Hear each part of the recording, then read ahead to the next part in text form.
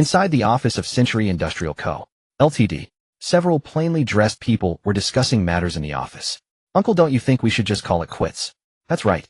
The first few years were fine, but business has gone downhill every year. We're losing money every single day now. How can we go on like this? When we first built the factory, you gave us your solemn promise that we'd make money. Our family originally invested $300,000. I won't ask for a penny more. Just give us back our $300,000. Our family put in $300,000 too. Just return the principal to us. We also want our money back. Just the principal will do. 5 or 6 people were chattering all at once. Nearby sat a man in his 50s named Chen Nian, the boss of Century Industrial Co., Ltd. Several years ago, seeing that gas cylinders were being used in both cities and villages, he had pooled investments from several relatives and established this company. In the beginning, business flourished, and each investor took home over $100,000 in dividends every year. But in the last 2 years, the industry had hit a slump. Orders at the factory dwindled, and all the money earned in earlier years was lost. Now they couldn't even afford to pay the workers' wages. Today, seeing that there would be no dividends this year, the shareholders wanted to withdraw their capital. Chen Nian sat there smoking without saying a word. Uncle, say something. Brother Chen, this is our retirement nest egg. You can't refuse to give it back to us. That's right. You've made plenty of money over the years. This can't mean much to you. Seeing that he remained silent, the others seemed afraid that Chen Nian would not pay up, so they tried to corner him with words. Chen Nian sat there without a sound. It was only when the cigarette burnt his hand that he snapped back to reality. Chen Fan, go downtown later and find an agent to sell our house. Chen Nian let out a long sigh, speaking to Chen Fan, who had been staring blankly nearby. Chen Fan, assuming his son was lost in thought for the same worries as himself, Chen Nian called his name again. Little did he know that Chen Fan was in a strange state at that very moment. Alternate world, target locked. Soul attachment successful. Loading memories. Starting up the leading ahead system. Memory loading complete. System startup complete. Initial task issued, earn 1 million. The host is required to complete the task within 30 days. If the task succeeds, the system will be fully activated. If it fails, the host will be destroyed, and a new host will be sought. A voice kept ringing in Chen Fan's mind. Have I transmigrated? After regaining his own consciousness, Chen Fan muttered to himself. Chen Fan, what are you mumbling about over there? Didn't you hear your father say that you should sell the house as soon as possible and give us the money? That's right, no need to play dumb. That won't work on us. Give us the money now, and we'll never set foot here again. And they say you're a university student. Instead of figuring out how to pay what you owe, you think you can fool us by pretending to be crazy. Several middle-aged women sneered at Chen Fan with contempt. You want money, don't you? I'll give it to you. Chen Fan, having already absorbed his predecessor's memories, stared coldly at this pack of ungrateful wolves before him and said in an icy tone, then hand it over. Produce the money before you talk like that. If you don't have it, go sell the house right now. Being broke and still putting on airs. They all knew very well that the Chen family had no money on hand and still owed over $1 million in goods payments. Although the warehouse was still stacked full of gas cylinders, natural gas had been adopted in many places and the cylinders simply wouldn't sell. They believed the Chens would never get back on their feet. That was why they spoke to father and son with such blatant disrespect. $1 million or so is no reason to sell the house. I'll give you the money within a month. If I fail to pay, you can take our house as compensation. The Chen's house had been bought a few years earlier for nearly $2 million. Although the market had already passed its peak, it was still worth $3 or $4 million. When they heard Chen Fan say this, their eyes lit up. After all the money they had invested over the years had long been recouped through dividends. Now they might even get a house worth $3 or $4 million for nothing. They were all overjoyed. Then it's settled. We'll be going now. I've recorded everything right here, so you'd better not go back on your word. With that, they quickly exchanged glances with the others, leaving Chen father and son no chance to reconsider. After they had all left, Chen Nian said gloomily, Chen Fan, that house was meant to be kept for your future bride. Even if we sold it, we could pay them back and still buy you a small apartment with what's left. If you give it all away like this, how are you ever going to get married? Dad, don't worry. I have a plan, and they're definitely going to regret this. Although he had just transmigrated because he had completely absorbed his predecessor's memories, Chen Nian was as dear to Chen Fan as his own biological father. Chen Nian sighed deeply. Sigh, what plan could there possibly be? Didn't your live stream selling fail too? In the years when the factory's business was bad, Chen Fan had also tried selling gas cylinders online. But because gas cylinders were bulky, shipping costs were sky high. Online prices were low, and he basically sold at a loss. Even so, he only sold 1 or 200 units at most. Later, he simply stopped selling online. Dad, that's because we hadn't found the right customers for our gas cylinders. At this point, a mysterious smile crept across Chen Fan's face. The development of this world was much the same as that of his original world. Chen Fan knew that if he merely sold gas cylinders to people who used them for cooking, he definitely wouldn't sell many. After all, a gas cylinder wasn't a consumable. When it ran out, you just found somewhere to refill it. There was no need to buy a new one. But some places were different. In those places, gas cylinders truly were a consumable. Seeing the overwhelming confidence radiating from Chen Fan, Chen Nian held back his doubts, though he worried about the young man's recklessness. If they lost the house this time, Chen Fan would be left with nothing, not even the means to find a wife, and still burdened by countless debts. Yet seeing Chen Fan so resolute and determined, the discouraging words that reached the tip of his tongue ultimately went unspoken. After a brief pause, Chen Nian said, "Chen Fan, if you truly want to do this, then go ahead with all your might. Your old man will back you up. Dad, don't worry. This time I won't let you down. There's no time to lose. I'm going to get to work." With that, Chen Fan immediately left the office. Ever since graduating from university, he had been helping out at the factory. He had his own room in the factory. As soon as he returned, Chen Fan turned on the computer. In his previous world, gas canisters were not only used for cooking, they were also sold to the Middle East, where they would be modified into bombs. This world was much like the one he had known. Wars raged in many places, so gas canisters could definitely be used in that way. It was just that people in the Middle East hadn't yet thought of turning them into bombs. After turning on the computer, Chen Fan first purchased a VPN software to access foreign forums. He had initially planned to enter the dark web directly, but he didn't know how to get in, and his system was not yet functional. So he could only browse the internet to see if there were any similar posts. After an extensive online search, the results left Chen Fan both disappointed and somewhat pleased. What disappointed him was that no one online was discussing how to modify gas canisters into bombs. What pleased him was that this was an entirely uncharted field. No one would compete with him. Of course, the challenge was also immense. It was like selling shoes to a primitive tribe that had never worn shoes. Although the tribe members couldn't yet accept the idea of wearing shoes. Yet these people were all potential customers.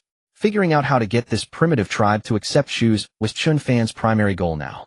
Naturally, he couldn't directly say online that gas canisters could be converted into bombs. Such a post would be censored the moment it was published, no question about it. So he needed a method that was both safe and capable of revealing the destructive power of gas canisters. After thinking it over, Chen Fan decided to promote the idea through popular science. He first registered an account on Facebook, the world's most popular social network, naming it Gas Canister Wholesale. Then he uploaded a number of photos of his home warehouse and the factory's gas canister production line. He also wrote an article titled "Improper Use of Gas Canisters Can Cause Violent Explosions." Having worked at the factory for several years, Chen Fan already knew all the data about gas canisters by heart. In the article, he described how a 15-kilogram gas canister, when it explodes, possesses the same power as 150 kilograms of TNT, enough to demolish a two-story building. To put it in perspective, a fully filled gas canister has the explosive force equivalent to 3,000 grenades. However, the nature of the two differs. Grenades kill and injure through shrapnel, while a gas canister unleashes a blast wave that not only destroys distant houses and windows, but also causes severe damage to human internal organs. Moreover, the victims might show no obvious external injuries. At the end of the article, Chen Fan deliberately wrote, "Therefore, gas canisters must be handled with care. A moment of negligence could cause tremendous destruction." After finishing, he immediately published the article. Then he turned the article into a video including actual footage of gas canister explosions. After finishing the video, he registered accounts on several of the most popular foreign social platforms and posted the video and article together on them. All that remained was to wait for interested parties to reach out. In the following days, Chen Fan continued posting several similar educational articles and videos on his foreign social accounts, each time emphasizing the severe consequences of improper gas canister use. Although Chen Fan had registered accounts on many platforms, the view counts were only in the hundreds. After all, not everyone was interested in such content. 1 day, 3 days, 5 days, 10 days. 10 days passed, and Chen Fan had published dozens of articles and videos. But not a single person had sent him a private message inquiring about gas canisters. This made Chen Fan restless. Are people abroad really that dense? Can't they see it? Yet worrying was useless. He still couldn't openly talk about converting gas canisters into bombs. Otherwise, setting aside whether he could make a deal, he might be the one hauled off by the police for questioning. To increase exposure, Chen Fan registered 4 additional accounts on each social platform to post educational videos. For more than 10 consecutive days, Chen Fan never left his room. Chen Nian grew anxious. The 1-month deadline Chen Fan had mentioned was already half over, yet he stayed in his room all day without going out to find customers. So he went to see Chen Fan and said, "Chen Fan, it's been so many days. Why haven't you gone out to find customers? Don't tell me you actually intend to hand the house over to them like that." Looking at Chen Nian, Chen Fan saw that his father's hair had turned mostly white in just a few days. Knowing that his father was worried, Chen Fan said, "Dad, don't worry. I definitely won't give the house to them. But if you don't give them the house, our family has no more money to pay them. They're fellow villagers after all. We can't let them point fingers at us behind our backs. Why should they criticize us? They've long since made back the money they invested over the years. Now that the factory is in a slump, they want to pull out their principal after making us lose so much money. It's clearly their fault. Alas, I know what you're saying, but everyone has a hard time." As Chen Nian spoke, a notification sound suddenly came from Chen Fan's computer. Ding dong. Hearing the sound, Chen Fan's eyes lit up. He immediately opened the private message. It was written in Arabic. "Hello, how much do you sell your gas canisters for?" Seeing the content, Chen Fan couldn't help but burst out laughing. "Haha," someone finally asks. Chen Nian couldn't read Arabic, but seeing Chen Fan suddenly laugh, he couldn't help asking Chen Fan what's going on. "Dad, we found a market for our gas canisters." "Huh, you're not planning to sell them abroad, are you?" Although Chen Nian didn't recognize Arabic, he knew it was a foreign script. That's exactly what I intend to do, sell them abroad." Upon hearing Chen Fan's claim that he intended to sell gas canisters abroad, Chen Nian couldn't help but shake his head and remark, "Foolish child, what exactly are you thinking? If domestic shipping costs are already so high, wouldn't the freight to foreign countries cost more than the canisters themselves? Wouldn't that mean selling at a loss?" Chen Nian had initially thought Chen Fan might have a viable plan. But now hearing that Chen Fan wanted to sell gas canisters overseas, he was utterly disheartened. "Dad, don't worry, it's definitely doable." With that, Chen Fan turned and began conversing with the other party. "Where are you located and how many do you need?" "We are from the Middle East. If the price is right, our demand will be substantial. If convenient, you could provide us with a quotation first." Seeing that they had requested a quote, Chen Fan began his calculations. A standard gas canister costs around 70 yuan. He calculated based on 100. A 40 GP container can hold approximately 900 gas canisters. Shipping from home to the Middle East costs about 7,700 in Eagle Dynasty currency. Converted to Xia Dynasty currency, that's 46,000 yuan. The total cost was approximately 136,000. Spread out, the cost per canister was about 151 Xia Dynasty yuan. After calculating his costs, Chen Fan replied to the other party. "Hello, as the Middle East is quite far, the shipping cost alone exceeds the price of the canisters themselves. I would suggest you look for a local supplier." Chen Fan didn't give a direct quote. Instead, he employed a tactic of playing hard to get. He knew that these people likely couldn't find a local factory manufacturing gas canisters. Otherwise, they wouldn't have contacted him. Soon the other party replied, "You can include the shipping cost and just give us a total price." Seeing their message, Chen Fan didn't reply immediately. Instead, he turned to Chen Nian and said, "Dad, go buy some groceries. Let's have a drink this afternoon." Chen Nian couldn't understand the content of Chen Fan's chat with the other party. He just felt that Chen Fan's plan to sell gas canisters abroad was simply unrealistic. "I'm in no mood for a drink right now. We need to figure out how to sell these canisters. Isn't that what I'm doing right now?" Seeing the confident look on Chen Fan's face, Chen Nian asked, puzzled, "Can you really sell them abroad? The shipping costs more than the canisters themselves. They'll pay it anyway." "Really? I find that hard to believe. Are you sure you're not being scammed?" Seeing that Chen Nian didn't believe him, Chen Fan directly replied to the other party, "Hello, after calculation, if shipping to the Middle East, our price is 200. After saying this, Chen Fan translated the chat history with the Middle Eastern client using a translation app and showed it to Chen Nian. Seeing that Chen Fan had quoted a price of 200 yuan, Chen Nian asked, "What's the shipping cost?" "The cost per canister including shipping is about 151 yuan. Cost 151 selling to them for 200, that's a profit of 14 per canister. If this works out, the profit margin is incredible." Chen Nian was getting excited knowing that even domestically on a good day, they only made about 5 yuan profit per canister. But selling abroad would yield nearly 50 yuan in profit. This was something Chen Nian wouldn't have dared to dream of. "That it's not just 14. Hearing Chen Fan say the profit wasn't just 14, Chen Nian quickly recalculated. "It is 14. Dad, overseas other dynasties don't use Xia Dynasty currency. They use Eagle Dynasty currency." Eagle Dynasty currency. Hearing this, Chen Nian was completely stunned. He knew the exchange rate between Xia Dynasty currency and Eagle Dynasty currency was 6 to 1. So 1 makes 3. 300. Chen Nian was utterly astonished as he spoke. "Yes, at least 300 profit. That's impossible. Are people there foolish? How could they spend so much on a gas canister?" "Chen Fan, don't get scammed. There are many fraudsters online. Rest assured, Dad." As Chen Fan finished speaking, a new private message notification sound came from the computer. "We'll take 5,000 first as a trial. If they work well, we'll cooperate long term. Send us your account details, and we'll transfer the payment." Seeing this message, Chen Fan smiled and turned to Chen Nian. "Dad, it's done. They're asking for my bank card number. It actually worked." Chen Nian was still somewhat incredulous. Well, find out soon enough. Chen Fan sent his bank card number to the other party. He then sent another message. A container holds 900 canisters. You could order 4,500 or 5,400. We'll take 5,400 then. The payment has been transferred. Moments later, Chen Fan's phone rang. Xia Bank, your account has received 1,080,000 Eagle Dynasty currency. As the money hit the account, a voice echoed in Chen Fan's mind. Congratulations, host, on completing the initial task. The system is now officially activated. Detecting that the host has exceeded the task requirements, a random draw is awarded as a bonus. As the system spoke, a large spinning wheel appeared in Chen Fan's mind. The wheel had many options, including physical fitness, enhancement, firearms mastery, martial arts mastery, special vehicle operation, and super material development methods, among dozens of others. The wheel spun rapidly and finally stopped on special vehicle operation.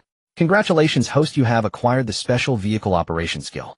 Seeing that he had obtained this skill, Chen Fan felt a bit disappointed. He would have much preferred the super material development method. While the special vehicle operation skill was decent, it meant he could drive planes, ships, excavators, and even tanks. The problem was he had no use for it at the moment. Feeling he had gotten a useless skill, Chen Fan was somewhat dejected and could only set the system matters aside for now. He showed his phone to Chen Nian. Dad, look. 1,080,000 Eagle Dynasty currency has arrived. Chen Nian was shocked that the other party had transferred the money without even inspecting the goods. Aren't they afraid you're a scammer? Have people there are rich. They don't care about this small amount. Chen Fan's words made Chen Nian even more confused. If they're rich, why use gas canisters? In Chen Nian's view, wealthy people nowadays use piped gas, not canisters. Well, maybe they just like them. Chen Fan naturally knew why these people were buying the canisters, but he couldn't explain that to Chen Nian.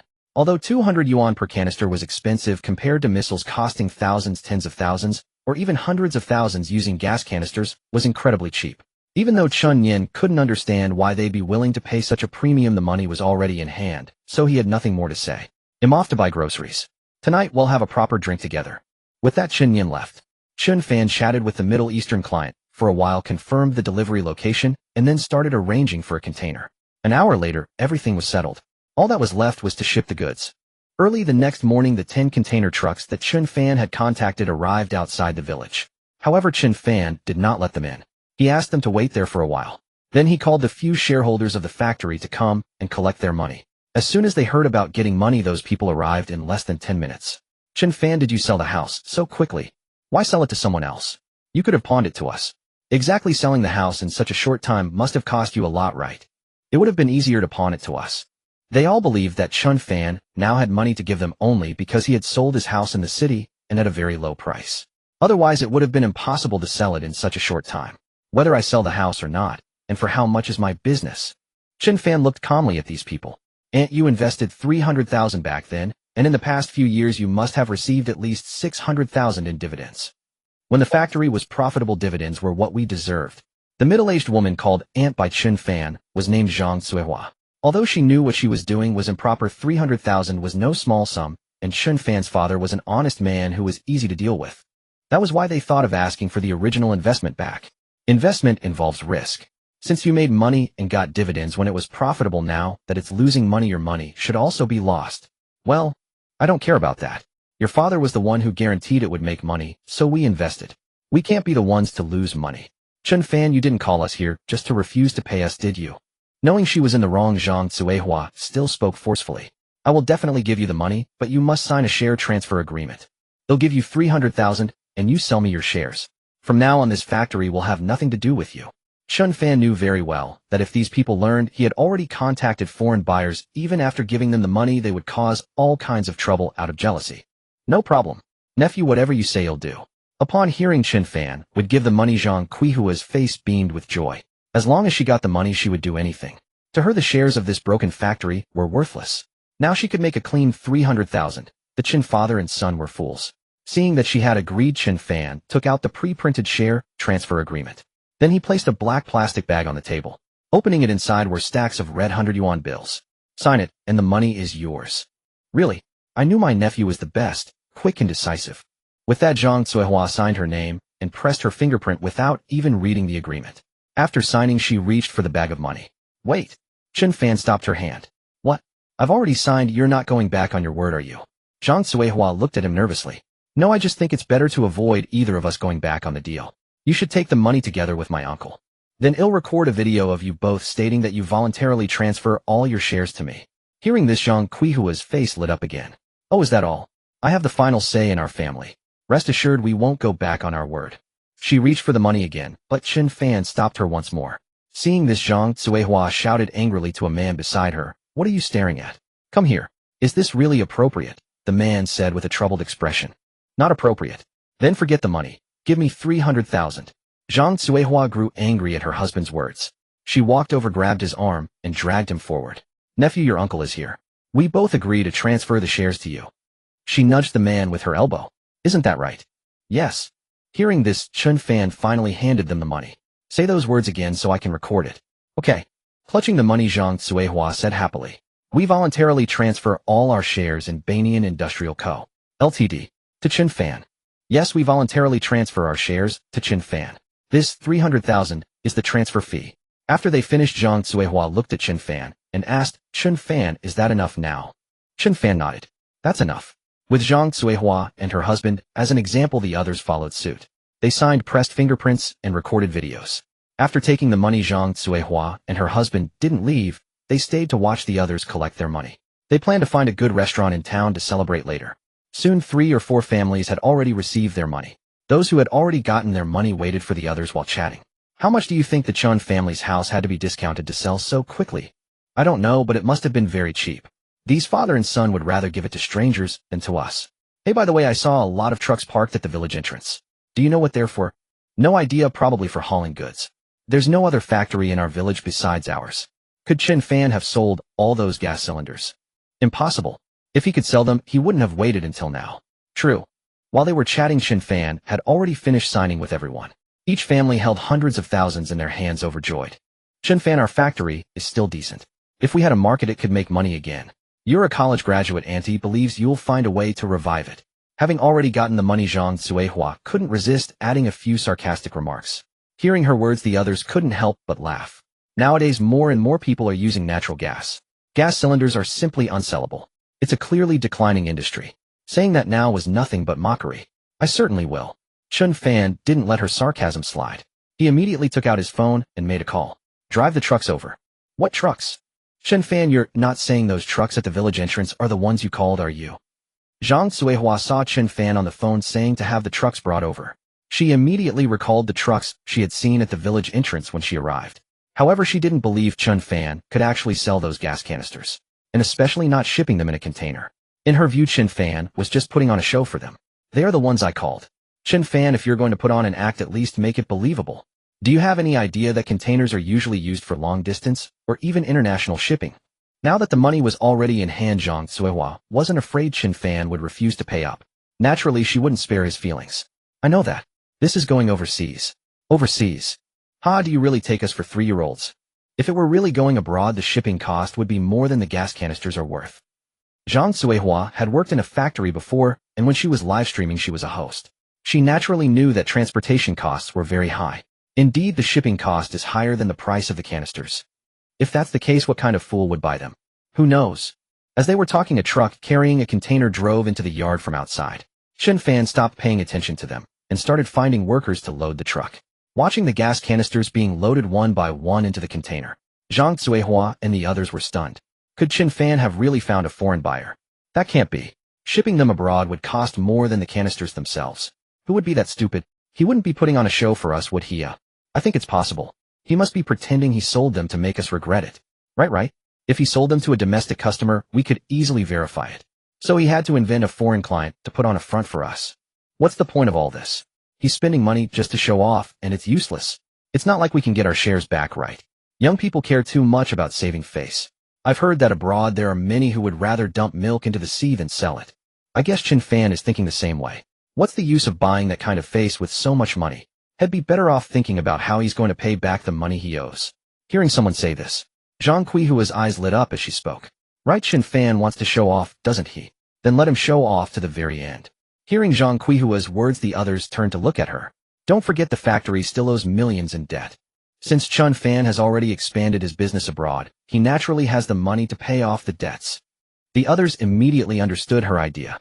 Right, that boss Wang who supplies us with steel. I heard his factory is on the verge of bankruptcy because he can't collect the money owed to him. Yes, and that boss son who supplies the paint. I heard he's in a very difficult situation right now. Then let's call them and tell them to come collect their money. That way if the factory really goes bankrupt they won't drag us into a lawsuit along with it. So these people began calling the factory's suppliers. They told them that they had already withdrawn their shares, that Chen Fan was now the factory director, and that he had sold the backlog of gas canisters. They urged them to come and collect their money immediately. If they arrived too late the money might be gone. It took nearly 2 hours mobilizing all the factory employees to load all 5,000 plus gas canisters into the container. Just as they were about to take a break and grab a bite to eat, they saw a car pull into the yard. Director Chen, I heard you sold off the gas canister inventory. You must have some cash on hand now, right? The man who arrived was Wang Kaixuan, the supplier who provided steel to their gas canister factory. Seeing him arrive, and glancing at the others who wore expressions of schadenfreude, Chen Fan knew that Wang Kaixuan had been summoned by them. Yes, I'm surprised you got the news so quickly. The canisters were just loaded and shipped out, and here you are. That's great to hear. You have no idea how tough business is right now. I'm barely hanging on. If you could settle my account, I can pay my workers their wages. My factory hasn't paid wages for almost 6 months now. Wang Kaixuan wasn't lying. With the poor business climate these past few years, many factories were in the same boat. No problem. Come on, let's go upstairs and settle the accounts. Watching Chen Fan and Wang Kaixuan head upstairs, the people who had come to see the Chen family make a fool of themselves were dumbfounded. Suihua, how much do we owe Boss Wang now? Almost 2 million, right? And Boss Son? Boss Son is owed over 500,000. His house is probably worth 3 to 4 million. He just gave us 2 million. So he has at most 2 million left on him now. If he gives all that money to Boss Wang, what are we going to do when Boss Son shows up? Upstairs, Chen Fan and Wang Kaixuan entered the office. Director Chen, I must say at such a young age you've accomplished what those others couldn't. That's truly remarkable. It's nothing special. I just found the right customers. By the way, could you calculate how much we still owe you? Chen Fan didn't want to dwell on this topic. While this business was profitable, it had to be kept confidential, or it could easily lead to problems. I've already calculated it. The total is 2,200,000. Here are the receipts. Wang Kaixuan handed Chen Fan the prepared documents. Chen Fan glanced at them. The amount matched his own calculations perfectly. All right, I'll transfer the money to you right now. With that, he took out his phone and began the transfer. The moment Chen Fan completed the transfer, Boss Wang received the payment notification. Wang Kaixuan stared at the alert on his phone, still in disbelief. He knew exactly how much steel he had delivered to this factory and how many gas canisters it could produce. In his view, even if all those gas canisters were sold, they couldn't possibly fetch this much money. However, he didn't care how Chen Fan managed to sell them. As long as he got paid, that was all that mattered. After receiving the money, Wang Kaixuan exchanged a few pleasantries with Chen Fan before standing up to leave. Director Chen, thank you so much. This money is a lifesaver. Without it, my factory would have gone under. They'll be off now. I need to get back and pay my workers. With that, Wang Kaixuan turned to leave. Boss Wang, wait a moment. Seeing him about to leave, Chen Fan quickly called out to stop him. Is there something else, Director Chen? Boss Wang, you've been in the steel business for a long time and know many people. Could you help me find out if there are any steel factories looking to sell? Hearing Chen Fan's words, Wang Kaixuan was startled. He looked at Chen Fan and asked, Director Chen, are you planning to acquire a steel factory? Chen Fan nodded and said, yes, as you know, business is tough right now. I want to buy a steel factory to produce my own steel. That way I can lower my costs and become more competitive. Wang Kaixuan had initially believed those people who said Chen Fan sold his house to repay the debt. But now it seemed that wasn't the case at all. After a moment of thought, Wang Kaixuan spoke up. Mr. Chen, this isn't like a few years ago. Back then, if you wanted to buy a steel mill, no matter what you produced, you'd make a profit. But now with the current market and the overall situation, you might end up stuck with it. The Great Eagle Dynasty's sanctions in recent years had stifled various industries, and Wang Kaixuan was speaking the truth. Moreover, the gas cylinder business was itself a sunset industry. There was a high chance this industry would be phased out in the future. Yet Chen Fan wanted to buy a steel mill to lower production costs for his gas cylinders. Wang Kaixuan felt Chen Fan was being too naive. Brother Wang, I know you mean well for me, but I still want to give it a try. It doesn't need to be a big one. A small mill will do. Seeing Chen Fan's persistence, Wang Kaixuan asked, Brother, how about my steel mill? Yours? Yes. I won't hold anything back from you, brother. Over the past few years, my steel mill has lost over 10 million. I really can't keep it running anymore. I initially thought the market would improve in a few years, but now it seems there's no hope in the short term. I've nearly exhausted all my savings. I truly can't go on. How much for your steel mill? When I initially invested, it cost me over 15 million. It has an annual output of 200,000 tons. In the first few years, the market was good, and I made some profit. Now that the market has turned, I can't sell it even if I wanted to. Besides, there are dozens of workers relying on it for their livelihoods. If you take it over, he'll give it to you for 10 million. Although 10 million was a considerable sum, Chen Fan had been to Wang Kaixuan's factory before. It had all the necessary permits, and it could produce a wide variety of steel specifications and types. It met all of Chen Fan's expectations in every aspect. However, 10 million was a bit much for Chen Fan right now. He simply didn't have that much money at the moment. Seeing Chen Fan hesitate, Wang Kaixuan knew his quoted price wasn't high, but it wasn't low either. So he added, "Brother, I know the market isn't good right now. How about I knock off another million? How about 9 million? Brother Wang, how about this? Let's stick with 10 million. We'll sign an agreement. He'll give you a 1 million deposit now, and he'll pay the full amount within a month. During this period, the usage rights of the mill are mine, and he'll cover all expenses. If I can't pay you in full within a month, the mill is yours, and he'll forfeit the 1 million deposit." Wang Kaixuan was stunned by Chen Fan's proposal. Although it was an unusual request, he considered it. If Chen Fan bought the mill in a month, he'd get 10 million. If not, he'd not only save a month's expenses, but also pocket a 1 million penalty. After thinking it over, it seemed he couldn't lose either way. "Brother, think carefully now. I'm not trying to trick you here." This deal was naturally very favorable for Wang Kaixuan. But he didn't want to cheat Chen Fan, so he asked again. "Brother Wang, if you agree, he'll draft the contract right away. Once signed, he'll transfer the money immediately. But I have a small request." Hearing this, Wang Kaixuan asked, "What request?" "You know, my family has always dealt with steel mills for gas cylinders, but I know nothing about steel production. So I was wondering if you could help me oversee things during this period." This request wasn't unreasonable, and Wang Kaixuan agreed without much thought. "Don't worry, brother. They'll keep an eye on the mill for you. I guarantee the steel produced will be top-notch." "Then thank you so much, Brother Wang." With the deal settled, Chen Fan immediately drafted a contract. It contained exactly what he had proposed. After printing it out, Wang Kaixuan reviewed it, and finding no issues, signed it without hesitation. Just as they finished signing, a man pushed the door open and walked in. "Mr. Wang, you got here so quickly." The newcomer was Sun Huan, who supplied paint to Chen Fan's gas cylinder factory. "Mr. Sun, you're pretty quick too. Haha, come have a seat." Having already received his previous debt, and now having sold the steel mill to Chen Fan, Wang Kaixuan felt a weight lifted off his shoulders and was in much better spirits. Seeing Wang Kaixuan so happy, Sun Huan, however, was anything but. Those people had called him earlier saying Chen Fan's house could sell for at most 3 million. He had already paid them 2 million. The remaining sum wasn't even enough to repay Wang Kaixuan. And now he was a step too late. Chen Fan's money must be gone by now. Ignoring Wang Kaixuan, Sun Huan looked directly at Chen Fan and asked, "Mr. Chen, you didn't give all your money to Mr. Wang, did you?" "Mr. Chen, our factory is struggling too. We have over a dozen workers waiting for their wages. Could you spare some for me today? I need to pay them. If I can't pay them, they'll come to my house and cause trouble." "Mr. Chen." Sun Huan launched into a spiel, afraid that Chen Fan would give all the money to Wang Kaixuan and leave nothing for him. "Don't worry, Mr. Sun. My brother here isn't short on cash. He just bought my steel mill, so how could he be short on your paltry sum of 1 million or so?" Wang Kaixuan said calmly, seeing Sun Huan's anxious expression. "What? Mr. Chen bought your steel mill?" Sun Huan, who was mid-sentence, froze and asked Wang Kaixuan again. "Yes, see, we just signed the contract." He erased the transfer record. After Wang Kaixuan spoke, Sun Huan finally noticed the contract on the table. He picked it up and started reading it, forgetting propriety. A minute later, Sun Huan put down the contract and turned to Chen Fan. "Mr. Chen, did you win the lottery or something?" His implication was clear. Where else would he get so much money to spend so recklessly? Everyone knew business was tough these years. Countless enterprises, big and small, had gone bankrupt. Yet Chen Fan, with just a sunset gas cylinder business, dared to acquire a steel mill. He just couldn't understand it. "Mr. Sun, this is Mr. Chen's business secret. Don't worry about what he's going to do with it. Just know that my brother here won't shortchange you on your paint money." Sun Huan looked at the contract in his hand, then at Wang Kaixuan and Chen Fan. It didn't seem like they were deceiving him. After a moment of thought, Sun Huan looked at Chen Fan and said, "Mr. Chen, why don't you buy my paint factory too?"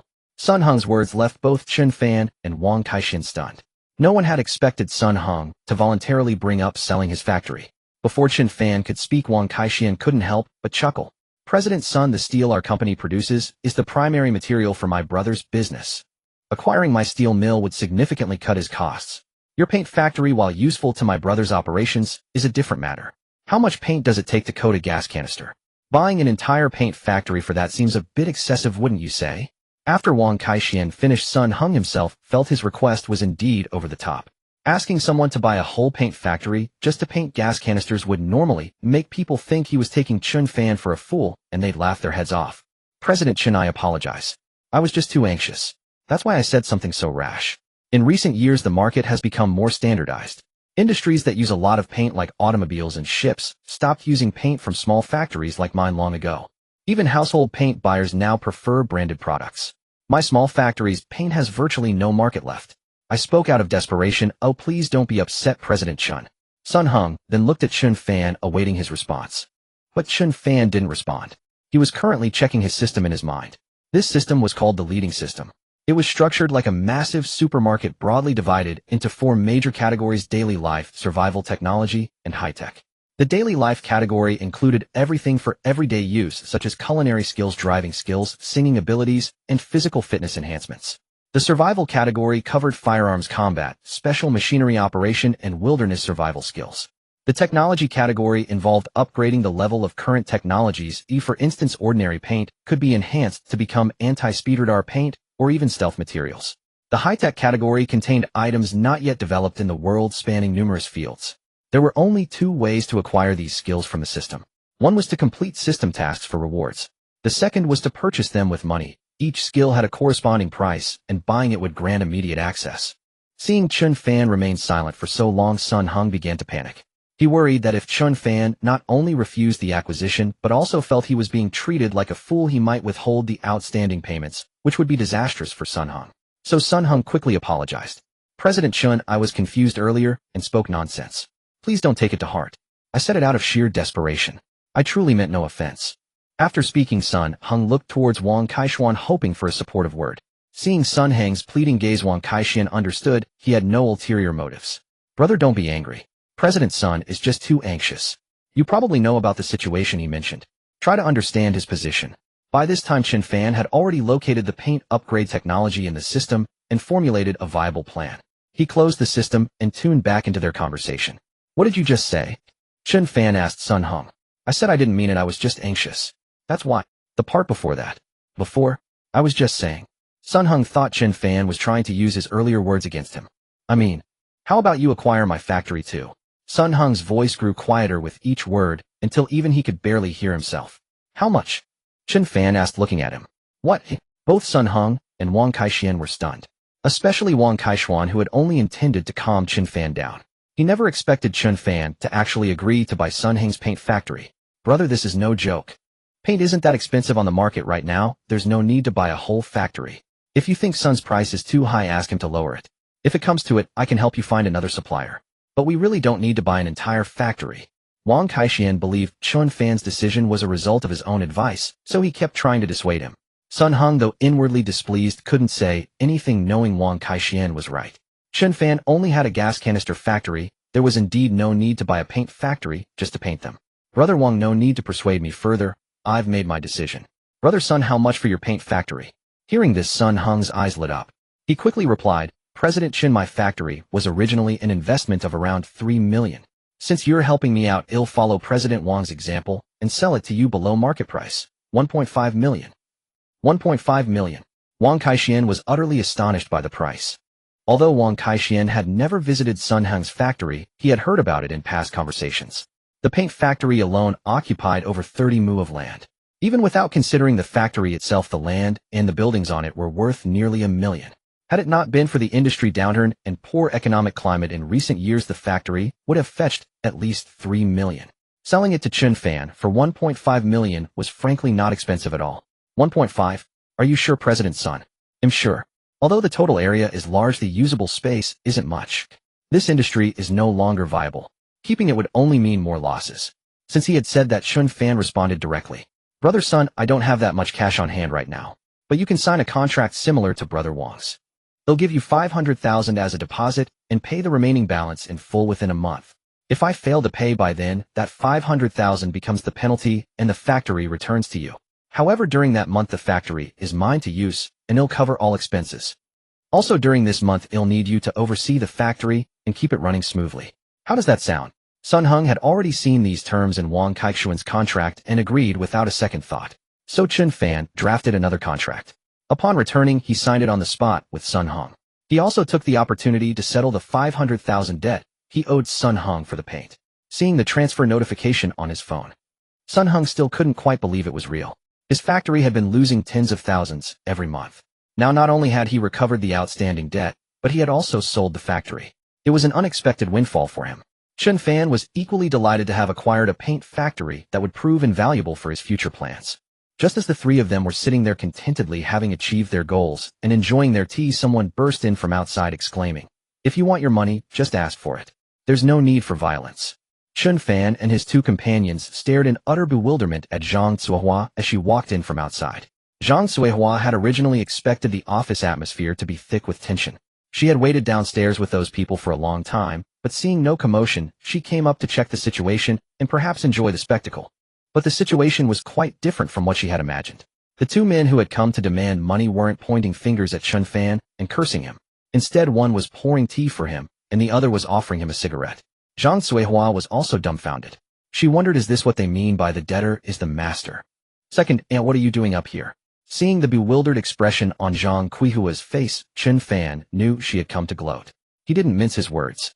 "I came to see if they were bullying you. We may owe them money, but they can't bully us." Zhang Cuihua, with an embarrassed expression, forced out an excuse. "Bully him? How could that be?" Sun Hung said, looking at the malicious Zhang Cuihua. "Exactly. Manager Chen not only paid back the money the factory owed us, but he also acquired both of our factories. Now we both work for him. How could we possibly bully him?" Wang Kaixian also knew that Zhang Cuihua had come to laugh at Chen Fan. So he deliberately revealed that their factories had been acquired by Chen Fan. "What? Your factories were acquired by Chen Fan? Impossible. His apartment can sell for at most 3 million. He gave 2 million just to us people. The remaining 1 million isn't even enough to pay off the debts to you two. And he acquired your factories. How is that possible?" Zhang Cuihua didn't believe Chen Fan had that much money. The people standing at the door behind Zhang Cuihua, who hadn't entered, also started discussing after hearing Sun Hung and Wang Kaixian's words. "Does our factory still have that much money? Don't you know? Then why did Manager Wang say that Chen Fan acquired his and Manager Sun's factories?" "How would I know? Could it be a lie? I think it's possible." These discussions reached the ears of Zhang Cuihua and Chen Fan. Wang Kaixian was somewhat disdainful of these people who had already made a lot of money from the Chen family, and yet still forced them to return the investment capital. He picked up his contract to show Zhang Cuihua, but Chen Fan stopped him. "Whether to acquire or not is my business. You have no connection to the factory anymore. This matter has nothing to do with you. All of you leave." Hearing Chen Fan's dismissal, Zhang Cuihua sneered. "Chen Fan, you don't need to put on such a show of bravado. We all know the factory's real situation. Why are you putting on this act?" Chen Fan also sneered. "I just want to make you regret it." "Regret? Huh. Fine, I'll wait and see how you make us regret." Since the masks were off, Zhang Cuihua no longer concealed her hostility. She directly taunted, "Manager Wang, Manager Sun, you heard it just now. This factory has nothing to do with us from now on. If you want money, go ask Chen Fan." Watching Zhang Cuihua's scheming demeanor, Wang Kaixian and Manager Sun both thought she had gone too far. Wang Kaixian said coldly, "Sister Zhang, you'll be the one regretting it. Just a bit of money and you're bought off. I've made it clear to you. Just don't come looking for us in the future." With that, Zhang Cuihua slammed the door and left. After she and the others had gone, Wang Kaixian and Sun Hung looked at Chen Fan and asked, "Manager Chen, what should we do next?" Chen Fan thought for a moment and said, "For now, let's maintain the machinery and clean the entire factory from top to bottom. Also order a set of uniforms for all the workers. From now on, workers from all 3 factories will wear the same uniforms. That way it will look more professional." Hearing Chen Fan's words, Wang Kaixian and Sun Hung could only nod. Though in their hearts they couldn't understand why Chen Fan, after buying their factories, wouldn't let them produce. Instead, he wanted them to repair machines and clean.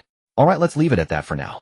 In the following days, Chen Fan had the factory continue producing gas cylinders, although there were already tens of thousands stored in the warehouse. Chen Fan felt that was definitely not enough. These things would be consumed in the thousands per day on the battlefield, and the ones in the warehouse were far from sufficient. Moreover, Chen Fan wasn't satisfied with just Middle Eastern clients. South America and Africa were constantly plagued by internal conflicts, and these places were also very poor. Compared to the Middle East, gas cylinders were more suitable for South America and Africa. So Chen Fan began posting continuously online, hinting and guiding about the explosive power of gas cylinders.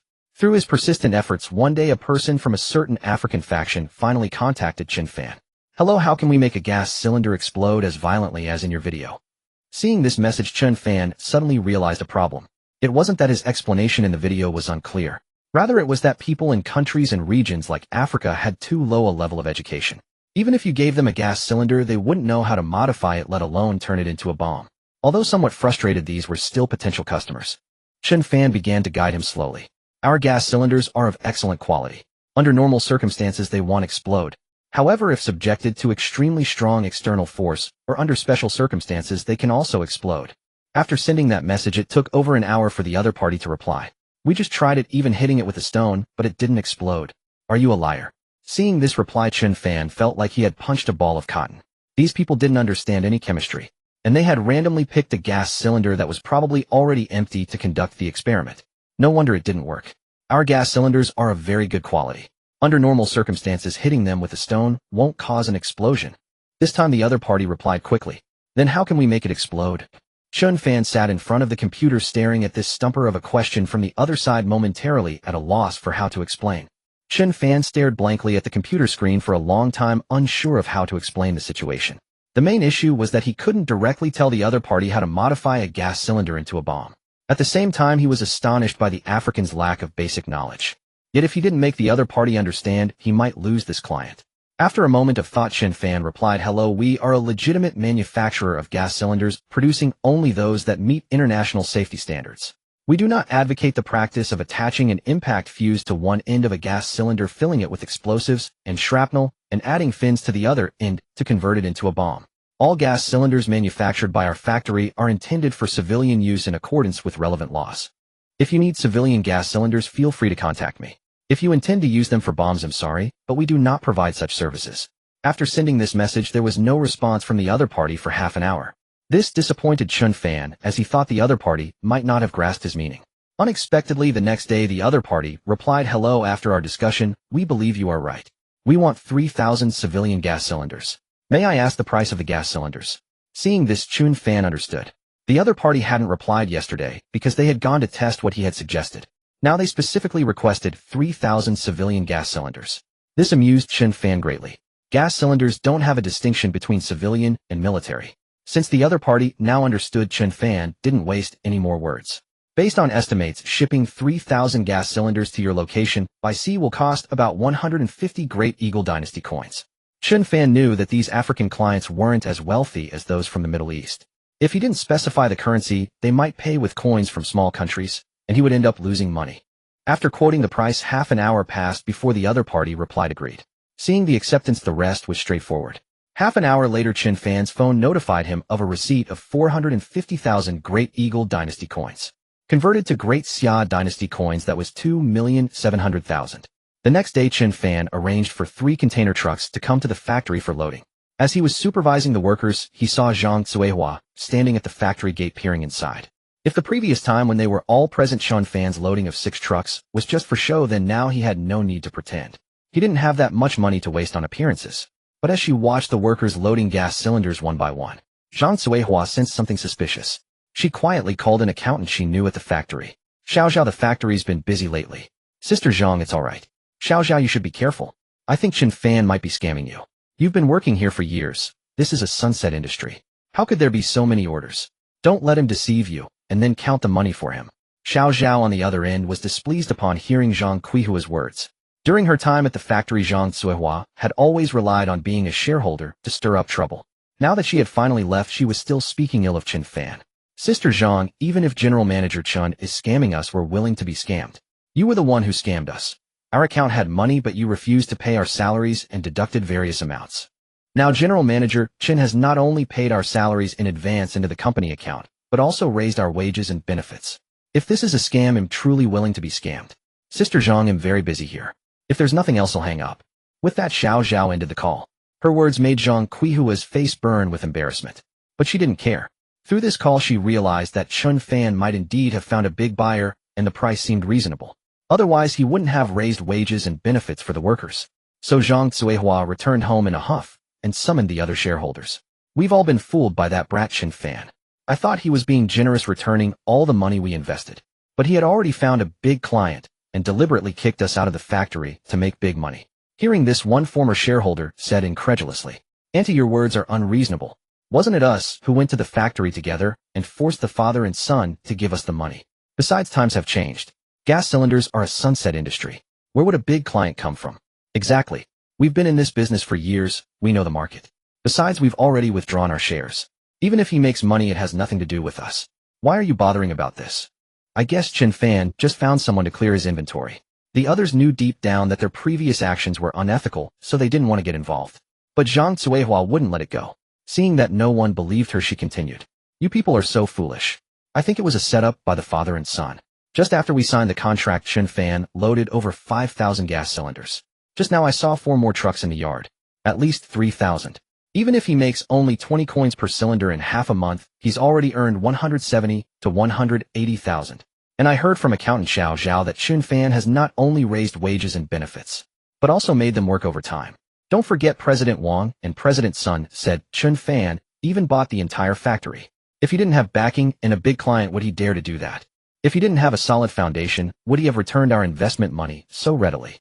After Zhang Cuihua's analysis, the others began to see some logic in her words. But we've already signed the contract with Chen Fan and received the money. Even if he makes a fortune, it has nothing to do with us. Exactly, the contract is signed. Knowing this is useless. Seeing their hesitation, Zhang Cuihua pressed on. That won't do. This factory was established by all of us. We were forced to withdraw out of necessity. Now that the factory is making money, we can just reinvest the money. It'll be the same as before. After Zhang Cuihua's speech, the others exchanged glances. Though they wanted to make money, they felt this was too much. Any will that work? Chen Fan won't agree. He has no choice. If he doesn't agree, we'll make sure his factory can't operate. Hearing this, 2 words popped into everyone's minds: shrew scoundrel. Although everyone harbored the same thought, no one voiced it. The others did not approve of Zhang Cuihua's approach, yet they raised no objection either. After all, if Zhang Cuihua succeeded, they could follow suit and buy in as shareholders. Given Chen Fan's current income, they were certain to profit further. Thus no one opposed what Zhang Cuihua had just said. Seeing no resistance, she knew exactly what they were thinking. She had no intention of being the fool who footed the bill. So she declared, tomorrow we'll all go find Chen Fan together. This behavior of his is utterly selfish. We must invest in the factory, or else this matter won't end with him. Hearing Zhang Cuihua's words, the others felt she was taking the lead, so they chimed in, clamoring to go with her. Seeing so many supporters, Zhang Cuihua's confidence swelled. Full of confidence, she declared, then let's go right now. Let's go. With that, Zhang Cuihua led the group toward Chen Fan's factory. At that moment, Chen Fan was inside inspecting the machinery with his workers when he heard someone outside shouting, Chen Fan, come out here. I've seen shameless people, but never one as shameless as you. And you call yourself a college graduate. Is this what you learned in school, cheating your relatives and friends? Chen Fan looked up to see Zhang Cuihua charging into the workshop with a crowd of people. And Zhang, what are you all doing? Chen Fan asked, puzzled, looking at Zhang Cuihua's group. How dare you ask what we're doing? Zhang Cuihua pulled out the contract and ripped it to shreds right in front of Chen Fan. Chen Fan, we've treated you well all these years, and this is how you repay us. Zhang Cuihua planted her hands on her hips, looking like a shrew as she glared at him. The workers around them stopped what they were doing. A crowd of onlookers had gathered at the entrance. Zhang Cuihua had assumed Chen Fan, being a recent college graduate, would be at a loss. But to her surprise, he remained composed and calmly counter-questioned. Then tell me, how exactly have you treated me well? Zhang Cuihua had rehearsed a speech before coming, but Chen Fan's retort left her completely speechless. She stammered, unable to produce a coherent response. After all, in the past few years, she hadn't done anything genuinely good for Chen Fan. What's the matter? Too embarrassed to say? Then let me say it for you. You treat the factory like your own home, constantly taking things from it. You treat me like your own son, scolding me all day long for no reason. You've placed all your relatives in the factory as if they're family. And they even take leftover scraps to sell for extra cash. In the years since you invested, you've taken 600 yuan in dividends, and when business got tough, you demanded your principal back. Everything Chen Fan said was the truth. Hearing this, the factory workers couldn't help but laugh. She's done plenty more good things. Not just to Boss Chen. She treats us all so well. Every time the factory gives out benefits, she takes the most home. And she's always finding us only to pocket the money herself. Once Chen Fan started, many veteran workers chimed in with tales of her past misdeeds. Seeing Chen Fan lead the charge against her, Zhang Cuihua was furious. Chen Fan, forget all that. You kicked us all out of the factory. You're running so well. You're making a fortune here all by yourself. How can you call yourself a human? I'm telling you that contract doesn't count. We're still shareholders of this factory. You must share the profits with us. Since reasoning wasn't working, Zhang Cuihua abandoned it altogether. You all insisted on withdrawing your shares. And you lot refused to leave the office, demanding your money back. Did I force you? Why are you jealous now that I've landed orders? I'm telling you, you chose to leave, and now you want back in. Not a chance. Chen Fan's words brought a sense of vindication to the workers, who spontaneously began applauding him. At the same time, they were curious. Chen Fan used to be timid, never daring to talk back to Zhang Zuohua. What had gotten into him today? Seeing Chen Fan's newfound assertiveness, Zhang Zuohua plopped down on the ground, thrashing about and wailing. "Oh, my miserable life. I finally invested in a factory, and now this heartless Chen Fan has cheated me. He deliberately told us the factory had no orders, making us pull out our shares. Once we did, he started working. Dear neighbors, please judge for yourselves. No family does things this crooked." The villagers, unaware of Zhang Qihua's past behavior in the factory, began murmuring among themselves. But after hearing her words, they began to discuss. Chen Fan wasn't about to indulge her theatrics. He pulled out his phone and dialed the police. "Hello, I'd like to report a disturbance at our factory. The address is..." Zhang Zuohua, who was still thrashing on the ground, heard him call the police. She shouted at Chen Fan, "So you're calling the cops, huh? Fine, let them come see if what you're doing is humane." Soon officers arrived. After learning the full story, an officer named Song Zhe approached Chen Fan and said, "Chen Fan, is what she said true? If it is, then you've really acted unfairly." Chen Fan shook his head.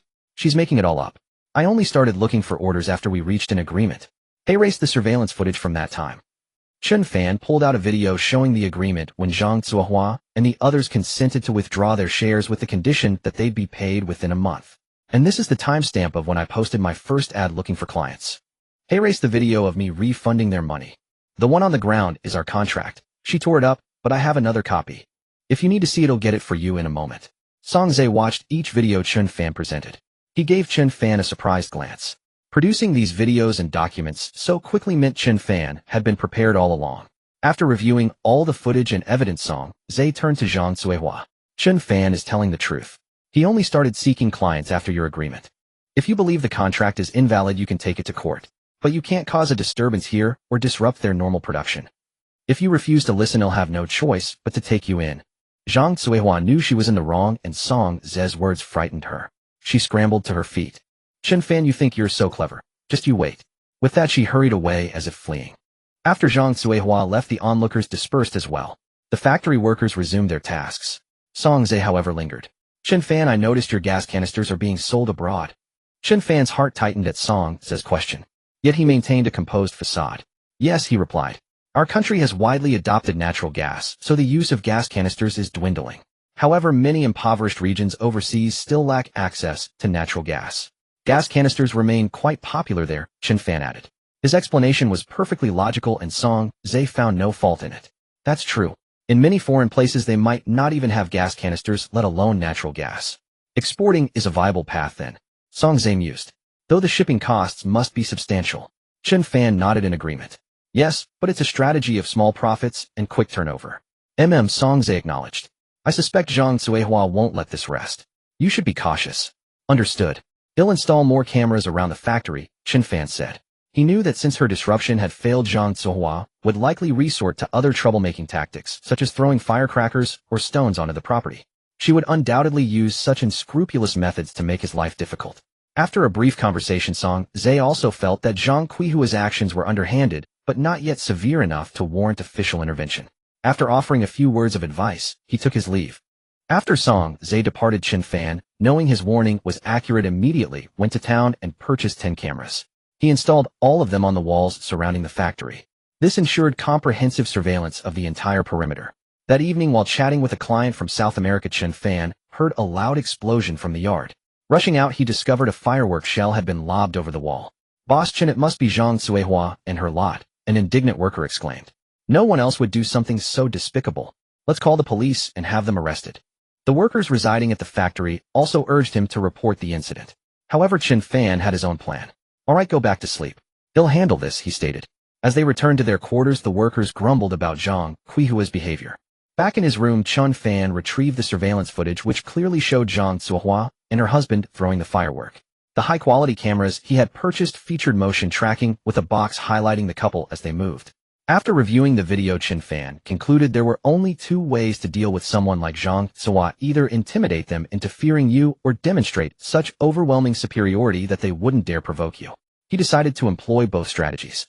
Of course, physical violence was out of the question in this day and age, but making her suffer some consequences was entirely within his power. He pulled up his system panel and selected the advanced computer skill from the technical category. This skill would grant him advanced computer proficiency.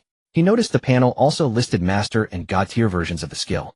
The advanced tier cost 50,000, master was 500,000, and god tier was 5 million. He chose advanced due to his current financial constraints.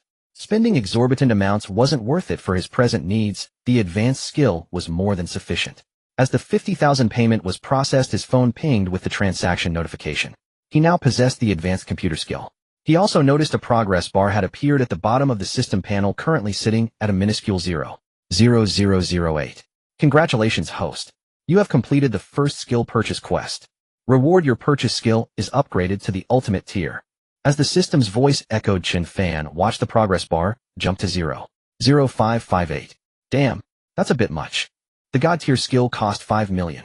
Combining advanced ultimate and god tier, the total would be 5,555,000. Even spending that amount barely nudged the progress bar by a fraction of a percent. The math suggested it should be 0.0555, but the extra 0.0003 was likely from the system's initial physique enhancement reward, which he assumed was calculated as 0.0003 points. Extrapolating from this rate, filling the progress bar completely would require spending at least 10 billion yuan. The sheer scale of that number made his head spin. Earning that much seemed like an impossible fantasy. He was also curious about what would happen if he ever did manage to fill it. He queried the system, but received no response. He decided to put the thought aside. Earning 10 billion was a distant, daunting prospect. With his newfound god-tier computer skills, Chen Fan immediately wrote a program to interface with the cameras. The next day, he traveled to the city's toy wholesale market and purchased dozens of remote-controlled toy tanks capable of shooting projectiles. He also bought 2 bags of steel pellets. Upon returning, he connected the toy tanks to his computer. He then modified the camera's audio system to issue a warning whenever anyone approached within 5 meters of the factory wall. If someone came within 3 meters, the toy tanks would automatically fire the steel pellets. This created an integrated wall defense system where the cameras tracked targets and the tanks engaged them. While this system wouldn't inflict serious injury. It was summer and people wore light clothing. Being hit by steel pellets was quite painful. Chen Fan spent the entire day perfecting his integrated defense system while the others worked normally. Unbeknownst to them, Zhang Suihua was watching from a distance, feeling quite pleased. See, they're too scared to call the police, she boasted to her companions. Even if they did, they couldn't do anything to me. We'll go back tonight. We won't stop until they let us back in as partners. Otherwise they'll keep throwing one over every night to make their lives miserable. Her cohorts, seeing that the Chen family hadn't involved the authorities or confronted them, found her reasoning convincing. They chimed in. Right, let's all go tonight. We'll toss a thunderclap to really scare them. Sounds good. We need to apply some pressure, another agreed. Otherwise, if they finish their orders without us, we'll lose out on a lot of money. At 10 o'clock in the evening, Zhang Suihua and the former shareholders stealthily crept to a spot about a dozen meters from the factory and hid.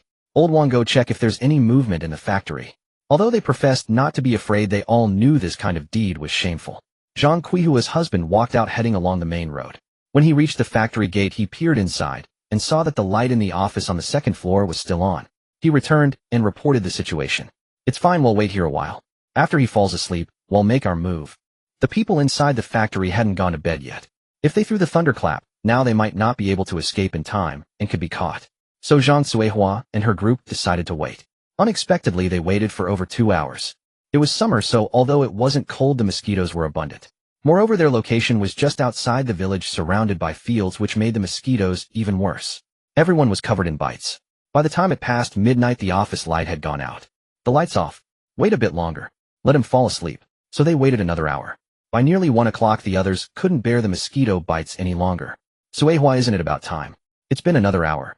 Yet Suihua, they must be fast asleep by now. Let's go, it's already this late. Just throw them and get back to sleep. Seeing they were impatient, Zhang Suihua nodded and said, all right. So the group began to walk toward the wheat field beside the factory. Attention, you have entered a monitored area. Please leave immediately, or you will face punishment. Attention, you have entered a monitored area. Please leave immediately, or you will face punishment. The sound of the surveillance alarm startled everyone. Suihua, he's got surveillance. Maybe we should just forget it. Yeah, if he uses that to call the police, it won't be good. Hearing their words, Zhang Suihua said dismissively, what's there to be afraid of? We're just throwing a few firecrackers. The police can't do anything to us for that. Besides, with Chen Nian's character, do you think he'd dare to call the police? They all knew Chen Nian was a timid man. Stirred up by Zhang Suihua, they also believed that the Chen family wouldn't dare to call the police. Moreover, they had waited for hours. Leaving empty-handed would feel like a waste. Thus, ignoring the camera's warning, each of them held a thunderclap firecracker and approached the wall. When they were within 3 meters of the wall, the camera's expulsion sound suddenly ceased. The toy tank, which had already locked onto them, suddenly began to fire steel pellets at them nonstop. Although the pellets were small, at such close range they struck painfully. Ouch! Zhang Cuihua was the first to be hit, letting out a scream. Then the others also received the barrage of pellets. In an instant, everyone was battered by the toy tank, wailing incessantly. However, the tank's steel pellet capacity was limited, and soon it had exhausted all its ammunition. Damn it! That Chen Fan rigged something to attack us. Throw them.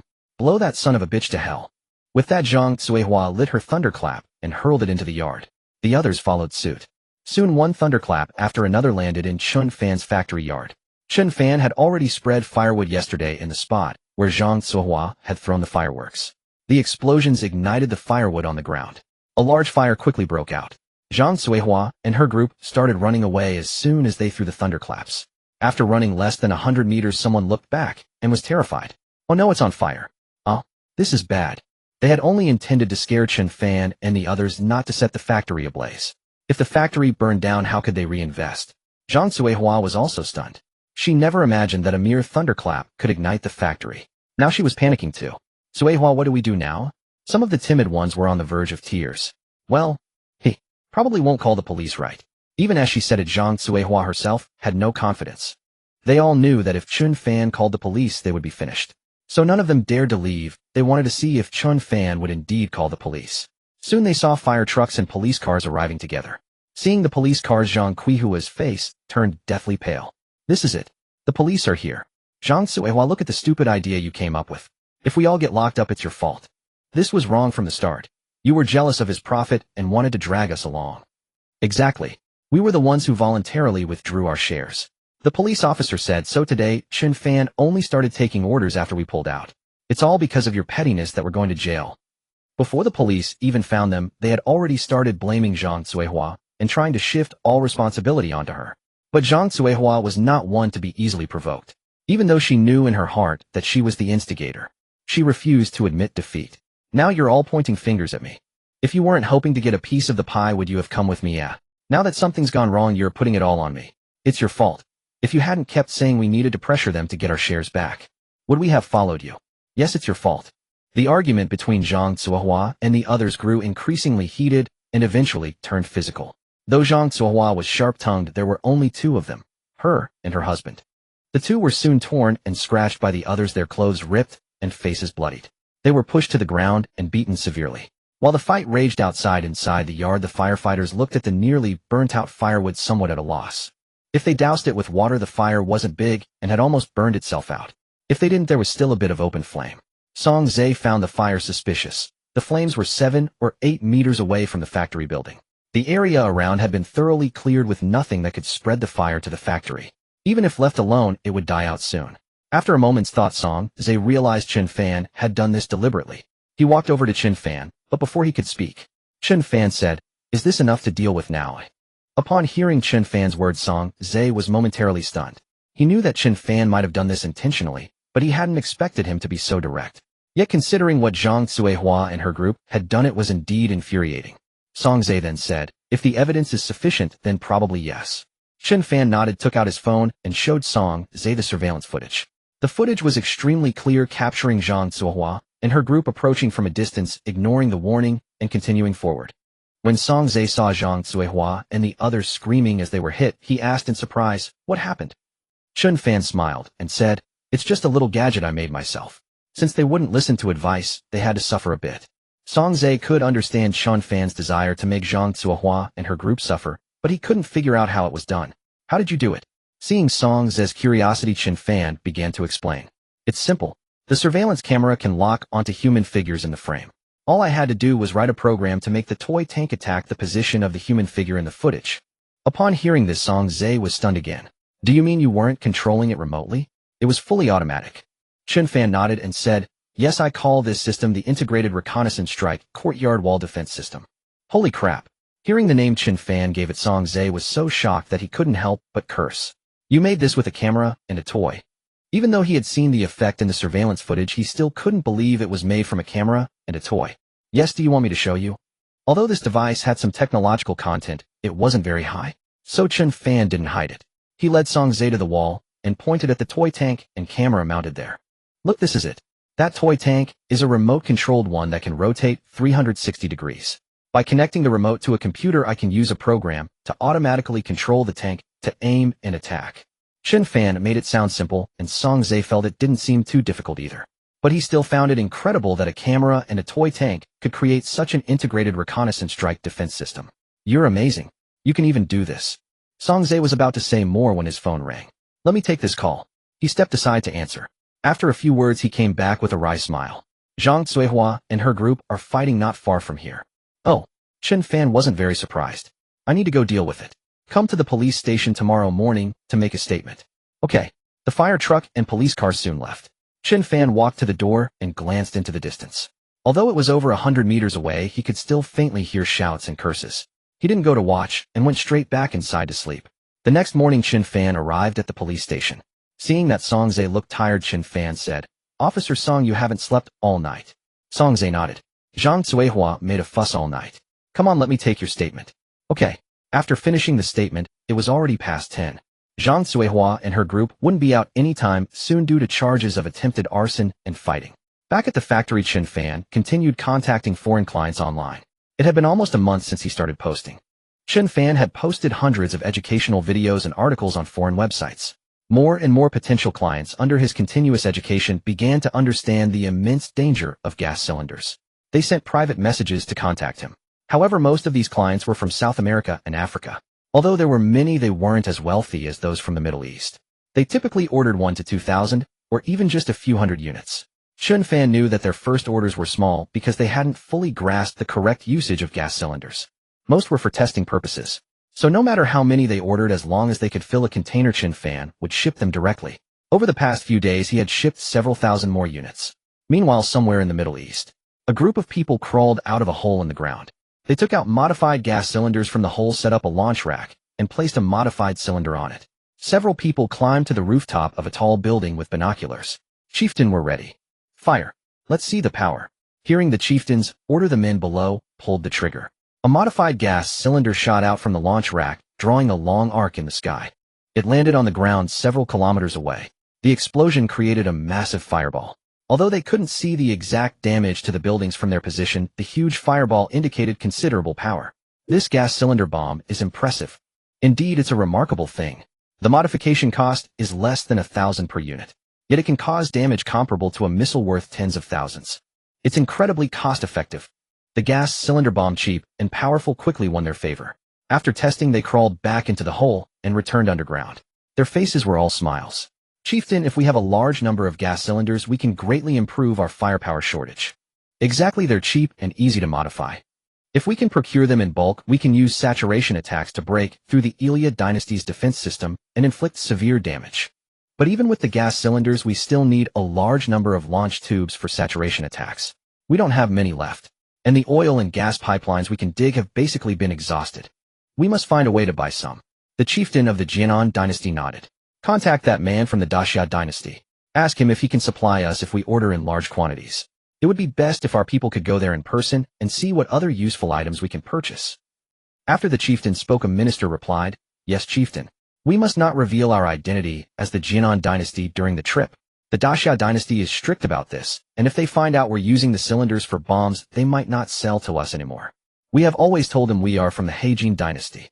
The chieftain thought for a moment and added, "Also, the matter of modifying gas cylinders into bombs must be kept strictly confidential. Once we have enough gas cylinders, we'll give the Iliad dynasty a taste of their own medicine." That day, Chen Fan was in his office pondering why there was still no news from the Middle East. By all accounts, the last shipment should have arrived 7 or 8 days ago. Could it be they don't know how to modify it? He wondered. Or perhaps they weren't satisfied with the results. If he lost such a major client, it would be a devastating blow to Chen Fan. The steel mill he had just purchased for 10 million would become useless. Just as he was mulling over this predicament, a private message notification chimed on his computer. "Hello, there's something I'd like to discuss with you, boss." Chen Fan's face lit up with delight upon seeing the message. It was exactly what he had been hoping for. "Go ahead. Would like to visit your factory for an inspection and also sign a long-term supply contract with you." "No problem. When will you be coming?" This was like a pillow arriving just as he was feeling sleepy. Even if they hadn't offered, Chen Fan had been planning to invite them over anyway. How else was he supposed to pitch his new products to them? If it's convenient for you, we'll be there within the next few days. You're welcome here anytime. Great, then please send us an address and contact information. We'll be there soon. No problem. Chen Fan sent them his address and contact details. After finishing the conversation, Chen Fan immediately called Wang Kaixian. Brother Wang cleaned the plant thoroughly over the next couple of days, then fire up all the machines and ramp up production to full capacity. It had been over 10 days since Chen Fan acquired the steel mill. Wang Kaixian had been quite puzzled, wondering why Chen Fan kept the operations halted. If this continued for a whole month, the steel mill would end up being a liability on his hands. Now, upon receiving Chen Fan's call, the weight that had been hanging over Wang Kaixian's heart finally lifted. Alright, I'll have the workers clean up immediately and get things started. After saying this, Wang Kaixian asked, brother, did you find a client? Chen Fan nodded and replied, pretty much. They'll be coming to inspect the factory in a few days. After hanging up, Chen Fan suddenly remembered he also owned a paint factory. Lately, his attention had been entirely consumed by finding clients. If not for the call to Wang Kaixian, he might have completely forgotten about it. The paint factory acquired from Sun Hung had complete equipment, but the production processes were outdated. The paint it produced couldn't compete with those from larger manufacturers. It had no market competitiveness whatsoever. To revive this factory, it was essential to upgrade the production technology and formulas. So Chen Fan opened the system again and browsed the technology section for anything related to paint. He quickly found upgraded iterations of paint technology. Standard paint technology 50000. Scratch-resistant and wear-resistant paint technology 10000. Radar detection-resistant coating 20000. Generation 1 metamaterial 20000. Generation 2 metamaterial 30000. Generation 3 metamaterial 50000. Generation 4 metamaterial 10000. Without a second thought, Chen Fan spent $3.5 million to purchase the scratch-resistant paint technology and the radar detection-resistant coating formula from the system. With these two upgraded formulas, the paint factory's future output would finally have a market. As for the 4 types of metamaterials listed later, Chen Fan planned to purchase them once the paint factory started generating profits. Those advanced metamaterials were reserved for his country. He had no intention of exporting them. After all, his dealings of selling gas canisters abroad could be a minor issue or a major one, depending on how you looked at it. Although he had been extremely cautious, he knew he couldn't hide it from the authorities forever. When that time came, the metamaterials would serve as his ultimate safeguard. Having purchased the upgraded paint formulas from the system, Chen Fan didn't head straight to his paint factory. Instead, he immediately went online to register and apply for patents. To avoid drawing too much attention, he only applied for a patent for the scratch-resistant paint technology, but discreetly included the relevant documentation for the radar detection-resistant coating within the application. Of course, the documents didn't explicitly mention its ability to evade traffic radar. They only stated that the coating could absorb specific wavelengths of light. In less than half an hour, Chen Fan had completed the patent application process.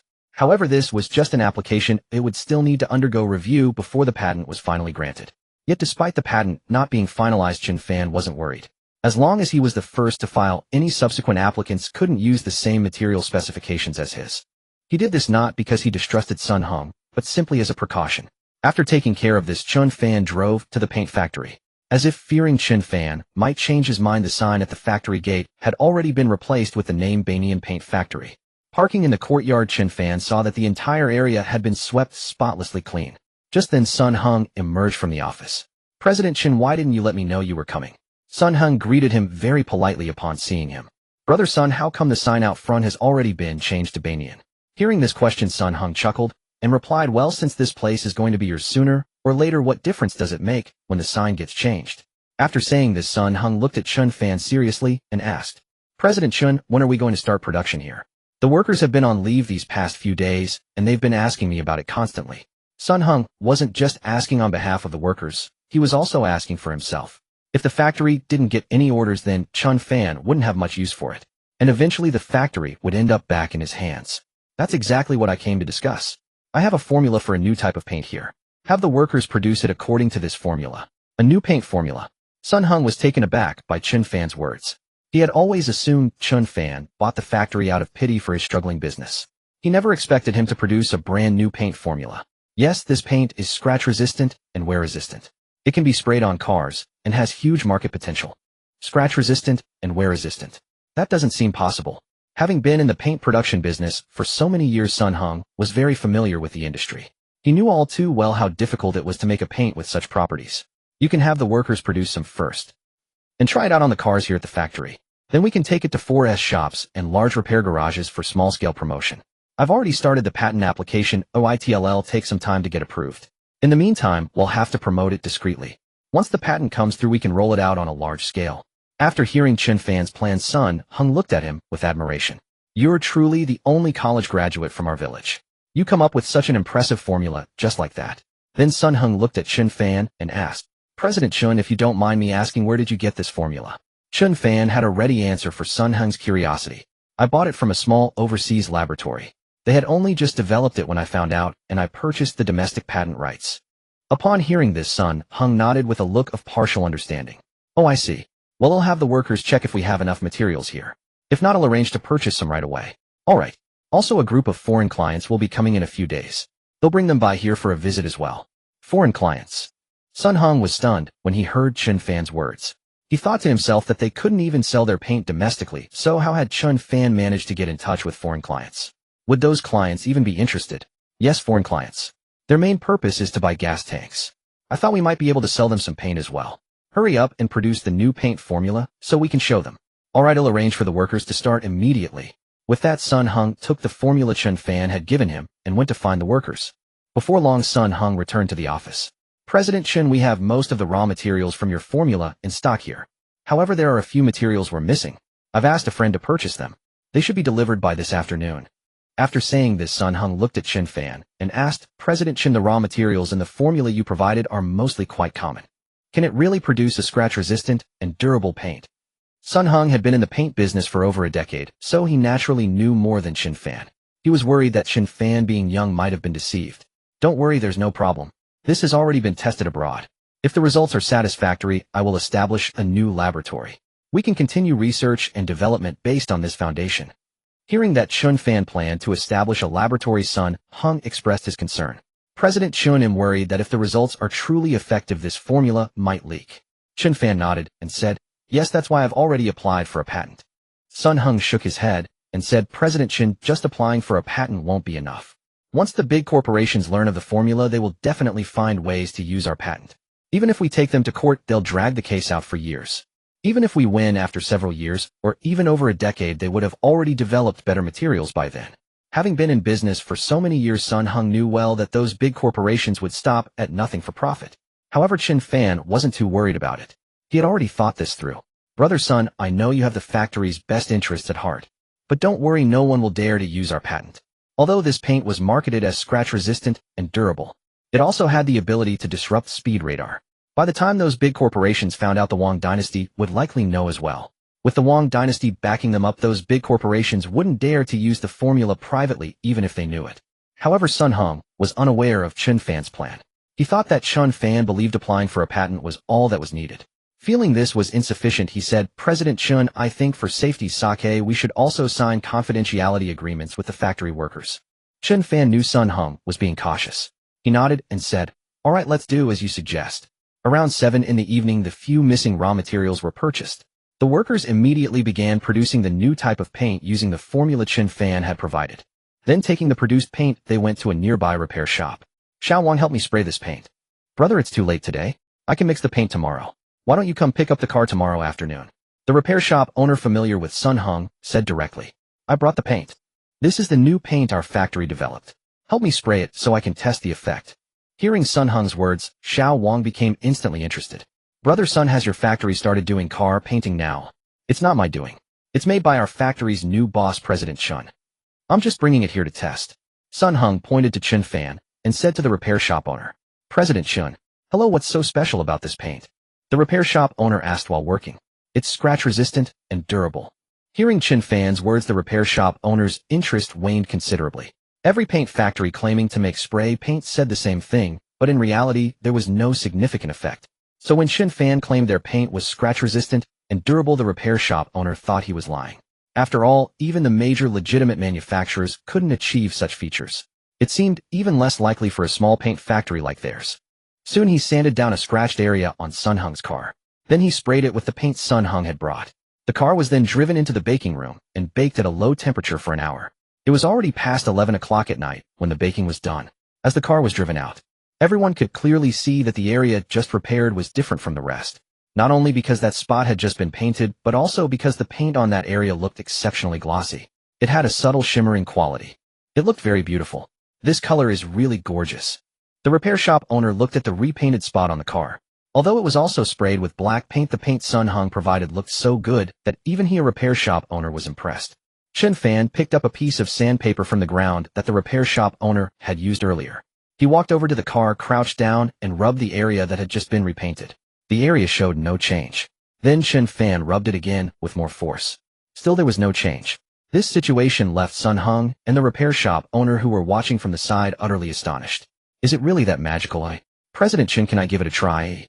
Although the repair shop owner had witnessed Chen Fan rubbing the area twice, he thought Chen Fan might not have applied much force.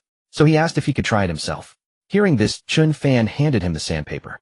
Perfect, you're the professional. You test the quality of this paint. Taking the sandpaper from Chen Fan, the repair shop owner crouched in front of the car and first rubbed lightly. Just like before, the repainted area showed no change. Then, using the same force he would normally use to sand paint, he rubbed the area back and forth several times. This time the repainted area showed a change. A layer of white substance appeared on the surface of the repainted area. However, when the repair shop owner wiped it with his hand, the area surprisingly returned to its previous state. Awesome. This discovery surprised both the repair shop owner and Sun Hung. Then, as if refusing to believe it, the repair shop owner began rubbing the repainted area continuously. The surrounding areas had already been worn down by a layer. But this particular area only showed slight changes, barely noticeable, without close inspection. At this point, the repair shop owner was truly convinced. He dropped the sandpaper, stood up, looked at Chen Fan, and gave him a thumbs up. President Chen, this paint of yours is incredible. It's even better than the original factory paint. Chen Fan was also very satisfied with the paint's performance. He had only seen the introduction of this paint in the system before, but didn't know its actual effectiveness. Now it was clear that this paint's performance absolutely dominated all other paints on the market. If they could collaborate with automobile manufacturers in the future, the market for this paint would be immensely vast. Mr. Chen, how do you plan to price this paint? The auto repair shop owner could see the potential of the paint at a glance. He wanted to seize the opportunity before it hit the broader market. Since it's just been developed, we haven't set a price yet. Are you interested in this paint? Chen Fan could tell what the repair shop owner was thinking from his excited expression. Haha. Seeing his thoughts seen through, the repair shop owner rubbed his hands and chuckled. Mr. Chen, to be honest, this paint of yours is bound to have a massive market. I was wondering if you could give me a distributorship or something like that. Chen Fan nodded and said, no problem. You can discuss that with Mr. Sun later. As for the pricing, we'll discuss it when we get back. Thank you so much.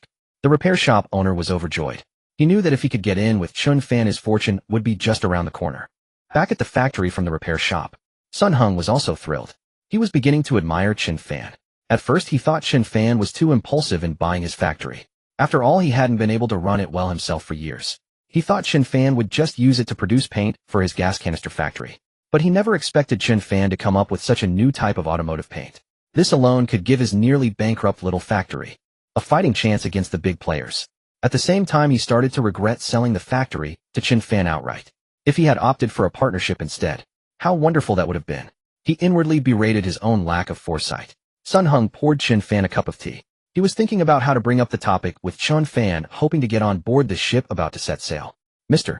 Chen, have some tea. Even with the words on the tip of his tongue, Sun Hung couldn't bring himself to say them. He knew that although he had sold the factory to Chen Fan for $1.5 million now, with this paint, even offering all that money back to Chen Fan probably wouldn't be worth even 5% of the shares. Brother Sun, with this paint, our factory's products will have a market now. But I can't manage everything on my own. So I'd like you to help me keep an eye on things. Sun Hung hadn't even figured out how to broach the subject. Chen Fan spoke first. Sun Hung was stunned by Chen Fan's words. Mr. Chen, do you mean you want me to stay here? Yes, you'll continue as the factory director. Your salary will be 200 for now, plus 3% of the shares. The shares may not seem like much, but once the factory grows, the annual dividends won't be small. Sun Hung hadn't expected Chen Fan to be so generous. A salary of 200 was one thing, but he was also giving him 3% of the shares. Even though 3% seemed negligible, now Sun Hung felt it would become the greatest fortune of his life. Mr.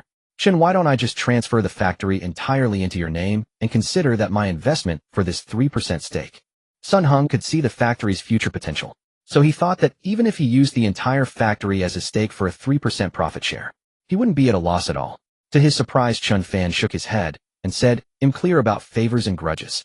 Brother Sun, you're a good man, reliable, honest, and you have a genuine attachment to this factory. That's why I'm entrusting it to your management. Zhang Cuihua and the others wanted to reinvest in the gas canister factory too. If they had behaved, I might have given them 1%. But now they've been taken away by the police. Chen Fan's words were both an expression of his thoughts and a warning to Sun Hong. The message was clear: I'm giving you these shares because I think you're a decent person. If this had been a month ago, Sun Hong would have thought Chen Fan was being arrogant. But now he felt there wasn't a single flaw in Chen Fan's words. Mr. Chen, rest assured, I can't guarantee much, but I swear I will never betray you or do you wrong. Sun Hong understood Chen Fan's meaning, so as soon as Chen Fan finished speaking, he immediately pledged his loyalty. Chen Fan nodded and said, I trust you. Alright, it's getting late. Brother Sun, you should get some rest. He'll be heading back now. Tomorrow, calculate the cost of this paint and well discuss the pricing. Okay, he'll come find you tomorrow morning. After Chen Fan left, Sun Hong was so excited he danced around his office for a while. Then he pulled out his phone and called his wife. Where have you been? Why aren't you home? His wife answered with displeasure the moment the call connected. Honey, we're going to be rich. Rich? How? I've been with you for years and you've said that countless times. I've yet to see any wealth. This time is different. I've latched onto a big shot. Remember how I sold the factory? Sun Hong recounted what had just happened to his wife. After hearing it, she wasn't pleased. Look at you, so easily impressed. Just 3% of the shares, and you're this happy. What do you know? Do you realize how huge this market is? Our kingdom has over 400 million cars. If all of them use this paint of ours, do you know how much money that is? 3% of the shares can make us millionaires. Besides, once the factory expands, my salary will go up too. Maybe we'll even become billionaires. After hearing his explanation, Sun Hong's wife was dumbfounded. 3% of the shares can make us billionaires. Of course. Haven't you seen on TV that the bosses of big corporations earn tens of millions a year? If our factory grows to that level with that 3% stake, we could become billionaires too. If that's the case, you need to build a good relationship with that Mr. Chen from now on. Don't let him fire you halfway. Sun Hong chuckled and said, no way. Mr. Chen isn't that kind of person. I've dealt with him before, and he seems pretty reliable. Though back then old manager Chen was in charge, so he didn't have much say. But recently he started taking charge, and I can tell this man is destined for great things. You know those original shareholders of the gas canister factory, right? Just because they saw others making money and wanted to reinvest, they all ended up in jail. The fact that he came to me shows he trusts me. As long as I work hard, he'll never fire me. That's good. But you really need to put your heart into it. Our family's future as billionaires depends on you. Haha, don't worry, future billionaire's wife. That night, Sun Hong did not go home. He spent the entire night in the office. He knew that this type of paint would become the factory's main product in the future, so when calculating the cost, he included all expenses into the estimate. After finishing the calculations, Sun Hong immediately took his materials and the results to the gas cylinder factory. President Chen, the cost estimate is ready. Seeing Sun Hong, who was yawning continuously with bloodshot eyes, Chen Fan knew he hadn't slept all night. Brother Sun, why don't you get some rest first? They'll look these over, and if I have any questions, I'll ask you later. No need, I'm not tired. As he spoke, Sun Hong yawned again. Go lie down for a bit. He'll call you if there's a problem. Alright, I'll just close my eyes for a moment. Seeing that Chen Fan insisted, and being truly exhausted, Sun Hong lay down on the sofa nearby. Fearing Chen Fan might doubt his pricing, he also brought the purchase receipts. Chen Fan reviewed the receipts, and then examined Sun Hong's cost calculations. According to Sun Hong's estimates, the cost of a standard 3.2-liter bucket of paint was around 40 yuan. The market price typically ranged from 60 to 90 yuan. Sun Hong's suggestion was to sell each bucket for 80 yuan. The price for first-tier distributors was set at 45 yuan, and for second-tier distributors at 55 yuan. The remaining 25 yuan would be the profit margin for retailers and 4S shops. This price was not low, but neither was it the most expensive. This pricing would make their paint highly competitive. It followed the model Sun Hong had used before, ceding the largest profit margin to repair shops or 4S stores, which was a sound strategy. However, Chen Fan felt the price was set too low. He directly picked up a pen and changed Sun Hong's suggested retail price of 80 yuan per bucket to 120 yuan. He raised the price for first-tier distributors to 80 yuan, second-tier distributors to 90 yuan, and set the price for retailers and 4S shops at 150 yuan. After making these changes, Chen Fan went to the workshop. While he was looking around, Sun Hong woke up and came to find him with the pricing sheet. President Chen, isn't this price a bit too high? He had factored in all costs, and the production cost was only 40 yuan. Chen Fan had simply doubled the price. In all his years in the paint business, Sun Hong had never seen such a large profit margin. Let's discuss this in the office, Chen Fan said, and they went there together. President Chen, isn't the profit margin set too high, eh? My profit margin has always been around 20%. If you set the price this high, I'm worried it won't sell. After Sun Hung spoke, Chen Fan shook his head and said, Brother Sun, do you know why you don't dare to price your products higher? It's what everyone in the industry does. Besides, if I set the price higher, won't even fewer people buy it? Chen Fan shook his head again. Brother Sun, the main reason you don't dare to price higher is that the paint you used to produce was highly replaceable. If the paint is the same as everyone else's and you charge more, buyers will just go to someone else. But our new paint is different. It's the only one of its kind on the market with no substitutes.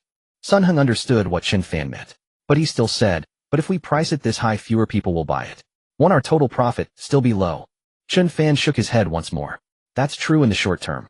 But have you considered who ultimately determines our sales volume? Without a second thought, Sun Hung said, currently it depends on the repair shops and 4S stores. They are our initial target for promotion. Chen Fan nodded. Yes and no. In the short term, our sales depend on repair shops and 4S stores, but in the long run, it depends on the car owners. Our paint is scratch-resistant and durable. Once repair shops and 4S stores use it, their business volume will decrease significantly. So I'm giving them double the profit margin they had before. That means spraying one car now yields more profit than spraying 2 cars previously. But you need to understand that the most expensive part of their charges, whether at a repair shop or a 4S store, isn't the material, it's the labor. After using our paint, their workload will drop considerably, so they will eventually catch on to this. They might start using our paint less. But that's when car owners who see the excellent results of our paint on other vehicles will actively request it for their own cars. With good profits and customers demanding it, the shops won't have a reason to refuse. As for whether the paint costs 60 yuan or 120 yuan per bucket, do you think anyone will really care about that? After this speech, Sun Hung was completely stunned. He had never considered any of this. Although it sounded strange at first, upon reflection, it made perfect sense. President Chen, your foresight is remarkable. I've never thought of any of this. Having grasped Chen Fan's reasoning, Sun Hung was filled with profound admiration. I was just thinking out loud, that's all. Just thinking out loud. Hearing this, Sun Hung felt that his years of experience as a boss had been wasted. President Chen, your thinking out loud is far better than what I've achieved as a small factory owner for over a decade. If I had your mindset, this factory wouldn't have ended up in its current state. Sun Hung wasn't just flattering Chen Fan, he genuinely admired him from the bottom of his heart. His own factory had started well with plenty of orders, but his pricing had always been too low. While it allowed for high volume with small profits at the time, it also meant he never actually made much money. With little profit, he was reluctant to invest in research and development. Without new products, there was no competitiveness. Without competitiveness, he could only rely on high volume and low margins. This created a vicious cycle that slowly led to his factory being phased out of the market. Chen Fan, however, was different. He had talked about establishing a research and development lab from the very beginning. Moreover, the profit margins he set were substantial, ensuring the factory had sufficient funds for R&D. The more Sun Hung thought about it, the more he realized Chen Fan was a business prodigy. What Sun Hung had failed to grasp in a lifetime, Chen Fan had understood in just a few days of being in charge. President Chen, although I'm older than you, I feel there is so much I need to learn from you in the future. Chen Fan waved his hand dismissively. Let's learn from each other. It's almost noon. Let me call Brother Wang to see if he's free to join us for lunch. All right. So Chen Fan called Wang Kaixian. The three of them had lunch together. During the meal, Sun Hung explained the new paint pricing strategy to Wang Kaixian. After listening, Wang Kaixian also exclaimed that Chen Fan was incredibly impressive. He was truly a business genius. Early that morning, Chen Fan received an overseas phone call. Hello, I am the Middle Eastern man you practiced with. The voice on the other end spoke in broken Xia dynasty language. His command of the language was poor, but Chen Fan managed to catch the words Middle East. He immediately understood that these were the major Middle Eastern clients coming for an inspection. So he said, have you arrived? Where are you now? They'll come to pick you up. After Chen Fan spoke, there was a long silence on the other end of the line. The translator they brought along seemed to be an amateur. He hadn't understood what Chen Fan meant. This gave Chen Fan a bit of a headache. If it were English, he could manage a few sentences, but these Middle Eastern clients all spoke Arabic. He didn't know a word of it. Worse, he didn't know anyone who spoke Arabic either. He couldn't very well type out translations on a computer with them. After thinking it over, Chen Fan had no choice but to access the system. He spent $1 million to purchase an advanced language skill from the life skills category. The advanced language skill allowed Chen Fan to communicate fluently with people from over a dozen of the world's major language systems, including Arabic. At that moment, a burst of Arabic came from the other end of the phone. What does that mean? Didn't you specifically learn the Xia dynasty language? He spoke too fast. Besides, I've heard that besides the official language, Xia dynasty has countless regional dialects. My Xia classmate told me that not only us learners find it hard. Even native Xia people from different cities might not understand each other. Overhearing their conversation on the phone, Chen Fan couldn't help but laugh. What he said was true. There were many dialects in Xia. Not just different cities, even different districts or counties could have mutually unintelligible dialects. Hello, I'm Chen Fan from Banyan Enterprise. Have you landed? He'll come to pick you up. Chen Fan said in fluent Arabic. Despite Chen Fan speaking Arabic this time, the other party remained silent. This surprised him. Just as he was about to speak again, he heard the other side say, "Is the Xia dynasty's technology this advanced now?" The voice sounds just like a real person. Hearing their words, Chen Fan gave a wry smile and continued, "I am a real person." This time it was their turn to be astonished. They hadn't expected to find someone in Xia who spoke Arabic so fluently. "Mr. Chen, hello, we've landed, but we don't know how to find you. Would it be convenient for you to pick us up?" "Certainly, wait a moment, it'll be right there." After hanging up, Chen Fan left his office ready to drive to pick up the Middle Eastern clients. But when he reached his car, he looked at his old 7 or 80-year-old Santana and thought better of it. So he called Wang Kaishuan, who owned a 7-seater Mercedes business van. Using his car would save a bit of face. Soon Wang Kaishuan arrived in his Mercedes. Sitting in the car, Chen Fan said with admiration, "Expensive cars really are more comfortable. I should get one for the factory later." Wang Kaishuan replied, "Brother, with your wealth you should have bought a car ages ago. Once these Middle Eastern clients are gone, it'll go with you to buy one." Chen Fan nodded and said, "Sounds good." An hour later, Chen Fan and Wang Kaishuan arrived outside the airport. From a distance, they saw 5 or 6 men dressed in white robes with black circular bands on their heads. They were quite conspicuous. Seeing them, Wang Kaishuan asked Chen Fan, "Mr. Chen, are those in white our clients?" Chen Fan nodded. "Should be them." Wang Kaishuan pulled up beside them. Chen Fan got out of the car and said in Arabic, "Hello, are you heading to Banyan Enterprise?" Among the group, a man with a thick beard said, "Yes, are you Mr. Chen?" "Yes, I am. My name is Chen Fan, the owner of Banyan Enterprise." Chen Fan extended his hand. "Hello, my name is Abdulaziz Isam Al-Farash." Chen Fan. "Hello, Mr. Farash." Chen Fan wasn't sure if he addressed him correctly. Fortunately, Farash didn't seem displeased. "Let's get in the car, we can talk on the way." "All right." After they got in, Chen Fan noticed it was getting late. So he asked Wang Kaishuan to take them to a good restaurant for a meal before heading back to the factory. "Wow, the Xia dynasty has such tall buildings. Yeah, I saw on videos that I thought it'd be like back home." "Those are deliberately biased reports from the Eagle dynasty, trying to fool us. Look, my God, they have such a huge TV, and it's on the outside wall. Yeah, this is so different from the Xia I imagined." On the way to the restaurant, everyone in the back, except Farash, kept pointing and discussing the things outside the window. Farash remained composed and silent throughout. But his eyes were also glued to the scenery outside the window. It was a good thing Wang Kaishuan, who was driving, couldn't understand Arabic. Otherwise, he would have been shocked by their words. Because these people dressed like wealthy Black Gold Dynasty tycoons were themselves astonished by the scenery outside. It was Wang Kaishuan's first time seeing foreign clients dressed like Black Gold Dynasty rich men. To ensure they didn't look down on Chen Fan, he drove them directly to the best Pullman hotel in the city. This meal truly opened the eyes of these fake Black Gold Dynasty tycoons. Although these men tried hard to maintain their composure, they had truly never seen such beautiful and delicious dishes. They were both amazed and taking photos constantly. This left Wang Kaishuan feeling a bit puzzled. He whispered to Chen Fan, "Mr. Chen, these tycoons don't seem like what they look like on TV." Chen Fan smiled and said, "On TV? Of course they're different from usual. Isn't everyone like that?" Wang Kaishuan thought that made sense. However, he still felt that something was subtly off. By the time he returned to the gas cylinder factory, it was already past 4 in the afternoon. The reason was that these fake tycoons had drunk too much. Chen Fan could somewhat understand their desire to drink, though they could usually drink over in Canaan as well. But these people seldom indulged. After all, danger could lurk at any moment. Even when they did drink, they dared not overdo it. Here in the Xia dynasty, however, they had no such concerns. Thus all 5 of them had consumed quite a bit. Wang Kaishuan glanced at the wealthy men from the Heijin dynasty now lying drunk on their beds and asked Chen Fan with curiosity, "I heard that people from the Heijin dynasty aren't supposed to drink." Well, in the real Heijin dynasty, due to religious beliefs, alcohol was indeed forbidden. Chen Fan pondered for a moment before replying.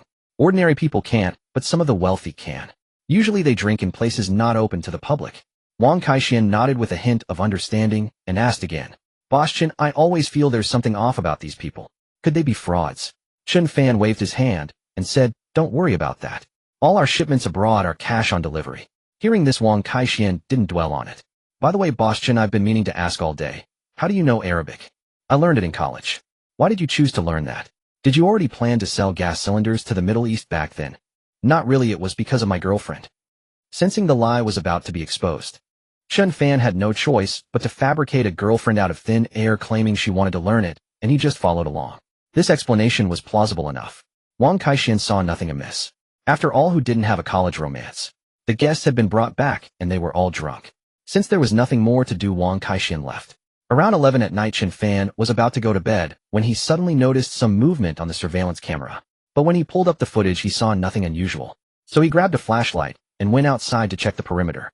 To his surprise, he found a wild rabbit knocked unconscious by a steel pellet near the wall. This caught Chen Fan off guard. He never expected his self-developed integrated surveillance and attack wall defense system to have such an unexpected function. Delighted, he carried the rabbit back to the factory. He placed it in a cardboard box and went to sleep. The next morning, Chen Fan woke up to see two men dressed in Heijin Dynasty attire chatting outside. "You're up early." Chen Fan walked out and greeted them. "We're really sorry about getting so drunk yesterday." "No worries. If you got drunk here, it means you had a good time." Hearing this, the two men glanced toward the warehouse. "Indeed, we had a wonderful time. You're in for a treat today? Let me show you something special."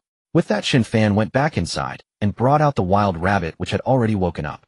"I found a rabbit last night. We'll stew it for lunch. These creatures are rare around here now.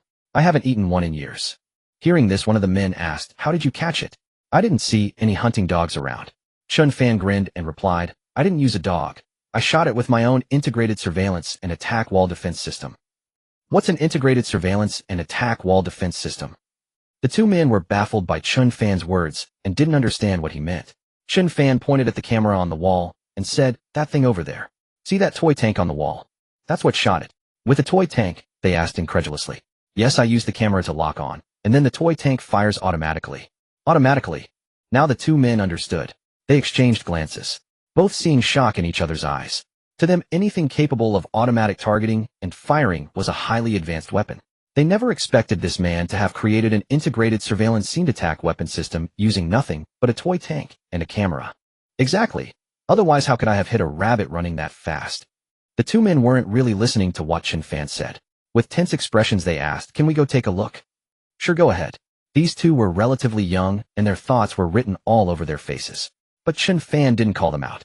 Some things are better left unsaid. The two men then spent a long time examining the wall. All they saw was a camera connected to a toy gun. It looked unremarkable, yet they couldn't figure out how it achieved automatic locking and firing. So they came back and asked Chen Fan, "How does this thing automatically lock and fire?" "Because these cameras and toy tanks are all connected to my computer. It's controlled by a program." "Can we see that program?" "No problem." With that, Chen Fan led them to the room where he slept. He demonstrated the system on his computer for them. After watching, both men were astounded. They couldn't believe that such a high-tech device had been built by a single person. One of them stayed to chat with Chen Fan, while the other sneaked out to fetch Falash. Soon Falash hurried over to Chen Fan's place. He asked Chen Fan to demonstrate the integrated surveillance and attack wall defense system again. After watching, Falash's eyes lit up. Having been trapped in Canaan for so long, they had only seen such advanced technology online before. They never expected that anyone in the Daxia dynasty could make something like this on their own. "Chen, could you sell me one of these?" Chen Fan looked at him with a puzzled expression. "It's just a toy. What would you use it for?" "Well, where I come from, thieves often break in. I want to put one on my wall to keep them out." Hearing this flimsy excuse, Chen Fan almost laughed out loud. "This thing might sting a bit when it hits someone, but it's not really that effective." "That's because you're using a toy tank. If you replaced it with a real gun, it would be powerful." "A gun? That's even worse. This is just a toy I made for fun. If I swapped it for a real gun, someone could get killed." As he spoke, Chen Fan discreetly glanced at his phone. He had been recording from the moment these people entered the room. "We don't need real guns. We'll just replace the tank with something a bit more powerful than this toy. We only want to scare off those thieves. Nothing serious will happen." Since he had put it that way, Chen Fan reluctantly agreed. "All right, how many sets?" Ferris had initially assumed Chen Fan wouldn't sell this item to him. To his surprise, Chen Fan believed the excuse he had casually fabricated and immediately asked how many sets he wanted to purchase. "He'll take one set first. He'll install it and give it a try when I get back." "So how much are you planning to charge for one set?" Ferris asked, looking at Chen Fan. "This integrated reconnaissance and strike wall defense system of mine, although I built it myself, contains a considerable amount of advanced technology. And the most crucial part isn't the cameras or that toy tank. The most important thing is the system I programmed. Only with my system can the reconnaissance and strike integration be achieved. If this system were to be applied for military purposes, its value would be incalculable. Ferris' expression soured upon hearing Chen Fan's words. He had originally thought Chen Fan was unaware of the true value of this integrated system, hoping he might get a bargain. But he hadn't expected Chen Fan to be far shrewder than he had imagined. Although Chen Fan hadn't stated it explicitly, his meaning was clear. Ferris thought for a moment before saying, "We only intend to use it to guard against thieves, not for any military purposes. What price do you think is fair? You name your price." Chen Fan, being astute, shook his head and said, "I've never sold this item before. What do you think it's worth?" Seeing that Chen Fan refused to set a price, Ferris pondered for a moment, then tentatively offered a figure he felt was relatively low, 1 million Great Eagle Dynasty coins. "Deal." Chen Fan agreed immediately, without a second thought, a smile on his face. Seeing Chen Fan's pleased expression, Ferris knew he had offered too high a price. However, he didn't regret it. If this system could be used back home, its value would certainly exceed 5 million, or even 10 million Great Eagle Dynasty coins. Moreover, once he obtained the system Chen Fan had programmed, he could have it replicated endlessly, creating countless similar systems. That would be immensely beneficial for them. Ferris had his own cunning plans. Chen Fan had his own as well. He had agreed so readily to sell it for 1 million Great Eagle Dynasty coins for two reasons. On one hand, this price exceeded his own expectations. This wall defense system was never part of his primary sales targets. It was essentially bonus income. On the other hand, Chen Fan could embed an activation code within the program he had written. The system would only function with that code. This allowed him to continuously sell the system to them in the future. Each lost in their own scheming, both men got what they wanted and exchanged a knowing smile. "Let's go check out the factory next," Chen Fan said. "All right." Chen Fan led them into the workshop. Although the factory wasn't very large, its level of automation was impressively high. With only a small number of workers needed, production could run continuously 24 hours a day. Ferris looked at the production line in Chen Fan's factory, a glint of covetousness flashing in his eyes. If only they could have such a production line. But he also understood that it wasn't difficult to transport a production line back to his country. The real difficulty lay in the lack of raw materials there. The entire Canaan region had been under blockade by the Israel dynasty for many years. Getting any steel transported in was extremely difficult. So they were forced to import essential daily goods. "If our machines run at full capacity, we can produce over 1,000 gas canisters a day," Chen Fan explained. "These canisters are sold not only throughout our country, but also exported to the Middle East, South America, Africa, and other regions. Demand far outstrips supply." A nearby worker nearly burst out laughing upon hearing Chen Fan's claim. Ferris and his companions didn't know the truth, but the workers certainly did. They had been shut down for a long time with a warehouse full of unsold gas canisters piling up. Yet Chen Fan claimed demand was outpacing supply. Unaware of the falsehood, Ferris nodded and asked, "Mr. Chen, if we place a large bulk order, could you offer us a better price?" Chen Fan shook his head and said, "The price definitely can't be lowered. Look, I have all these workers' equipment and the factory space. Plus raw material costs are constantly rising. Honestly, I'm barely making any profit." Even he felt a bit embarrassed saying this. He was making a few hundred per canister and still claiming to barely break even. Fortunately, Ferris was completely unaware of the local market conditions. "We're ordering a large quantity and are willing to establish a long-term partnership. Surely you can offer some discount." Chen Fan pretended to think for a moment before replying. "The price is pretty much set, but I can throw in some angle irons for free so you can secure the canisters during transport." As he spoke, he picked up a piece of angle iron from a pile of scrap material on the floor and showed it to Ferris. Ferris' eyes lit up at the sight of the angle iron in Chen Fan's hand. This wasn't just for securing the canisters. These were exactly the fins they needed to weld onto the gas canisters to provide balance and stability. Though pleased, Ferris, having learned from the previous experience, remained composed. "Mr. Chen, this is acceptable. But how many will you provide per canister?" "2. One on each side to hold it steady and prevent shaking during transport." "Give us 3 instead. A tripod arrangement would be more stable. 3 would raise my costs too much. Raw materials are already expensive. If I give you too many, I really won't make any profit," Chen Fan said with a troubled look on his face.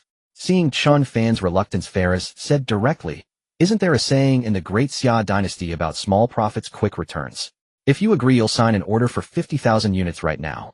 50,000. Chen Fan was overjoyed at the number.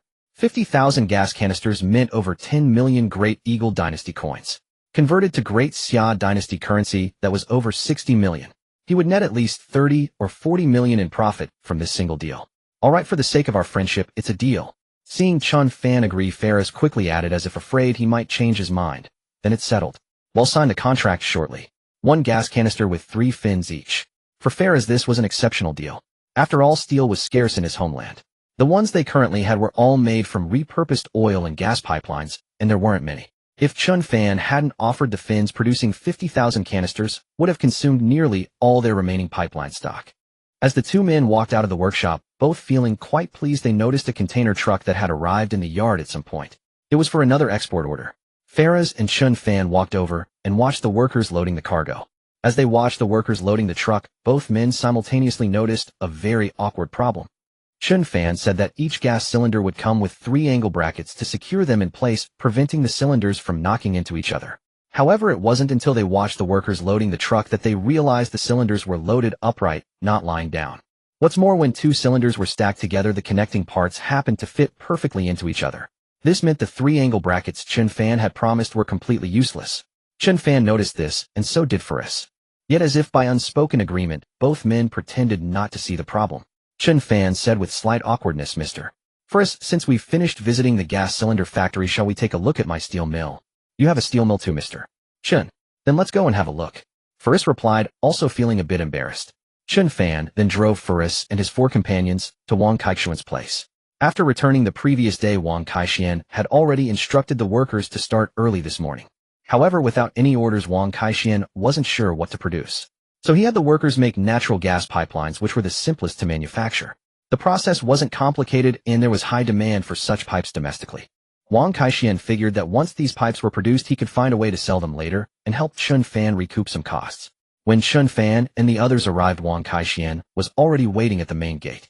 He had dined with Faraz and his team the night before, so they were all familiar with each other. Faraz and his men knew that Wang Kaixian was the factory manager under Chen Fan. "Come on, let me show you around the plant." In matters of steel, Chen Fan knew less than Wang Kaixian, so it was Wang Kaixian who did most of the introducing as they walked. Chen Fan acted as translator. The group entered the workshop. Gazing upon the vast production floor, Faraz's companions looked like country bumpkins seeing the big city for the first time, curiously peering at everything. Some of them had never seen the steel production process in their lives. "Look, this is the steel we produce. Our mill may not be large in scale, but we have a very comprehensive range of specifications. From large pipes 1/2 meter in diameter to small ones, just 1 or 2 centimeters, we can produce them all. If you have any needs in this regard, just let me know. We guarantee we can make anything to your exact specifications." Wang Kaixian knew these men were wealthy tycoons from the Black Gold dynasty in the Middle East. If they could secure this client, the factory would essentially be revived. After hearing Chen Fan's translation, Faraz remained silent, his eyes fixed on the finished oil and gas pipelines nearby. On the surface, the pipes here looked similar to the ones back home. He wasn't silent because he didn't know what to say, but because he was thinking of a plausible excuse. He couldn't let Chen Fan and the others figure out that his purchases were for military purposes. Just as Faraz was racking his brain for a reason, Chen Fan asked, "Mr. Faraz, does your family happen to have any businesses related to the oil industry? The pipelines we produce here definitely meet all the standards you'd need for laying oil and gas pipelines." "Yes, of course we do. Almost all the big families in our Black Gold dynasty have businesses related to stones." Prompted by Chen Fan's reminder, Faraz remembered that his group was posing as wealthy tycoons from the Black Gold dynasty. "So how much is your oil and gas pipeline per meter?" "Oh, we sell it by the ton. The price per ton fluctuates with the cost of raw materials." After saying this, Chen Fan turned to Wang Kaixian and asked, "How much is our oil and gas pipeline per ton?" Wang Kaixian thought for a moment and said, "The current market price is 4,000 per ton. If they order a large quantity, we can lower the price." Chen Fan nodded and turned to Faraz, saying, "For 1,000 Dang Dynasty coins per ton, shipping included. We can customize the specifications to your requirements." "Oh." Faraz's face showed a hint of hesitation after hearing this. He wasn't sure how long a ton of pipe would be. So pointing at a 4-meter-long oil pipeline on the floor, he asked, "How heavy is this one?" "Over a ton." After Chen Fan said this, Faraz began calculating in his head. A 4-meter-long oil pipeline could be used to make about 2 gas cylinder launchers, which could then be turned into 4 missiles. That would put the cost of a single missile at around 1,000. Adding the cost of gunpowder and other materials, the total would still be under 1,500. This was a price he could accept. After thinking for a while, he asked again, "Mr. Chen, if I order a batch of this steel from you, could you also throw in some angle brackets for fixing?" "Sure. Can you give me 18 of them?" Chen Fan looked exasperated at Faraz's request. He thought to himself, "Can you be any more obvious? Why don't you just ask me to make the missiles for you and hand them over directly?" "Mr. Faraz, 18 is too many. I can give you 3 or 4 angle brackets per piece like before." The moment Faraz had spoken, he saw the look on Chen Fan's face and realized he had misspoken. Now that Chen Fan offered 3, he immediately agreed. Alright, then he'll order 1,000 tons first. He'll go back and test the quality. If it's good, then our family will order all our steel from here in the future. Don't worry, the quality of our steel is absolutely top-notch. In our country, the production standards for such civilian goods are extremely high. After Chen Fan said this, Faris asked again, Mr. Chen, can your factory produce thinner steel pipes, preferably ones with threads carved on the inside? Chen Fan immediately knew what Faris was after. However, he wasn't sure if the factory could produce such pipes. So he translated the request to Wang Kaixian. Wang Kaixian looked at Chen Fan with a puzzled expression and asked, what does this foreigner want with steel pipes with spiral grooves inside? Having lived in peace for so long domestically, Wang Kaixian couldn't imagine these pipes were for making weapons. I don't know either, but if he needs them, just tell me if we can make them or not. Of course we can. Our factory may be small, but our range of specifications is quite comprehensive. However, carving a spiral groove inside a steel pipe is a bit troublesome, but it's doable. Hearing Wang Kaixian's answer, Chen Fan turned to Faris and said, we can do it, but since you need pipes with internal spiral grooves, it requires special production. We'll need to modify our machines and add new equipment. How many do you plan to order? If it's a small quantity, the price might be quite high. Chen Fan made it sound as difficult and complicated as he could. Falahisi was indeed a chieftain in Jinan, but he was mainly responsible for training soldiers and organizing attacks. He knew a little about pricing, but not much. After hearing Chen Fan's words, Falahisi said, if we can make them half a meter long, I need at least tens of thousands of them. Chen Fan nodded and said, okay, let's discuss it first, then we'll give you a quote. No problem. After Falahisi said that, Chen Fan walked aside to discuss with Wang Kaixian. If we make a half-meter long one with spiral threads inside, what's the approximate cost? What's the diameter? 7.62 millimeters. Huh. Wang Kaixian said in surprise after hearing this dimension. Hey, this dimension sounds so familiar. It seems like I've heard it somewhere, but I can't recall it at the moment. Chen Fan nodded and echoed. It does feel very familiar. Although he said that, Chen Fan's heart nearly jumped with fright.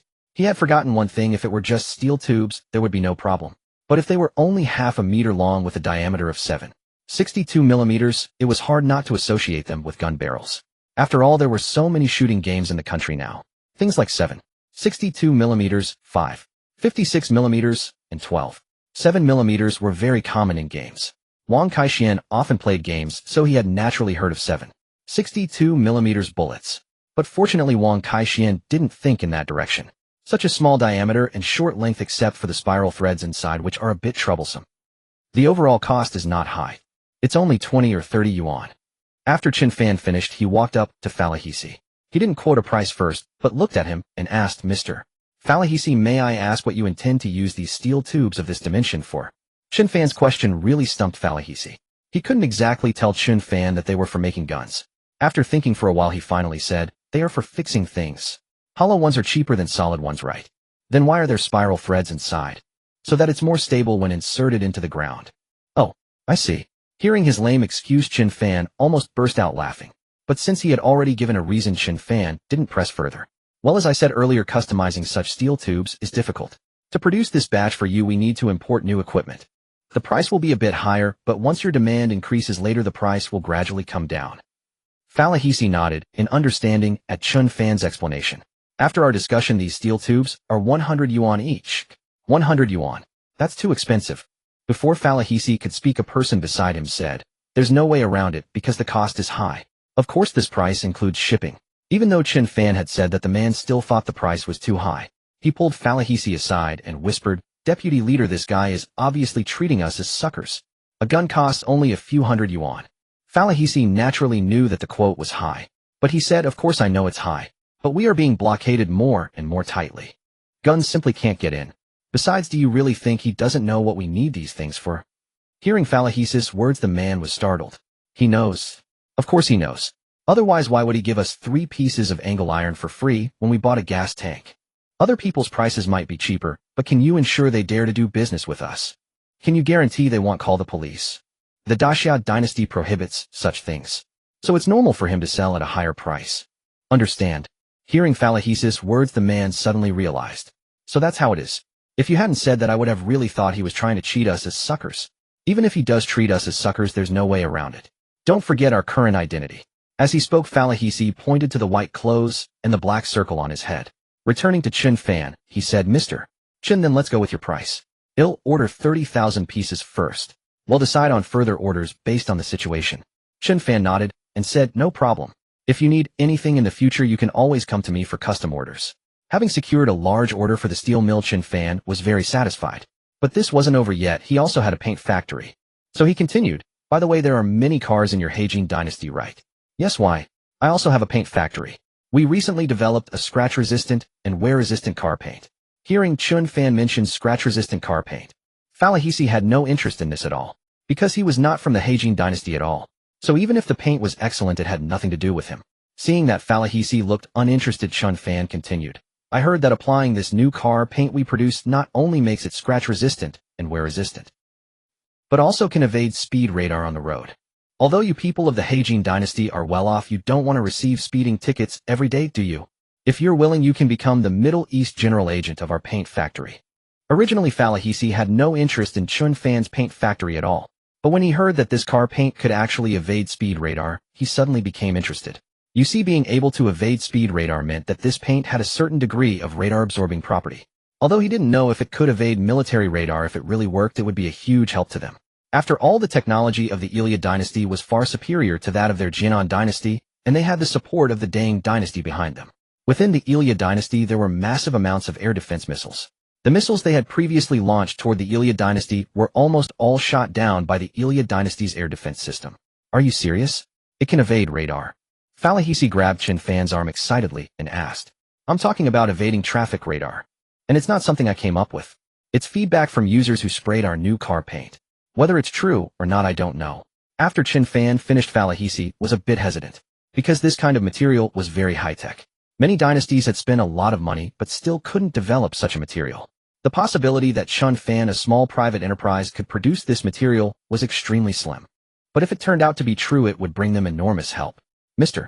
Chen, how about we go to your paint factory right now and take a look? Chen Fan and his group drove to the paint factory once more. The moment they stepped inside, Faris couldn't help but feel a twinge of disappointment. If the steel factory scale had impressed him somewhat, the paint factory seemed rather shabby by comparison. Now seeing the paint factory itself, his disappointment deepened. The entire facility occupied no more than 3 or 4 mu of land, a significant portion of which was empty. The workshops were low and cramped, hardly resembling a legitimate paint production facility. In his view, such a small rundown factory could never produce cutting-edge automotive paint. Faris even doubted whether this place could manufacture any paint at all. Seeing the look of utter disappointment on Faras' face, Chen Fan knew exactly what was going through his mind. He didn't bother to explain. After the group got out of the car, Chen Fan had intended to rest in the office for a while before touring the workshops. But Faris had no intention of wasting any more time here. Mr. Chen, this is the place you claimed could produce radar-defying paint. Chen Fan nodded and said, yes. This is my paint factory. Mr. Chen, you must be joking. This small facility could never produce such paint. And how do you know it can't? With such a small scale, you must only produce ordinary paint. At this size, no automobile manufacturer would even give you a second look. Chen Fan nodded and replied, true, automobile manufacturers wouldn't be interested, but that has no direct bearing on the paint we've developed. I know you're skeptical, so let's just test it on 2 cars. Hearing this, Faris asked, test it how? It's simple. We take 2 cars, one painted with our factory's paint, the other not. Then we drive both on the highway and see which one gets a speeding ticket. Alright, let's do it then. Even though Faris was convinced this tiny rundown factory couldn't produce such high-tech paint, a sliver of hope remained. What if it was true after all? So Chen Fan drove his own car, while Sun Hung brought the paint and drove his, and they all headed to the repair shop they had visited before. Brother Sun, how's the paint business going? When can I become a distributor? As soon as Chen Fan and the others got out of the car, the repair shop owners scurried over. After speaking, he noticed Chen Fan, knowing he was the real boss of the paint factory, and quickly greeted him. Mr. Chen, what do you need? Just say the word. Chen Fan nodded and said, give my car a full repaint. Make it as fast as possible. I have foreign friends here waiting to see the results. The repair shop owner had already spotted the foreigners who arrived with Chen Fan. Hearing that these foreigners wanted to see the paint's effect, it all clicked. So Mr. Chen was already expanding his business overseas. Following him was definitely the right move. To make a good impression on Chen Fan, the repair shop owner immediately called over every single employee. Everyone worked together to maximize speed. Meanwhile, Faris, observing the repair shop owner's attitude toward Chen Fan, asked, Mr. Chen, does this man owe you a lot of money? Why does he seem so afraid of you? Chen Fan smiled and explained, he doesn't owe me money, but he wants to make money off of me. Make money off of you. Because of the paint. Chen Fan nodded and said, our paint was only recently developed. He wants to be a distributor and cash in on it. First looked at Chen Fan, sensing he wasn't lying. And although he couldn't understand what Chen Fan and the repair shop owner had said, he could clearly read the dynamic between them. Moreover, the repair shop owner's fawning demeanor didn't seem fake. Forrest began to feel a growing sense of anticipation about the paint Chen Fan had described. A full car repaint takes time. By the time everything was finished, it was already afternoon. This color is beautiful. Seeing the freshly painted Santana, Forrest remarked sincerely. Come on, let's split up into 2 cars. Both of these cars are registered under mine and brother-son's names. If any violation or speeding ticket is captured, we'll both get alerts on our phones. Forrest was skeptical of this claim, as such technology didn't exist in his country. Mr. Chen, can you give us a demonstration first? Demonstrate what? Demonstrate how you get a message right after committing a violation. Well, Farah's request caught Chen Fan off guard. To him, getting caught for a traffic violation was completely normal. Why would they not believe it? Is there a problem? No problem, just cost a few points on my license. Still, for the sake of landing this major client, Chen Fan didn't mind losing a few points. He drove into the city and found a spot where speed cameras were known to be accurate. While driving, he deliberately crossed the line a bit. Within minutes, Chen Fan's phone buzzed with a notification. He was docked 3 points and fined 200 yuan. Seeing the violation alert on Chen Fan's phone, Forrest was finally convinced. So Chen Fan drove back onto the highway. There was no other choice. On the city roads, there was too much traffic to even think about speeding. Once both cars were on the highway, Chen Fan said to Forrest, speeding on the highway is very dangerous, so let's keep this brief. As soon as Sun Heng's phone gets an alert, we head back. Forrest nodded and said, all right. Chen Fan then floored it in his Santana, racing down the highway. At its fastest, the car hit 160 kilometers per hour. At that speed, the Santana started to feel a bit unstable. Forrest, sitting in the passenger seat, gripped the handle tightly with both hands. Chen Fan glanced in the rearview mirror and saw Sun Heng's car flash its lights twice, a prearranged signal. The car behind us just got the violation alert, Chen Fan said as he gradually slowed down. Hearing this, Forrest let out a long, relieved breath. Finally, if that had taken much longer, I think I would have thrown up. You get carsick. Forrest getting carsick caught Chen Fan by surprise. An hour later, Chen Fan and the others returned to the paint factory. This time, there was no trace of contempt in Farah's eyes for the small, rundown factory. Mr. Chen, name your price for this paint. Farah naturally knew how remarkable the paint developed by Chen Fan and his team was.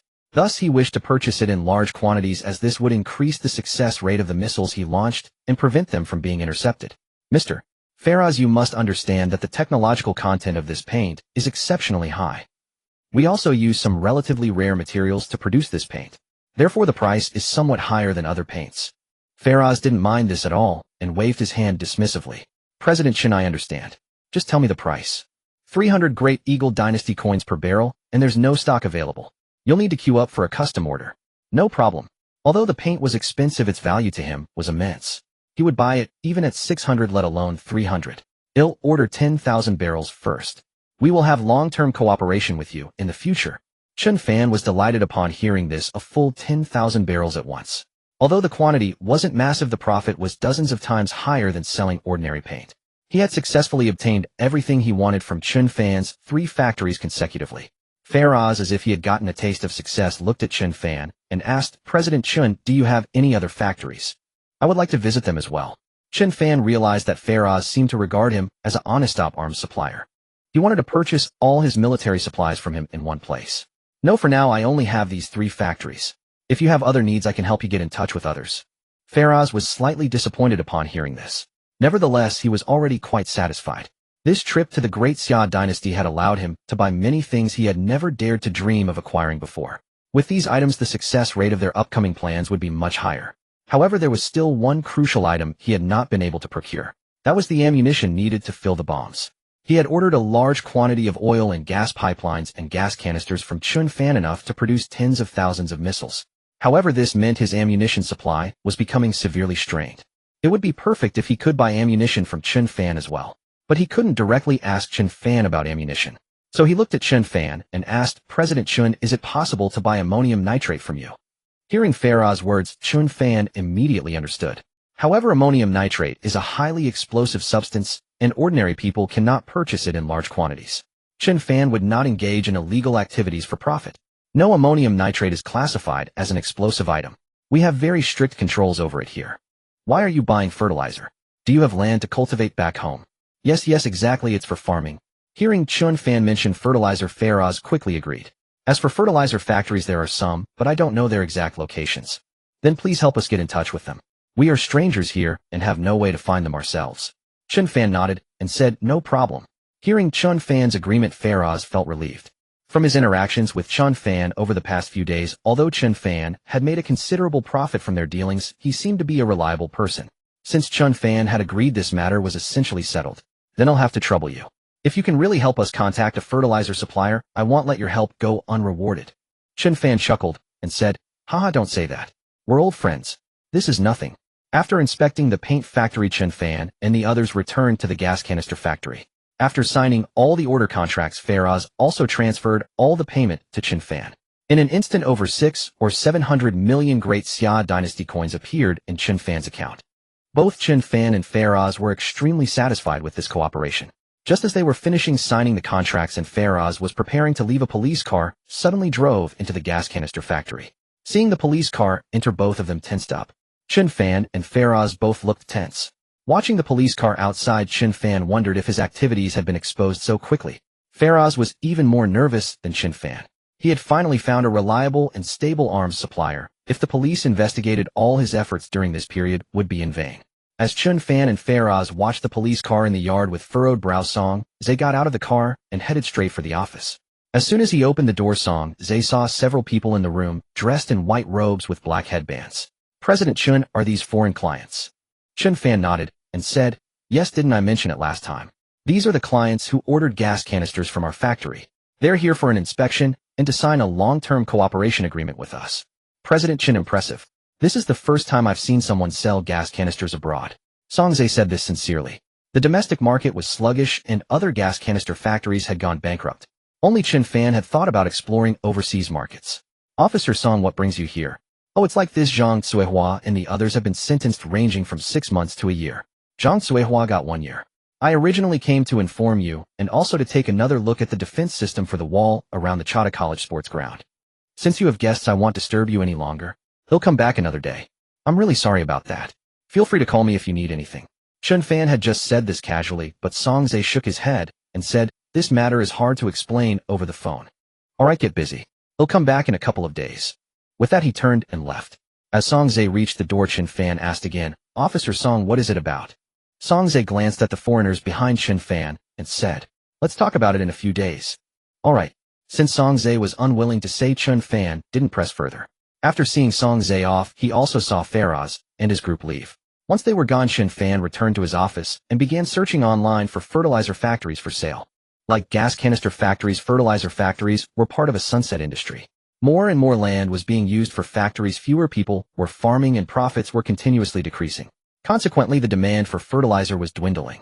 As a result, many fertilizer factories were facing the threat of bankruptcy, just like the gas canister factories. A quick online search revealed no fewer than 20 fertilizer factories up for sale. All of them had complete permits, but due to poor profitability, they were being sold at rock-bottom prices. Seeing so many fertilizer factories for sale online, Chen Fan grinned. Another profitable opportunity was on the horizon. The next day, Chen Fan surveyed the numerous fertilizer plants up for sale and selected one that primarily produced ammonium nitrate fertilizer.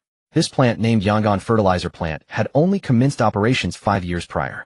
It was invested in and built by Li Yong'an, a renowned local tycoon. When Chen Fan arrived, the Yangon fertilizer plant had already been shut down for nearly a year. There wasn't even a security guard left on the premises. After making a phone call to make contact, a black Mercedes-Benz pulled up beside Chen Fan's battered Santana about half an hour later. A young man seemingly around Chen Fan's age stepped out of the car. Are you the one looking to buy this plant? The young man asked, looking at Chen Fan. He was clearly a rich second-generation, dressed head-to-toe in designer brands, with a beautiful woman sitting in the passenger seat. Yes, that's me. Upon hearing Chen Fan's confirmation, Li Kai's said disdainfully, annual output of 10,000 tons, 1 million. Sign the contract if you want it, and if not, say so quickly. Don't waste my time. Chen Fan drove a beat-up Santana and wore unbranded clothes. He didn't look like someone with money at all. Li Kai's didn't want to waste words with Chen Fan, so he directly threw out his bottom-line price. 1 million. This price was lower than Chen Fan had expected, leaving him quite surprised. You want it or not? Li Kai said impatiently. Want it, of course I want it. Being able to buy a fertilizer plant so cheaply, how could Chen Fan refuse? Then sign the contract. With that, Li Kai's directly took a contract from his car and handed it to Chen Fan. Alright. Chen Fan signed the contract on the spot and transferred the money to Li Kai's. Having received the money, Li Kai said nothing more, got in his car, and left immediately.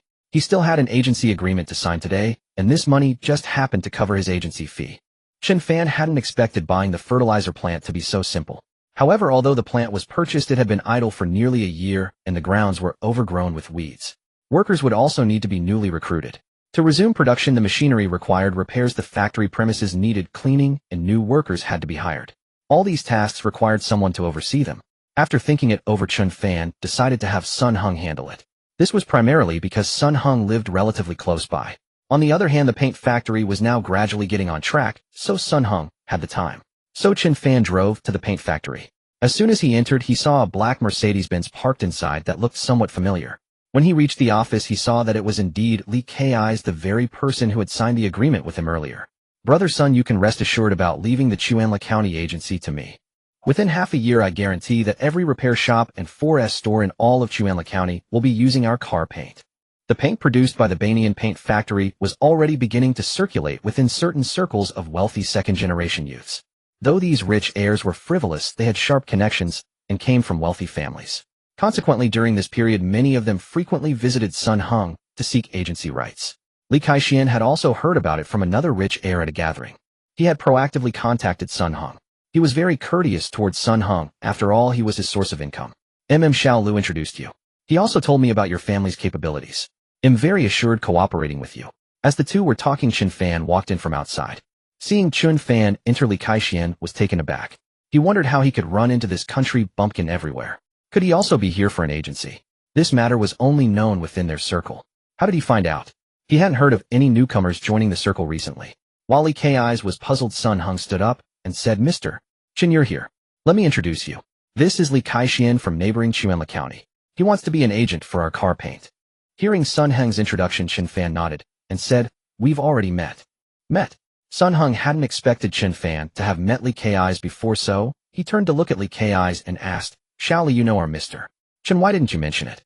Li Kai's looked at Chen Fan with astonishment. Indeed, we just met. Mr. Chen just bought one of my family's fertilizer plants.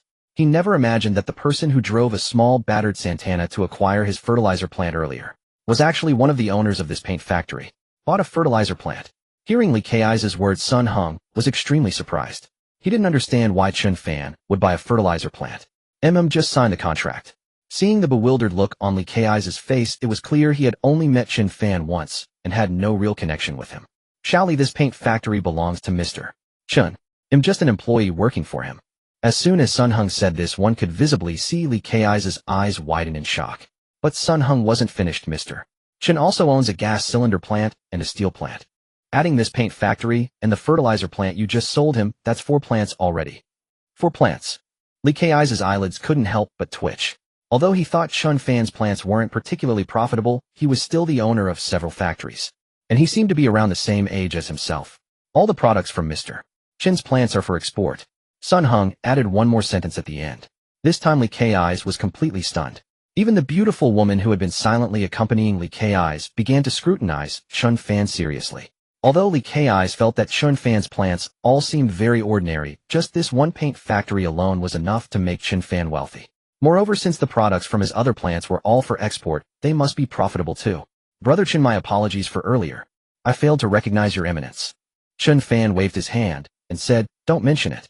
By the way, can you still get in touch with the former director of your fertilizer plant? Probably yes. If you need, I'll contact him right away. Then he'll trouble you. After saying this, Chen Fan looked at Sun Hung and said, Brother Sun, please go and oversee the fertilizer plant for the time being. Get the machinery repaired and the factory premises cleaned up and start production as soon as possible. Alright, they'll head over this afternoon. Before Chen Fan arrived, the matter of Li Kai's agency had essentially been settled. After signing the contract, Li Kai's transferred 1 million to Sun Hung. Having paid the money, Li Kaixian then remembered. The 1 million he had just transferred to Sun Hung was the very money Chen Fan had paid for his fertilizer plant. This left Li Kai's feeling a bit speechless. The money had barely warmed his hands before it returned to Chen Fan. He had lost a fertilizer plant, yet only gained an agency right. No matter how he looked at it, it seemed like he was the one at a loss. Upon returning to Canaan, Ferris immediately sought out the Grand Leader. In an office over 70 meters beneath the earth of Canaan, Faris spoke with unbridled joy. Grand Leader, my trip to the Great Xia dynasty has yielded remarkable results. I never imagined the Great Xia dynasty's technology had advanced to such a degree. The Grand Leader looked at Faris with a puzzled expression and asked, what did you encounter that has you so elated?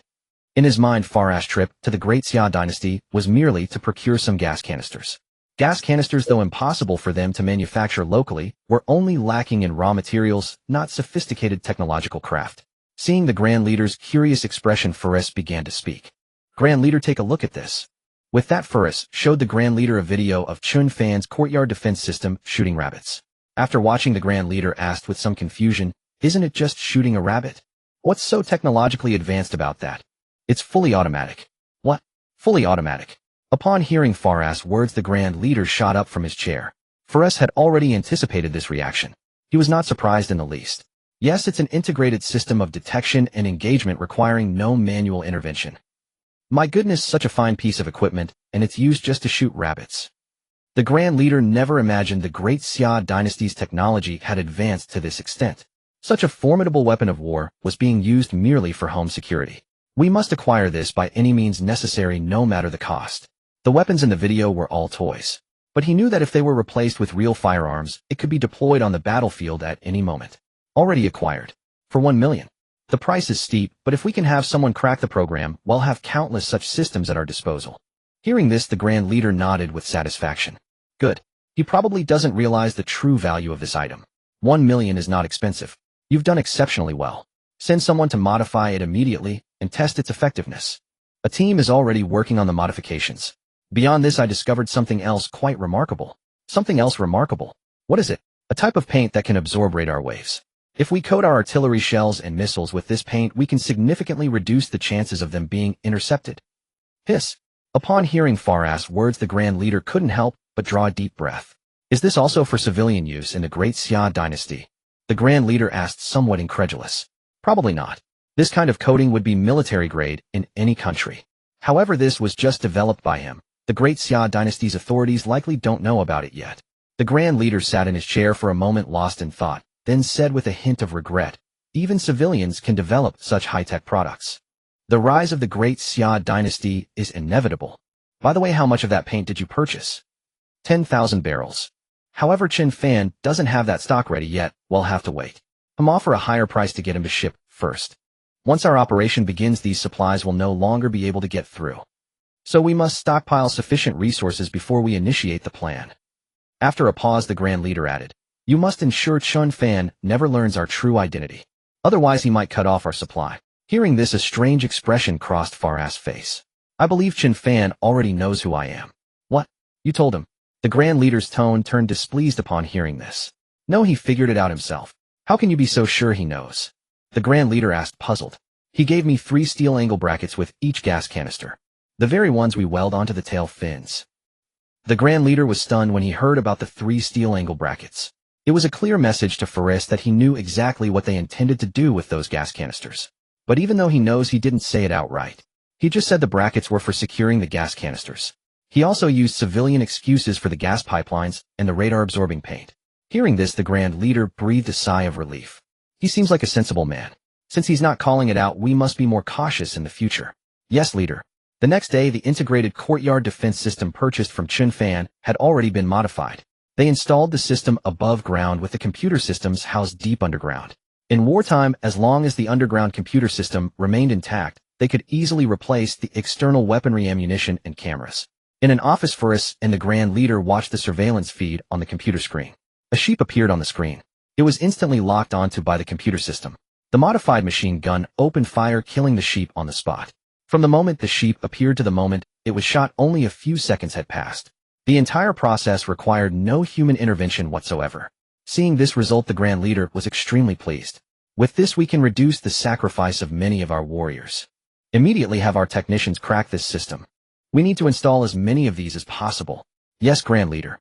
As they were speaking, a programmer walked in with a furrowed brow. Grand Leader, this system is encrypted. Oh, we cannot crack it. What? What's the problem? The Grand Leader's brow furrowed as well upon hearing the programmer's report. Most of the content in this system's program can be modified, but the core program is encrypted and requires an activation code to unlock. Otherwise, even copying the entire program won't make it functional. Furthermore, it contains a self-destruct sequence. If we attempt to force a crack, the program will self-destruct. Hearing this, the Grand Leader and Faris exchanged a glance. It seems Chen Fan had already anticipated our move. That's why he built this safeguard into the program. Faris nodded in agreement. Indeed, I didn't expect him to do this either. So what do we do now?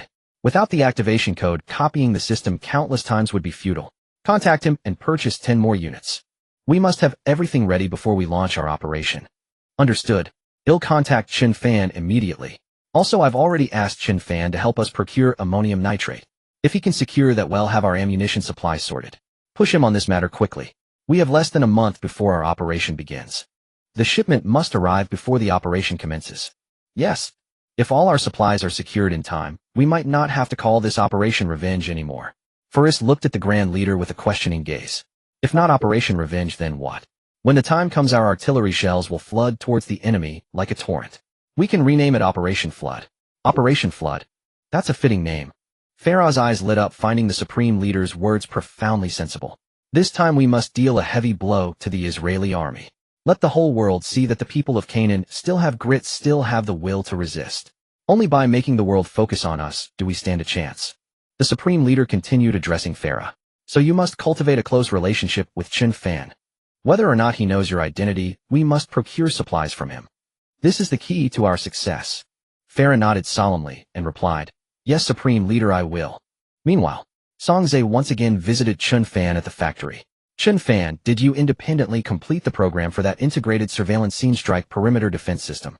Chen Fan nodded and asked yes, why? Songze's specific inquiry about the integrated defense system took him by surprise. Well, after I saw it last time, I mentioned it in a conversation with some people. Somehow word got around and eventually reached the higher-ups. Now they want me to come and get a detailed understanding of the situation first. Ideally, I'd take some documentation back with me. Hearing this, Chen Fan was taken aback, asking, Is this going to be requisitioned by the dynasty? Songze shook his head. Not sure yet, but the higher-ups are quite interested in your system. Whether it gets requisitioned depends on an evaluation. Oh, alright. What do you want to know? Songze spent the entire morning at Chen Fan's place. He asked Chen Fan numerous questions. Chen Fan answered them all, especially the core aspects of the program, which he disclosed without reservation. However, Songze was just a police officer, not a programmer.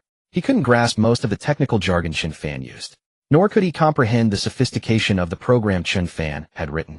Seeing Songze's bewildered expression after his explanation, Chen Fan knew he had been speaking to deaf ears. Songze felt a bit awkward.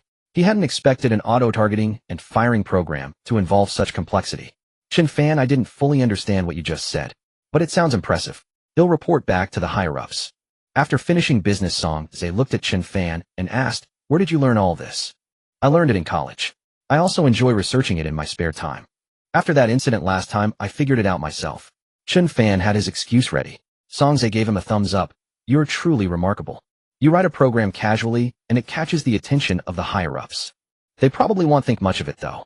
While the program Chen Fan wrote had some technological merit, the technology for automatic locking and targeting was already well established by the dynasty. So Chen Fan was puzzled as to why the higher-ups were interested in this particular thing. Who knows? He'll report back and see what they say. Alright. After Songze left, Chen Fan sank into deep thought. The integrated system wasn't particularly advanced technology. He wondered if the export of those gas canisters had been discovered, and this was a probe to test him. He then reviewed all his recent actions, from beginning to end. He felt there weren't any major loopholes. After racking his brain without finding the root of the issue, he decided to stop worrying about it. After all, things would work out in the end. Just as he was pondering this, Pharaoh called him. Mr. Chen, how are the arrangements for the fertilizer coming along? I haven't found a suitable supplier yet. Hearing this, Pharaoh was disappointed. But before he could speak, Chen Fan continued. So I directly acquired a fertilizer factory. It's undergoing maintenance now and will be operational within a week. You acquired a fertilizer factory outright. That's excellent news. Pharaoh's eyes lit up instantly. He knew Chen Fan wanted to cut out the middleman. But this was the most satisfying outcome for him. Because Chen Fan was a smart man, and Pharaoh had dealt with him before. They knew each other well, making business dealings more reassuring. Mr. Chen, I hope you can send me a few thousand tons first. I have an urgent need. No problem. Chen Fan agreed readily. He bought the factory specifically to produce fertilizer for Pharaoh. Dealing with a smart man like you is always a pleasure. Pharaoh said happily. We're all just trying to make a living. They'll make sure your other orders are expedited too. You can rest assured. I appreciate your help. After hanging up, Farah relayed the news to the Supreme Leader. The Supreme Leader was also very pleased. He ordered his subordinates to continue accelerating ammunition production. Over the next 2 weeks, all 4 factories under Chen Fan's name operated at full capacity.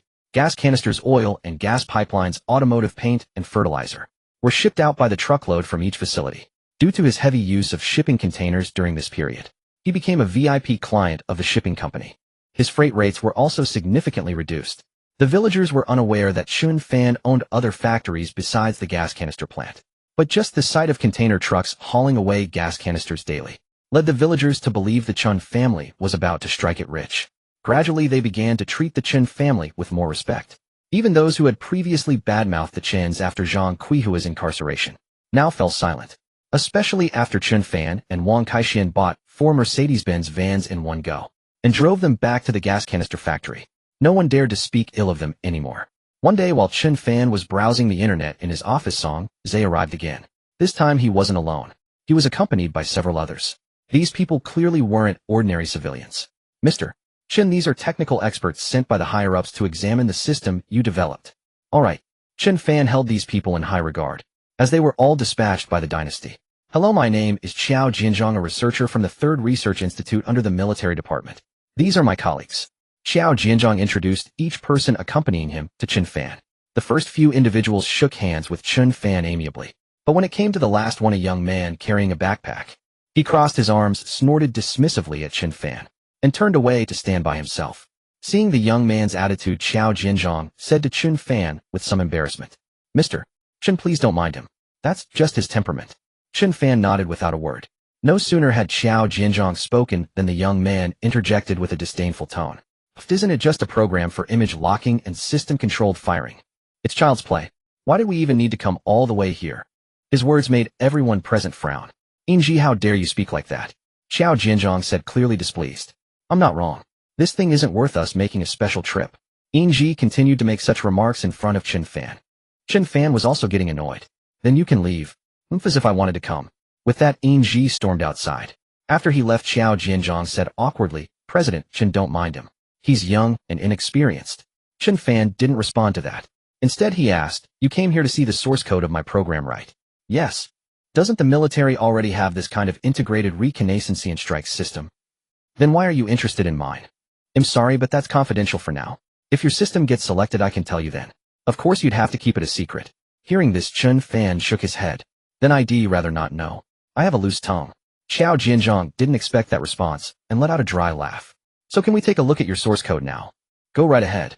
After all, Chen Fan had written this program casually and didn't think much of it. If the dynasty was willing to offer a decent sum, he'd sell it to them. If they didn't want it even better, he could still sell it to Ferris and the others. This code is beautifully written. The moment he laid eyes on the source code, Qiao Jinzhong couldn't help but exclaim, truly elegant. There's not a single redundant line. The structure is impeccably organized. This kind of code is rare, even in our research institute. Indeed, even Yingji couldn't write something this good.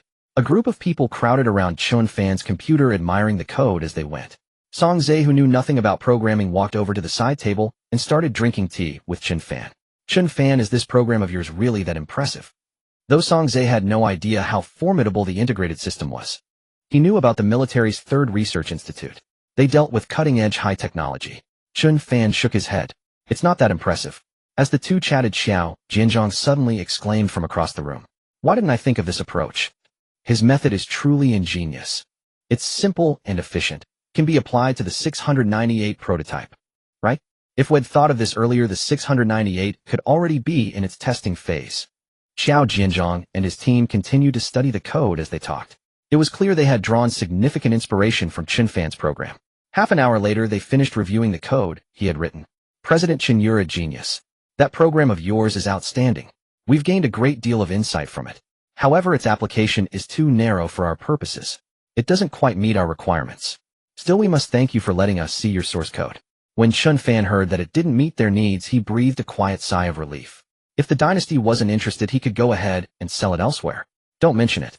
I'm glad it could offer you some inspiration. Well, then we won't keep you any longer. We need to get back to work. All right. Chen Fan escorted them to the door. Meanwhile, Yingji, who had been sitting in the car the whole time, saw them emerge. It was useless, wasn't it? I told you. How could anything useful come out of a place like this, eh? Yingji's words infuriated Xiao Jianzhong. Yingji, come over here and apologize to President Chen. His code is far superior to yours, and his approach to solving problems is better than ours too.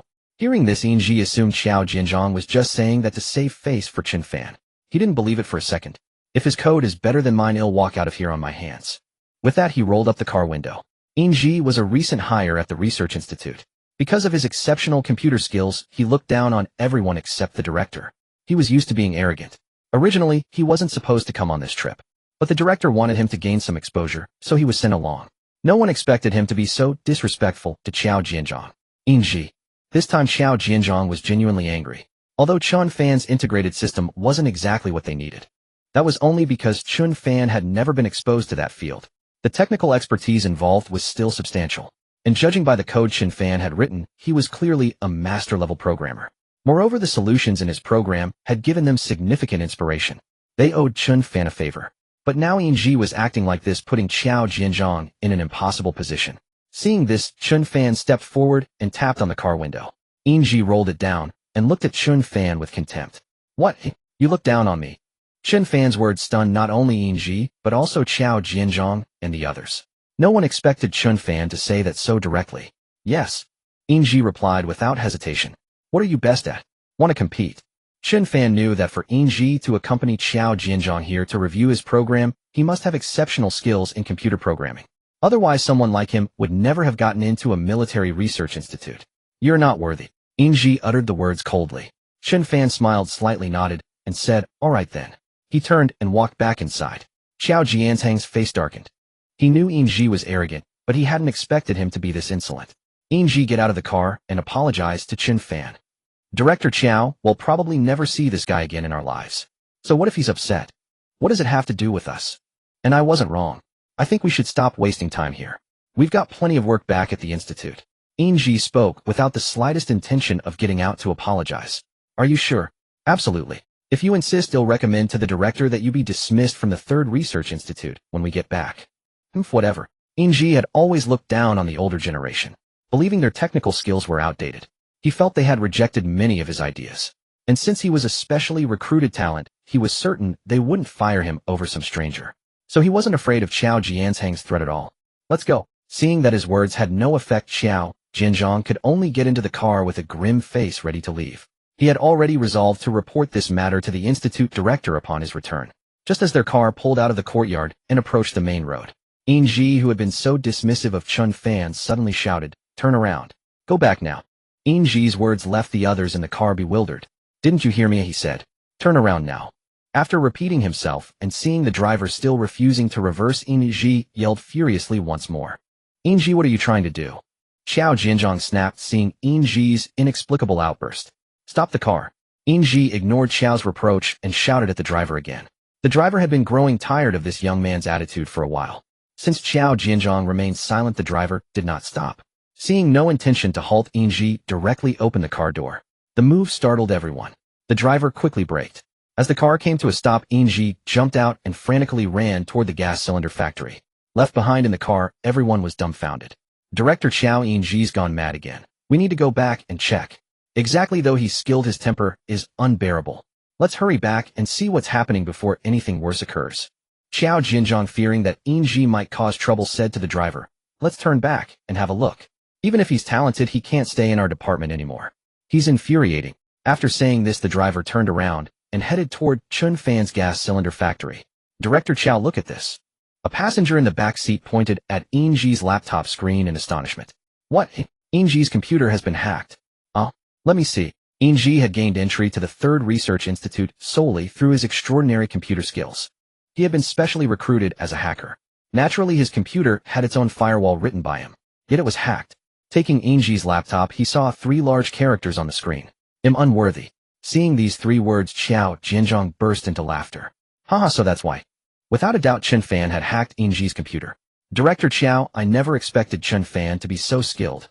To hack Yingji's computer in such a short time, without any preparation. Yes, the program he developed may be average, but this skill is exactly what we need. Why not talk to him and recruit him into our institute?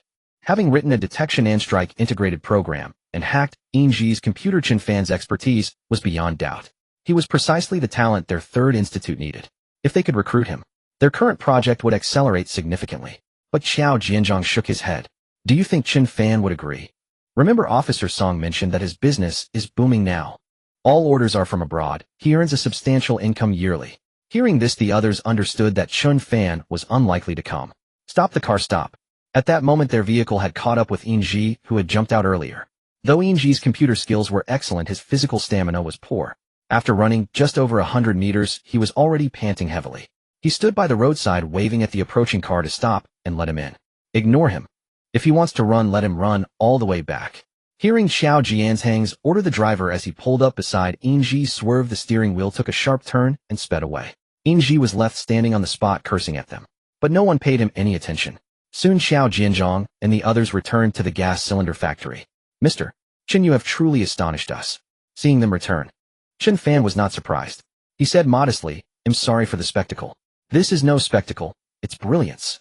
Can you explain how you hacked his computer in such a short time? Hacking a computer was something everyone present could do, but only with extensive preparation. To accomplish what Chen Fan did, without any preparation and in such a brief span, was beyond even Xiao Jianzhang and his team. Even Yingji could not have managed it. That's why Yingji had gone mad and run back here. It's actually simple. He connected to my wireless network earlier. I wrote a simple program that entered his computer through the wireless network. Though Chen Fan made it sound easy, Xiao Jianzhang and the others were stunned. They all knew the technique of hacking into a phone or computer via wireless network. But from the moment they left the institute to discovering the hack, only 4 or 5 minutes had passed. Writing a hacking program in that span of time was what truly amazed them. Could I take a look at your code? Generally, making such a request to a hacker is quite intrusive. But this was the second time Xiao Jianzhang had asked today. The first was for work. This time it was purely out of personal curiosity. So he felt a bit embarrassed when he said it. Go ahead, it's right here. Chen Fan didn't mind and pointed at his computer. Thank you. Xiao Jianzhang walked over and examined Chen Fan's screen. Holy crap. This code is so short. Seeing the program Chen Fan had written, Xiao Jianzhang couldn't help but swear. The entire program was less than 200 lines of code. But every line was incredibly useful, concise, and devoid of any redundancy. Even the formatting was immaculate. As a seasoned programmer, Xiao Jianzhang admitted he couldn't achieve such perfection. So this is how code can be written. This is an eye-opener. We've never thought of this approach before. Chen Fan is a genius. Director Qiao, don't you have any intention of recruiting him into our third institute? Not only Xiao Jianzhang, but the others also couldn't help praising the code. At that moment, Yingji pushed the door open, panting heavily. Though it was only a few hundred meters, he was drenched in sweat. His clothes were soaked through. If he hadn't been holding the door handle, he would have collapsed on the floor. After entering, he glanced at Chen Fan and walked toward Xiao Jianzhang. When he saw the code on the screen, he froze completely. The code level was clearly at least one level above his own with an advanced architecture. It used the fewest lines to create a powerful intrusion tool. After reading the code, Yingji found it hard to believe that such impressive code could come from a small owner of a broken gas cylinder factory in a remote village. Did you write this? Yingji knew that once they left, only Chen Fan and Song Zhe would remain. He had interacted with Song Zhe before and knew he was utterly ignorant of programming. Thus, the only person capable of writing this program was Chen Fan. Yet he refused to believe Chen Fan had written it. Yes, I did. Chen Fan said calmly, taking a sip of tea as he watched Yingji's furrowed brow. I don't believe you. Compete with me. If you win, I'll believe you wrote it. Though he had already accepted the truth in his heart, Yingji still wanted to verify it personally. But Chen Fan gave him no such chance. Still maintaining his composure, Chen Fan slowly uttered 3 words. You are unworthy. The moment these words left Chen Fan's mouth, Yingji's face darkened instantly. It was the very phrase he had hurled at Chen Fan just 10 minutes prior, and now it was being turned back on him. Xiao Jianzhang and the others, upon hearing this, felt a single emotion: satisfaction. This public humiliation was immensely gratifying for those who had long harbored disdain for Yingji, but could never surpass him. If not for knowing that applauding at this moment would be inappropriate, they would have burst into applause for Chen Fan. Even so, they exchanged glances, their eyes twinkling with amusement. Though fury burned within him, Yingji found himself speechless. He had previously dismissed Chen Fan as a mere small-time boss, believing that creating a program like the integrated reconnaissance strike system was his limit. Without even reviewing Chen Fan's code, he had arrogantly declared him unworthy. But now, having seen Chen Fan's code, he understood they were on completely different levels. His own accusation had been born of arrogance. Chen Fan's retort was simply a statement of fact. So faced with Chen Fan's words, the proud Ji could only stammer out a single "I" before trailing off. In that moment, a wave of immense humiliation washed over him. A computer prodigy since childhood. Raised amidst constant praise, Ji experienced such a crushing defeat for the first time. He stood frozen, fists clenched, staring at Chen Fan. Xiao Jianzhong and the others, seeing his state, feared he might resort to violence. They hastily moved to pull him away. Ji, don't do anything rash. Come with us. Yes, consider this a lesson. Never underestimate anyone again. Masters often hide in obscurity. As they spoke, they began ushering Ji towards the door. President Chen, our apologies for the spectacle. Ji has never faced real setbacks. Encountering someone far superior for the first time might be hard for him to accept. Chen Fan nodded. I understand. As the group reached the doorway, Ji, who had remained silent, suddenly turned to Chen Fan. What would make me worthy? His question stunned everyone present. No one expected such words from Ji, who had never conceded to anyone. His question was an admission of inferiority, a bow to Chen Fan. Wait until you can hack into my computer. Chen Fan could tell that Ji was not inherently malicious, merely accustomed to pride. So after Ji acknowledged his inferiority, Chen Fan offered him a way out. I understand. With that, Ji broke free from those holding him. He looked at Chen Fan and declared, I believe I can do it soon. And when I do, I hope you'll have a fair competition with me. Chen Fan nodded. No problem. But my computer isn't easy to hack. I will definitely break in. Ji turned and left.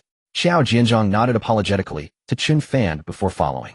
Chen Fan didn't dwell on the incident, but for Ji, it was a different story.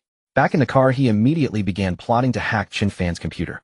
Having connected to the gas cylinder factory's Wi-Fi earlier, he quickly located its IP address. However, what he discovered next left him dumbfounded. The address turned out to be a decoy. Tracing the IP trail further, Ji found it had led him overseas. His laptop was insufficient for deeper investigation, leaving him slumped in his seat, dejected. His mind replayed the concise, efficient code he had seen on Chen Fan's screen. The next day, back at the Third Research Institute, Xiao Jianzhong reported the incident to Director Mu Feiqiang. Chen Fan really silenced Ji. Mu Feiqiang asked in astonishment after hearing the report. Yes. Frankly, I would have been speechless too. Chen Fan's code was beautifully written, with remarkably clear logic and many novel approaches we'd never considered. He's a computer genius. Seeing Xiao Jianzhang's high praise, Mu Feiqiang asked, Old Xiao, is there any chance we could recruit him specially? Xiao Jianzhong shook his head. Chen Fan is a business owner with ventures reportedly reaching overseas. Do you think he'd give all that up to join us? Mu Feiqiang shook his head regretfully. It's a real loss. We're in dire need of such talent. Xiao Jianzhong agreed. Indeed. In terms of ability, skill, and character, Chen Fan is top-notch. It's a pity someone like him won't join us. Xiao Jianzhong felt a deep sense of loss knowing Chen Fan would be a perfect fit. But he also understood that someone like Chen Fan was unlikely to accept such an offer. Although he had considered asking Chen Fan directly, he realized he wouldn't have agreed if he were in Chen Fan's shoes. So he kept the thought to himself. By the way, where's Ji? He locked himself in his dorm room upon returning. Probably nursing his pride, trying to hack into Chen Fan's computer for a rematch. Xiao Jianzhong was right. Ji was indeed in his dorm attempting to breach Chen Fan's system, but his brow was deeply furrowed. He remained utterly stuck. He had hoped to exploit Chen Fan's IP address, but it was consistently routed overseas and changed every few minutes, leaving him with no angle of attack. The only option would be compromising the root servers, a feat requiring resources and manpower far beyond his individual means. Chen Fan's factories continued their full-throttle production over the past few days. The first batch of fertilizer had already been dispatched and would arrive within days. Seizing this window of time, Chen Fan purchased all 100 acres of land surrounding his gas canister factory. Although Chen Fan's gas canister factory was not large, its profitability was exceptional. Within just 2 short months, the factory alone had contributed over 10 million in taxes. Moreover, the finances for the steel mill, paint factory, and fertilizer plant were all settled from this revenue stream. Consequently, in less than 2 months, Bankrupt Industries had already remitted tens of millions in taxes, instantly becoming the region's leading taxpayer. For such a generous benefactor seeking a piece of land, the local authorities were more than willing to oblige. They not only expedited the paperwork, but also offered a host of preferential policies. One day, Chen Nian came to the factory to see Chen Fan. Ever since he had handed the reins over, the business had flourished, and Chen Fan had even acquired several other factories on the brink of bankruptcy. Given his advanced age, Chen Nian felt reassured seeing Chen Fan's competence and was content to leave the business in his hands. He had spent this time resting at home, but as a man of the older generation, 2 months of inactivity had left him restless. He had initially thought of lending a hand at the factory, but Chen Fan had everything running so smoothly that there was no need for his assistance. This left Chen Nian, a man who had worked his entire life, feeling somewhat adrift. He decided to lease the hill behind the factory to give himself something to do.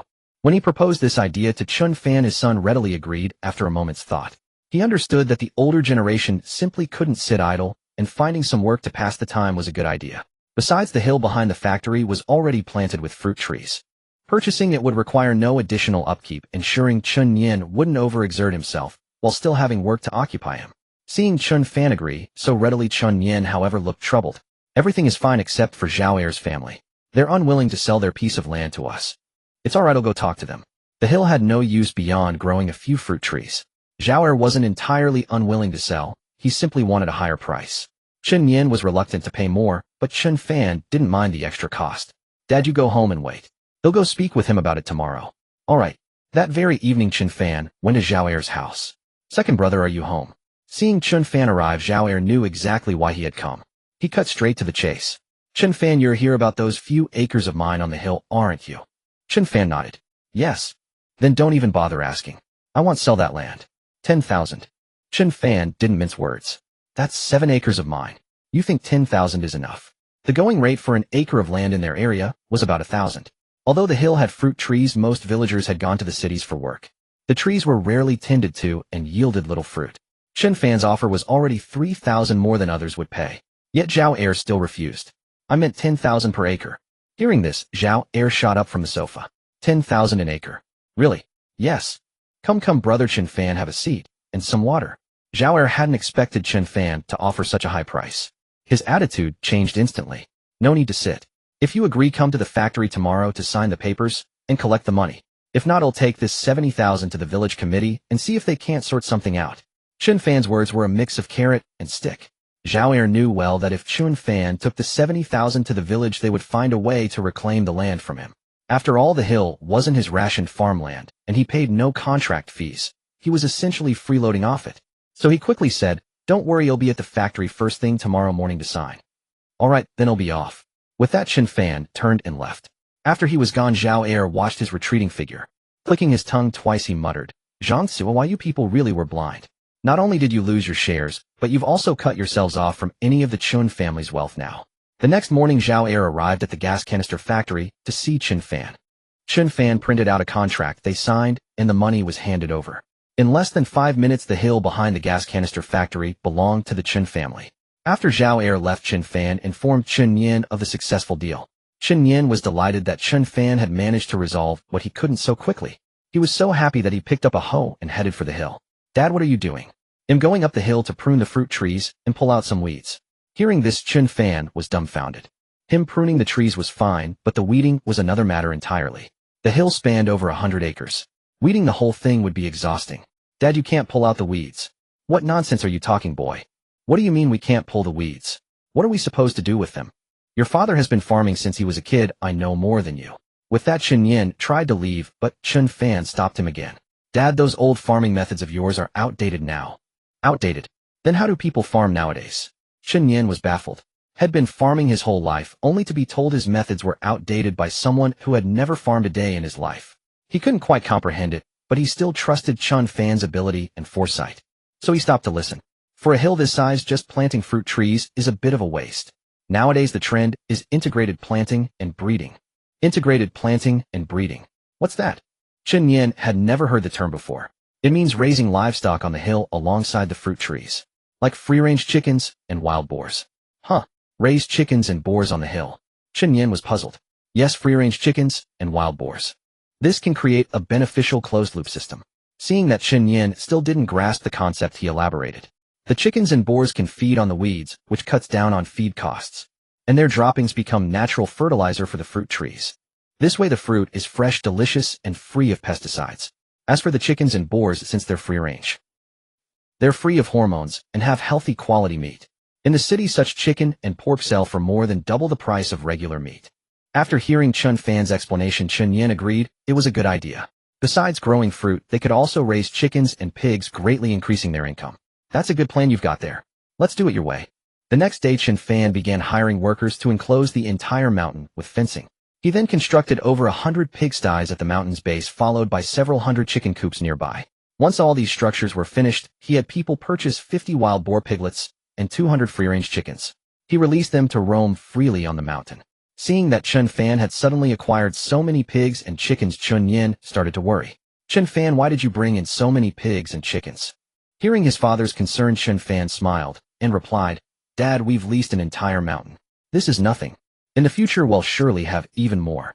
But how am I supposed to manage raising all of these? Chen Nian had originally only planned on raising a few pigs and a few dozen chickens. He never expected Chen Fan to go out and get 50 pigs and 200 chickens all at once. Although he felt Chen Fan had bought too many since they were already there, he couldn't very well tell his son to return them. He had no choice but to grit his teeth and raise them. Fortunately, Chen Fan was right. These pigs and chickens were free range. They required minimal supervision, needing only to be fed once a day, which saved him a lot of trouble. That day, Furris called Chen Fan. Mr. Chen, could you sell me more of that integrated defense system? How many do you need? 20 activation codes will do. 20. One integrated courtyard defense system could control up to 10 guns simultaneously. 20 of them meant 200 guns. The urgency of his request suggested he was preparing for war. Chen Fan felt a great deal of sympathy for the people of Canaan. So when Furris asked for the 20 activation codes, Chen Fan sent them over immediately. Before long, Furris transferred the payment. He then said to Chen Fan, Mr. Chen, we may be facing some significant events here. I hope you can prioritize our shipments for the time being. We'll increase our payment by 5% on top of the original price. No problem. So over the next few days, whenever the factory had enough goods to fill a truck, Chen Fan would immediately arrange for it to be shipped out to them. He knew that once the conflict in Canaan began, all supply routes would be sealed off. Getting any supplies in would become incredibly difficult, especially items like gas canisters and oil pipelines, which could be modified into weapons. These would be even harder to get into Canaan. Time was critical, not just for Furris now. It was equally pressing for Chen Fan. Sure enough, a few days later, while scrolling through his phone at the factory, Chen Fan saw news reports that fighting had broken out in Canaan. He tapped on the story immediately. Breaking news: the Katai Brigade, a faction within the Canaan region, has launched a military operation named Operation Flood against the Israeli forces. In less than half an hour, the Katai Brigade fired over 5,000 shells at the Israeli kingdom. The Israeli military urgently activated its interception system. It appears the sheer number of shells overwhelmed the system's capacity. Nearly half of the projectiles landed within the Israeli kingdom's territory. Furthermore, the Katai Brigade initiated a ground offensive, seizing several Israeli military outposts in a short period. After reading this news, Chen Fan understood that Israel's interception of only half the shells wasn't just due to the saturation attack. It was also because the shells modified from gas canisters were coated with the car paint produced by his own factory. The war between Canaan and Israel presented both advantages and disadvantages for Chen Fan. On the plus side, as long as they were fighting, they would need his raw materials, securing him a steady major client. On the downside, getting supplies into Canaan would become much harder, which also increased the risk of him being exposed. If he were exposed, he might no longer be able to supply them. So Chen Fan decided to expand his business ventures. He planned to get the laboratory up and running as quickly as possible. That way, if his factory produced new products in the future, he could attribute them to the lab's research. This would prevent him from drawing unwanted attention.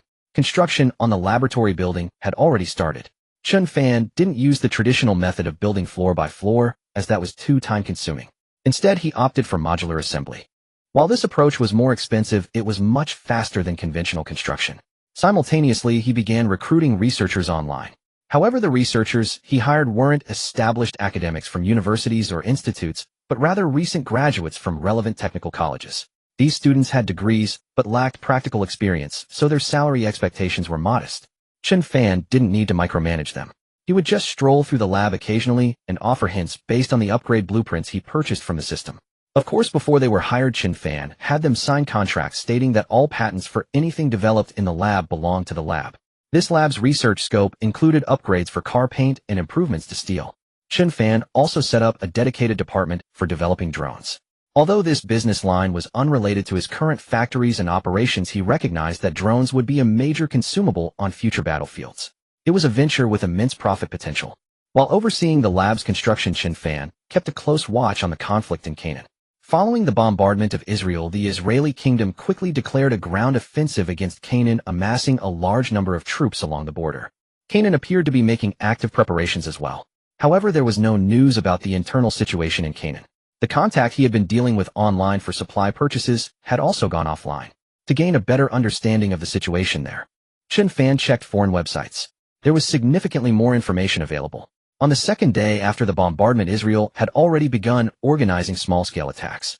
These attackers, however, were not regular Israeli soldiers. They were mercenaries. These mercenaries served primarily as advanced units tasked with harassment and reconnaissance to probe Canaan's defenses. Clearly, Canaan was well prepared for this, and their forces were adept at guerrilla warfare. The mercenaries didn't achieve any significant gains in Canaan. While browsing these reports, Chen Fan stumbled upon a recruitment post for mercenaries. Interestingly, it wasn't for the Israeli or Canaan forces, but for the other side in a different conflict. They were offering weapons and equipment for mercenaries to fight on the front lines. These mercenaries were paid daily.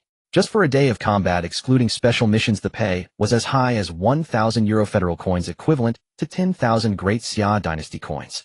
There were also bonuses for kills or capturing enemy soldiers. Additionally, there were special missions such as assassinations, assaults, and transport, with compensation varying based on the mission's difficulty.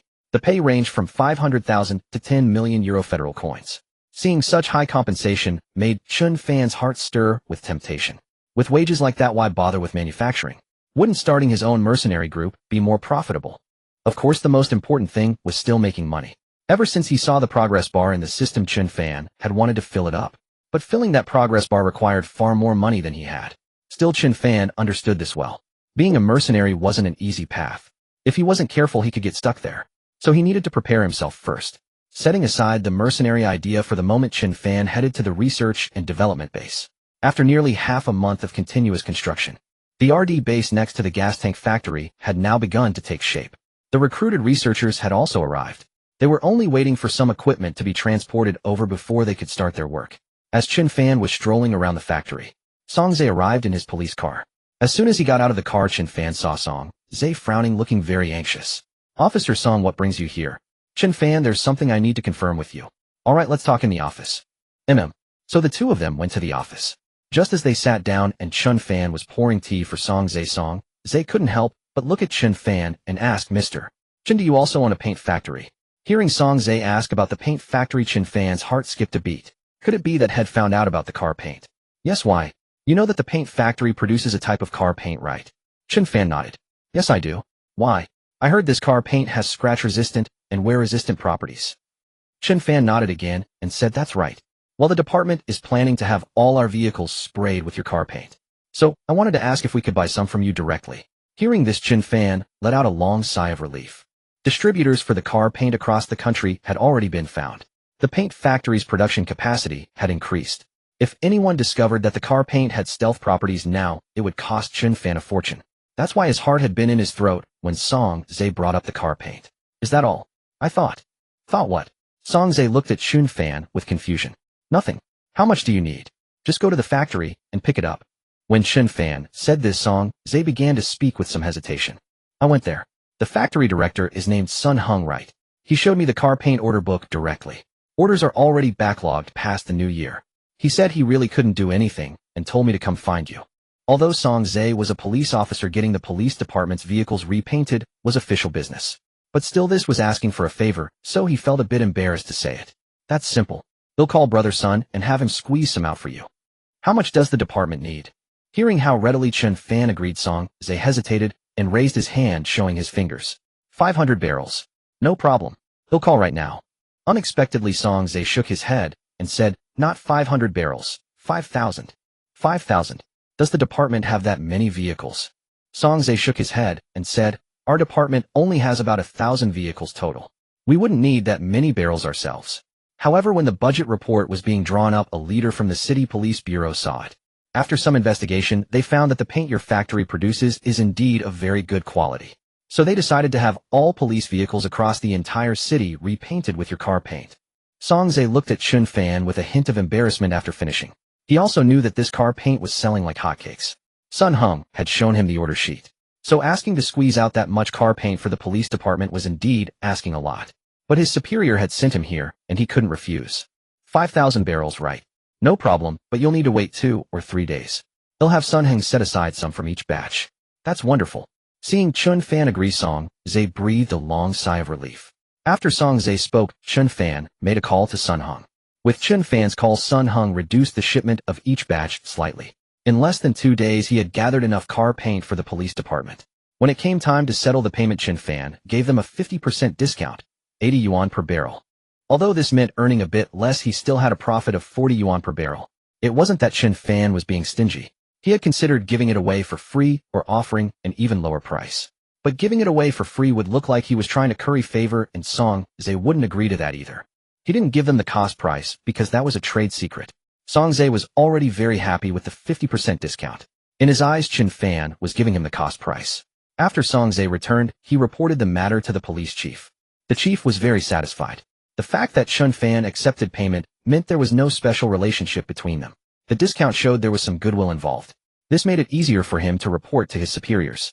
Within a few days, every police vehicle in Linsheng was sprayed with the Baishan car paint. This was effectively a free advertisement for the car paint.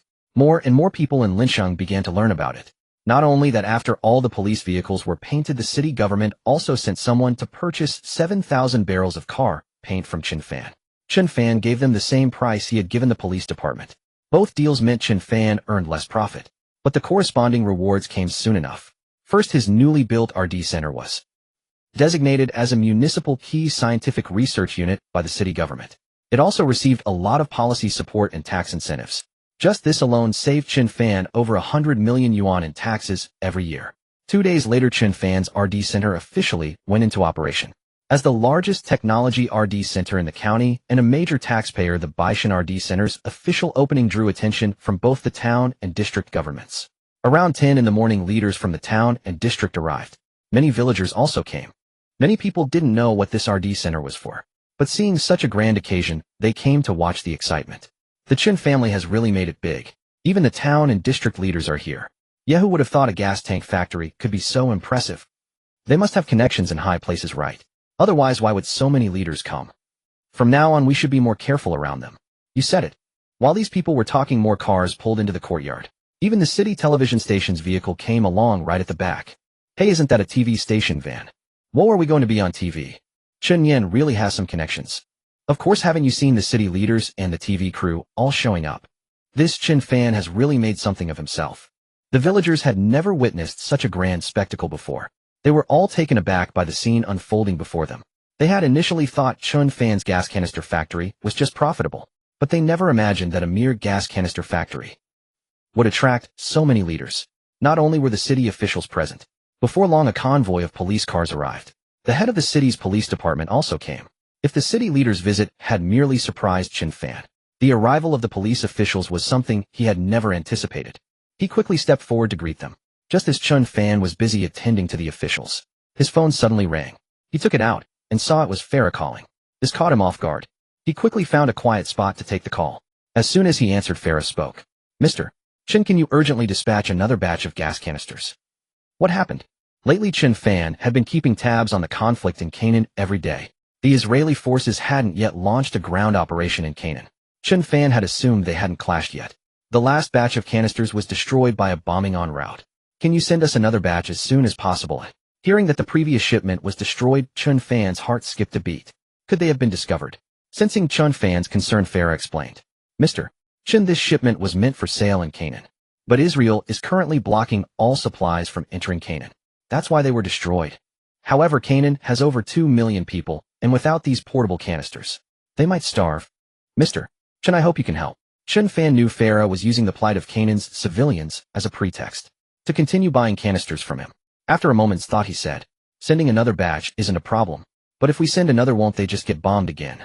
Farah replied, we have a way to transport them. All right. Since he was so confident, Chen Fan didn't press further and agreed. After hanging up, Chen Fan called the workshop director of the canister factory. He asked him to check the remaining stock and arrange for containers to ship them all out. Chen Fan was well aware that the conflict in Canaan was just beginning. Getting supplies through would likely become even harder in the future, so he planned to send as much as possible while he could. After making these arrangements, Chen Fan returned to the ceremony. The inauguration for the Century R&D Center had officially begun. The ceremony itself was quite straightforward, just speeches from the leaders, and Chen Fan gave one as well. Then he was interviewed by the TV station. After the interview concluded, the leaders departed. Chen Fan spotted Song Zhe, who hadn't left yet. Officer Song, there's something I'd like to ask you. What is it? Song Zhe looked at Chen Fan. Can we establish a mercenary company in the dynasty right now, eh? Not currently, but probably in the future. What do you mean? You think the dynasty will allow mercenary companies to register? Song Zhe nodded. It's possible. As our dynasty grows stronger, our interests in overseas territories expand. There are matters the military can't always handle. So it's likely they'll permit the establishment of controlled private military companies. After explaining, Song Zhe looked at Chen Fan and asked, why are you asking? You want to become a mercenary? Chen Fan didn't hide his intentions. He nodded. Officer Song, to be honest, I've been thinking about it. Song Zhe was taken aback by Chen Fan's admission. He thought Chen Fan was just asking casually, never expecting he was serious. Are you serious? Song Zhe asked again in disbelief. Chen Fan nodded. Yes. Officer Song, my main business is all overseas now. Like the Middle East, Africa, South America. You know these places, they're poor, but they're also chaotic. Today a client called me and said the gas canisters we shipped were destroyed. This might be the first time, but it won't be the last. I'm thinking of starting a mercenary group to help escort my shipments. After hearing Chen Fan's plan, Song Zhe was so stunned, he didn't know what to say. You're just a gas canister seller, and you want to start a mercenary company to escort them. Gas canisters and mercenaries. The gap between those two is enormous. Song Zhe struggled to keep up with Chen Fan's thinking. After a long pause, Song Zhe looked at him and asked, don't you think this is overkill? They're just gas canisters. The escort cost might be more than the canisters themselves. Who would hire mercenaries to escort stuff like this? Song Zhe thought the idea of creating a mercenary company just to escort some cheap gas canisters was a bit far-fetched. I'm not sure either. What I want to ask is if I join or start a mercenary company abroad, would there be any trouble back home? Song Zhe thought for a moment. I'm not entirely sure, but I recall people online mentioning joining the Foreign Legion. After returning home, I don't think they had any issues. They'll ask around for you later. Thank you, I appreciate it. Chen Fan's idea of forming a mercenary group had been brewing for some time. With the imminent conflict in Canaan and the year-long war between the two major powers and conflicts in Africa and South America, mercenaries had long become the preferred choice for many dynasties to avoid losing their own regular troops and to handle matters that couldn't be done officially. Although Chen Fan wasn't a professional soldier and had never even held a gun, he had the system. He could purchase skills to enhance his combat abilities. Most importantly, his most profitable ventures, gas canisters, car paint, steel, and fertilizer, while generating significant wealth in the short term, weren't sustainable long-term businesses. As the dynasty develops, he'd likely be restricted from exporting these goods. The car paint business would probably be regulated too. This was precisely why Chen Fan established the RD Center, to create more business opportunities for himself, to develop new products before those factories shut down, ensuring sustainable growth. From Chen Fan's perspective now, starting a mercenary group seemed like a viable option. Chen Fan was just about to delve into the matters of the mercenary corps when Chen Nian hurriedly rushed in from outside. Chen Fan, something terrible has happened. Our pigs are missing. Hearing this, Chen Fan couldn't help but furrow his brow. Dad, how could the pigs just disappear? Weren't they all penned up? To ease Chen Nian's burden, Chen Fan had not only built the fence around the back mountain, but also hired 5 people to help watch over them. Someone cut a hole in our fence. The pigs must have escaped through there. Song Zhe, who was listening nearby, realized this wasn't a case of lost pigs, but a clear theft. Uncle, there's no need to worry over one pig. They'll help you look for it. Seeing Chen Nian's anxious expression, Song Zhe tried to console him. Despite Song Zhe's words, the worry on Chen Nian's face remained. If it were just one pig, I wouldn't have mentioned it. 15 are missing. 15. That many. This put Song Zhe on edge. The theft of so many pigs was no trivial matter. Song Zhe turned to Chen Fan and asked, Mr. Chen, since when did your family start raising pigs? Chen Fan briefly explained how he had contracted the back mountain for his father to plant trees. After hearing this, Song Zhe said, then let's go check the scene together. Afterwards, your father can come back with me to give a statement. All right. So Chen Fan and the others made their way to the back mountain. The wire fence had a gap wide enough for a person to pass through, cut with pliers. Around it were pig footprints. Outside, there were also tracks from a 3-wheeled vehicle. However, since there were no surveillance cameras in these areas and the location was relatively remote, not checked daily, there was no way to determine the exact time the thieves had struck. After inspecting the scene, Song Zhe looked troubled. This won't be easy to solve. There's not a single camera around here. As he spoke, he glanced around. The area was surrounded by fields with several roads passing through. Without any surveillance, finding the pig thieves would be difficult. Chen Fan understood this as well. Although catching the thieves seemed challenging, Song Zhe still said, they'll have my men start investigating immediately.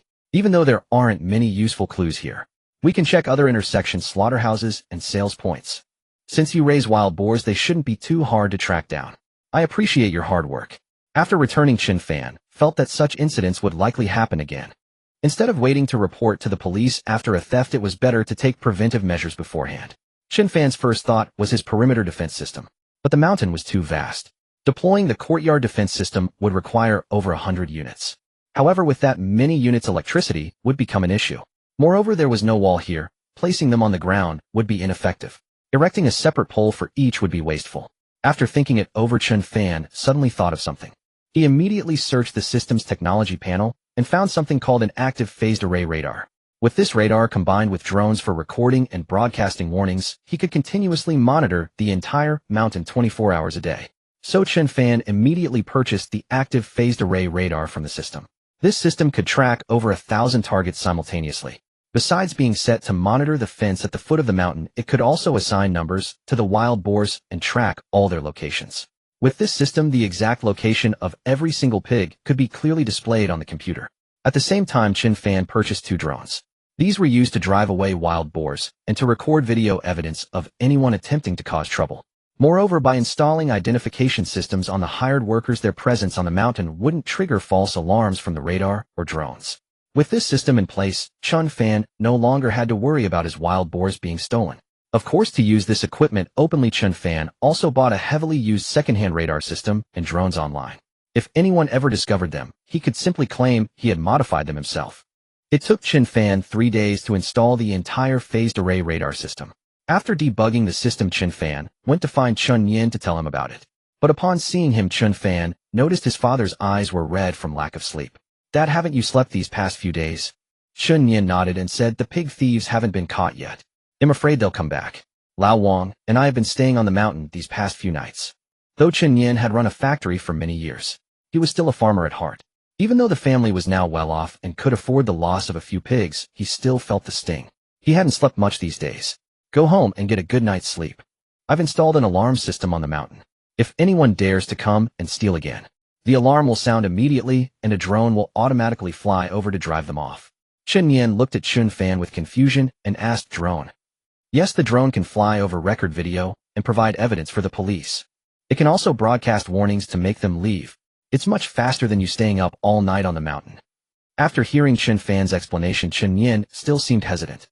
He found it hard to believe that technology had advanced this far. Seeing his father's disbelief, Chen Fan said, "If you don't believe me, let's go test it out and see." "All right, let's go. If it really works, then he'll go home and sleep." With that, the two of them left the factory and headed to the spot where the fence had been cut last time. "Chen Fan, there's no sign of anything happening. Dad, be patient. It would take you at least 10 minutes to get here from the mountain, right?" Exactly. Even though the drone is faster than you, it still needs some time to fly over here." Just as Chen Fan was speaking, he heard a buzzing sound coming from above. Looking up, he saw a drone rapidly flying towards them. It stopped in midair about a dozen meters away. "This is the mountain contracted by Bankrupt Industry.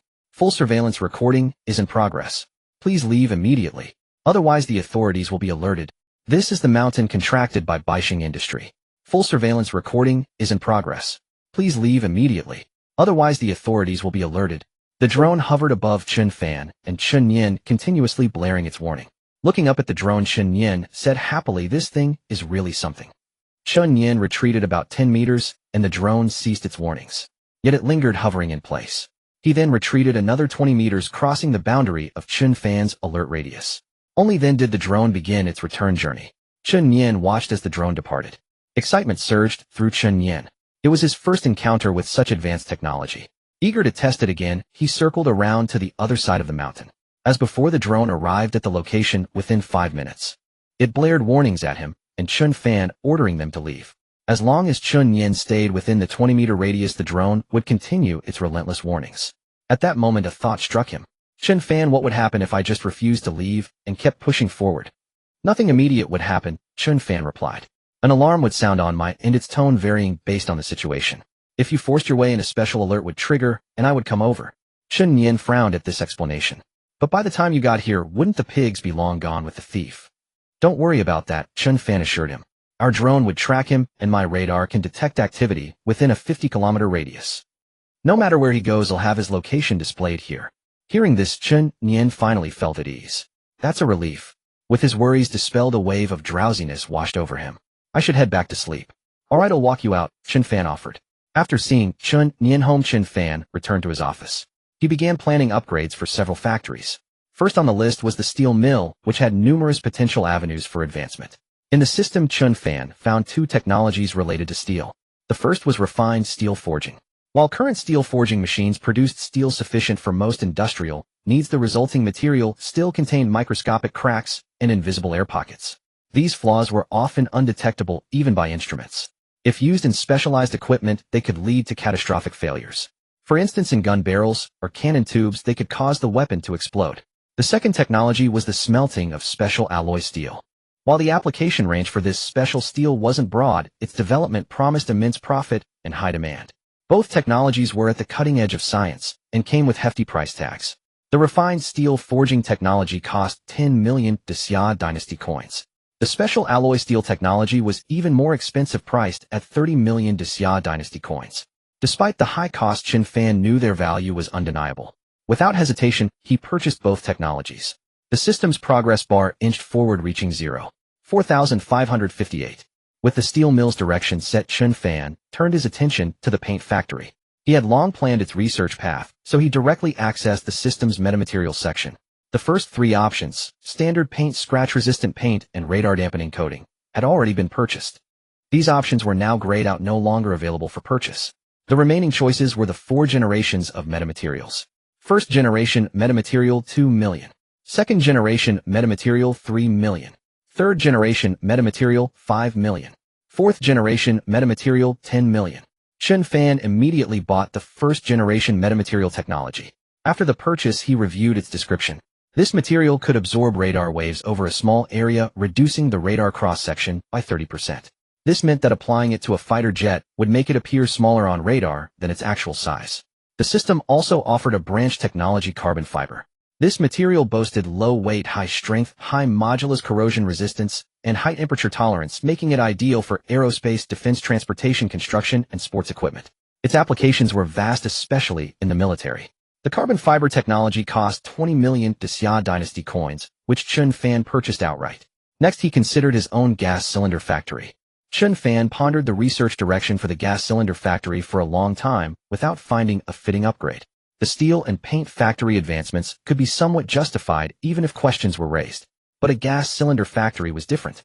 You couldn't exactly upgrade a gas cylinder into a bomb. The lack of a clear path for this factory gave Chen Fan a headache. He scoured the system interface multiple times. Still, he couldn't find a single relevant technology. He was truly stumped. After a day of fruitless deliberation, he was watching television that evening when a news report about an accident aired. At 3 o'clock this afternoon, a tanker truck transporting highly toxic chemicals exploded suddenly while in transit. The blast killed one person instantly and injured 3 others. Upon seeing this, a thought struck Chen Fan, and he slapped his forehead. He finally had a direction for the gas cylinder factory. The focus would be on airtightness and safety. He could also explore research into high pressure and vacuum resistance. He immediately located a technology for tank equipment in the system, followed by a deep-sea submersible manufacturing technology. The first technology was relatively inexpensive at 5 million. The latter cost 20 million. The price of the tank equipment technology suggested it wasn't highly advanced. What surprised Chen Fan was the deep-sea submersible technology. It required 20 million, indicating a very high level of technological sophistication. He purchased it without a second thought. Last on his list was the fertilizer factory. This one was more straightforward. He would focus on fertilizer enhancements and increasing crop yields. He quickly found a technology called high-efficiency compound fertilizer. There was also a hybrid rice technology. The price difference between these two was substantial. The high-efficiency compound fertilizer cost a mere 10 million. The hybrid rice technology, however, was priced at a staggering 50 million. This was the most expensive technology Chen Fan had encountered in the system. But it made sense. No matter how advanced technology gets, without food, nothing else matters. This hybrid rice could secure the food supply for over 1 billion people in the Xia dynasty. On his original world, this technology was developed by academician Yuan. Chen Fan wondered if a counterpart existed in this world. If so, he wanted to invite him. He could use his purchased technology to allow academician Yuan to conduct his experiments with fewer trials. After purchasing all the future technologies for his factories, Chen Fan turned his attention to the drone systems in the system. From the perspective of his original world, drones were destined to play a monumental role in both daily life and military applications. In the military sphere especially, whether it was quad-wing bombers, FPV drones, or even large-scale cruise drones, they all held significant, even battlefield-changing influence. However, many companies were already developing drone technology. Take the formidable DJI for instance. Their drone technology was already highly mature, commanding over 90% of the civilian market share. Chen Fan had no desire to compete with DJI on that turf. His focus was on military-grade drones. This market was primarily a competition between nations. While intense, the demand and profit margins for military drones far exceeded those of civilian ones. Yet Chen Fan was well aware that he was after all a private enterprise. He couldn't openly declare that his research was for military drones. So Chen Fan devised a cover story: special rescue operations. For instance, in the event of a high-rise fire, quad-wing drones could be used to carry and precisely drop water bombs. Similarly, FPV-style drones could be deployed for operations that were out of reach for standard firefighting equipment or too complex for quad-wing drones, such as breaking windows to extinguish fires. He also planned to research counter-drone equipment. The more drones in the sky, the greater the need for counter-drone systems. This particular market segment was currently without competitors, a veritable blue ocean. This was a highly advantageous position for Chen Fan. The system displayed the prices: $10 million for the quad-wing drone, $8 million for the FPV drone, and $13 million for the counter-drone equipment. Without hesitation, Chen Fan purchased all three technologies, and the knowledge instantly flooded his mind. If not for the need for secrecy, he could have developed a drone superior to DJI's within a month. But Chen Fan couldn't do that. So he went to the R&D center and gathered all 200 newly hired employees in the main conference room. These recruits were all recent university graduates. Their starting salary was 6,000 yuan a month. While not high, it was reasonable for a third-tier city with a low cost of living. Though the location was somewhat remote, the working environment was decent. With year-end performance bonuses and dividends, they were generally satisfied with their compensation. After all, many of them would likely struggle to find any job at a major corporation. As Chen Fan looked at the sea of young faces before him, he felt a surge of emotion. No one would have imagined that just 2 months ago he was the manager of a failing gas canister factory. Now he was the boss of a company with over 400 employees. The young graduates were equally astonished to see Chen Fan. They had all been interviewed by Wang Kaishuan, a process that was largely a formality. Essentially, anyone who applied was accepted. Consequently, they had all assumed Wang Kaishuan was the boss. It wasn't until the R&D Center's official opening ceremony yesterday that they learned Chen Fan was the true owner. Our boss is so young. Yeah, he looks about our age. Well, he's a rich second generation. What rich second generation? Haven't you heard? His family's gas canister factory was on the verge of bankruptcy before he took over. It only started to recover under his leadership. I've also heard that our boss is very capable. Young and capable. I wonder if he has a girlfriend. Don't even think about it. Even if he doesn't, it wouldn't be you. Clearing his throat, Chen Fan tapped the microphone. The murmuring crowd fell silent, realizing Chen Fan was about to speak. Before we begin, please stand up. The employees were puzzled by this unexpected request, unsure why he would ask them to stand. Chen Fan then said, "Those of you who studied chemistry, agriculture, or wish to pursue research in these fields, please move to the easternmost seats." Although confused, they complied and began to shuffle to their new seats. Once that group had settled, Chen Fan continued, "Students from steel-related majors, please sit next to them." With the previous example, this group moved much more quickly. Those related to materials science, mechanics, or chemistry, please go and sit over there. Those in aerospace, drone-related fields, or wishing to research them, please follow them. Chen Fan was temporarily grouping them according to his R&D directions. He had no other choice. Since he hadn't been the one to hire them, there was no way he could remember all their names or specialties. This categorization was the only practical solution. Once everyone was reseated, Chen Fan officially began the meeting. As you all may know, my family originally ran a gas canister business. Later, we acquired a steel mill, a paint factory, and a fertilizer plant. These small factories essentially lack any competitive edge. Without developing new business and conducting research, they will inevitably be eliminated by the market. That is why I established this R&D center. Your primary goal will be to upgrade the production and technology of these 4 factories. Your seating arrangement corresponds to your research field. Additionally, I have set up a drone R&D division.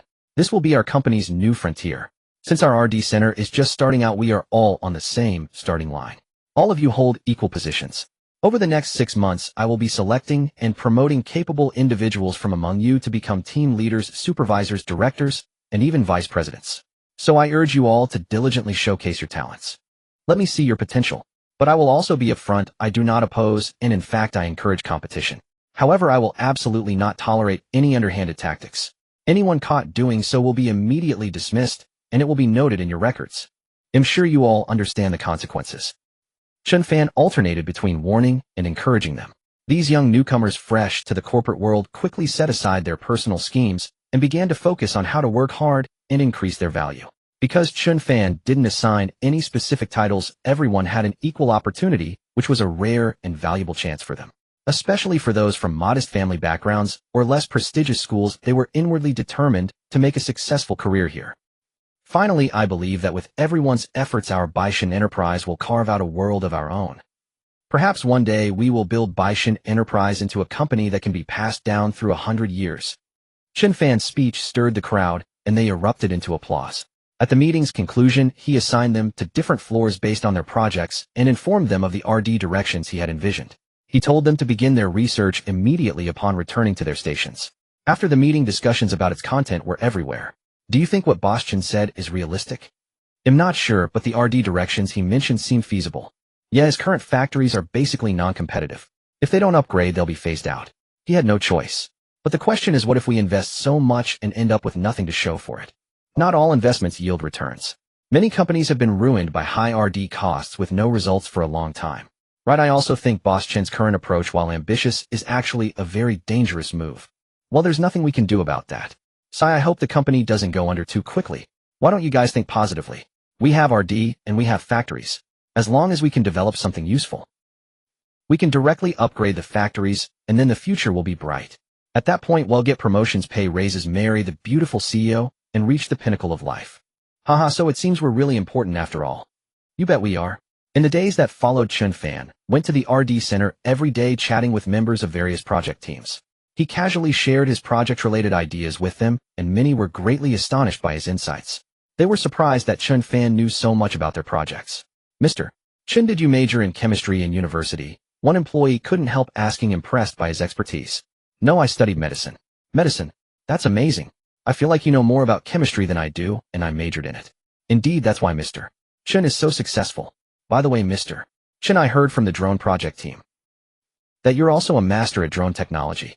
You even developed your own integrated reconnaissance strike perimeter defense system. What? An integrated reconnaissance strike perimeter defense system? What's that? A curious newcomer asked. You don't know about the integrated reconnaissance strike perimeter defense system? It's a system Mr. Chen built using cameras, toys, and his own programming. It can strike anyone trying to vandalize or steal outside the perimeter wall. Hearing this, the newcomer was stunned. Wow, Mr. Chen is really something. No wonder he wants to work on drones. He's an expert himself. Since they were all around the same age and Chen Fan, despite being the boss, was approachable, he quickly became familiar with the team. With his subtle guidance, the project's development gradually got on track. One day, while chatting at the RD center, he received another call from Furris. As soon as he answered, Farah's weary voice came through. Mr. Chen, can you send another batch of gas canisters? Huh? Chen Fan was taken aback. He had already sent all the factory's remaining stock last time. Combined with the previous shipments, it should have been more than enough. Why was he asking for more? Is it not enough? Furris sighed heavily. It would have been enough if they had all arrived. But a large portion was destroyed by Israeli Mossad. Our secret tunnels were also demolished. Canaan had some underground passages connecting to the Egyptian dynasty. Though small, they were used to smuggle goods. After the last shipment was seized, they planned to use these tunnels for transport. Unfortunately, the sheer volume of canisters was discovered by the Israeli military. Less than a tenth got through, the rest were destroyed. Mossad. Chen Fan knew this was the Israeli intelligence agency. It was also one of the world's most elite intelligence organizations. It wasn't surprising they detected such a large quantity moving through tunnels. Yes, it's the Israeli military's intelligence department, Furris explained, thinking Chen Fan was unaware. I don't have any more stock here. If I send a shipment, it won't be large. And even if I send it, how will you get it through? We plan to hire mercenaries at a high price to escort it this time. Hearing about the plan to hire mercenaries, Chen Fan's interest was piqued. How much are you paying them for one escort? 10 million Great Eagle Dynasty coins. The figure stunned Chen Fan. His own shipments cost far less than that. The mercenaries would earn over 60 million Great Xia Dynasty coins just for escorting. The huge profit made Chen Fan envious. Furris, unaware of Chen Fan's thoughts, assumed he was just curious and didn't elaborate. Could you please allocate another batch for us? We're in urgent need. Furris was anxious. Based on all available intelligence, the Israeli military's ground operation was imminent. With their capabilities, they couldn't confront the Israeli forces hidden. They had to resort to guerrilla tactics. So once the ground offensive began, there would be no chance to get the canisters in. Their only advantage was the border they shared with the Egyptian dynasty. Although Egypt didn't openly support them, they turned a blind eye to their supply receiving behind the scenes. After a moment of thought, Chen Fan said, "Can you entrust the escort mission to me?" "To you?" Faris was stunned. He never expected Chen Fan to want to do a mercenary's job. He shook his head immediately. "No, mister. Chen, escorting is extremely dangerous. You could easily lose your life. Mercenaries risk their lives for that money. This isn't a job for just anyone." Faris thought Chen Fan was impulsive, tempted by the 10 million Great Eagle Dynasty coins. "I'm aware of all that. I can wait until the goods are delivered to you before I get paid." "What? Payment upon delivery?" "Mr. Chen, are you sure?" Faris was very excited. Both previous shipments had been either detained or destroyed, en route losing all their money. If Chen Fan could truly deliver as he said, cash on delivery would be a godsend for them. "Of course I'm serious." Seeing Chen Fan's firm tone, Faris asked doubtfully, "Mr. Chen, do you have mercenaries abroad?" Chen Fan shook his head. "No." Faris felt deflated. He thought Chen Fan still didn't grasp the severity of the situation and said with displeasure, "Mr. Chen, I'm not joking. Just focus on shipping the goods. They'll find someone to escort them to the Black Gold Dynasty." Initially, given Chen Fan's confidence, Faris thought he might be a hidden heavyweight with his own mercenary group abroad. But he had nothing and still wanted the money. To Faris, this wasn't about making money, it was suicide. "I'm serious. You don't need to worry about how I get the goods there. Just agree to cash on delivery. Remember, even if you hire someone else, they could be intercepted. Then you'd lose the goods and still have to pay the fee. So why not consider my proposal?" Faris fell silent on the other end. Chen Fan was right. If he could personally deliver the goods, especially with cash on delivery, it would be an excellent option. After all, they had backers, but continuously wasting their money would eventually displease them. "Mr. Chen, let me ask one more time. You really want to do this? It's extremely dangerous. You could very well lose your life. Honestly, our cooperation has been pleasant. I think you're a good person, and personally, I don't want you involved. But if you've made up your mind, and still insist, I agree to your plan." Hearing Faris consent, Chen Fan immediately said, "Don't worry, I will deliver the goods safely this time. Chen, it's dangerous there. Please be careful." "MMI, no." He hung up. Chen Fan wanted this task, not just for the money. Another reason was what Song Zhe had said. As the dynasty's overseas interests grew, there were many things the military couldn't handle directly. So establishing a private security company was inevitable. This field was still a blank slate domestically. Everyone was on the same starting line, and competition wasn't fierce. It was an industry with great potential. This mercenary job was just Chen Fan's way of testing the waters. After all, he had no real combat experience yet. This was also to lay the groundwork and gain experience for his future security company. However, despite Faris' agreement, as he said, Chen Fan had no preparations at all. Acting rashly would be suicide. So Chen Fan searched the system for combat-related skills such as master marksmanship, special vehicle operation, close quarters combat. He purchased any skill that could aid his mission. In total, he spent nearly 50 million Great Xia Dynasty coins in the system. Though these skills had cost Chen Fan a fortune, they granted him abilities rivaling those of a special forces soldier, enabling him to stand firm on the battlefield. Now he himself faced no issues, but recruiting members proved to be quite challenging. He had no resources in this regard. He first went to the foreign web and searched for information about mercenaries for a long time, but even there little was available. Most of the mentions came from news websites. After a long search, Chen Fan finally found a recruitment post. It was recruiting mercenaries to go to Ermau, offering a daily wage of 1,000 euro federal currency, and leaving a website link. However, when he entered the site, he found no recruitment information at all. Instead, it was a company's website. After searching for a long time, without finding a genuine place to recruit mercenaries, Chen Fan temporarily gave up on the foreign web. Returning to the domestic web, he changed his approach. Instead of searching for mercenary-related content, he began searching for keywords like retired and security. Soon many results appeared. He sifted through them looking for useful information, and after another hour of filtering, Chen Fan finally found a person who claimed to have retired from a special forces unit and was looking for a bodyguard job. He dialed the phone number left behind. After a few rings, the other party answered. "Hello, Bai Huang, right?" "Yes, who is this?" Bai Huang's voice sounded about 27 or 28, deep and robust. "My name is Chen Fan. I saw online that you're a retired special forces soldier looking for a bodyguard job." "Yes. I have a job that requires going abroad with a monthly salary of 100,000 plus commission. Are you willing to consider it?" Hearing the monthly salary of 100,000, Bai Huang didn't immediately agree, but asked cautiously. 100,000. What kind of job?" "Escorting some goods with certain risks." "Are you inside the country or abroad?" "I'm in the country. I have a batch of goods that need to be sent abroad and require an escort." "No." Bai Huang directly refused. "Why?" "Afraid of the danger." Chen Fan couldn't understand why Bai Huang had turned him down so bluntly. No, I don't do illegal things. Hearing this, Chen Fan was speechless. What I'm sending isn't illegal. Just some gas cylinders. Gas cylinders. Now it was Bai Huang's turn to be speechless. In his view, a gas cylinder wasn't worth much, let alone requiring a special forces escort. Yes, the details are too complicated to explain over the phone. If you're interested, you can come and see for yourself here. If you don't want to do it, maybe you can introduce me to some comrades.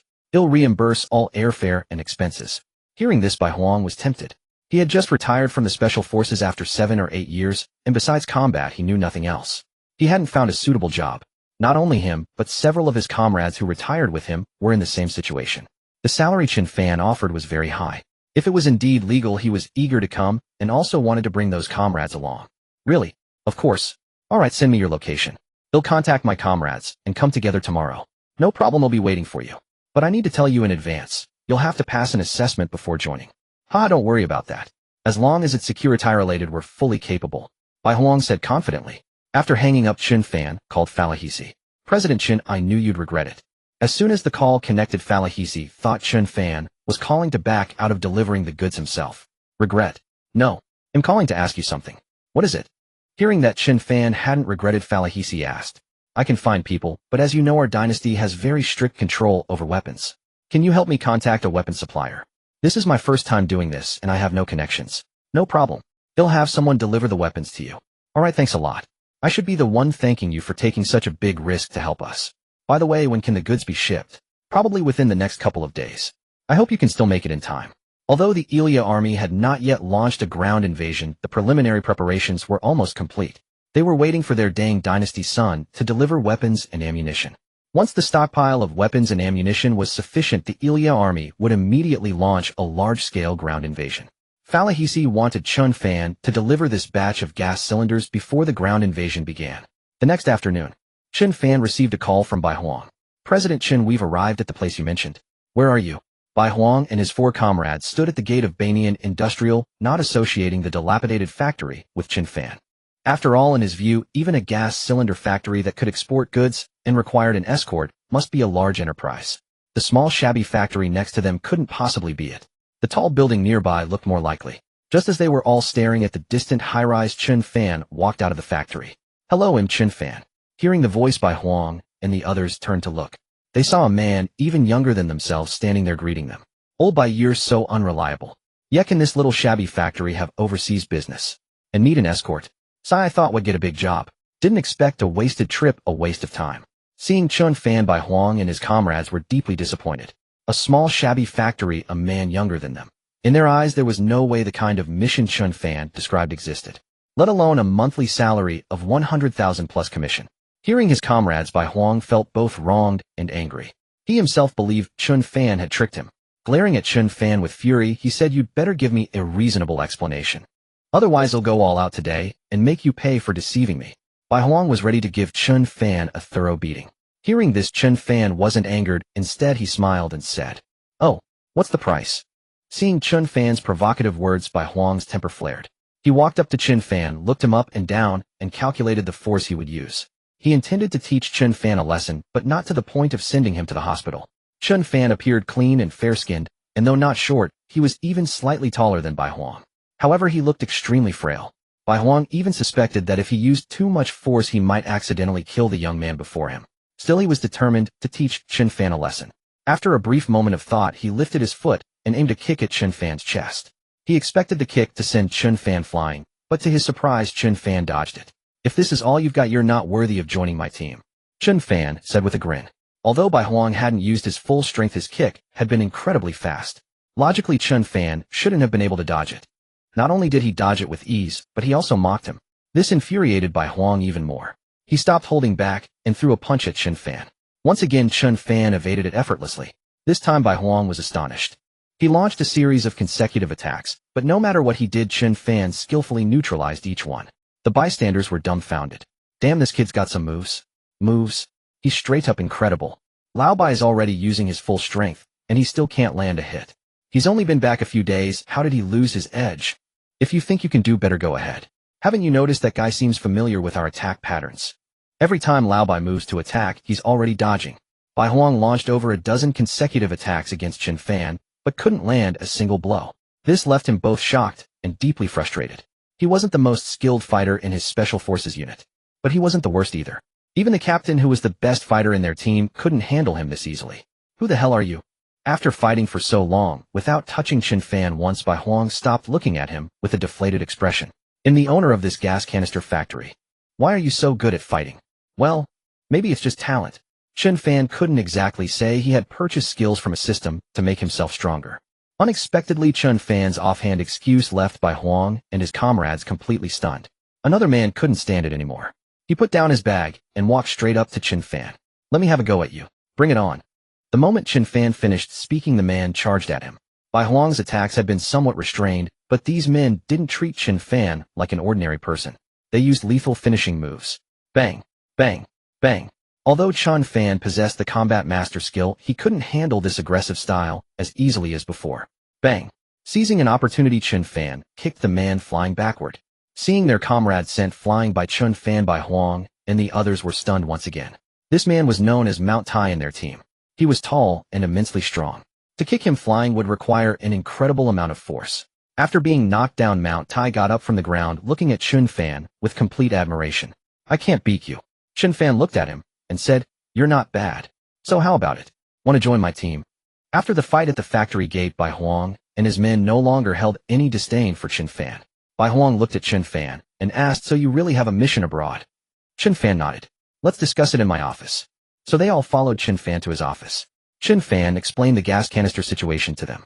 After he finished, Mount Tai frowned and asked, "A gas canister costs only 100 or 200 yuan, which is less than the shipping cost, isn't it? Are those people over there stupid?" Chen Fan shook his head. "Whether they're stupid or not is none of my business. They've already paid, so I need to deliver the goods. As for what they're thinking, that's not my concern." Hearing this, Mount Tai still didn't understand, but he nodded anyway. Right, as long as there's money to be made, who cares what they're thinking?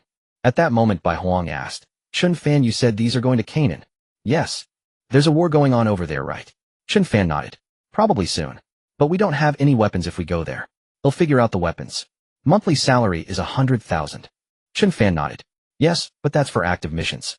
When there are none, it's 10,000. Is there social insurance and housing fund?" "Yes." After asking several more questions, Bai Huang glanced at the others, then looked at Chen Fan. "We need to discuss this." Chen Fan nodded. "Go ahead and discuss here. We'll take a walk outside." After Chen Fan left, Bai Huang looked at the others and asked, "What do you all think?" Mount Tai said, "I think it's fine. 100,000 a month, 10,000, even when there's no mission plus benefits. Not bad." "Qing Niao, what about you?" The one called Qing Niao said, "I just checked online. A while ago, when the RD center next door opened, the city leaders and police brass all showed up." "Gulang, what's your take?" Gulang thought for a moment and said, "I don't have much of a problem with the rest. But sending gas canisters to Canaan, that I can't wrap my head around. Canaan is a powder keg right now, ready to explode at any moment. I suspect those canisters might be for military use." At that moment, the silent leopard suddenly spoke up. "They're definitely for military use." His words drew everyone's attention. Leopard continued, "Think about it. A gas canister that costs a bit over 100 yuan being shipped to the Middle East. That doesn't even cover the shipping costs. Under normal circumstances, why would they be shipped there? And he's hiring us for escort duty. That's mercenary work. The escort fees alone would be substantial. When you add up all the costs, it would be enough to buy a mountain of gas canisters. There's no other explanation than military use." Being special forces veterans, they grasped the logic immediately. Hearing Leopard's words, Mount Tai grew angry. "So that kid is trying to scam us, paying us security wages to do mercenary work. No way I'm going to ask him about this." Mount Tai made to leave, but Leopard grabbed him. "Tai, hold on. He can't say anything about it. Mercenaries are common abroad, but don't forget, in our dynasty, mercenaries are illegal. It's not legal here, but it's fine overseas. And do you really think any security job pays 100,000 a month?" Leopard's explanation made everything clear to the others. Chen Fan had hired them to work as mercenaries.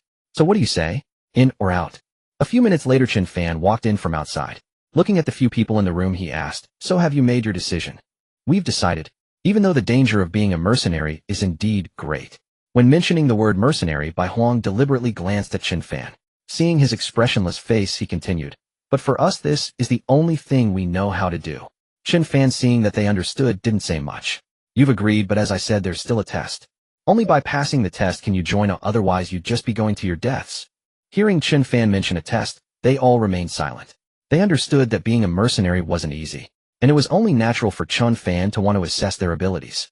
Alright, how do you want to test us? Chen Fan had just been outside pondering this exact problem. Since this was a small city, a comprehensive test was nearly impossible. So he had to rely on what was available. 3 things: hand-to-hand combat, firearms, and stealth. You've already passed the combat test. Next are firearms and stealth. Combat is fine, but how do you plan to test our shooting? Although Wang Chao had professional shooting ranges, they were generally not open to the public. Getting into one of those professional ranges would require making arrangements which would take at least 2 or 3 days. Chen Fan simply didn't have that kind of time. So about 10 minutes later, Chen Fan brought the 5 of them to a stall in a nearby market where you could shoot air guns at balloons. Chen Fan, you're not planning to test us with this, are you? Bai Huang asked, looking at him. He thought it was absurd to test their marksmanship with an air gun in a place like this. But Chen Fan said seriously, what's wrong with this place? What's wrong? Can this air gun compare to a real one? Let's not even mention that it's not even accurate. If you can hit the target with an inaccurate gun, then there's no need to test you with a real one. Chen Fan's words left them with no room for rebuttal. After all, if they could shoot accurately with a toy gun, then professionally calibrated firearms would indeed require no testing. Seeing them all silent, Chen Fan walked directly to the stall owner and said, Boss, hey, raise 500 yuan. I want to rent this for 2 hours. The owner's face lit up with joy upon hearing this. In all his years setting up at the market, had never seen such a spendthrift. All right. After handing over the money, Chen Fan turned to Bai Huang and the others and said, 20 meters, hit 9 out of 10. You get 1 chance to sight in the gun. No problem. Bai Huang picked up the air gun, walked 20 meters forward, and assumed a perfect shooting stance, aiming. Bang! The first shot missed. The plastic pellet landed to the left of the balloon he was aiming at. He adjusted his aim and fired the second shot. Bang! Bang! This time a balloon burst. Then Bai Huang began firing in rapid succession. Balloons popped one after another. Soon all 10 shots were fired, and he had popped a total of 9 balloons. Next, Taishan stepped forward to take the air gun. Since Bai Huang had already sighted it in, he could use it immediately. Bang! Bang! Bang! All 10 shots hit their mark. The rest of the group followed suit. Every single one of them was a perfect shot. Seeing their performance, Chen Fan nodded. No issues with the firearms test. Follow me. After saying this, Chen Fan led them to the back mountain of the gas tank factory. I've leased this mountain. I've installed a phased array radar and drones on it. You have half an hour to hide here. They'll have people from my company come to find you, and they'll also have them search using drone surveillance. If you're found, you're eliminated. If you manage to stay hidden for 3 hours, you pass. Hearing Chen Fan's words, Bai Huang and the others were stunned.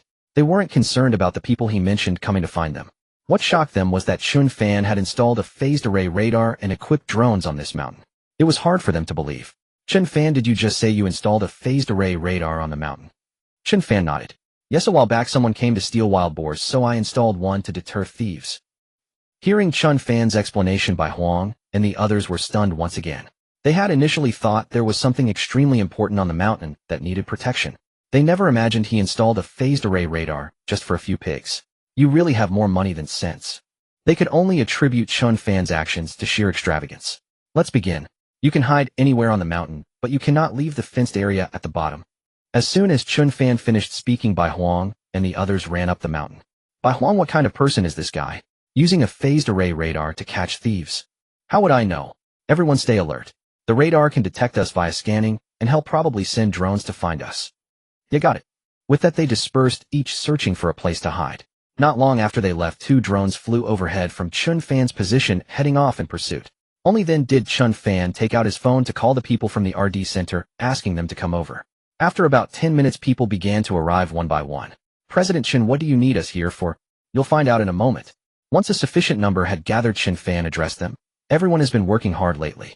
We're having a team-building activity this afternoon to help everyone relax. I've hidden 5 people on this mountain. Find one within 3 hours, and you'll get a cash reward of 10,000 yuan. Initially, they were happy to hear about the team-building activity. But when Chen Fan mentioned they'd be searching for people on the mountain, their enthusiasm waned. However, when he mentioned the 10,000 yuan reward, the crowd erupted in excited cheers. President Chen, are you serious? 10,000 for finding one person? Chen Fan nodded. Of course. Whoever finds someone can go directly to the finance department to collect the reward. Seeing that Chen Fan was serious, everyone began to roll up their sleeves, eager to get started. They knew their monthly salary was only 6,000 yuan. Finding one person would net them nearly 2 months' pay, which was a very attractive incentive. Also, I have drone surveillance feeds in my office. You can search the mountain yourselves, or you can use the drones to find them. Almost before Chen Fan finished his sentence, some people were already sprinting towards the office. Seeing the initiative, Chen Fan added, "It's 12 o'clock now. If you find them before 3, the reward stands. After 3, it's void. They'll go by the time I receive the call. Let's begin." The moment he uttered these words, the crowd of over 200 people surged up the mountain. Although the mountain Chen Fan had leased was vast, it was mostly covered in trees, wildlife, and a few caves. There weren't many places to hide. Finding 5 people among 200 wasn't particularly difficult. Some headed straight for the summit, while others ran towards the other side of the mountain. Others began searching from the base of the mountain. Where do you think they could be hiding? Probably at the top. Fewer people go up there. I think they're most likely in one of the caves. Those are the hardest to search. I agree. Let's go up and take a look. As they chatted and searched nearing the mountainside, they saw 2 people coming down, panting heavily. "Why are you 2 back down so soon?" The group heading up asked the 2. "We came from the other side, wanted to check the top, but got halfway, and it was too tiring. So we came back down." "Ah, you just gave up?" "No, we'll search down here. The most dangerous place is the safest. They know we'd look up the mountain, so hiding down here is safer than up there. Especially near the fence, that's the last place anyone would think to check carefully." Hearing this, the climbers found the logic sound. They have a point. There's a saying, "It's dark under the lamp." If they were hiding by the fence, nobody would find them. I think so too. How about we search down below as well? Sounds good. Climbing is too tiring anyway. Let's look down here. With that, the girls who were about to climb turned and headed back down the mountain. Hearing their conversation, the 2 who had come down exchanged a glance. Can we join you? If we find them, we'll split the reward." The girls turned and looked them over. The 2 were about their age, looked energetic, and were quite handsome. After a brief discussion, the girls agreed. "All right, but if we do find them, you have to help us catch them. We're just girls and we can't outrun them." Seeing their agreement, Bai Huang and Lai Bao exchanged a look and quickly said, "No problem." And so, under the cover of the girls, Bai Huang and Lai Bao nonchalantly made their way down the mountain. They passed many people heading up who asked why they were coming down. The girls handled the explanations without Bai Huang and Lai Bao needing to say a word.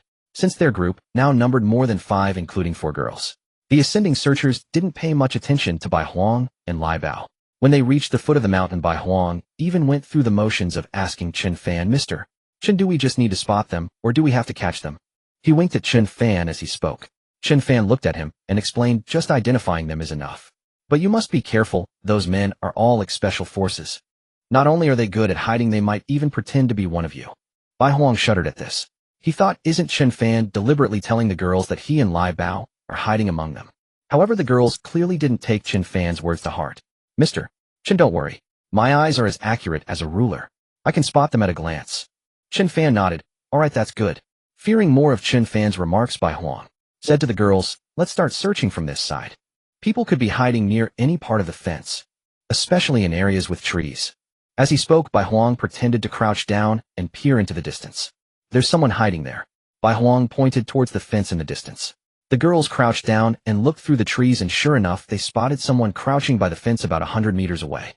This discovery thrilled the girls, who sprinted off, outpacing Bai Huang and Lai Bao. Seeing the girls were gone, Bai Huang complained to Chen Fan, "Mr. Chen, you're the referee. You can't be tipping them off. Then why did you come flaunting yourselves in front of the referee?" Chen Fan retorted. Bai Huang shrank back, fell silent, and then ran off towards the figure in the distance. The girls were of average fitness and were already tired from their earlier climb. So they weren't running fast, but they were making a lot of noise. The person in the distance heard them, stood up, and ran. Seeing him flee, the girls shouted to Bai Huang and Lai Bao, "Hey, he's getting away. Go after him." Bai Huang replied, "Coming," and took off in pursuit. His physical condition was far superior to those fresh graduates. Within 5 minutes, he was back, dragging the person with him. "I told you I'm not one of them. You got the wrong guy." "Then what were you doing crouching there so suspiciously?" A girl confronted the young man. The young man's face turned red, but he couldn't explain. The more flustered he looked, the more convinced the girls were that he was one of the 5. "I'm really not. Why won't you believe me? If I were, would I hide somewhere so obvious? I would have been found immediately." The young man tried desperately to defend himself. "Well, then what were you doing hiding there? Don't you know the saying, dark under the lamp? I think you're trying to use that. You thought no one would check here, so you hid there on purpose." Bai Huang wore a righteous expression, but he was laughing hysterically inside. When he had chased the young man, he had passed the spot where had been crouching. He realized the guy had likely just had a stomach ache and was squatting there to relieve himself, probably without any paper. He probably saw the girls getting close and didn't want them to see him in such an embarrassing situation, so he panicked and ran. Now he simply couldn't explain what he had been doing. It was a bitter pill to swallow. Thanks to Bai Huang's interference, the girls saw the young man's inability to explain and mentally pegged him as one of the 5 hiding on the mountain. Guys, you're so smart. If it weren't for you, we wouldn't have caught this one. Once we get the reward, we'll treat you to a meal. Bai Huang waved his hands dismissively. You flatter me. Even without a reward, I do want to treat you. Bai Huang said this with sincerity. He knew these girls were sure to miss out on the reward and had been used by him, so he wanted to treat them to a meal as compensation. However, the girls interpreted his words differently. One of the girls looked at Bai Huang and asked, so which one of us are you planning to treat? Her words made the other girls blush and giggle. They'll treat all of you. As they were chatting, a girl suddenly frowned and asked, do you guys smell something foul? At that, the face of the boy they had captured turned green. He wished he could find a crack to crawl into. Seeing the boy's embarrassment, Bai Huang decided not to press him further. He helped explain, there are quite a few free-range chickens and pigs around here. It'd be strange if it didn't smell. Hearing his explanation, the girls dropped the subject. The boy shot Bai Huang a grateful look. Since we've already caught someone, let's head out first. There are still so many people inside, it's unlikely we'll catch a second one. Bai Huang said to the girls. Alright, let's head out. It's too smelly in here. So the group headed directly to the entrance. They found Chen Fan. Boss Chen, look, we caught one. When can we go claim the reward? Chen Fan glanced at the boy and said, he'll announce the results after it's all over. Then we'll head out first. Okay. After speaking, Bai Huang and Lai Bao walked out with the girls, sitting not far from the fence to chat. Meanwhile, a few boys arrived outside a cave halfway up the mountain. Someone's definitely hiding in here. Let's go in and take a look. It's too dark in there, I'm a bit scared, one girl said. It's fine, there are many of us. We'll just turn on our phones. Hearing this, the group activated their phone flashlights and began to walk into the cave. They had barely walked 10 meters in when they heard a flurry of wings flapping and squeaking sounds from deeper inside. This startled several girls who screamed and ran out. Looking up, the others saw numerous bats hanging from the cave ceiling, densely packed and quite frightening. Especially the pairs of eyes illuminated by the lights glowing red. It was enough to make anyone's heart tremble. Several more people retreated. Of the dozen or so who had entered the cave, only 7 or 8 remained. Even those remaining were filled with fear. Maybe we should leave too. It's too scary in here. Yeah, if we're this scared, those guys probably wouldn't dare come in either. I think so too. We can search elsewhere. This place is terrifying. Several people suggested leaving. But the one leading the way said, think about it, there's nothing on this mountain but trees. If they're not hiding in this cave, then where are they? You're right about one thing. If we're scared coming in here, they'd be scared too. So I don't think they'd hide in here alone. There'd be at least 3, maybe even 5 of them in here. If we find them, that's 50,000 yuan. If you don't want that money, go ahead and leave. I'm going in myself. After hearing his words, the others thought about it and found his reasoning sound. But it's still too scary in here. Just thinking about all those bats above my head makes my skin crawl. Then don't look up. If you know you're scared, why look up? Hearing this, everyone stopped looking at the ceiling. But they didn't know that above their heads a person was holding themselves up with their hands against the cave ceiling. The group continued fumbling forward. After just over 10 meters, they heard the sound of wings flapping behind them again. Knowing about the bats above, they were startled but didn't pay much attention. The further they went, the quieter it became. The sound of dripping water was clearly audible. But having come this far, for the sake of that 50,000 yuan, they had to steel their nerves and continue. After walking for about 10 minutes, they finally reached the end. In front of them was a pool of water. They began shining their phone lights around. There wasn't a single place to hide. There's nothing here. Yeah, we came all this way for nothing. Let's get out of here, it's too creepy. After a quick look around, they turned and headed back. After they left, Gulang's head slowly emerged from the water. Outside the cave on a pine tree, Chen Nian crouched on a branch watching people pass by below. Some even stopped under the large pine tree. They looked up specifically, but saw no trace of him. He was hidden too high up to be seen from below. Plus, he was covered in pine needles, making him indistinguishable from the surroundings. Just then a drone hovered overhead. His heart skipped a beat. He remembered that before they entered, Chen Fan had told them the mountain was equipped with phased array radar and drones. Hiding here might evade the eyes of ordinary people, but not the scan of the phased array radar. At the same time, in Chen Fan's office, over a dozen people crowded around his computer, all staring intently at the screen. But while the phased array radar could detect targets and direct drones to track them automatically, it couldn't identify whether these people were one of the 5 hiding on the mountain. They had already seen over 100 people on the surveillance feed. However, all those people were their colleagues. At that moment, the drone on the screen stopped in a place with no one around. This puzzled everyone watching. They stared at the screen for a long time, but couldn't see where the person was. Is this drone malfunctioning? There's no one there, why is it stopping? I don't know. Maybe someone's hiding there. There's barely any space. If someone were hiding, we'd definitely see them. Maybe the system made a mistake. Let's move to the next one. Okay. And so Chen Nian remained undetected right under their noses. Although the prize of 10,000 yuan was enticing, it had thoroughly exhausted these recent college graduates. 3 hours had passed, and the two of them had failed to find a single person on the mountain. One by one they trudged down the mountain, their faces etched with disappointment. At the foot of the mountain, Bai Huang and Lai Bao, who had been chatting the whole time, were now at a loss for words under the relentless questioning of the young women. Seeing the others descending from the mountain, Bai Huang quickly said, "Time's up, let's head over." "All right." Though they felt a lingering reluctance, the young women rose and made their way to Chen Fan's side. "Mr. Chen, are you sure there are 5 people on that mountain?" The mountain, though it appeared substantial, was not actually all that vast. Moreover, with 200 people scouring the mountain for 5 individuals, they hadn't found a single one. This led them to believe there was no one else up there. You'll see in a moment. Even though the recruitment phase had concluded, none of the 200 had left. They all wanted to see who had hidden so well that they couldn't be found. Before long, Taishan slowly descended the mountain. Seeing him, someone asked, "Where were you hiding?" Taishan smiled and said, "I hid in a cave."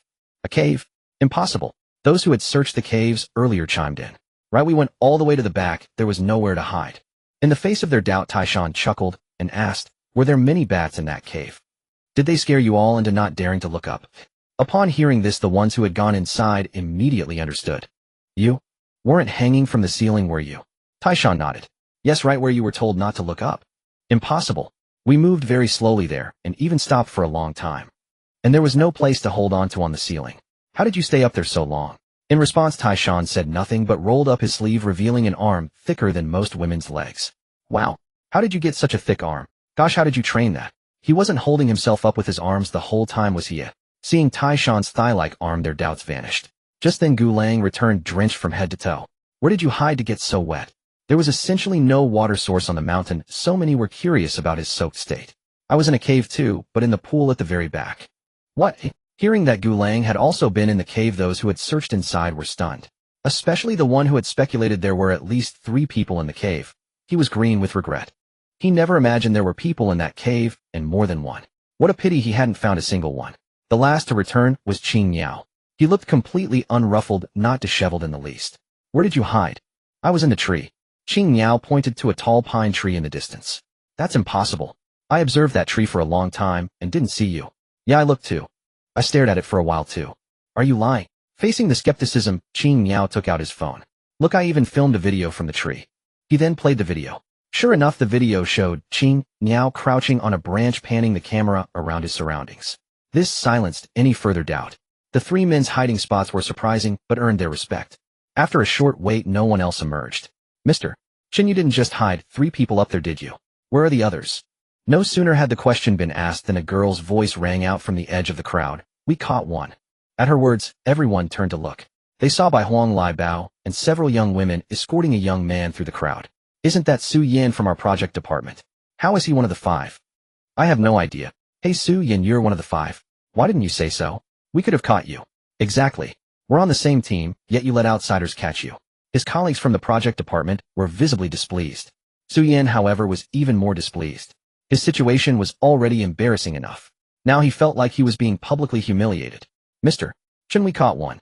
After escorting Su Yan to Chen Fan, one of the girls said, proudly basking in the envious looks of others. Chen Fan nodded. "Indeed, there was someone with you all. But that person isn't Su Yan." Everyone was stunned by Chen Fan's words, especially the girls who wore expressions of utter disbelief. "Mr. Chen, what do you mean? We caught him, and you say it's not him." The girls didn't understand. Chen Fan explained, "The 5 people on the mountain are not employees of our company, so Su Yan cannot be one of them. He's not." As they spoke, the girls' gazes shifted to Bai Huang and Lai Bao. Bai Huang, scratching his head sheepishly, said, "The people Mr. Chen is talking about are us." It really is you two." Despite having suspected, the girls were still shocked. "Yeah, but I meant what I said about treating you all to dinner. No wonder you said you'd treat us even if you didn't win. Sorry to get your hopes up like that." "Oomph." One girl huffed in mock frustration. With everyone's identities revealed, and none of the 5 having been found, Chen Fan was extremely satisfied. He didn't care about the methods they used. If they weren't found, that was a success. After all, survival is the top priority on the battlefield. All right, everyone's back. The team building is over. Rest this afternoon, and they'll have the kitchen add extra dishes tonight. A cheer erupted from the crowd. Even without the 10th Yuan prize, they had a half day off and a special dinner ahead. That was already great news for them. Once everyone had left, Chen Fan looked at Bai Huang and the other 4. Congratulations on passing my test. Welcome to the Werewolf Mercenary Corps. The name Werewolf was derived by Chen Fan from a movie in his original world. Bai Huang and his men had long known that the organization Chen Fan intended to establish was not an ordinary security company. So they were not surprised when Chen Fan welcomed them to join the Werewolf Mercenary Corps. Thus the Werewolf Mercenary Corps, which would later become renowned in the mercenary world, was founded under such simple circumstances. That afternoon Chen Fan dispatched a shipment of goods destined for Canaan, including gas canisters, chemical fertilizers, automotive paint, and steel. The shipment was sent off together. However, Chen Fan and his team did not travel with the cargo. The transport from the Great Xia dynasty to the Black Gold dynasty was very safe, and there was no need for them to accompany it. Their task was to transport the goods from the Black Gold dynasty to Canaan. The sea voyage from the Great Xia dynasty to the Black Gold dynasty would take about a week. Chen Fan and his team, however, flew ahead to the Black Gold dynasty as they needed to procure weapons and ammunition there. Upon arriving in the Black Gold dynasty, they did not rest, but went directly to the border between the Canaan dynasty and the Egypt dynasty. Since the Canaan region had long been under blockade by the Israel dynasty, the Canaanites had to purchase their supplies from this border area. Over time, a small town had formed there. After arriving, Chen Fan made a phone call to Farah. Soon a man arrived at their lodgings. "Hello, my name is Khalid. Are you from the Great Xia dynasty?" Chen Fan nodded and said yes. "Did Farah send you?" "Yes, the second leader sent me to provide you with some weapons and ammunition." Upon hearing Khalid refer to Farah as the second leader, Chen Fan was taken aback. He hadn't expected Farah to be the second in command of Canaan. However, since they were already here, Chen Fan didn't delve deeper into Farah's identity. "Where are the weapons and ammunition for us? Please follow me." Khalid then led Chen Fan and his team to a two-story building. They entered a basement, and there in an inconspicuous corner Khalid lifted a hidden panel. Inside the compartment were several boxes. "Chen, these are the ammunition we have prepared for you. The second leader personally selected these weapons and ammunition for you. They are the finest we have. He also said if you need anything else you can tell me, and he'll find a way to arrange it." Chen Fan nodded and said, "Then we'll be counting on you." He then gestured for Bai Huang and the others to inspect the arms. Bai Huang walked over, opened a box, and found it filled with bulletproof vests, helmets, and military boots. "These are a bit outdated," Bai Huang remarked, picking up a vest that weighed at least 20 jin. It was an old-style vest plated entirely with steel, extremely cumbersome. Wearing this into battle would severely hamper movement. If you added a dozen magazines, a dozen grenades, and 2 rifles, the total kit would weigh 40 or 50 jin. "Why are they all AKs? Aren't there any others?" Although the AK was hailed as the king of automatic rifles, that was a claim from decades ago. Its strength was its reliability in various conditions, but in modern warfare such weapons were considered obsolete. Even the most durable couldn't match modern automatic rifles equipped with standard sights, grenade launchers, and suppressors. "Are these rocket launchers?" Another box contained rocket launchers, but these two were old models lacking even basic sights. Seeing this equipment, Bai Huang and the others felt these weapons were far too inferior. Using these weapons for an escort mission would be practically suicidal. Chen Fan looked at the weapons before him, knowing that this gear wouldn't suffice against mercenaries. He asked Khalid, "Is this what you all use?" Khalid, not understanding Chen Fan's point, replied, "Yes, this is the best we have to offer." Chen Fan nodded, acknowledging the answer. He had known that Canaan's weaponry was outdated given their use of gas canisters as artillery shells, but he hadn't expected them to be this far behind. "Can you connect me with a weapons supplier on the black market?" Chen Fan asked. "Our team is small, and we require some special equipment." He was too polite to say he looked down on their weapons, only stating he needed other things. "All right," Khalid agreed. "I can contact them, but the cost will be on you. Black market weapons are very expensive." Chen Fan thought to himself, how expensive could they be? Within a few hours, Chen Fan learned exactly how expensive. Staring at the array of flashy exotic weapons from various nations with automatic rifles priced at 70 to 80,000 or even over 100,000, Chen Fan and his team were stunned. AHK 416D costs 1500 Great Eagle Dynasty coins. Bai Huang couldn't help but complain upon seeing the price tag. "What's 1500 Great Eagle coins? Look at our Type 951B. That's 30000. As soon as Lone Wolf said this, the others immediately crowded around. "Whoa, it's really a Type 951B. How did this rifle get here?" This particular model was a special variant used only by elite special forces units within the dynasty. The vast majority of soldiers used the Type 95. The Type 951B was a specially modified and upgraded version. Unlike other dynasties, the Great Xia dynasty had extremely strict gun control laws. The appearance of such a rifle here was utterly unexpected for them. Chen Fan watched his team fondling the Type 951B with admiration. He wanted to buy it for them, but at 300 per rifle, it was prohibitively expensive. They then inspected other weapons including grenades, pistols, and some rocket launchers. While the other weapons were advanced, they were also exorbitantly priced. Equipping all 6 of them with a full set of gear would cost at least several million Great Eagle Dynasty coins. Their total commission was only 10 million. So Chen Fan merely looked without making a purchase. Captain, get us a set of Type 951 BS. We've used these rifles before, and they feel just right. Yeah, Captain, let's get the Type 951B. Would even take a pay cut if it means getting these.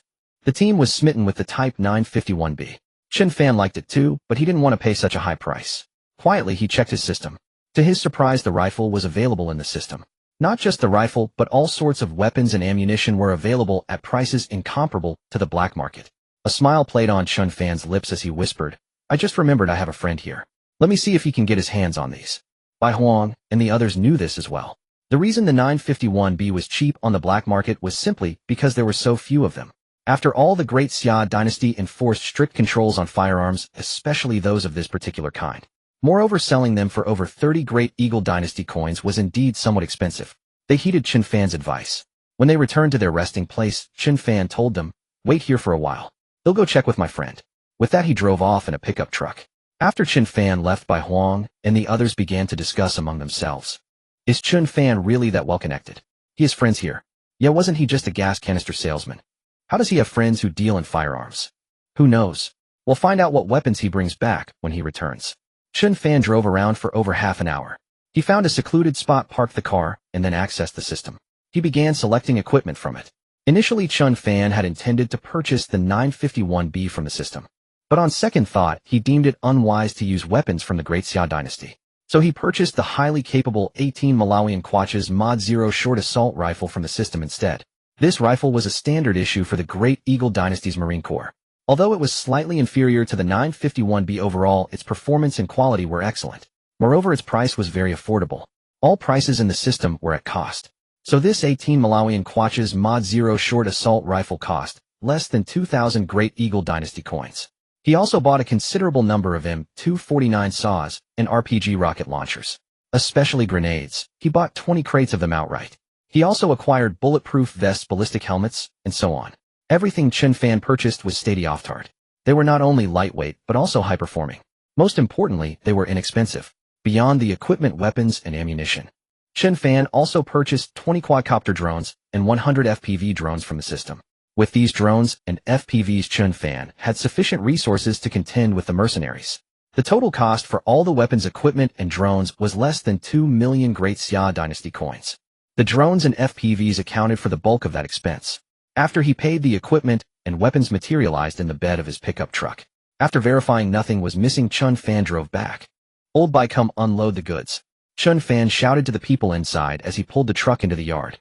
Hearing his voice, Bai Huang and the others immediately came out of the house. This much. They were stunned by the sight of the truck bed piled high with crates. Bai Huang and his team were taken aback. They had already seen the black market prices. If they had purchased this gear from the arms dealer Khalid had taken them to, it would have cost over 10 million. They carried the crates inside and began inspecting them one by one. Why didn't you get the 951B? Bai Huang asked, puzzled upon seeing the 18 Malawian Kwacha's Mod 0 rifles in the crates. Chen Fan explained, I didn't buy it. We are citizens of the Great Xia dynasty. If we use their weapons and someone found out, they might think we were sent by the Great Xia dynasty. That would be bad for the Great Xia dynasty. As soon as Chen Fan said this, Bai Huang understood immediately.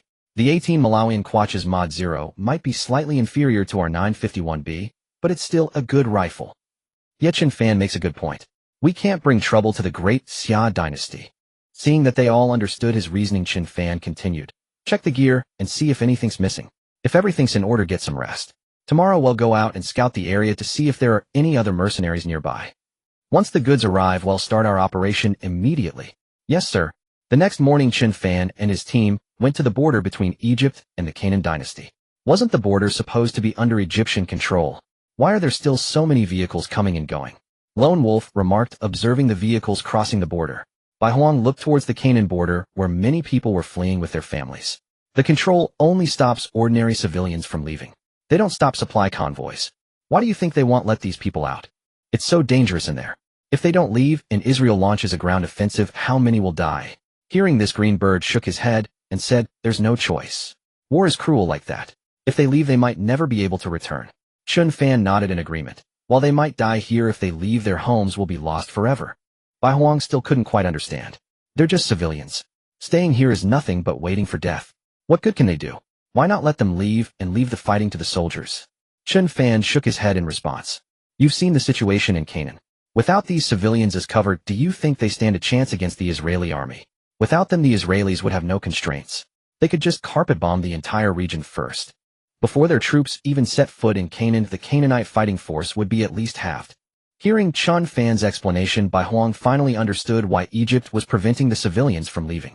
Boom. Just as they were talking, a massive explosion echoed from not too far away.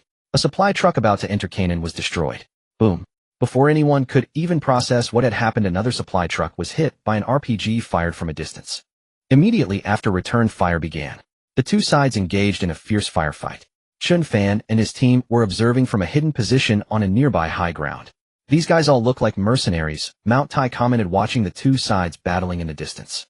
Yeah, this is Egyptian territory after all.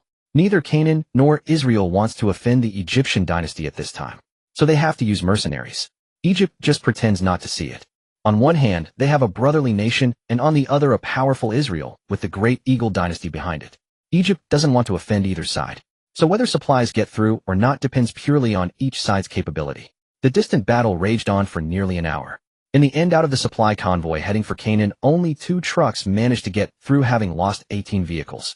After witnessing the entire engagement, Bai Huang frowned and said the number of combatants on each side is far from balanced. The mercenaries assigned to escort the convoy were a small squad of only 5 or 6, much like Chen Fan's own team. The opposing mercenary force, however, numbered 20 to 30 strong. With such a vast disparity in numbers, the small squad stood no chance of adequately safeguarding the dozen or so supply trucks. Chen Fan and his team were not surprised by this. Canaan was a poor region. Although it had backers, their wealth was no match for that of the Lai dynasty and its supporter, the Great Eagle dynasty. Well, faced the same situation. What will we do when it happens? Bai Huang and the others were all veterans of special forces units new to the mercenary trade. With comparable weaponry, winning against overwhelming odds was no easy feat, especially since they had to protect so many supply trucks. It made things far more complicated. If the enemy chose not to engage them directly, but focused on attacking the trucks, they would be helpless to stop it.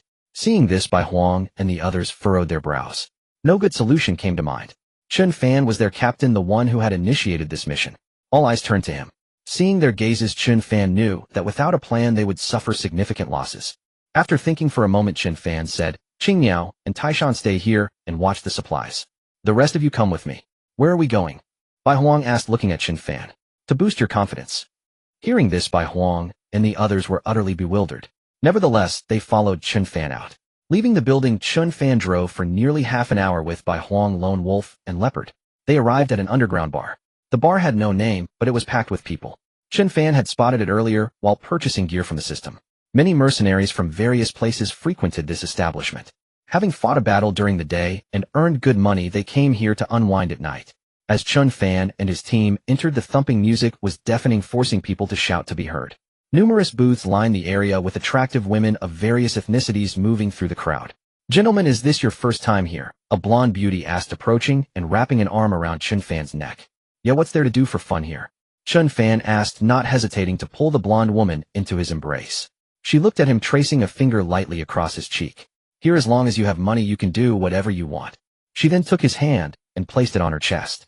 Chen Fan gave a couple of casual squeezes before looking towards a nearby fighting ring and asking, "How does that work?" The blonde woman glanced at the ring and said, "Simple. Beat the person inside and you win 100 Great Eagle Dynasty coins. But there's a 5000 entry fee to challenge. Just beat one guy, eh? That's easy money." Hearing his words, the blonde beauty couldn't help but laugh. "Yes, beat him, and the 100 coins and I are yours for the night." Chen Fan thought for a moment, then asked, "Is there a faster way to make money?" The blonde replied, "Yes, after you beat him you can stay on the ring and wait for other challenges. The total prize pool increases by 100 Great Eagle Dynasty coins for each person you defeat. Defeat 2 and the total prize increases by 400. If you're strong enough, making $1 million in one night isn't impossible." Hearing this, Chen Fan pulled a wad of cash from his pocket, peeled off 10 bills, and handed them to the blonde. "I like the sound of that. Find us a good spot." The blonde hadn't expected such a generous tip of 1,000 right off the bat. Her face lit up with a smile. "Of course, wait a moment, I'll arrange it." After she left, Chen Fan called Bai Huang and the others over. You were worried about being outnumbered. Most of the people here will be our enemies in the future. Before he could finish, Bai Huang and the others understood his intent. Captain, don't worry, I won't hold back. This is a great plan. It lets us reduce our future enemies without firing a single shot. We should each take on at least 10. That's 30 fewer enemies to deal with later. Fighting unknown in the ring was far better than getting swarmed when their supplies arrived. Don't forget to tell them our mercenary group's name is Zhanlong. Chen Fan reminded them as they finished speaking. Why tell them? What if they come looking for revenge? Bai Huang asked, puzzled. If they think we're evenly matched, they might seek revenge. But if we scare them enough, they won't dare. Remember, reputation is everything. Once we establish our dominance, they'll think twice before trying to ambush us. Bai Huang and the others' eyes lit up at Chen Fan's words. They began cracking their knuckles in anticipation. Just then the blonde beauty returned. Sir, your seats are ready. Good. Chen Fan followed her to a private booth on the second floor. From there they had a clear view of the ring below. They'll go first then. Bai Huang said to Chen Fan. Don't drag it out, conserve your energy. Understood. Bai Huang headed straight down. After Bai Huang left, the blonde sat beside Chen Fan and asked, should I arrange some company for these two as well? Chen Fan nodded. Sure, and bring some food and drinks too. He pulled out another wad of cash and handed it to her. Seeing the money, the blonde's eyes sparkled. Don't worry, he'll take good care of you. She left, and soon 3 beautiful women entered the room. Servers followed, carrying trays of drinks and dishes. Handsome, have a drink. A white girl said, sitting next to Lone Wolf. Unaccustomed to such attention, Lone Wolf instinctively scooted away, looking embarrassed. Leopard was in a similar state. Both men were visibly awkward. Noticing this, Chen Fan spoke to them in the language of the Great Xia dynasty. You're acting suspiciously. Didn't they teach you how to handle this in the service? His words snapped Lone Wolf and Leopard back to their composed professional demeanor. Satisfied that they were adapting quickly, Chen Fan turned his attention back to the floor below. Bai Huang was already stepping into the ring. On the arena stage, a towering black man, heavily muscled, grinned when he saw his opponent was a much smaller, less muscular yellow-skinned man. He chuckled and said, Yellow Monkey, you'd better get down. I don't want to bully you. Bai Huang's gaze turned cold upon hearing the racial slur, and he retorted, Black Gorilla, I don't want to bully you either. Why don't you get down yourself? The black man hated being called a gorilla more than anything. He glared at Bai Huang and snarled, Damn it, today I'm going to break one of your legs. With that, he charged at Bai Huang, swinging a heavy punch aimed at his head. Bai Huang blocked with his arm, but was shocked by the black man's immense strength. Had he not leaned back instinctively to absorb most of the force, his arm would have been broken from that single blow. Seeing Bai Huang staggered backward, the black man grinned and laughed. I feel like I could crush you with my bare hands. He charged at Bai Huang again. Having now gauged the black man's power, Bai Huang chose not to meet his strength heat in this time. Instead, he used his agility to evade the attacks and looked for opportunities to strike at the black man's weak points. Targeting areas like the armpits, knees, neck, and head, Bai Huang soon had the black man battered and overwhelmed after a few exchanges. Seizing a chance, Bai Huang locked him in a chokehold from behind. The black man struggled initially, but quickly tapped the ground in surrender. After defeating the black man, Bai Huang became the new champion. He beat his chest on the stage and shouted to the crowd below, I'm from the Werewolf Mercenary Corps. Anyone want to challenge me? His words immediately stirred interest among the crowd. Bai Huang, being smaller and slimmer than the others, looked like an easy target. Soon mercenaries began paying the fee to come up and challenge him. The first to step up was a white man whose build was similar to Bai Huang's. Though he looked a bit more solid, his skills were mediocre. Within a few exchanges, Bai Huang kicked him hard on the ankle, sending him writhing on the ground in pain. Then came the second, the third, and the fourth. All 4 consecutive challengers were injured by Bai Huang. However, after this prolonged battle, Bai Huang's stamina was completely spent. In the second-floor private room, Chen Fan noticed Bai Huang's condition and said to Gu Lang beside him, Gu Lang, go and replace Bai Huang. Hearing Chen Fan's order, Gu Lang moved as if he had been granted a lifeline, swiftly standing up and rushing downstairs. Soon he stood on the stage and said to Bai Huang, Chen Fan said you should go down and rest. Bai Huang, who was also at his limit, nodded to Gu Lang. They then exchanged a few perfunctory blows before Bai Huang was defeated by Gu Lang. Seeing how easily Bai Huang was beaten by another man, the foreign mercenaries below were filled with regret. The prize money had now reached 130,000, and they had almost won it. Seeing another yellow-skinned man on stage, the mercenaries didn't think twice and rushed to sign up, lured by the high reward. They scrambled as if afraid the money would be taken by someone else. Gu Lang had been observing from the sidelines and had a good grasp of the mercenaries' skills. In his view, they might be decent with guns, but on the arena stage they were really quite average. Their fighting lacked any form or technique, relying purely on instinct and habits. To take down more opponents, Gu Lang showed no mercy. In less than 10 minutes, he had already defeated 2 challengers. The third challenger was a Taekwondo master from the Goryeo dynasty. He was of similar build to Gu Lang and possessed quick reflexes. The tactics Gu Lang had used against the black man were useless against him. Thus the two were forced into a battle of wits and endurance. It took nearly 20 minutes for Gu Lang to finally take him down. By then Gu Lang was battered and bruised, not completely incapacitated, but utterly exhausted. Seeing Gu Lang's state, Leopard stood up and walked over to Chen Fan saying, "Captain, let me take his place." Chen Fan shook his head. "No need, he can fight one more round. He's already so tired." Leopard, having been Gu Lang's comrade for nearly a decade, felt a pang of concern seeing him like this. Look at his eyes. Although his steps seem unsteady, there's still fighting spirit in his eyes. I think he's deliberately showing this to the people below. Huh. You mean he's trying to lull them into a false sense of security? Chen Fan nodded. Hearing this, Leopard turned his gaze back to Gu Lang on the stage. He was now facing a white mercenary who was equally muscular, having just squeezed through the crowd of applicants. The mercenary wore a confident smile, believing he had victory in his grasp. The man before him was clearly exhausted and would be easy to defeat. "Hey, you're out of energy. I won't hit you, just get down yourself." Gu Lang looked up, hooked his finger in a taunting gesture and grinned. The Werewolf Mercenary Corps never surrenders. Hearing the name Werewolf Mercenary Corps, the mercenary was taken aback.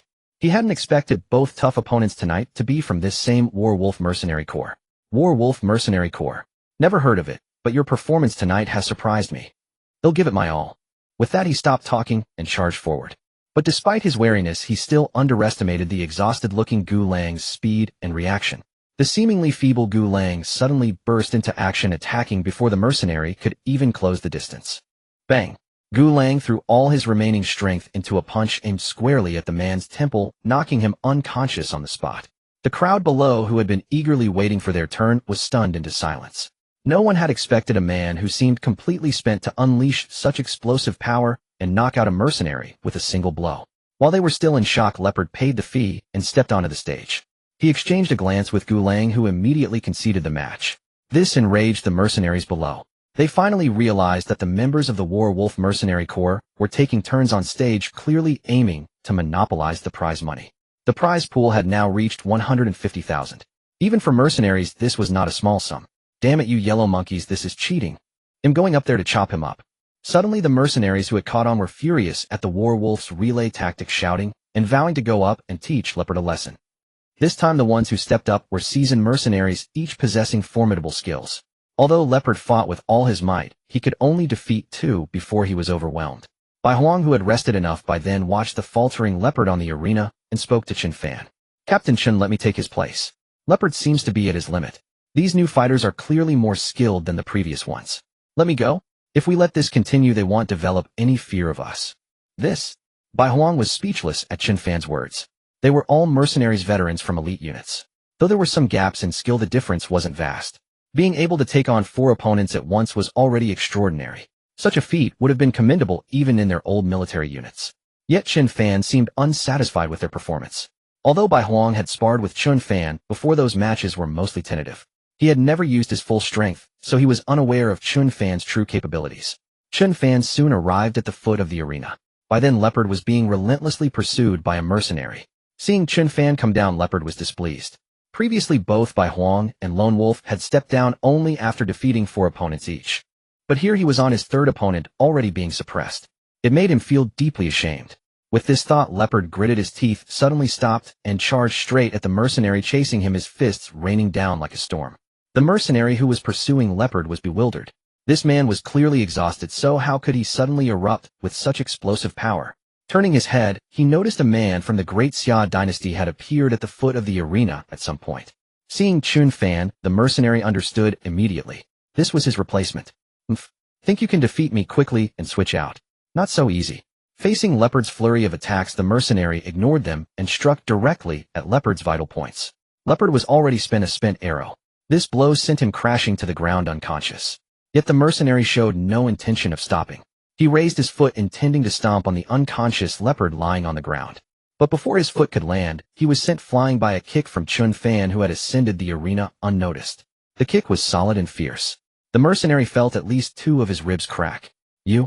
Interrupted mid-action, the mercenary was furious. Just as he was about to yell at Chen Fan, a searing pain exploded in his abdomen. He couldn't even speak, let alone take a deep breath without agony. He's no longer fit to fight. He'll take on the next challenge. Bai Huang and the others came up to carry Leopard away. The mercenary opposite Chen Fan's expression shifted several times before he ultimately conceded. After descending, he recounted his injuries to the others in his mercenary group. Upon hearing this, the group erupted in outrage. It was Chen Fan who had intervened to stop him from harming Leopard, yet Chen Fan had struck so brutally. Furious, they were eager to step up and avenge their comrade. However, the first one who did managed to last less than 2 minutes against Chen Fan. He was sent off with 2 broken ribs dealt in the same manner. That guy on stage is a ruthless one. He broke a man's ribs with a single kick. Didn't you notice? He seems to anticipate his opponent's every move, and then strikes preemptively. Yeah, this guy has some real skills. If we ever met him on the battlefield, he'd be a tough opponent. The crowd watching from below began to murmur amongst themselves, their eyes fixed on Chen Fan. Upstairs in a private room, a woman around 30 years old watched Chen Fan on the arena and asked her companion, "Have you found out the backgrounds of those men?" "No, boss, they aren't registered in my system database." They might be new to this, or perhaps they don't know about the dark web yet. Upon hearing this, the woman smiled. Interesting. I didn't expect the Great Xia dynasty to start having its own mercenaries. Boss, isn't the Great Xia dynasty against mercenaries? Hey, they were against it before, but who knows about the future? Home with the Great Xia dynasty's growing interests overseas, they'll likely need mercenaries eventually. Could these men be sent by them? The woman shook her head. No, if they were truly sent by the Great Xia dynasty, they wouldn't be drawing this much attention. Keep an eye on them, and find out everything about their origins as soon as possible. Yes. By now Chen Fan had already defeated 4 consecutive opponents on the arena. The longest any of them lasted was 3 minutes. This feat astonished the mercenaries watching below. Many seasoned fighters who frequented these arena bouts had seen others take on multiple challengers. But they had never seen anyone like Chen Fan, who after defeating several opponents in a row wasn't even breathing heavily. However, the higher the stakes, the greater the reward. More and more mercenaries were drawn to step up and challenge him. Chen Fan fought them one after another. After taking on over a dozen opponents, the mercenaries began to realize something. This guy was like an indestructible cockroach. After all this fighting, not only did he show no signs of fatigue, he seemed to grow stronger with each fight. This left the mercenaries feeling frustrated. By now the prize money had accumulated to 300,000. Still, many mercenaries went up to challenge Chen Fan, but without exception all were defeated with broken bones within 3 minutes. In the second-floor private room, the woman watched Chen Fan with a look of deep puzzlement. She hadn't anticipated that the Great Xia dynasty possessed such a formidable individual. This wasn't in her previous intelligence reports. Bai Huang and the others were utterly stunned. They had already estimated Chen Fan's skill level. They thought he could handle about 4 or 5, maybe 6 at the most. But they never expected him to defeat over a dozen challengers in one go. And these weren't ordinary men. They were retired elites from various dynasties. Yet before Chen Fan, these elites were like children facing an adult. After he had defeated nearly 20 challengers in a row, the mercenaries finally understood one thing. This man was simply unbeatable. Faced with such a formidable opponent, no one dared to challenge him any longer.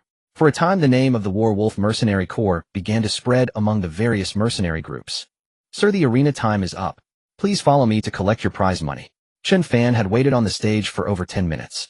No one else had stepped up to challenge him. A waiter finally approached the edge of the stage and spoke to him. "That's it. What about all those people down there who haven't come up yet?" Chen Fan looked at the crowd below who had never set foot on the stage. "Sir, not everyone is interested in fighting. Most people just enjoy watching others fight. Please follow me." Hearing this, Chen Fan could only nod reluctantly. He had fought over 30 people today. Nearly 20 of those he had faced were now incapacitated. To others this was an impressive feat. But in Chen Fan's eyes it was still too few. After all, there were at least several hundred mercenaries here. Those now incapacitated accounted for less than 1/20th of the total. Such a small number was hardly a dent in the vast mercenary population. If he wanted to make this escort mission safer, he needed to incapacitate even more of them before they set out. Lost in thought, Chen Fan stepped down from the stage and followed the waiter to a private room on the second floor. The waiter led him and then left. This puzzled Chen Fan. Didn't they say I'd collect my money here?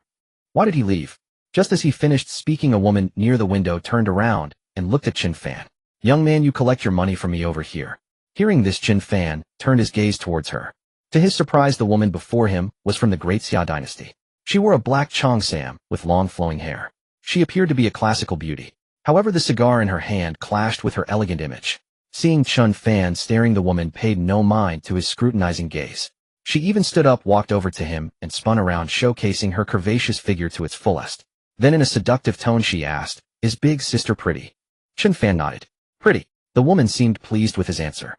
She placed a hand on his shoulder and asked, "You're the leader of the War Wolf mercenary group?" Chen Fan nodded. Yes. He saw no reason to hide his identity as the group's leader. After all, everyone had witnessed his performance earlier. But the woman's next words sent a chill down his spine. "You're planning to transport goods to Canaan in a few days." Chen Fan was startled. He looked at her with utmost vigilance and remained silent. "It seems I guessed right." The woman smiled softly at Chen Fan's reaction. She extended her hand towards him. "Hello, my name is Wang Yan. You can call me Sister Yan. I am the head of the Dark Web's Middle East operations." Chen Fan was even more astonished this time. He never expected this seemingly delicate woman to be the head of the Dark Web in the Middle East. What surprised him even more was that she was from the Great Xia dynasty. Wang Yan seemed unconcerned by his shocked expression. She continued, "Don't be so surprised. Besides issuing mercenary missions, the Dark Web also deals in intelligence." She turned her gaze to the people below. "Here there are no factions, no rivalries. These mercenaries can rest and enjoy themselves freely. They can also accept missions and purchase intelligence here." Listening to her, Chen Fan frowned and asked, "Why are you telling me all this?" Wang Yan couldn't help but laugh at his question. "Young man, is this your first time taking a mission? Haven't you heard of the Dark Web before?" "I've heard of it." Chen Fan had indeed heard of it, but he had never managed to find a way to contact the Dark Web.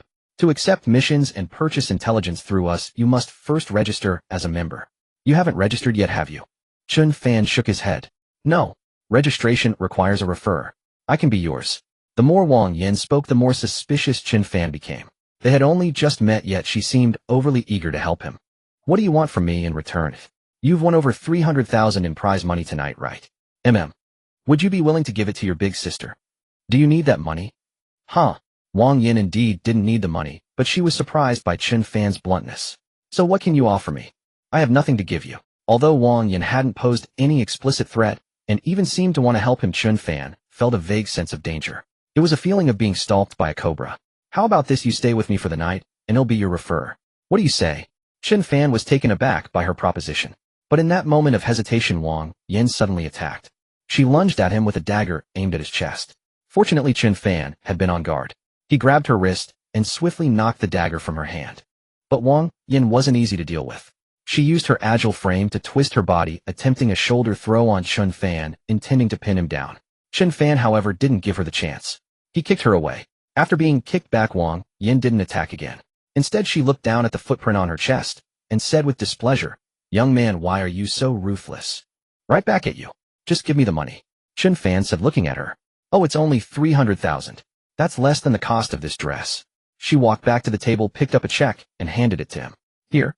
You're so unromantic." Chen Fan took the check, glanced at it, and turned to leave. Watching his retreating figure, Wang Yan's face contorted in pain.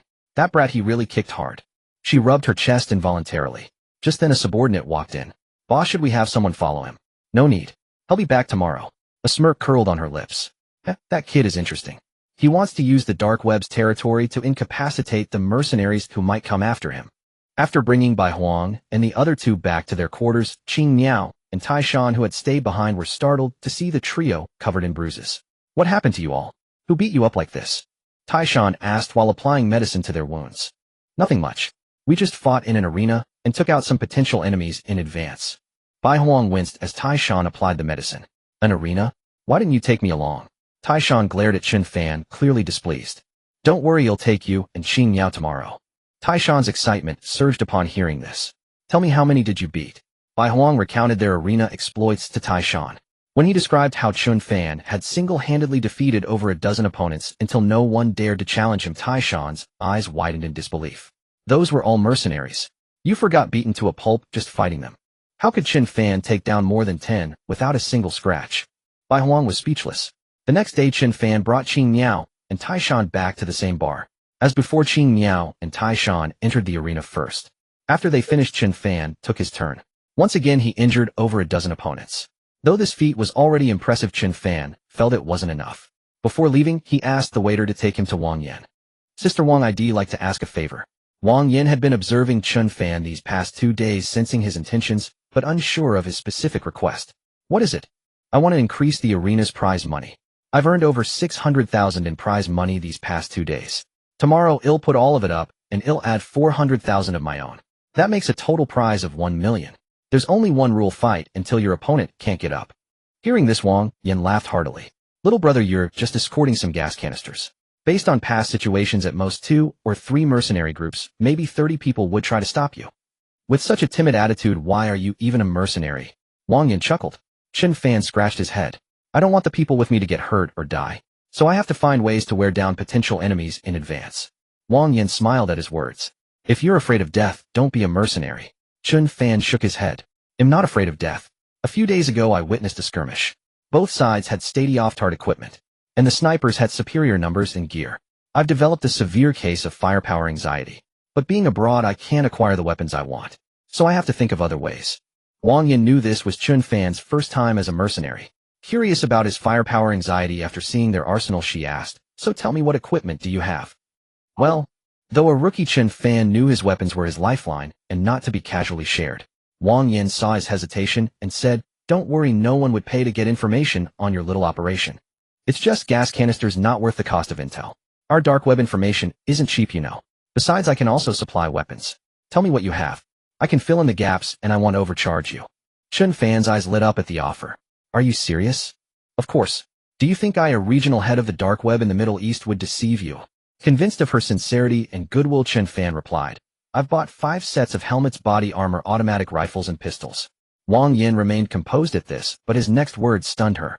Also 5 M249s, 10 RPGs with 50 rounds and 20 crates of grenades, plus 20 quadcopters and 100 FPV drones. That's everything. Wang Yin stared at him in shock. After a moment, she looked at him with a baffled expression. The rifles and pistols are normal. The RPGs and M249s, oh, I can understand. 20 crates of grenades is excessive, but I can still wrap my head around it. But 20 quadcopters and 100 FPV drones. What's that about? Are you planning a massacre or an escort? Wang Yin was at a loss for words. She hadn't expected his firepower anxiety to manifest like this. No reason. We're short-staffed, so I just want to boost our firepower. Chen Fan said with an innocent look. Had learned about quadcopters and FPV drones online, seeing them as the most popular weapons in the ongoing conflict between the two major powers. They could eliminate enemies without risking his own team. That was Chen Fan's ideal scenario. Wang Yin nearly laughed in exasperation. It was the first time she'd heard of a mercenary bringing over 100 FPV drones on a mission. So what weapons do you want to add? Seeing Chen Fan's serious expression, Wang Yin felt a mix of amusement and annoyance. Can you get me 100 more drones? Chen Fan could buy drones from his system, but he couldn't source everything from there. Had already bought 100 FPV drones. Buying another 100 regular drones would be too conspicuous and hard to explain. Purchasing from Wang Yin would conveniently account for the earlier FPV drones as well. I do have some drones, but not that many. And mercenaries don't fight with those things. Unfazed by her skepticism, Chen Fan said confidently, after we complete this mission, people will start using them. Drones were cheap, cost-effective, and could be operated remotely. They were perfect for escort or sniper missions. These mercenaries just hadn't made the connection yet. Chen Fan was sure that once he demonstrated their effectiveness, many would follow suit. But what do you need so many drones for?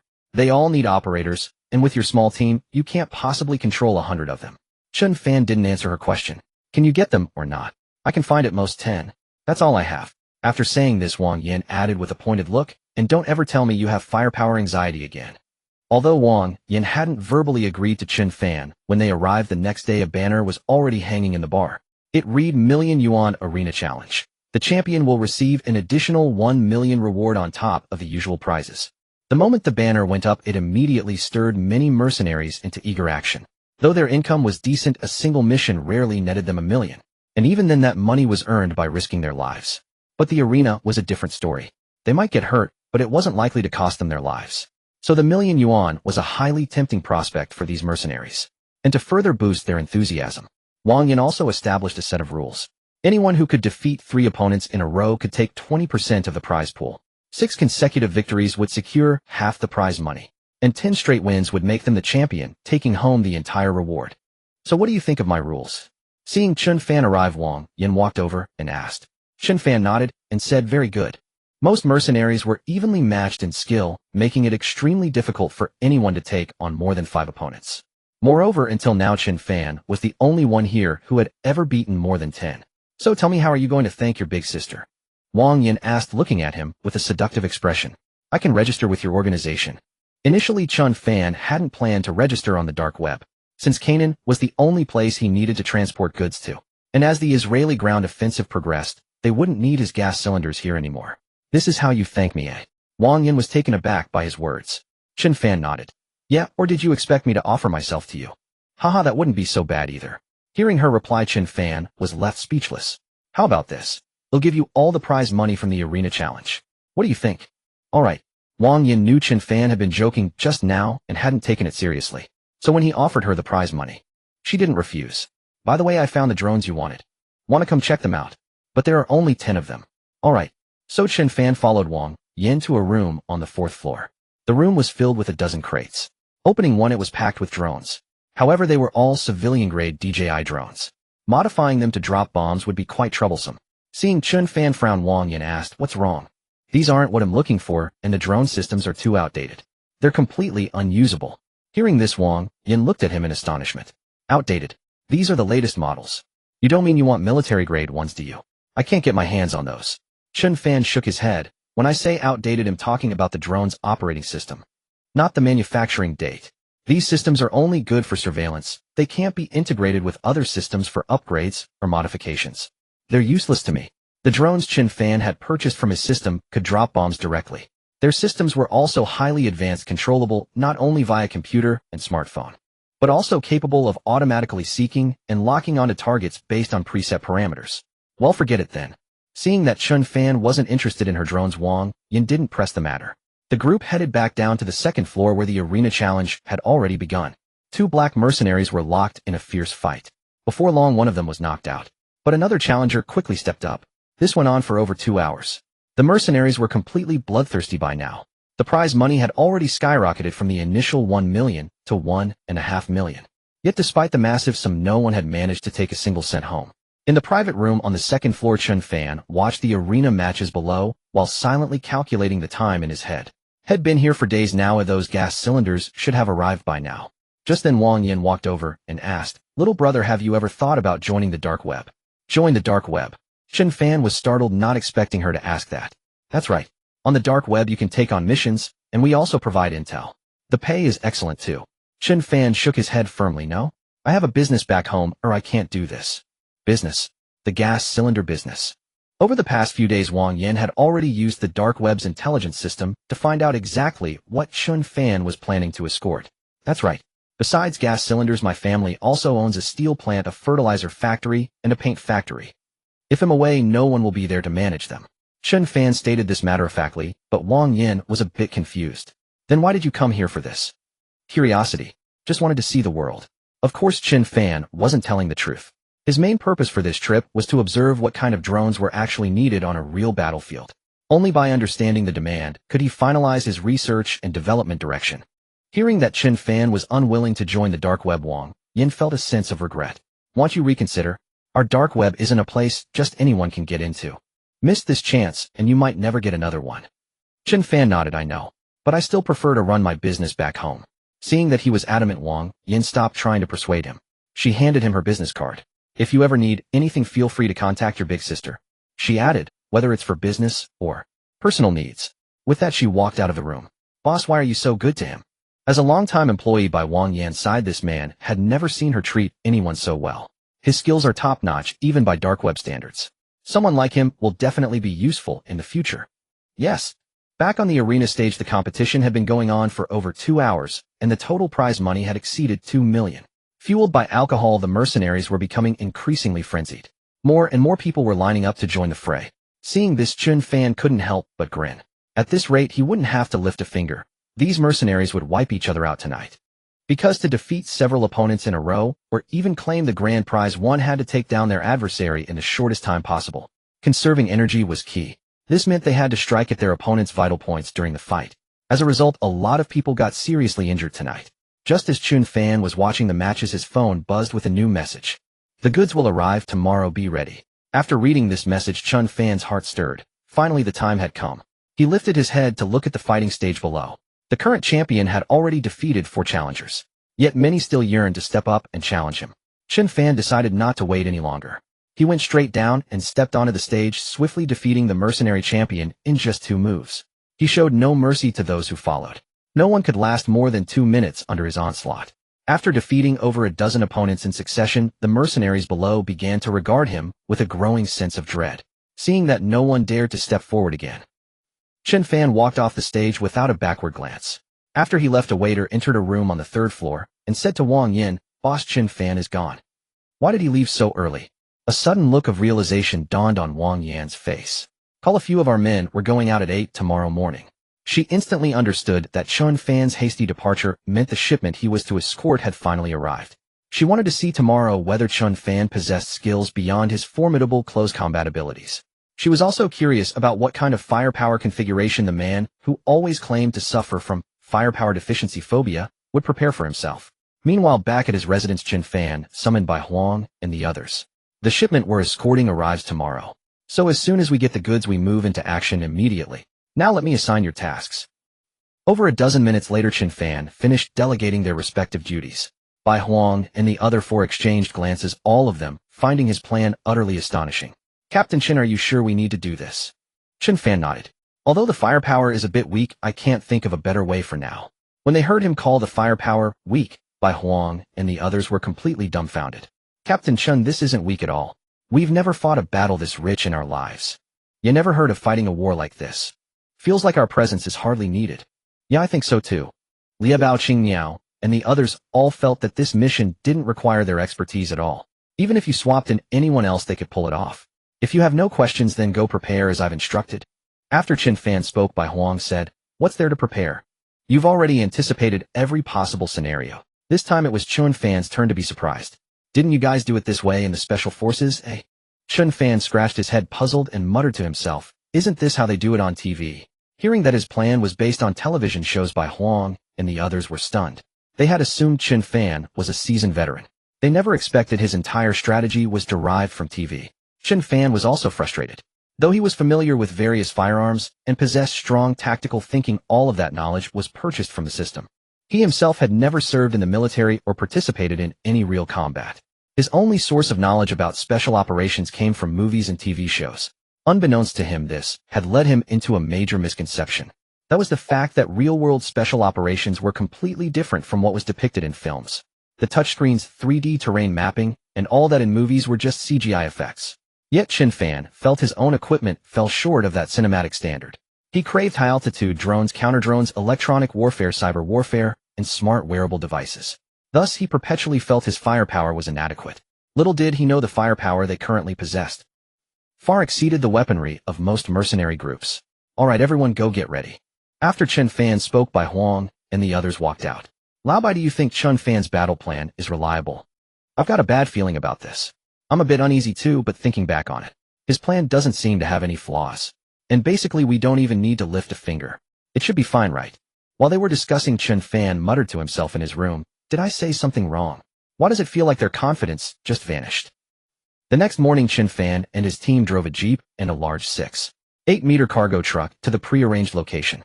Before long, a convoy of nearly 20 vehicles approached majestically from the distance. "Move out," Chen Fan said, taking the passenger seat of the cargo truck. He pulled out a laptop and rapidly typed in a string of code. Moments later, 2 rows of 10 drones, already loaded on the back of the truck, began to lift off. Each of these 10 drones was equipped with a bomb. After taking off, they ascended to over 100 meters and began to circle. When the supply vehicles arrived, they didn't stop, but simply fell in line behind Chen Fan's vehicles. "Boss, what are they doing?" Wang Yin had arrived early with her men, finding a vantage point. She was taken aback when she saw Chen Fan driving a large truck. But when she saw 10 drones rising from the truck's cargo bed, and that they were all armed with bombs, she immediately understood why Chen Fan looked down on her drones. His were clearly not civilian grade. Even their dark web organization, formidable as it was, didn't have many drones like these. It wasn't just Wang Yan's group that was astonished by Chen Fan's deployment of so many bomber drones. Even the other mercenaries who had come to watch were blown away. Who could have imagined that escorting supplies would warrant such an aerial show of force? They knew that on the black market a single drone like this cost at least several $100,000. But for this werewolf mercenary group, these high-end drones seemed practically free as they launched 10 at once. So Wang Yin and the others watched as 2 rows of drones flanked the road ahead, followed by a massive convoy advancing with great momentum. At Mount Tai, Lone Wolf, Leopard, and 3 others took the lead in a pickup truck. Bai Huang and Chen Fan brought up the rear in a large cargo truck. Qing Niao stayed behind at their base, setting up all 100 FPV drones ready to receive coordinates and launch strikes at a moment's notice. As the convoy entered Canaan, Chen Fan simultaneously guided 10 drones for forward escort while operating another for low-altitude reconnaissance. The stretch through Canaan was only 40 kilometers long, and under normal circumstances traversing it would take less than an hour. But now Chen Fan and his team drove at a crawl barely exceeding 20 kilometers per hour. At a faster speed, Chen Fan wouldn't be able to survey the surroundings clearly. After the convoy had advanced for over 10 minutes, Chen Fan detected an anomaly in a pile of ruins ahead of sight that had been bombarded by Israeli missiles. Taishan, check, 500 meters at your 1 o'clock. Hearing Chen Fan's warning, Taishan immediately trained the pickup's heavy machine gun on that direction. Leopard began to slow the vehicle. Lone Wolf, without a word, jumped out of the car and started scouting for a high vantage point. Chen Fan controlled the drone, ascending to a higher altitude to hover over the ruins. Magnifying the camera feed, he examined the scene below. 10 mercenaries were concealed behind the cover of the rubble. From the convoy's perspective, they would have been completely invisible. But through the drone's aerial view, Chen Fan could see their every move clearly. They probably never imagined anyone would use drones for reconnaissance, so none of them thought to check the sky above them.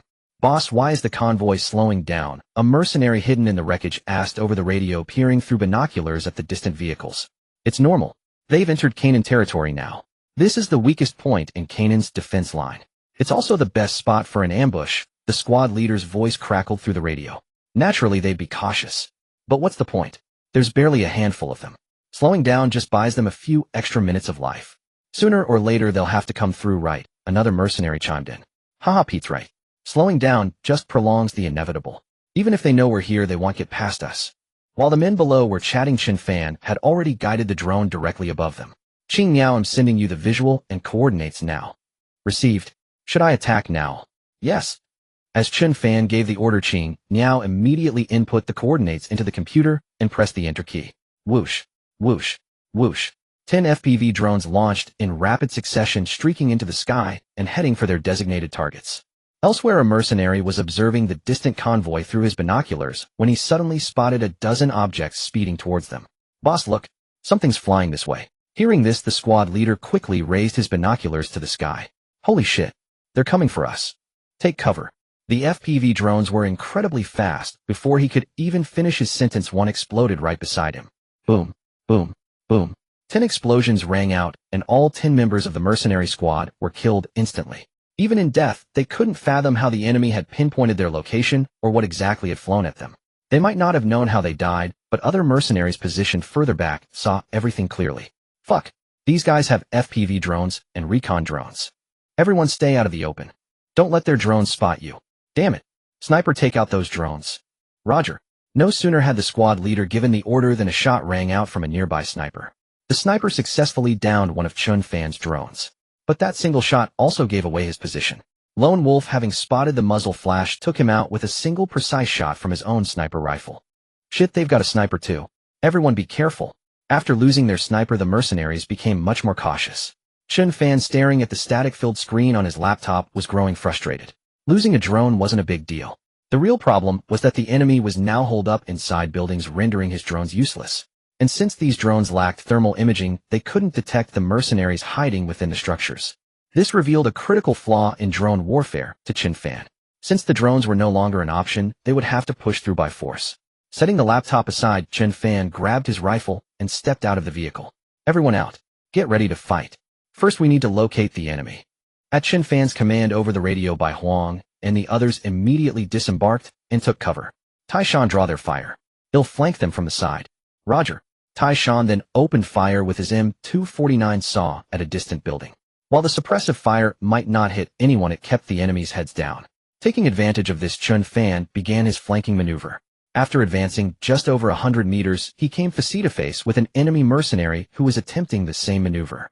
The moment Chen Fan spotted him, the enemy saw him too. Chen Fan fired instantly, but the shot missed, merely startling the mercenary, who quickly ducked back behind cover, keeping a wary eye on Chen Fan's position. Chen Fan was forced to take cover as well. Neither side dared to make the first move, knowing that whoever showed themselves first would be the first to die. The two remained locked in a standoff. The enemy mercenary didn't seem to mind the stalemate. Time was on their side, and they had the numerical advantage. He would occasionally pop out from behind cover, firing a few wild shots in Chen Fan's direction, just to keep him pinned down and prevent any aggressive move. But he didn't realize Chen Fan had no intention of charging Hedon. Instead, Chen Fan pulled out his phone and launched a drone, guiding it silently to hover above the enemy's position. Then he released a single bomb. Boom. The mercenary died, without ever understanding what had hit him. Bang. A shot from the ruins took down Chen Fan's drone. Just as Chen Fan was about to advance, another mercenary appeared, blocking his path. This time the mercenary had learned his lesson. He was hiding inside a building, believing this would protect him from Chen Fan's drone strikes. These drones are still far too unintelligent.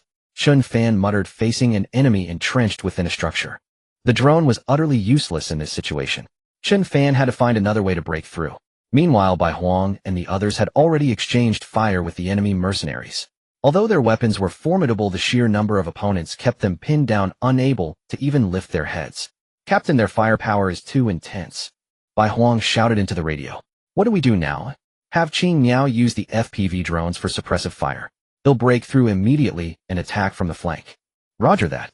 Bai Huang began transmitting the enemy's coordinates to Qing Miao. Chen Fan also launched another drone, flying it towards the hidden enemy ahead. However, this time, to prevent the enemy sniper from shooting it down, Chen Fan piloted the drone, keeping it nearly flush with the ground. When it reached the mercenary's position, Chen Fan fired a single shot, striking the bomb suspended from the drone. Boom. The explosion obliterated the mercenary who had been blocking his path. With the obstacle eliminated, Chen Fan charged forward. Reaching the left flank of the mercenaries, he found a vantage point and began picking them off one by one. In the distance, Wang Yin watched Chen Fan's every move, seeing him integrate drones with combat tactics. She was deeply impressed. While drones weren't uncommon on the battlefield, they were rarely used by mercenaries. The cost was prohibitive. A single drone could cost hundreds of thousands, and they were often disposable. Such a high expenditure was beyond the budget of most mercenary groups. Chen Fan was right. Drone warfare is the future. Despite the high cost, drones minimized casualties. As she spoke, she saw dozens of FPV drones flying towards the conflict zone. Boom, boom, boom. FCK, where did they get so many suicide drones? A mercenary who had been sniping at Chen Fan's team scrambled to his feet, covered in dust. He had barely escaped the FPV drone's explosion. He spoke into the radio, but there was no response. Damn it, is anyone still alive? He shouted into the radio again, but still silence. Boom, boom. Even though no one answered, Chen Fan's FPV drones continued their relentless assault. Damn it. He hadn't expected a dozen men to be wiped out so quickly. He was the sole survivor. He dared not stay any longer, grabbing his rifle and bolting. But he had only run a few steps before a single shot from Chen Fan dropped him. After eliminating the mercenary, Chen Fan entered their bunker to sweep it. Once he confirmed it was safe, he spoke into the radio, "Cease fire." At Chen Fan's command, Bai Huang and the others stopped shooting and walked over, cradling their rifles. Captain Chen, that was a brilliant tactic. Yeah, we took out over a dozen mercenaries with ease. The previous firefight had been loud, but they had only exposed their rifles to draw enemy fire, never their heads. The vast majority of the mercenaries were killed by drone-dropped bombs and FPV strikes. Their own role had been nothing more than a distraction. Let's move out, Chen Fan said, and they quickly reboarded their vehicles and continued their journey. As they advanced, a mercenary observer in the distance reported the situation to his commander. What did you say? They used a swarm of drones and FPVs. Yes, sir. I counted nearly 30 FPVs and 4 or 5 drones used here alone. The snipers didn't even have a chance to fight back before they were annihilated. Hearing this, the mercenary commander took a deep breath. If what his man said was true, then his own group wouldn't stand a chance against this convoy either. But the observer's report wasn't finished. And I recognized them. This escort team is the same group that's been fighting in the bar's underground arena for the past few days. The commander's heart skipped a beat. Several of his own men were still in the hospital because of Chen Fan. He knew exactly how formidable Chen Fan was. After a moment of deliberation, he spoke into the radio. All units withdraw immediately. Cancel the operation. No one questioned the commander's order. They had all heard the radio chatter. They were in this for the money, but they weren't suicidal. And so the mercenary squad that had planned to ambush Chen Fan's group simply left. Chen Fan was unaware of the events unfolding behind him. He was merely surprised that they hadn't encountered any resistance. Far more astonished was Furris. When he saw that Chen Fan had successfully escorted all 20-plus container trucks to their destination, he was dumbfounded. My God, Chen, how did you manage this? For days they had struggled to get supplies into Canaan, with every shipment being intercepted by mercenaries hired by the Israeli dynasty. They had received less than a fifth of what they had purchased. No one had ever delivered a shipment intact. It was nothing really. I just used a few drones, Chen Fan said, casually gesturing to the dozen or so drones still remaining on the truck. Farah's eyes lit up at the sight. You managed to get your hands on this many drones. He stared at Chen Fan in disbelief. Drones were incredibly valuable on the battlefield, and they had tried to buy some. But they had no connections, no way to get them. Is this a lot? Chen Fan shrugged, looking at the remaining drones with indifference. Of course it's a lot. We can't buy these things at all. Would you be willing to sell them to me? They'll pay you a premium price. Farah's desire for the drones was unexpected. Chen Fan had been wondering what to do with the leftover equipment now that the mission was complete. He readily agreed. All right. I also have a few dozen FPV drones back at the base. Are you interested? FPVs? Yes. Faris was so excited he nearly hugged Chen Fan. Chen Fan now regarded the drones and FPV drones in his hands as rather useless. Drones could still be used to drop bombs from the air to kill enemies when there was no obstruction. However, the drawback was equally obvious. They required manual operation to release the payload. Moreover, they were extremely easy to shoot down. Although the FPV drones were much more powerful, the problem was that they could only engage stationary targets. If the enemy moved, the FPV drones would be completely ineffective. It would be nothing but a waste of money. Chen Fan believed that if drones were to be used extensively on the battlefield, they needed to be more intelligent, capable of automatically locking onto targets and engaging them. This would save manpower while increasing efficiency and strike effectiveness. But Farah did not think so. He had never imagined that Chen Fan could acquire such advanced weapons as drones and FPV drones. They were still at the stage of handcrafting artillery shells, yet this hired man had already equipped himself with cutting-edge weaponry like drones and FPV drones. You can have them, but I won't deliver them again. No need to deliver, I can send someone to pick them up. Hearing Chen Fan's words, Farah quickly said. Not only did Chen Fan not want to deliver them anymore, but even if he did, Farah would not let him. He knew that just this one delivery would waste dozens of FPV drones. In Farah's eyes, these FPV drones were treasures and must be used at critical moments. How will you get them? We have tunnels. Large equipment can't pass through, but small ones can. Though the gas canisters were not large, there were too many of them. If so many gas canisters were to be moved through the tunnels, the sheer quantity might be discovered by the Israeli intelligence. While the remaining FPV drones are at our place. Send someone to pick them up. All right, then I won't keep you here to rest. I reckon the Israeli ground offensive will begin soon. Chen Fan nodded and said, Yes, once you're done here, come visit me. Farah also nodded. If I'm still alive by then, I will. No sooner had he said this than an alarm sounded around them. Not good, an air raid, Farah said as he immediately pulled Chen Fan and the others into the tunnel. Boom, boom, boom. Though they could not see what was happening outside in the tunnel, they could clearly feel the tremors caused by the explosions. This bombardment lasted half an hour. When Chen Fan and the others emerged from the tunnel, they saw that the buildings that had been intact moments ago were now piles of rubble. Cries of anguish came faintly from the ruins. Seeing this, Bai Huang and the others immediately wanted to help rescue people. But Farah stopped them. Chen will handle this here. You'd better leave now. Chen Fan thought for a moment and nodded. Then we'll go. See you next time. With that, Chen Fan called the others to get into the car. Captain, why didn't you let us go help? As former soldiers, Bai Huang and the others were accustomed to rushing to aid civilians when they saw them harmed. He could not understand why Chen Fan had stopped them from rescuing people. It's too late. If we try to rescue them, we might get trapped here. But Bai Huang knew Chen Fan was right. They were now mercenaries, not soldiers of the Daxia dynasty anymore. Still, the habit formed over many years made him uneasy. The car had barely driven a short distance when a shell hit a building by the roadside. Speed up. They're about to launch a ground offensive. As a highly developed nation, the Israeli military's tactics were similar to those of the Deng dynasty. Before launching a ground assault, they would first conduct a barrage of artillery fire to destroy the enemy's effective strength and any enemies hiding in buildings. But this time the Israeli operation was different from that of the Deng dynasty. They were not only bombing military positions, but also using indiscriminate shells. Shell after shell landed on both sides of Chen Fan's car. People on the road screamed and ran in all directions. There was no safe place anywhere in the Jinan region. Watching the horrific bombing outside, Bai Huang said angrily, The Israeli forces are going too far. This is not war. They are razing this place to the ground. Exactly. All this bombing has been on civilians. These bastards deserve to die. Chen Fan was also furious about the situation, but he had no way to stop it. He could only watch as countless lives were extinguished around him. The car sped on. The people inside had gone from indignation to silence. Though everyone wanted to help, even if they all stayed, it would be futile. With just a few of them, they could not change the course of the battle. But Chen Fan's eyes suddenly grew determined.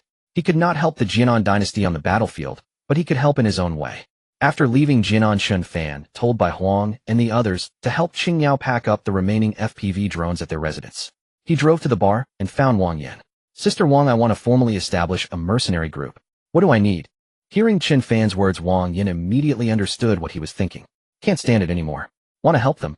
Chen Fan neither denied nor admitted it. You can't help them. This is their own war, just like our dynasty decades ago. After she said this, seeing that Chen Fan remained silent, she continued, do you know how much a set of equipment and a life cost? Do you know that human life is the cheapest thing on this battlefield? Chen Fan, no matter how rich you are, you can't change the situation here. Wang Yan was right. Such a war was not something an individual could influence. Chen Fan knew she was correct, but he did not intend to directly recruit mercenaries to help Jinan for free. He had his own ideas. I know. I just want to establish a mercenary group to protect my own business. Hearing this, Wang Yan stared at him for a long time before saying, actually, there are no formalities required. You just need to register with us. You can purchase weapons, gather intelligence, recruit members, and issue or accept missions here. Okay, then help me register. All right. With the help of Wang Yan, the Middle East Regional Director Chen Fan quickly registered the Wolf Warrior Mercenary Group on the dark web. After the registration, Chen Fan asked again, Sister Wang, can you do me another favor? What? We're about to return to the Daxia dynasty. The weapons and equipment we bought earlier won't be used for a while. Can I leave them here? No problem. Thank you so much. If you ever come to the Daxia dynasty, they'll definitely treat you well. Wang Yan smiled and said, you said it. If I go back, he'll definitely come find you. Hearing this, Chen Fan felt a shiver run down his spine for some reason. After returning from Wang Yan's place, Bai Huang and the others had already handed over the remaining teleportation devices and drones to the people Ferris had sent. Let's go. Chen Fan and his team got into the vehicles ready to depart. As they passed the border of Canaan. At the border, besides the soldiers of the Egyptian dynasty, there were also large numbers of Israeli soldiers.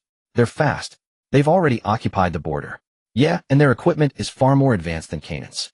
This time it seems the Canaan dynasty is doomed. They sighed as they drove on. Captain, what's your take on the situation in Canaan? After this mission, by Huang and the others had come to fully respect Chen Fan. Although Chen Fan was younger than all of them, he surpassed them in both skill and intellect. In their hearts, they had already come to see him as their pillar of strength. The Israeli army may be powerful, but Canaan is no pushover. Pharaoh and his people have been operating in Canaan for years. They have over 500 kilometers of underground tunnels.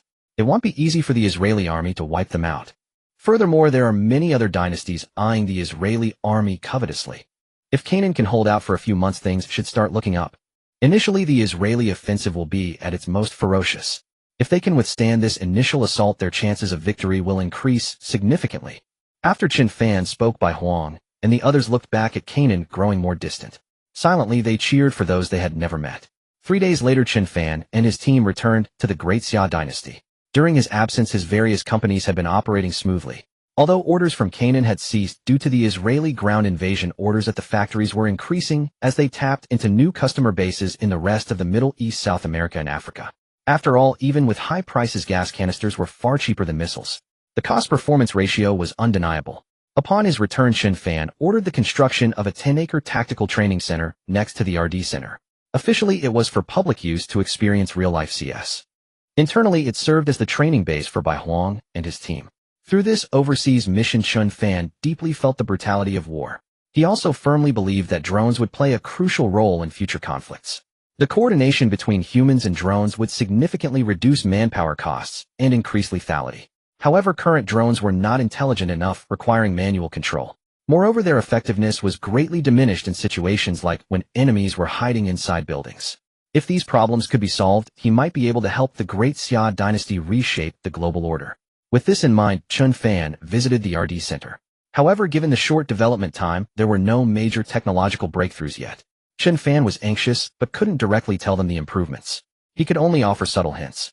Since they all knew of his expertise in computer technology, he had fewer reservations about leading the drone system development. He directly led these newly graduated college students in developing the drone system. One day, while discussing the drone system at the RD Center, Sun Hung called. Mr. Chen, a major car company wants to collaborate with us. Could you come over? Which car company? General Motors. General Motors? Chen Fan was surprised. He hadn't expected the first car company to seek them out would be GM. Yes, they said they'll be here soon. All right, I'm on my way. After hanging up, Chen Fan felt this was no simple matter. He drove to the paint factory. Sun Hung had already tidied up the factory entrance. When Chen Fan arrived, workers were spraying water on the road. Getting out of the car, Chen Fan asked Sun Hung, "It's already clean enough, no need to splash more water, right?" Sun Hung smiled and said, "Mr. Chen, this time the vice president of GM Greater China is coming. Better to keep things spotless and make a good impression." Chen Fan nodded, thinking it made sense, and didn't pay much attention. Once they were in the office, Sun Hung began reporting on the recent work. "Mr. Chen, our factory's orders are now booked solid until next year. But we still can't meet the demand. A while back I added a new production line, and it's been debugged recently. It's just started production, but it's still far too little compared to our massive demand. Chen Fan nodded and said, indeed it's a bit insufficient. Considering the Great Xia dynasty had over 400 million vehicles with over 300 million being cars, the market was huge. They were currently the only ones producing this kind of paint. The demand was naturally enormous.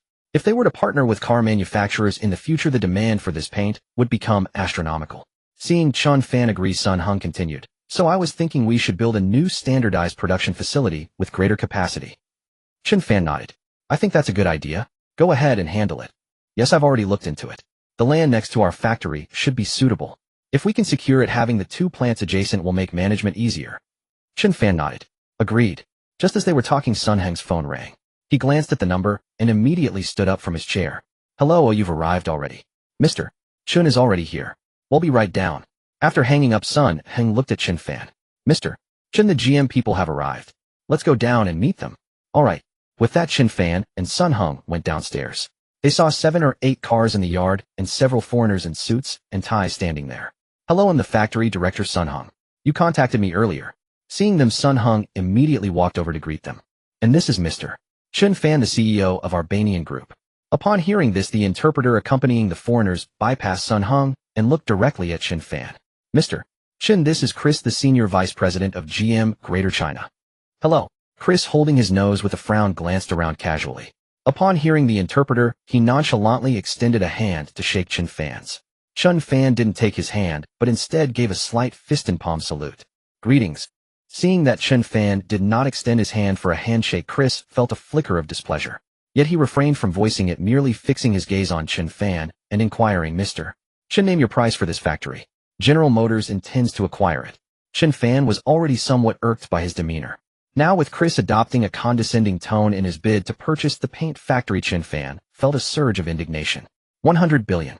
Upon hearing Chen Fan's quote, Chris' eyes widened in disbelief, his expression suggesting he had been made a fool of. He retorted angrily. 100 billion. You must be joking. Chen Fan unyielding shot back. You were the one who started the jokes. If you're here to discuss cooperation, you're welcome. But if you're here to stir up trouble, then. Before Chen Fan could finish, the interpreter hastily interjected. Mr. Chen, please don't be upset. We are here to discuss cooperation. Is this how you seek cooperation with such an attitude?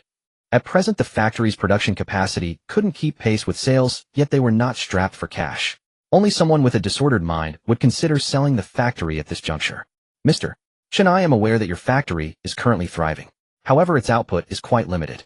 We could invest in this facility to help you expand production capacity. Furthermore, we can assist you in selling your automotive paint overseas. Wouldn't that allow you to earn even more? After the interpreter finished, Chen Fan let out a cold laugh. Do you think we lack for partners seeking collaboration? With that, Chen Fan turned and headed upstairs, ignoring them entirely. Chris, incensed by Chen Fan's blatant disregard, fumed. Fine. Since you're so ungrateful, well, just see about that. He then got into his car and drove off. After they had departed, Chen Fan knew they wouldn't let the matter rest easily. He summoned Sun Heng and instructed, from now on, if anyone from General Motors comes and brings up acquisition or investment again, don't even receive them. Yeah, I didn't expect them to have such an attitude either. They're a big corporation, used to being courted. How could they possibly lower themselves to beg us? However, we should also heighten our defenses. Have all employees reside within the factory premises for the time being, and don't let anyone leave. Also ensure the confidentiality of the formula is airtight. Sun Heng nodded in agreement, saying, rest assured no one knows the complete formula for the automotive paint. I've segregated every step of the process. Even if they managed to poach our entire workforce, they still wouldn't obtain the formula. Sun Heng's confidence took Chen Fan by surprise. Why is that? Sun Heng chuckled. Well, it's quite an amusing story. The original paint masters in this factory were all villagers and few of them were literate. I simply instructed them on what additives to use and how much to add. As for what exactly those additives were, they had no idea. Chen Fan was utterly astonished by this revelation. He had never imagined it would be like this. Still, we must remain cautious. It seemed as though the major automakers had conspired in advance. The day after General Motors' visit, another major automotive company, Hyundai Motors, came calling. This time, it was their senior vice president for the Greater China region. His attitude was incomparably more courteous than Chris had been. Mr. Chen, Toyota Motor Corporation wishes to invest in your paint company. We are prepared to offer 2 billion into Xia dynasty currency for a 10% stake in your company. Furthermore, we will not interfere with your normal operations. Chen Fan was taken aback by Li Sangwu's terms. His paint factory was currently valued at only a few tens of millions, yet Li was offering 2 billion for just a tenth of the shares. It was an undeniably generous offer. However, Chen Fan sensed something was amiss.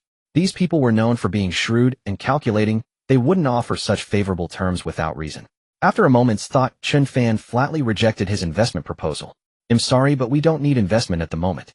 Li Sangwu didn't seem surprised by Chen Fan's response. He smiled and said, Mr. Chen, I understand that your company isn't short on cash flow, but the funds we're offering are in cash, and we won't question how you choose to utilize them. His implication was clear. The money was a gift for Chen Fan to spend as he pleased. Moreover, we can help you expand your sales channels. Please take your time to consider. If you feel the percentage is too high, we're open to reducing it. We could even increase the investment amount if necessary. Li Sangwu felt he had been explicit enough and expected Chen Fan to be thoroughly tempted. Yet Chen Fan stared at him and asked, what exactly do you want from us in return? We simply want exclusive rights to the automotive paint produced by your factory for use in our Hyundai vehicles. Upon hearing Yamamoto's statement, even Sun Hung was astounded. The terms were exceptionally favorable for them. But Chen Fan couldn't help but furrow his brow. Despite the attractive offer, Chen Fan harbored deep suspicions about the true intentions of these people.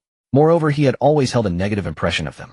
Not throwing them out immediately was already a significant concession on his part. I'm sorry. We don't need investment for the time being.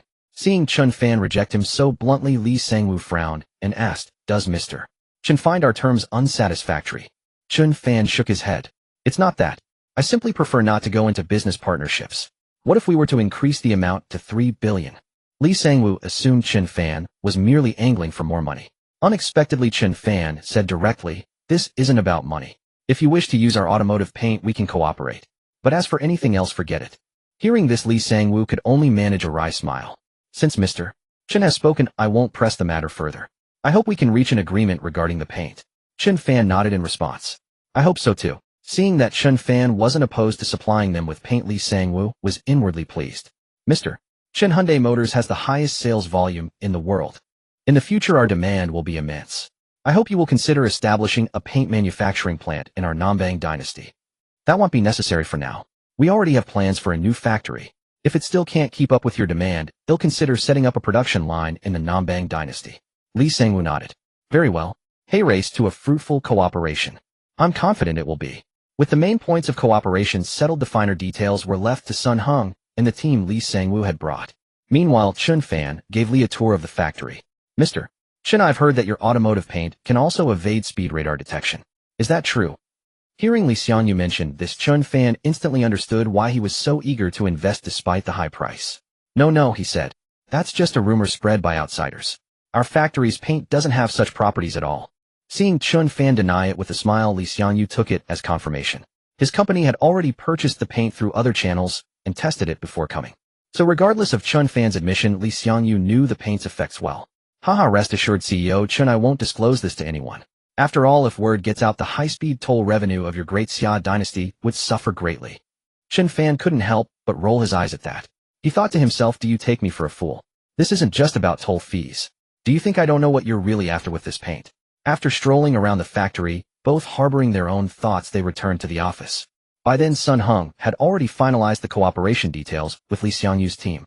The agreement stipulated that Chen Fan's Century Paint Factory would supply Hyundai Motors with at least 2 million barrels of paint annually, priced at the current rate, with prices to be renegotiated each year.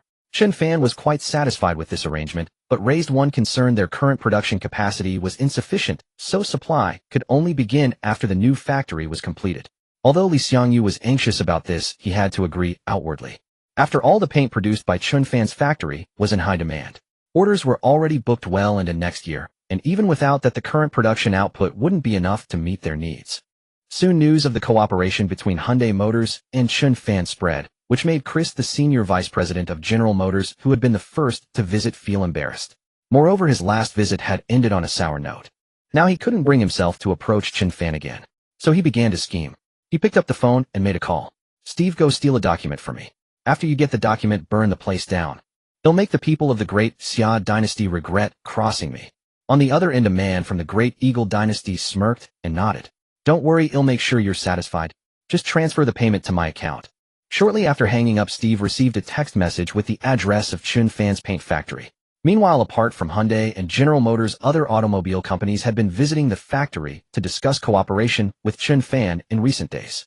Their intentions were the same as the previous two automakers. They initially wanted to invest, but after being rejected, they shifted to cooperation. Chen Fan generally agreed to such partnerships, especially with domestic automakers whom he personally hosted. Of course, there were also some Japanese automobile companies seeking cooperation, but Chen Fan flatly rejected them all. Watching more automakers come to negotiate, Chen Fan knew that his paint would eventually attract the attention of the dynasty. So he exchanged a paint formula from the system that lacked the radar speed measuring effect. After obtaining the new formula, he had his workers switch to it for production. This new paint, although it no longer had the radar blocking property, still retained its scratch-resistant and wear-resistant qualities. The materials used were similar, though the proportions of a few ingredients differed from before. Just a few days after the new formula was put into use, a group of Chen Fan's acquaintances arrived at the paint factory. Yingji was the first to get out of the car, surveying the shabby workshops and outdated machinery with a frown. He turned to Qiao Jianzhong and said, "Director Qiao, did we come to the wrong place? How could such a small factory produce such high-tech paint?" Qiao Jianzhong also harbored doubts as he got out of the car. The research institute had been studying the radar-avoiding pigment for over a decade without significant progress. This small factory, which didn't even have a proper laboratory, shouldn't have been able to produce paint that could evade radar speed detection. Yet the samples they had tested indeed possessed that capability, and the source was traced back to this location. "Since we're here, let's go take a look," Qiao Jianzhong said, leading Yingji and the others into the workshop. The workers in the factory had grown accustomed to visitors over the past few days, so they paid no attention to Qiao Jianzhang's group and continued their tasks. Soon Sun Hong came running over from the office. He looked at Qiao Jianzhong and the others, curiously wondering why there were visitors without an appointment. Despite his confusion, he approached politely and asked, "Hello, I'm the factory director. Are you here to discuss cooperation?" Before Qiao Jianzhong could respond, Yingji interjected impatiently, "Get your boss here." Hearing his tone, Sun Hong glanced at him, then at the coaster parked outside, assuming they were high-ranking officials on an inspection tour. So he immediately called Chen Fan. "CEO Chen, a group of people has arrived at the factory asking to see you specifically." Chen Fan was eating when he heard this and asked, puzzled, "From which company? They don't seem like they're here to discuss cooperation. They arrived in a coaster looking like officials here for an inspection." A coaster? Chen Fan, though never a government official, knew that officials typically used coasters for inspections. So he told Sun Hong, "Keep them entertained, you'll be right there." After hanging up, Sun Hong went to Qiao Jianzhong and said, "Sir, our boss will be here shortly." Qiao Jianzhong nodded and asked, "How many years has this factory been operating?" "Over 10 years. How's business?" "It wasn't great before, but recently it's been doing well. Orders are booked into next year." Hearing this, Qiao Jianzhang's eyes sharpened, and he continued, "Why the sudden improvement?" Sun Hong, thinking the man was an official, answered without hesitation, "Because our boss developed a new type of paint with strong scratch-resistant and wear-resistant properties." Scratch-resistant and wear-resistant. That's quite impressive. Hearing Sun Hong mention these properties, Qiao Jianzhong was now certain that the paint they had tested came from this small factory. "By the way, what's your boss name?" "Chen Fan." "Chen Fan." Yingji froze upon hearing the name, his expression souring instantly. Last time it was a man named Chen Fan who had caused him trouble. He had been disciplined and reprimanded by the director because of him. That was why the name was etched so clearly in his memory. "Yes, Chen Fan." Sun Heng was taken aback, looking at Yingji and asking, "Sir, you know my boss?" Yingji hastily shook his head. "No, I don't. The paint factory and the gas canister plant were not in the same township. Besides, the name Chen Fan was far too common." Thus Yingji reasoned it was unlikely to be a coincidence that he had encountered the same person twice here. It wasn't just Yingji who thought so. Qiao Jianzhong, standing nearby, also doubted that this Chen Fan was the same one he knew. Although Chen Fan was a master of computer technology, automotive paint was a completely different field. So he too dismissed the notion that the paint factory owner was the same Chen Fan who sold gas canisters and built the comprehensive defense system for the college campus. "Does this little paint factory have a research lab? How did your boss develop this kind of paint?" Qiao Jianzhong asked as he walked through the factory, observing his surroundings. "I'm not sure about that either." As they were talking, a group of people suddenly rushed in from outside. Upon entering, they walked straight up to Qiao Jianzhong, extending their hands in greeting. "Director Qiao, why didn't you let us know you were coming?" Qiao Jianzhong stared at the man before him, utterly bewildered. He didn't recognize any of these people. Qiao Jianzhong didn't know them, but Sun Hong certainly did. He was dumbfounded. These were the key leaders from their town and county. Sun Hong had seen the man at county meetings on several occasions. Seeing Qiao Jianzhong staring blankly, the county leader felt awkward. It was then that Sun Heng spoke up. Sir, this is our county's Secretary Zhao Kongsheng. Oh, Secretary Zhao, hello. Only after Sun Heng's introduction did Xiao Jianzhong understand. It seemed his arrival had been noticed by the county officials. The two exchanged pleasantries for a while. Zhao Kongsheng then asked Xiao Jianzhong, Director Xiao, are you here for an unannounced inspection? He glanced toward Sun Heng inquiringly. At the same time, he racked his brain wondering if anything significant had happened in the county recently.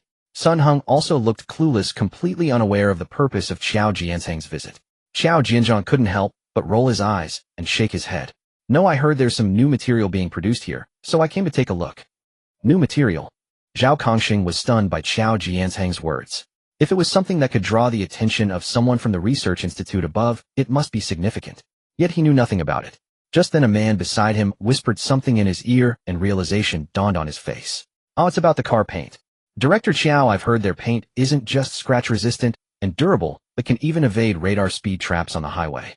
Hearing Zhao Kongsheng's words, Sun Heng quickly waved his hands. Secretary Zhao, those are just rumors. There's no such thing. Chen Fan had strictly instructed Sun Heng that the radar-evading paint was not to be mentioned publicly. But no matter how much he denied it, it was useless. Xiao Jianzhong and his team had already tested it before arriving. The paint produced by their factory indeed possessed that very property. Mr. Sun, no need to hide it. If we didn't have leads, we wouldn't have found our way here. Yingji looked at Sun Heng with a hint of smugness. Since he had put it that way, Sun Heng felt he had no choice but to remain silent. He could only pray for Chen Fan's swift arrival. After all, the matter of the paint was serious. If Royal Dynasty were to take a fancy to it and seize their formula, the paint factory would be finished. Yingji noticed Sun Heng fall silent after his remark.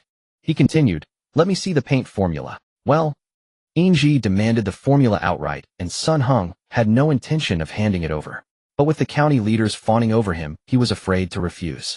Just as he was caught in a dilemma, Chen Fan drove his car into the yard.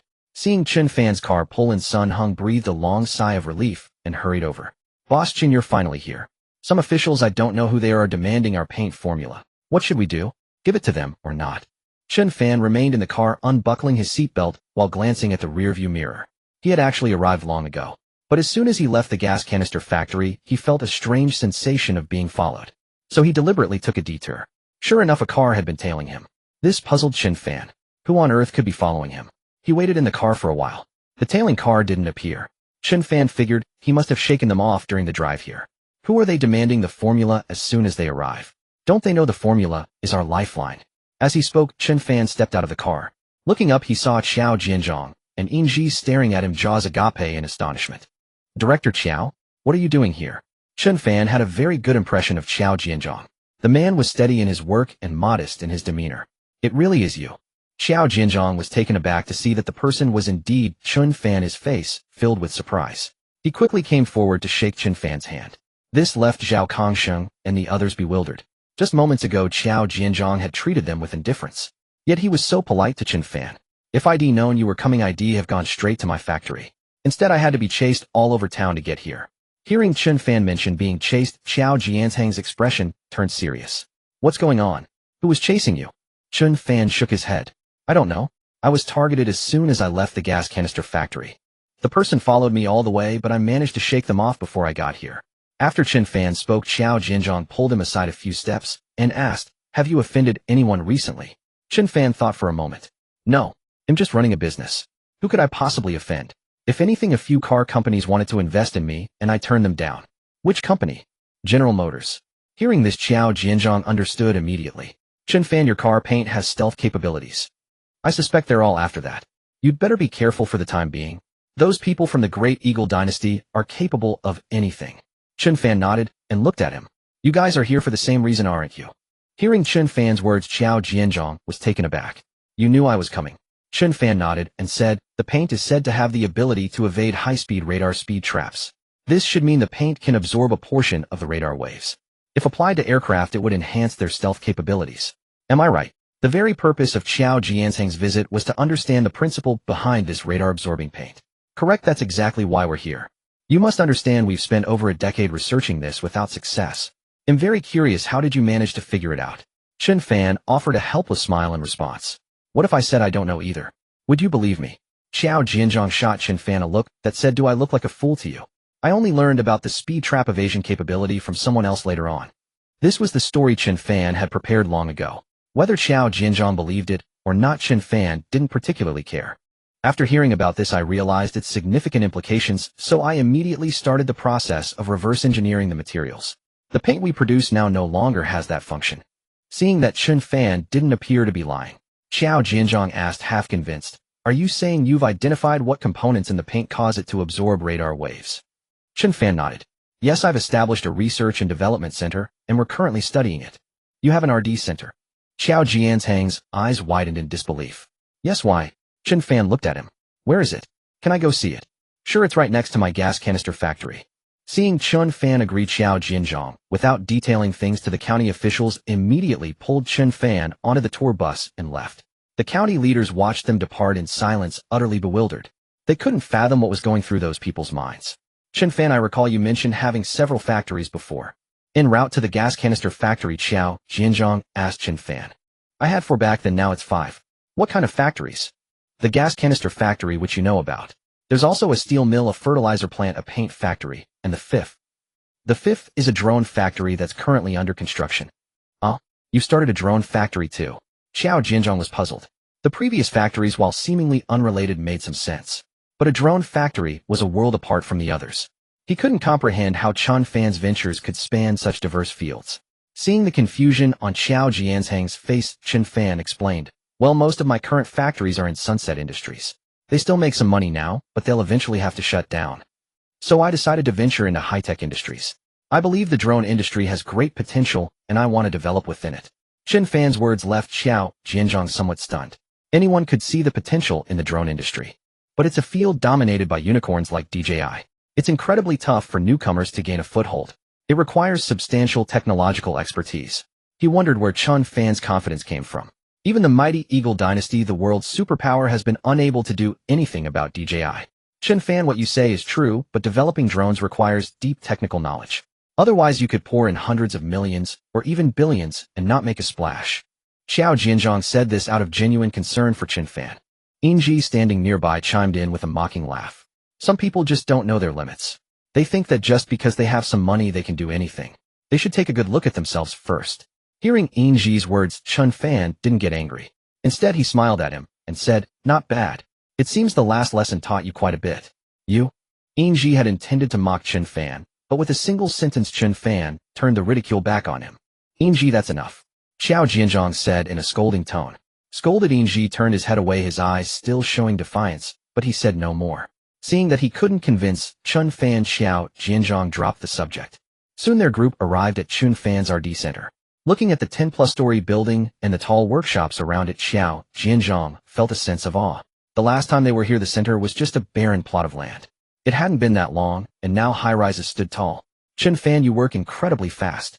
It's only been a few months, and you've already built this place up," Xiao Jianzhong remarked with deep emotion. "Come on, let me show you around. We're currently researching metamaterials at our RD center." Chen Fan was here every day, so the changes seemed normal to him.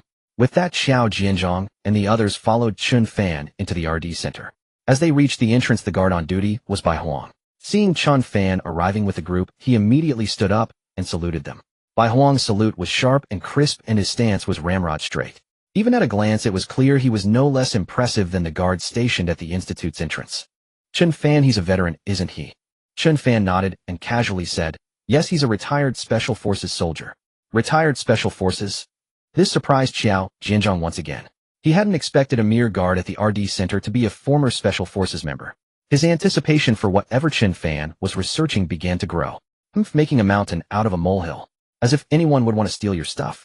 Yingji, still defiant, sneered from the side. "Who knows, maybe you're after my research results." "Impossible. Our institute wouldn't care about anything developed in a rundown place like this." "Then why are you here?" Chen Fan's retort left Yingji speechless once more. Yingji held himself in high regard and genuinely believed that an amateur outfit like Chen Fan's couldn't produce anything of value. Even if they did, it would just be a stroke of luck. Pure dumb luck. Upon entering the RD Center's main hall, Xiao Jianzhong was drawn to a floor directory beside the elevator. The sign read Agricultural Science Research Center Floors 12, Automotive Paint RD Center Floors 34, Iron and Steel Science Research Center Floors 58. It continued Tank Equipment Technology Research Center Floors 911, Drone RD Center Floors 1214. Pointing at the board, Xiao Jianzhong asked, "So these are the projects you're working on?" Chen Fan nodded. "Pretty much. Our research is quite diverse and extensive, so it's all grouped under a general name. The specific floors house many specialized research teams. Even these listed projects alone were staggering to Xiao Jianzhong. He knew that many prestigious institutes typically focused on just one field. Yet Chen Fan's single R&D center was simultaneously tackling so many things. This made Xiao Jianzhong feel Chen Fan was trying to bite off more than he could chew. But in research, achieving such a feat overnight was simply impossible. Only by concentrating full effort on one project could a breakthrough occur. Chen Fan, isn't it too much to research so many projects at once? Perhaps it's better to focus on one, and once results are achieved, gradually develop the others. Xiao Jianzhong advised. Chen Fan, however, looked utterly unconcerned by the suggestion. Old Xiao, rest assured I can afford to fund all these projects simultaneously. Seeing that Chen Fan was not heeding his advice, Xiao Jianzhong could only drop the matter, thinking that Chen Fan was still young. Perhaps hitting a wall or facing setbacks wouldn't necessarily be a bad thing. The group went directly to the automotive paint R&D center on the 3rd floor. Upon arrival, they saw many people in white lab coats inside transparent glass rooms. They were conducting experiments. Chen Fan led them to the innermost area. Pointing to a glass room, he said, "This is where we're researching the metamaterial. This material was separated from our previous automotive paint. It's produced from two seemingly ordinary materials through a chemical reaction under high heat, altering their properties. This metamaterial has a strong absorption capacity for light waves." Hearing this, Xiao Jianzhong quickly asked, "What's the absorption rate?" "Currently, it's around 5%. However, if we can further purify this material, the absorption rate should be even higher." Xiao Jianzhong was thrilled. They had been researching stealth materials for their stealth fighters for over a decade, but they had never made a significant breakthrough. Unexpectedly, in such a remote small city, they had found a material achieving a 5% absorption rate. "Can I go in and take a look?" Xiao Jianzhong asked excitedly. "Of course." Seeing Chen Fan's agreement, Xiao Jianzhong quickly changed into protective gear and entered. The researchers inside didn't recognize him, but seeing Chen Fan outside, they understood Chen Fan had allowed him in, so they didn't stop his operations. Xiao Jianzhong noticed the equipment in the lab was even more advanced than his own. Moreover, there were several machines he had only seen abroad. He hadn't expected Chen Fan to have acquired them. But he had no time to ponder the equipment now. He began testing the extracted metamaterial's radar wave absorption. The test results startled him. Chen Fan had just mentioned a 5% absorption rate, yet his test showed it had reached 8%. "Has this been purified?" Xiao Jianzhong asked a researcher nearby. "Yes, it's been purified 3 times. "Well done." Xiao Jianzhong gave the researcher a thumbs up. Then he exited the lab. Once outside, without even speaking to Chen Fan, he immediately stepped aside to make a phone call. "Director, we've found it," Xiao Jianzhong said excitedly as soon as the call connected. "Is it effective?" "Effective. They've already purified the material. The absorption rate has now reached 8%. If they continue purifying, this would be an exceptional material for our stealth fighters." "Really? That's fantastic." The director became equally excited upon hearing Xiao Jianzhong's words. "Get their methodology and formula immediately." Hearing the director's request to obtain it, Xiao Jianzhong said hesitantly, "Director, taking it might not be appropriate." "Oh, I mean by it. Ask if they're willing to sell it to us. They have no use for this material themselves." "That might be difficult." After Xiao Jianzhong spoke, the director asked in confusion, "Why? They don't want to sell to us." "I haven't asked yet." Mainly based on what he said, this material is extracted from automotive paint. It's a byproduct of a chemical reaction caused by high heat. It requires purification. Even if they sold us the technology, it would be hard for us to extract it from such large quantities of paint. Hearing this, the director was also at a loss. Although he could apply to have the dynasty establish a paint factory solely for their institute's production, that would create massive waste. No amount of funding would be enough to sustain that. "Old Xiao, what do you think we should do?" "We could collaborate with them. They extract it for us and sell it to us. Let's do that for now." "Director, this matter is of great importance. I think you should submit a request to send some personnel here for protection. I've heard that someone has been tailing this boss these past few days." Hearing this, the director realized the gravity of the situation. He nodded and said, "All right, I'll submit the request." After hanging up, Xiao Jianzhong returned to Chen Fan. "Chen Fan, I'll be direct with you. The material you're researching now is exactly what we've been trying to develop for over a decade without any leads. This material can make our fighters into stealth aircraft. It will greatly enhance the combat capability and deterrence of our dynasty's air force." With that, Xiao Jianzhong looked deeply at Chen Fan. "I don't need to elaborate on the importance of this material. Let me get straight to the point. We want to establish a partnership with you. Sell all the metamaterial you produce to us. We'll offer a satisfactory price. But the condition is that this material can only be sold to us. Are you willing? After Xiao Jianzhong finished speaking, his gaze fixed intently on Chen Fan. He had only met Chen Fan twice, and his understanding of him was far from thorough. If he saw hesitation or refusal in Chen Fan's eyes, he would have to devise another plan. After all, such a precious asset was not something the dynasty would permit another nation to obtain. Yet unbeknownst to him, the metamaterial Chen Fan had been researching was originally intended for the dynasty. Although his current business ventures were not strictly illegal, they were hardly above board either. Chen Fan needed a talisman to protect himself, and this metamaterial was the perfect one. Of course, Chen Fan agreed to Xiao Jianzhang's request without a moment's hesitation. Xiao Jianzhang was taken aback by his immediate acceptance. Chen Fan had agreed so readily without a second thought. Xiao Jianzhang even felt as though Chen Fan had been waiting for him to make this very offer. You agree so quickly? Don't you want to think it over? Seeing the expression on Xiao Jianzhang's face, Chen Fan knew he had agreed too hastily. But since the words were already out, he could only say, "Didn't you just say it yourself? This is for the coating on our stealth fighters. It can significantly enhance our fighters' stealth capabilities. If the dynasty can use it, then what is there for me to consider?" Chen Fan's words were impassioned and righteous, leaving Xiao Jianzhang feeling somewhat out of sorts. He hadn't expected Chen Fan to be such a fervent patriot. "Chen Fan, thank you so much.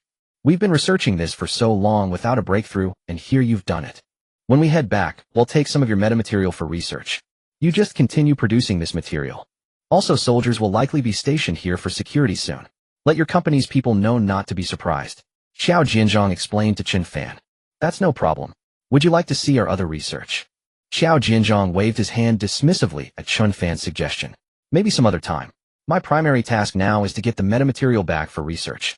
Time is of the essence for us. You don't understand. The Great Eagle Dynasty's stealth aircraft constantly harass our coastline. The sooner we develop our own stealth fighters, the sooner they'll stop parading so brazenly before us." Since Xiao Jianzhang had put it that way, Chen Fan couldn't very well insist on them staying. He had some metamaterial brought out from the laboratory for Xiao Jianzhang and his team to take with them. Eager to leave, they departed without even stopping for lunch. As Xiao Jianzhang's car exited the main gate, two men in a vehicle parked outside, who had been staking out the entrance, stared in disbelief at the Beijing-plated coaster van. How does this kid know people from Beijing? And they look like officials. No idea. Both men were baffled. As they chatted, a foreigner passed by the gate, stealthily snapping several photos of the premises as he walked by. His movements were so covert that they were nearly imperceptible from a distance. But these two men sitting in their car less than 2 meters away saw every move he made. They exchanged a glance, both realizing that this foreigner was up to something suspicious. Could he be a foreign mercenary sent to kill Chen Fan? Don't know, but his movements look professional. Damn, daring to operate in our great Xia dynasty. He's got some nerve. Doesn't he know our great Xia dynasty is forbidden ground for mercenaries? These two men were agents of the great Xia dynasty's State Security Bureau. Chen Fan had been flagged by the dynasty's intelligence department during his mission in Canaan. As soon as he returned, the SSB had placed him under surveillance. They were the ones who had been tailing Chen Fan before. What they didn't know was that the foreigner was hired by General Motors, not to assassinate Chen Fan, but to steal the car paint formula. Observing the suspicious figure, they immediately reported to their superiors. "Chief, while monitoring Chen Fan, we've spotted a foreign mercenary in the area."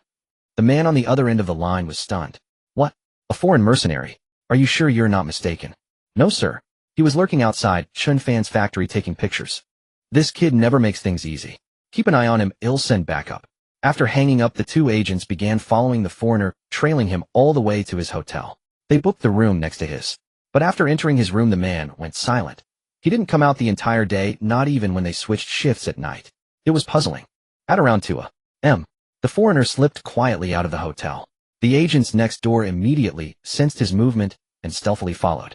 They watched him get into a car downstairs and drive to a spot about 2 kilometers from Chen Fan's gas cylinder factory. Given his strong counter-surveillance skills, the two agents didn't dare get too close, keeping their distance. "What's he doing stopping here?" "No idea. Think he spotted us." "Can't be. I've been really careful. We're so far away, there's no way he could have noticed us." "Then why did he stop here?" Just as the two agents were puzzling over this, the foreigner in the car ahead had already slipped out under the cover of darkness, walking through the shadows toward Chen Fan's factory. Upon reaching the vicinity, he looked around. No one in sight. A confident smirk spread across his face as he pulled a pair of black gloves from his bag and headed for the wall. With his skills, the factory wall was practically a non-issue. But just as he approached, he was caught in the sudden glare of a camera-mounted light. "Warning, you have entered a monitored area. Please leave immediately." Violators will be subject to consequences. Warning: you have entered a monitored area. Please leave immediately. Violators will be subject to consequences. Alarmed by the warning, the foreigner grabbed a rock from the ground and hurled it at the light. Rat-a-tat-tat, rat-a-tat-tat. Before he could even release the stone, the Chata integrated defense system on the wall opened fire on him. In moments, the foreigner was covered in welts, superficial wounds, but painful enough to make him grimace. FCK. The foreigner hadn't expected such defenses on the factory wall, and he was furious. But the alarm had already been raised, and scaling the wall was no longer an option. Cursing under his breath, he beat a hasty retreat. The foreign mercenary, though thoroughly battered near the courtyard wall, remained exceedingly cautious upon his return. The two individuals from state security did not witness how he re-entered the vehicle. To them it merely appeared that the car had parked there for about 10 minutes before driving away. He lingered here for so long. Did he get out? Hard to say. I didn't see him step out. Neither did I, but I have a nagging feeling he might have. If we can't figure it out, let's go ask Chen Fan tomorrow. Ask him what? Did another dynasty's mercenary come looking for you last night? Well, let's report back to the captain first. Agreed. With that exchange, the two restarted the car and resumed tailing the foreign mercenary. When Chen Fan watched the video the next day, he was utterly astonished. He never imagined someone would attempt to scale the wall, especially a foreigner. Who could have sent him? During his time abroad, he had indeed revealed his identity as a member of the Daxia dynasty, but there was no way they could have traced his residence so quickly. True, Farahi's knew, but he was currently busy waging guerrilla warfare with the Israeli army. There was no way he would betray such information. Besides, he would continue to need Chen Fan for supplies like gas cylinders in the future. After mulling it over, Chen Fan still couldn't pinpoint who would want to scale the wall and cause trouble. With no other recourse, he instructed Bai Huang and the others to remain vigilant in the coming days.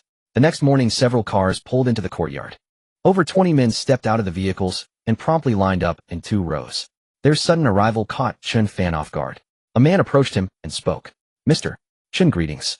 We are dispatched by the 3rd Research Institute to secure this location. Our director said that due to the special nature of this site, we are not to wear uniforms while on duty. Hearing this, Chen Fan suddenly recalled. Earlier, Qiao Jianzhong had mentioned that reinforcements would arrive. He hadn't expected them so soon. Their presence perfectly compensated for the insufficient manpower of Bai Huang and the others in protecting the RD center and the gas cylinder factory. Though Bai Huang's team was skilled, their numbers were far too few, especially after last night's attempted intrusion. Your arrival couldn't be more timely. I saw on the surveillance footage last night that someone from another dynasty tried to scale the wall. You'll need to be extra vigilant during your watch. Understood, Chief. Hearing himself addressed as Chief, Chen Fan felt a touch of embarrassment. He waved his hand dismissively. Don't call me that. We're practically equals. Just call me Chen Fan. He noticed the man still hesitating. He continued, I have a few friends here, all retired special forces. You'll likely get along with them. They call me by my name too. With Chen Fan putting it that way, the man could hardly persist in his formality. Very well then. I'm Zhuang Yuan. Everyone calls me Zhuang Yuan. You can call me whatever you like. Alright Zhuang Yuan, let's go. He'll introduce you to the others. With that, Chen Fan led them to the dormitory adjacent to the RD center. Seeing Chen Fan arrive with so many people, Bai Huang and the others hurried out. Captain, you found people that fast. Recruiting so many at once. This must be a big operation. Ever since their last stint as mercenaries in the Middle East with Chen Fan, they had been longing for another mission. For them, missions weren't just about earning money. They were a chance to sate their thirst for firearms. They hadn't touched a gun since their discharge from the military. Last time had been thoroughly satisfying, but it was far too brief. They constantly wondered when they'd get another chance to go out. Now seeing the men Chen Fan brought along, a single glance told them these were seasoned fighters. They assumed Chen Fan had landed a major contract. Hearing them all call Chen Fan Captain, Zhuang Yuan shot him a puzzled glance. Weren't you just saying they called you by your name? Why Captain now? Catching Zhuang Yuan's bewildered look, Chen Fan gave an awkward smile. I'm the head of security here. Let me introduce everyone. This is Bai Huang Qing Niao Taishan Gulang, and there's another one Lai Bao standing guard outside. Then turning to Bai Huang and the others, Chen Fan said, This is Zhuang Yuan. He's here on behalf of the dynasty to protect our base. From now on, don't call me Captain. Just use my name as before. Chen Fan's words were subtle, but he deliberately emphasized the word dynasty. Bai Huang and his team instantly caught the implication. They immediately feared their overseas activities had been exposed and became cautious. Nice to meet you. I'm Bai Huang. Which unit are you from, brother? 96,312. Chen Fan says you're all retired special forces. Bai Huang nodded. Yes. Then why? Zhuang Yuan meant to ask why special forces veterans would settle for security guard jobs here. Bai Huang, suspecting he was being tested, replied. The pay is good, the benefits are decent, and we get to play real-life CS here. It's a nice way to reminisce about military life. Zhuang Yuan nodded, seemingly convinced. Chen Fan turned to Bai Huang. Old Bai, take them to see the dormitory first. Over the next couple of days, familiarize them with the area. Also send a few people to the paint factory. I suspect they might also be targeted. Yes, sir. Bai Huang then led Zhuang Yuan and the others to the dormitory. Upon entering, Zhuang Yuan's eyes widened in astonishment. The dormitory consisted of double rooms. 2 people per room, each with their own bed and wardrobe. It didn't look like a dormitory at all, it was more like a hotel twin room. Brother Bai is Chen Fan, that wealthy. He houses his employees in places like this. Zhuang Yuan had been on similar assignments before, but never received such comfortable accommodations. Bai Huang wasn't sure how much money Chen Fan had amassed either. After a moment's thought, he said, he makes money fast. Gas cylinders, steel, paint, fertilizer. These seemingly unrelated products in Chen Fan's hands turned into arms deals. Their value undoubtedly skyrocketed. And he even provided delivery services. Last mission alone, each of them had earned several million. In Bai Huang's eyes, Chen Fan's ability to generate wealth was indeed remarkable. Zhuang Yuan felt a flicker of curiosity upon hearing Bai Huang's words. Nearby stood only a seemingly dilapidated gas cylinder factory. Where exactly did Chen Fan earn his money? However, when he heard Bai Huang mention that Chen Fan owned not just this factory, but 3 others, as well, his intrigue deepened. He had assumed the other factories were engaged in high-tech research. Yet upon listening further, he learned they were traditional establishments like a steel mill, a fertilizer plant, and a paint factory. This only deepened Zhuang Yuan's confusion. What kind of cutting-edge technology could such factories possibly develop? And why would they require their protection? After Bai Huang finished his introduction, seeing Zhuang Yuan's lingering bewilderment, he asked, Brother, how exactly did Chen Fan recruit you all? We weren't recruited by him. We're from the dynasty's 3rd research institute. Hearing Zhuang Yuan's words, it was now Bai Huang and his team's turn to be stunned. The dynasty's 3rd research institute. None of them had ever heard of such an organization. Yet the name alone sounded formidable. Indeed. We're here to handle security. Bai Huang's eyes widened in astonishment. He mused that even if Chen Fan sold gas cylinders to the Middle East, there was no need for such personnel to serve as security guards here. Is there something here that warrants your protection? Bai Huang probed cautiously. That I'm not sure about, but our orders are clear. No one is allowed to take any materials from this place. Bai Huang and his men exchanged glances, seeing the shock reflected in each other's eyes. They couldn't fathom the reason behind this.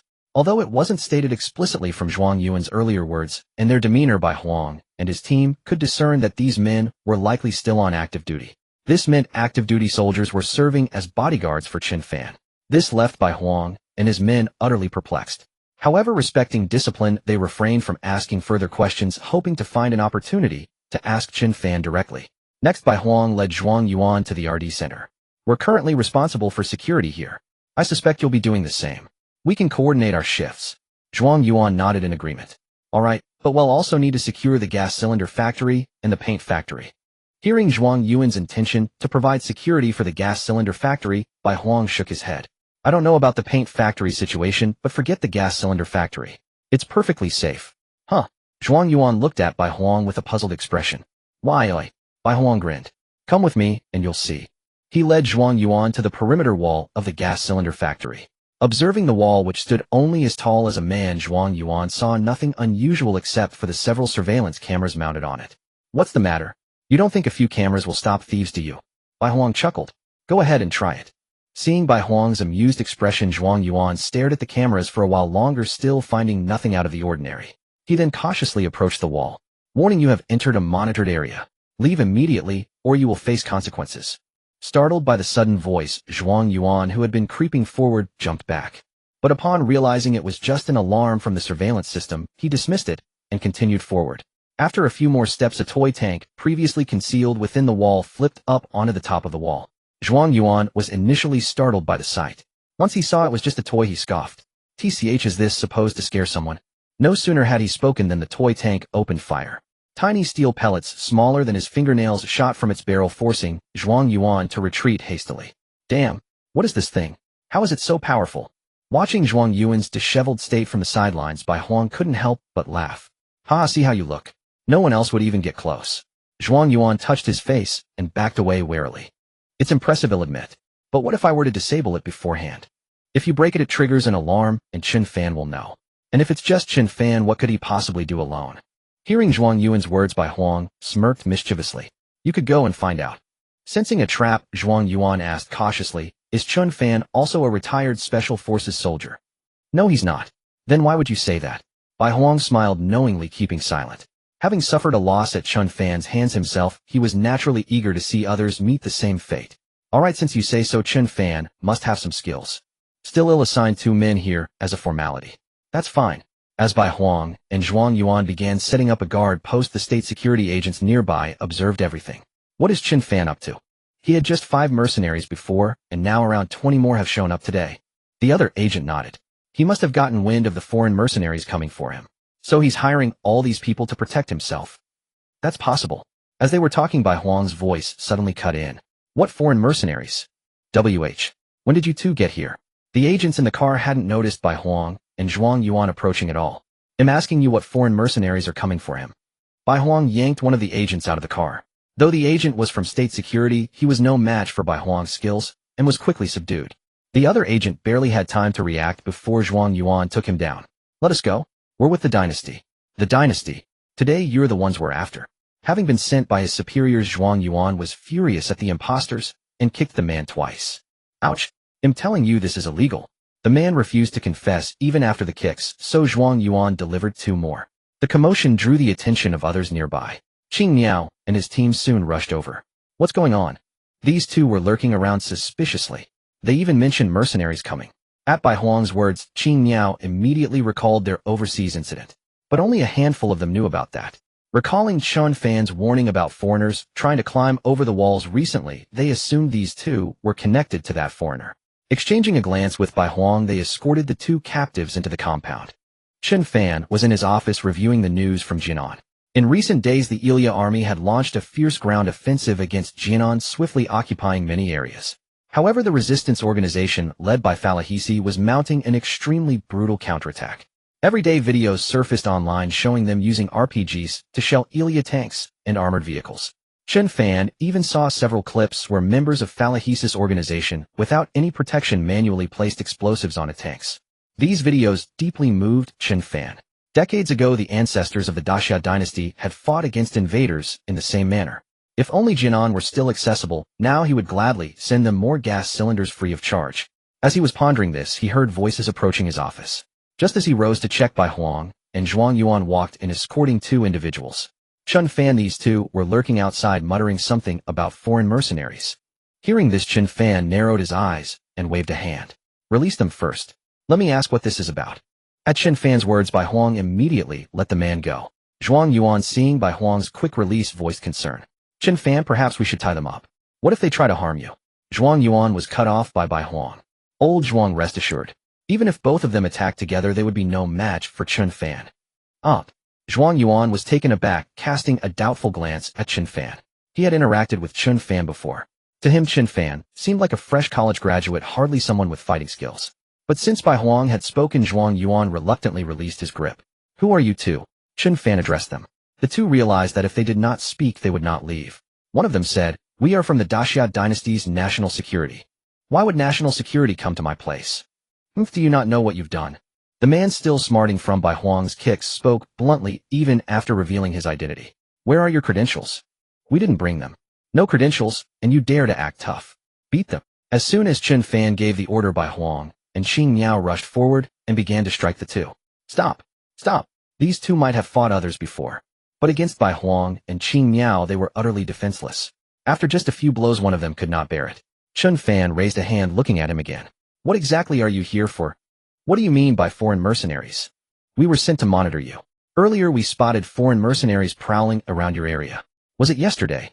Chen Fan frowned. No, last night the foreign mercenary drove near here, but after about 10 minutes he left. His words matched the video from last night. Chen Fan was now almost certain the 2 were telling the truth. Alright, you may go. If you want to monitor me in the future, you can come directly to the factory instead of skulking outside. Now it was their turn to be stunned. What's wrong? Didn't you want to monitor me? You can come in and see what I'm doing. I'm not doing anything illegal. I'm not afraid of being watched. Hearing that Chen Fan claimed his actions were legal and fearless, one of them could not help saying, you say you're not breaking the law, aren't you? He stopped abruptly. It seemed that being a mercenary abroad was indeed not illegal. He then asked, you're just letting us go? Chen Fan gave a wry smile. You're from national security. If I don't let you go, am I supposed to keep you here for dinner? You know we're from the dynasty. The man's eyes widened in surprise. Chen Fan did not reply, but his expression confirmed the man's suspicion. Then why did you let them beat us? The man was resentful, but dared not complain. After all, he had claimed to have no credentials, so he could hardly blame Chen Fan. After the two left Chen Fan's office, they both let out a long sigh. The physical pain from the beating was far less than the pressure they had felt from Bai Huang, Zhuang Yuan, and the others. Now that they were outside, the aches began to surface. What do we do now? What else? Report back to the chief, truthfully. After they left, Chen Fan turned to Bai Huang and Zhuang Yuan. You heard what that man said. Though we don't know what the foreign mercenaries are after, if they dare to come again, we must catch them no matter what. Rest assured, if they come, well, make sure they can't leave. Good, go about your business. Chen Fan finished, and Bai Huang and Zhuang Yuan departed. At the ground floor, Bai Huang suddenly said to Zhuang Yuan, you go back first. I need to ask Chen Fan something. Then he went back upstairs. Why are you back? Chen Fan asked in surprise.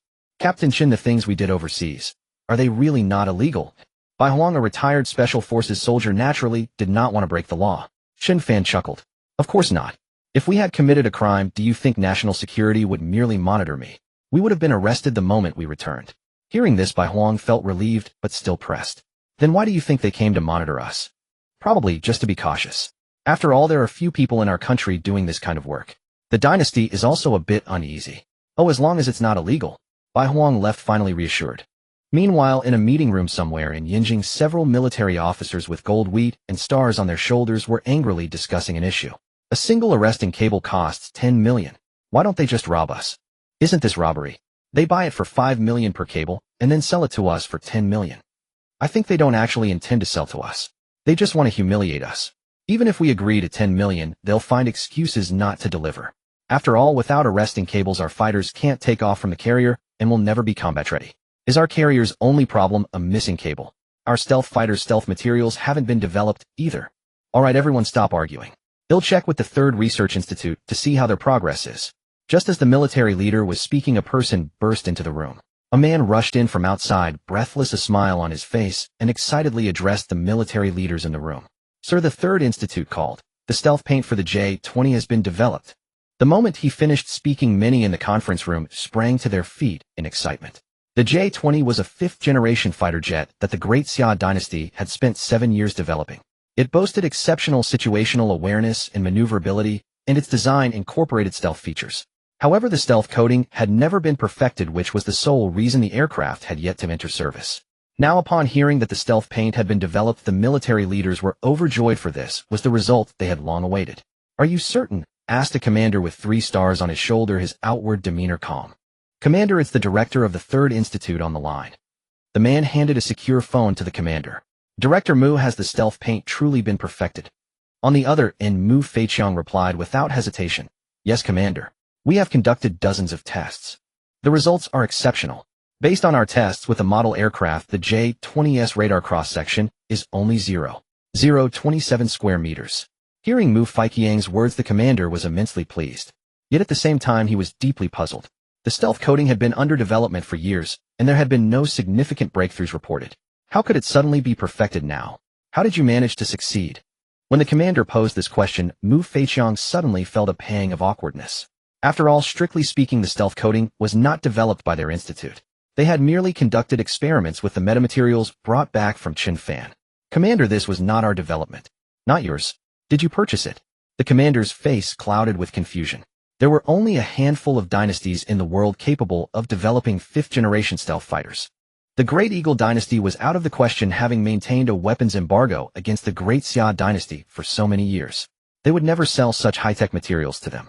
As for the Great Bear dynasty next door, although relations with the Great Xia dynasty were decent, they were always wary of the Great Xia dynasty and would certainly not gift them stealth coating technology without reason. After much deliberation, the commander could not think of any dynasty that possessed this technology and would willingly give it to the Great Xia dynasty. It's more like, we obtained it from a private enterprise. A private enterprise. The commander was stunned by Mu Feiqiang's words. He never imagined that the stealth paint they had poured immense resources into developing for years without success had been perfected by a private company. Yes, and a rather small one at that. They'll brief you on the details when I reach your office shortly. I'm on my way now. After Mu Feiqiang finished, the commander nodded and said, all right. After hanging up, the commander noticed everyone else was staring at him. He chuckled and said, No need to look at me. You all heard that, didn't you? Although those present had just heard the commander's conversation, they still found it hard to believe. Commander, could this be a trap? Why would a private company be researching this? Why they researched it doesn't matter as long as they have it. Right, as long as it's one of our dynasty's own enterprises. With the stealth paint in hand, the J-20 could soon be unveiled.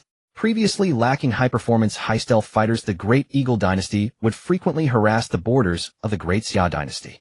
Every time the Great Xia's jets took off, they were immediately detected by the Great Eagle's radar. They couldn't even chase down the Great Eagle's aircraft, let alone drive them off. As a result, the Great Xia dynasty could only issue protests against such provocations. At that moment, the military leaders began to envision how once the J-20 was deployed, they would decisively crush the Great Eagle dynasty's arrogance. Although the meeting had concluded, none of the military leaders left. Everyone remained waiting for Mu Feiqiang, the director of the Third Research Institute, to arrive. Half an hour later, Mu Feiqiang walked in and immediately saw the conference room filled with military leaders. Many who had not attended the meeting earlier had dropped everything to rush over upon hearing the news. Xiaomu, tell us all what happened.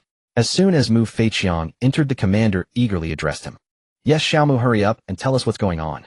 Spit it out, I'm dying of curiosity. Seeing these military leaders who typically remained composed no matter the situation, now displaying such eagerness and impatience. Mu Feiqiang didn't pause to rest. Catching his breath, he began to explain. Honorable leaders, raised the situation. A week ago, we heard about a type of automotive paint on the market that could evade speed radar guns. So we sent people out to procure some. Our tests confirmed that this paint indeed had the ability to evade speed radar. Upon investigation, we discovered it was produced by a small paint factory in Linqing. So I dispatched our Qiao Jianzhang to Linqing to inspect the situation. That's when we found out that the paint factory had already begun extracting the radar-evading material from the paint. They refer to this material as a metamaterial, and we're in the process of researching it. Qiao Jianzhang obtained some samples from them and brought them back for testing. Our tests revealed that this material is precisely the stealth coating material we have been striving to develop for the J-20. As Mu Feiqiang concluded, the military leaders in the room wore expressions of utter disbelief. No one could have imagined that what they had researched for years had been accidentally developed by a paint factory. Negotiate with them to buy the technology for this coating, the commander stated after hearing Mu Feiqiang's account. Commander, purchasing it outright might not be feasible. Why? Are they unwilling to sell? The commander frowned, emanating an imposing aura of authority. It's not that, but they mentioned this material is extracted from a large quantity of paint. If we were to buy the technology, we'd likely have to build our own paint factory. Moreover, our demand for the J-20 is enormous, and extracting this stealth coating solely for that purpose would lead to massive waste. We could consider collaborating with this factory, having them extract the stealth coating, and then sell it to us. This way we avoid building a new factory and still secure a steady supply of the stealth coating. Mu Feiqiang not only provided the commander with an answer, but also offered a suggestion. The commander pondered for a moment and said, this approach is feasible, but the factory must remain under our control. Hearing the commander's approval, Mu Feiqiang quickly added, I've already dispatched personnel to handle security there. However, there seems to be a slight issue with the owner of that paint factory. Hearing Mu Feiqiang's words, the military commander's gaze sharpened as he asked, is he a spy? No. 10 criminals. He's neither a spy nor a criminal, so how big of a problem could it be? In the commander's view, as long as one wasn't a spy or a criminal, everything else was manageable. Mu Feiqiang looked somewhat troubled and said, he's a mercenary. What? A mercenary? The military commander's eyes widened in utter disbelief. Yes, and not just a mercenary. He's the leader of one. The military commander took a deep breath and said, as long as we can ensure he doesn't maintain contact with those foreign elements in the future, it should be acceptable. Although mercenaries were not sanctioned within the Great Xia dynasty, there were no specific laws prohibiting their existence. So as long as they could guarantee Chen Fan wouldn't associate with those foreign entities, the issue wasn't too severe. But he has other issues. Other issues? What kind? He's also a weapons supplier. Ah, a weapons supplier. This time the military commander could no longer remain composed. Impossible. Our dynasty has such strict controls on weapons, where did he get them from? It's not like he could be producing them himself. As soon as the commander uttered these words, he noticed Mu Feiqiang's expression turn grim. He really does produce them himself. Mu Feiqiang nodded and confirmed yes. However, what he produces are gas canisters, steel, fertilizer, and paint. Upon hearing this list, the military commander was utterly bewildered. Just as he was about to ask how these items related to weaponry, his expression suddenly changed. He recalled the flood operation launched by the resistance forces in Canaan some time ago, which utilized bombs modified from gas canisters. The mercenary you're talking about. Surely it's not that mercenary group, called Warwolf, that appeared in Canaan recently, is it? The battles in the Canaan region were being watched by the entire world, and the Great Xia dynasty was no exception. The Warwolf mercenary group had drawn the commander's attention because they used Great Xia dynasty characters, and all their members were citizens of the dynasty. It's them. Mu Feiqiang continued. Minister Sun from State Security told me about this over the phone. Their mission abroad was to protect the gas canisters they were delivering to Canaan. Hearing this, the military commander's expression improved considerably. I'm aware of this matter, I've seen their videos. It seems that apart from the captain, named Chen Fan, all the others are veterans of our special forces. I thought those lads were just a bit interesting back, then never expected they'd go on to develop stealth coding. Seeing that the military commander was already familiar with Chen Fan, Mu Feiqiang felt a great sense of relief. Xiao Jinzhong had spoken highly of Chen Fan, singing his praises, and urging Mu Feiqiang to do everything possible to protect him before his arrival. Commander, should we consider cooperating with Chen Fan? The military commander pondered for a moment before replying, we've already conducted an investigation on Chen Fan. There aren't any major issues. Selling gas canisters abroad was purely for profit, although he contributed significantly to the modification of those gas canisters into bombs. Overall, it doesn't constitute a violation of the law, and in some ways it even aligns with our interests. After all, there are many matters we cannot directly involve ourselves in. Since the military commander had spoken, Mu Feiqiang naturally understood his meaning. So we'll proceed with formal cooperation with him upon my return. The military commander nodded and said, yes, but exercise caution. Apart from your people have state security, keep a discreet watch as well. When the topic of state security conducting covert surveillance came up, Mu Feiqiang suddenly recalled what the state security minister had told him before he came. Commander, I think we should skip involving state security. Why? Before I came, the state security minister told me that their operative was discovered by Chen Fan and even got beaten up. Haha, that rascal. He must have done it deliberately. Alright then, have your people be extra careful. Also have Chen Fan increase his production output as soon as possible. We're going to need a lot. Yes. With that, Mu Feiqiang took his leave. After he departed, the high-ranking officials in the meeting room began discussing Chen Fan. I never imagined that young Chen Fan would have so many talents. Indeed, although his mercenary group has only been on one mission, they've already made a tremendous name for themselves in the mercenary world. That's for sure. Before him, which mercenary group used drones and FPV drones in combat? Look at the current situation. In such a short time, drones and FPV drones have practically become standard equipment for mercenary groups. Even the prices on the black market have more than tripled. At this moment, a senior military officer suddenly looked at the commander and said, Commander, since Chen Fan can produce stealth coding from a small paint factory, why don't we consider entrusting the development of the arresting gear to private enterprises? This suggestion immediately garnered unanimous approval from the other military leaders. Exactly, aren't there sayings about hidden masters among the people? Let's gather all the relevant private enterprises and see if they can develop it. After all, many hands make light work. The military commander thought for a moment and said, I think this is a viable plan. Secretary Zhou, please handle the arrangements. A man standing behind the commander immediately nodded and said, yes, he'll make the arrangements right away. Also make sure to send an invitation to Chen Fan as well. Hearing this, the secretary looked puzzled and said, Commander, Chen Fan's assets include only a steel plant, a gas canister factory, a fertilizer plant, and a paint factory. None of them are related to arresting gear. I don't see how his presence would be useful. The military commander waved his hand dismissively and said, it's fine. I just want to take this opportunity to meet him personally. Understood, I'll arrange it immediately. With that, the secretary left the room. No sooner had he stepped out than another person entered. Commander, the Great Eagle Dynasty's aircraft carrier is approaching again. They've dispatched an electronic warfare aircraft, a reconnaissance plane, and 2 F-35 fighter jets.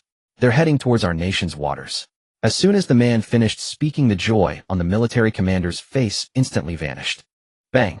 He slammed his hand on the table and roared, intercept them immediately. At that moment, someone activated the large screen in the meeting room.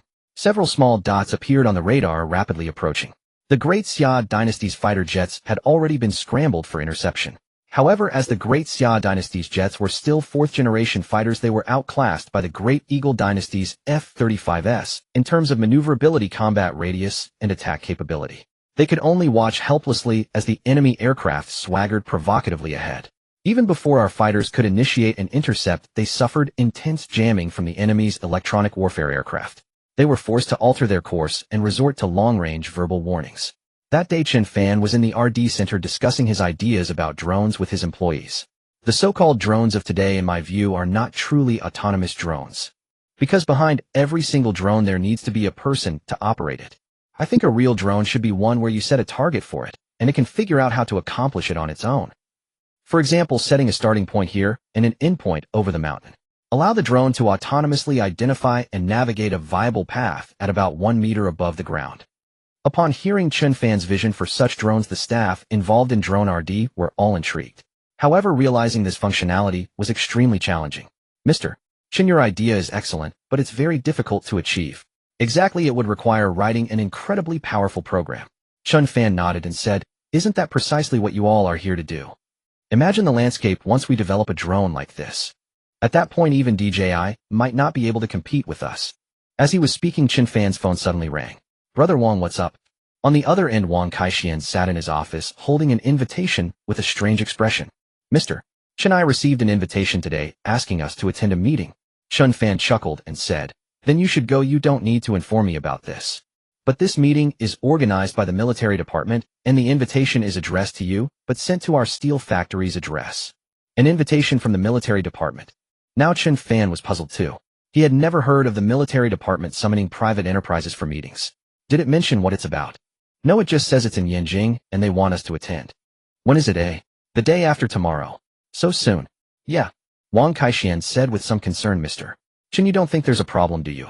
Chen Fan frowned. He also couldn't figure out why the military department was holding this meeting. It should be fine. The day after tomorrow you'll come with me, and we'll go check it out. All right. After hanging up, Chen Fan continued talking to the staff. Actually, writing this kind of program isn't that difficult. Think about AMAP. When a vehicle deviates from its planned route, AMAP automatically calculates a new one. After he said this, the other's eyes lit up. Right, as long as it can avoid obstacles and continuously optimize the path. Mr. Chen's approach is much better. It sounds much simpler when you put it that way.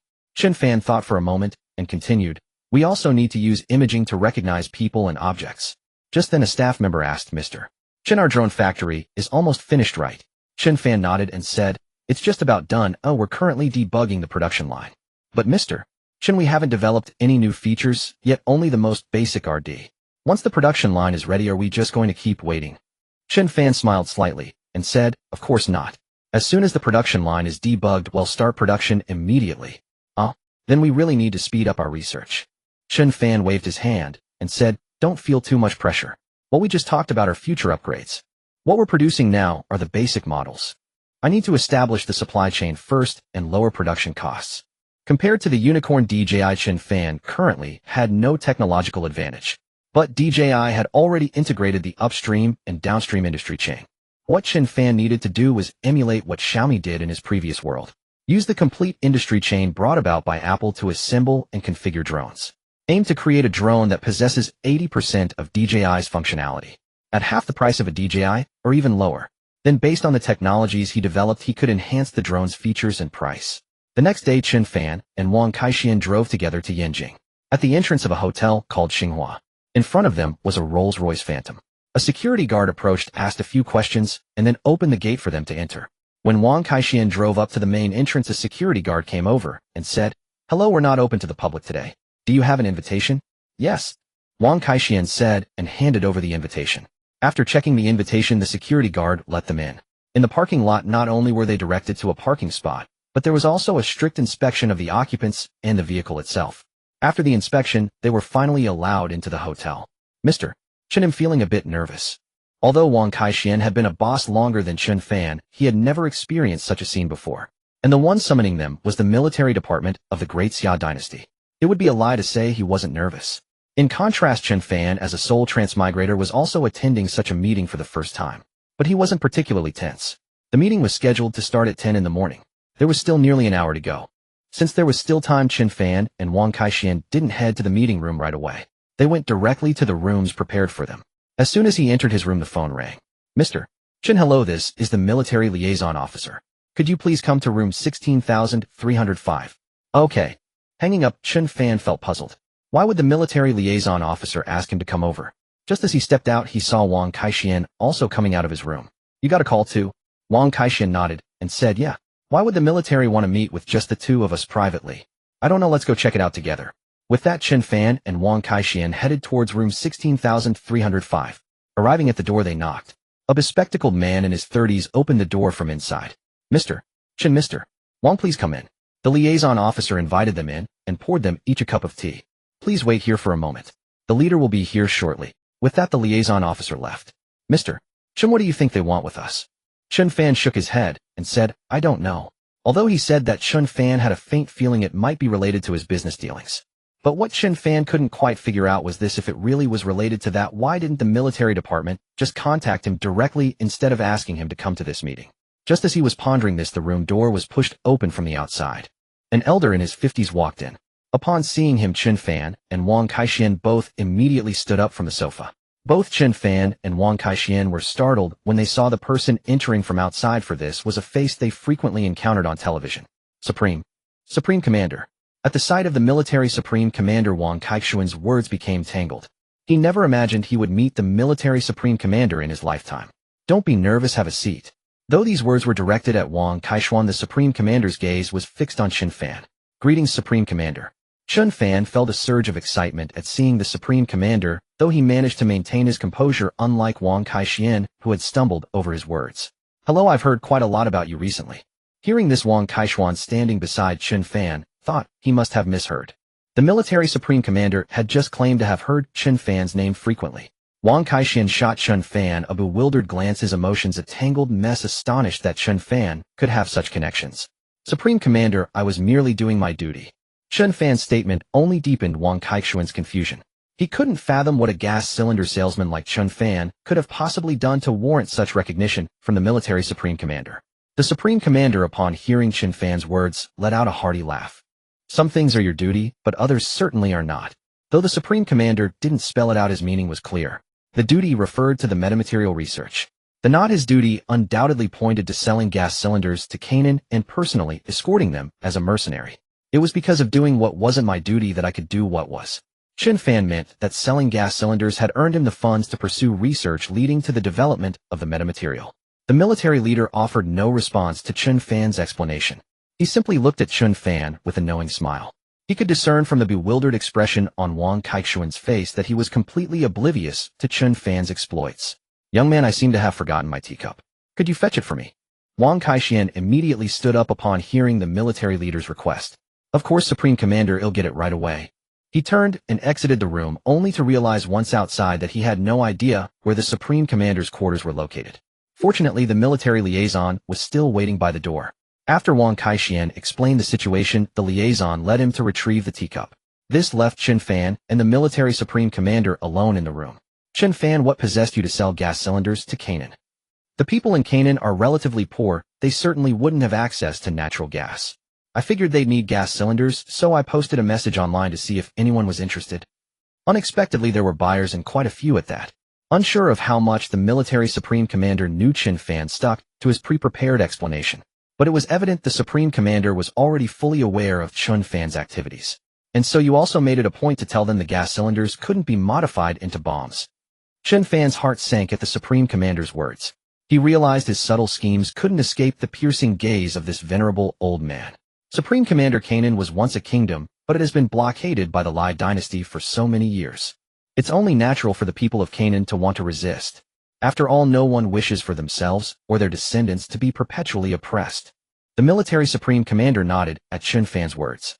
What you say is true, but you must understand that our dynasty's stance is to not interfere in the affairs of other kingdoms. Your actions could be perceived as our great Xia dynasty supporting Canaan. Chen Fan was taken aback by this. It was a consequence he had never considered. He immediately spoke with remorse. I apologize, Supreme Commander. This is something I failed to consider. I've brought trouble to the dynasty. Seeing Chen Fan's sincere regret, the military Supreme Commander waved his hand dismissively. It's not that serious. The great Xia dynasty of today is not what it once was. Even if other dynasties find out, no one would dare to casually criticize us. Besides, what you sold them were just gas cylinders, steel, fertilizer, and paint. These are all civilian goods. They have no grounds for complaint, even if they know. Moreover, the great Eagle dynasty's support for the Lai dynasty has always been overt. Canaan also has many dynasties and factions supporting them. Your contribution is negligible. Hearing this, Chen Fan finally felt a sense of relief. Supreme Commander, if I may ask, was there a specific reason you wanted to see me? Chen Fan understood that under normal circumstances a company as small as his wouldn't merit an invitation to a meeting of this level. Nothing major. I've just heard so much about you I wanted to see you for myself. There is one thing I've been puzzling over. Please go ahead. You've never served in the military, nor have you ever been abroad. Yet during your time in Canaan your performance surpassed even those few retired Special Forces soldiers. How did you manage that? Chen Fan's heart skipped a beat at the question. It was something he couldn't possibly explain.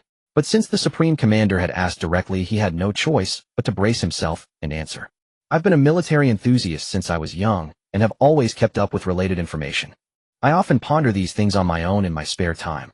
Besides, I've always been in good physical shape, and since it was my first real battlefield experience, I was just recklessly bold. It was only after I returned that I felt the fear. Chen Fan finished, and stole a glance at the military Supreme Commander who was looking back at him with a silent, knowing smile. It was clear his explanation wasn't believed. Regardless of whether he was believed, Chen Fan had no other choice but to say this. After a moment, the military Supreme Commander suddenly asked, Chen Fan, do you think our dynasty needs to develop its own mercenary forces? Yes, we do. Chen Fan answered without a moment's hesitation. Why are you so firmly convinced that we need mercenaries? As our dynasty rises, our interests across the globe will continue to expand. There will be many situations where we cannot directly deploy troops, and that's precisely when mercenaries become necessary. Besides, it's not as if our dynasty doesn't already have mercenaries. Oh, the military Supreme Commander looked at Chen Fan inquisitively. Don't we have a mercenary group in the Black Gold Dynasty? They aren't official troops, yet they guard the missiles our great Xia dynasty sold to the Black Gold Dynasty. The military Supreme Commander broke into laughter upon hearing Chen Fan's words. Haha, I suppose you could indeed consider them mercenaries. He then stood up looking directly at Chen Fan. Develop your mercenary group well. Perhaps one day it truly will aid the great Xia dynasty. Chen Fan's eyes lit up. This was in effect the military Supreme Commander's acknowledgement of his mercenary group. Half an hour later, Chen Fan and Wang Kaixian arrived at the conference room. The room was spacious with 200 to 300 seats. On the desk before each seat was a placard bearing a company's name, and each chair was labeled with a person's name. Their own seats were tucked away in an inconspicuous corner at the very back of the room. They had assumed that those seated in the back would be from small, unknown enterprises. But no sooner had they sat down than Wang Kaixian exclaimed in surprise, Damn, not only are we stuck in the back, but Yongfeng Steel is right next to us. Not being familiar with this industry, Chen Fan asked, Is Yongfeng Steel famous? Wang Kaixian nodded and said, Yeah, it's in the top 10 in our province. It's the one that came in before us today driving that Rolls-Royce Phantom. What? Even someone that impressive is stuck in the back. Chen Fan and Wang Kaixian were unaware that this meeting had invited only the major steel conglomerates that ranked within the dynasty. Their presence was solely due to the military commander's desire to see Chen Fan. Soon a man in his 30s approached them and said politely, Hello, could you please move aside? I need to get through. Chen Fan and Wang Kaixian stood up to let him pass. After sitting down, the man noticed the name Banyan Industrial in front of Wang Kaixian and pondered for a moment. He couldn't recall any such steel enterprise within the dynasty. So he asked, Hello, I'm Qin Shixing from Yongfeng Steel. Hello, I'm Wang Kaixian from Banyan Industrial. Wang Kaixian responded immediately to Qin Qixing's friendly gesture. Where is your Banyan Industrial located? We're in Linqing. Linqing. Qin Qixing was taken aback upon hearing that Banyan Industrial was in Linqing. Yongfeng Steel was also based in Linqing, and he was very familiar with its steel industry. He had never heard of this Banyan Industrial Company before. Yes, we're in the countryside of Linqing. You might not have heard of us. Seeing the puzzled look on Qin Qixing's face, Wang Kaixian quickly explained. Our main business is the export of steel paint and chemicals. This is our company's boss, Chen Fan. As he spoke, Wang Kaixian took the opportunity to introduce Chen Fan. His words gave Qin Shixing the impression that Banyan Industrial was quite formidable. They seemed to be entirely focused on export business and were very low-key. Otherwise, having worked in the steel industry for so many years, he would certainly have heard of Banyan Industrial and Chen Fan. Mr. Chen, nice to meet you. Could we add each other on WeChat? I'm from Linqing too, let's keep in touch. In Qin Qixing's view, anyone invited to this meeting was a leader in the domestic steel industry. Although Chen Fan, like him, was seated in the back, it only meant that Chen Fan's Banyan Industrial was on par with his own family's Yongfeng Steel. Chen Fan understood Wang Kaixian's intentions, but felt it was pointless to put on airs here. After all, a simple inquiry back home would reveal the true state of their company. However, he didn't refuse Qin Qixing. After they exchanged contact information, Chen Fan said, President Qin, to be honest, we're just a very small company. Mr. Chen, you are truly too modest. Chen Fan gave a wry smile and said, I'm really not being modest. He was about to say more when the speaker on stage began to talk. Hello everyone, I am the Deputy Commander of the Navy. I've invited you all here today to discuss. The Deputy Commander spoke for over half an hour. His speech focused mainly on the Navy's development, its current situation, and its difficulties. Only at the end did he begin to discuss the arresting wires. Although the arresting wire is just one component of an aircraft carrier, it is extremely crucial. It is the lifeline for the pilots on the carrier. It is a vital part of safeguarding the safety of our dynasty's territorial waters. I've invited you here today to pool our collective wisdom. We must clear this final obstacle in our path, the arresting wire. If any enterprise here can successfully develop the arresting wire, that company will be the pride of our nation. Furthermore, it will become a key partner of our Navy. As soon as he finished, the assembled steel company owners began to murmur amongst themselves. Being able to supply the Navy with arresting wires would be excellent for their businesses. After all, they could then claim military-grade quality for all their products. This would significantly enhance their enterprise value and brand recognition. Although the intrinsic value of a single arresting wire might not be very high, its added value was immense. Everyone was eager to return immediately and establish a dedicated research center to develop the arresting wire. Chen Nian was also extremely excited at this moment. While their Yongfeng steel factory had some renown within the province, it was nowhere on the national stage. However, if they could help the nation solve the arresting wire problem, it would greatly elevate their family's status and reputation. The moment the Deputy Navy Commander finished speaking on stage, he had already taken a photo of the arresting wire requirements and sent it to his company's researchers. He instructed them to start development immediately and produce a qualified arresting wire as soon as possible. Chen Fan, however, held little hope for this. Although his research center did conduct some steel-related research, its focus was primarily on refining, which had no bearing on arresting wires.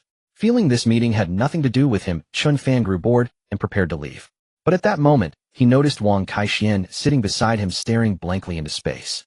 Brother Wang, what are you thinking about? Chen Fan nudged him. Mr.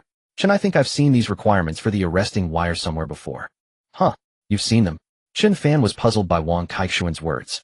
After all, he himself had never even heard of such a thing. How could Wang Kaixian have seen it? I really have seen them. A while back, a foreign client came to our factory and placed an order exactly like this. What? Are you serious? This is no joking matter. Wang Kaixian said with a serious expression. How could I dare joke about something like this? The reason I remember it so clearly is because it was my very first foreign client. That's why it's so vivid in my memory. He placed an order for 100 units at once. He wanted 40 units a year at 40,000 each. Because the quantity was low and the price high, I went ahead and produced the entire 100 units at once. There are still 60 of them sitting in the warehouse right now. Hearing Wang Kaixian's words, Chen Fan was dumbfounded. Weren't you just a steel producer back then? How did you end up manufacturing something like arresting wires? At this, Wang Kaixian let out a long sigh. I was forced into it. Business was getting worse and worse, and the steel mill hadn't paid wages for half a year by then. When such a huge order came knocking, I had no choice but to take it. At the time, I even figured that even if we couldn't produce what they wanted, I'd at least secure their deposit to pay the workers. Unexpectedly, our factory's engineers managed to crack it after just 2 months of research. Chen Fan was stunned to hear this. He recalled that on his original world, arresting wires had been developed by a rope company called Julie Group. He never imagined it would now be Wang Kaixian's steel mill that had made them. Then send the data back right away and see if it matches. Alright, I'll ask now.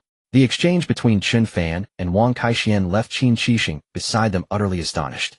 He couldn't believe that the carrier arresting wires that even the dynasty had failed to develop had been created by Chen Fan's steel mill half a year ago. Mr. Chen, you've really developed them? Chen Nian's voice carried loudly, and many nearby overheard. How does he think he is with such big talk?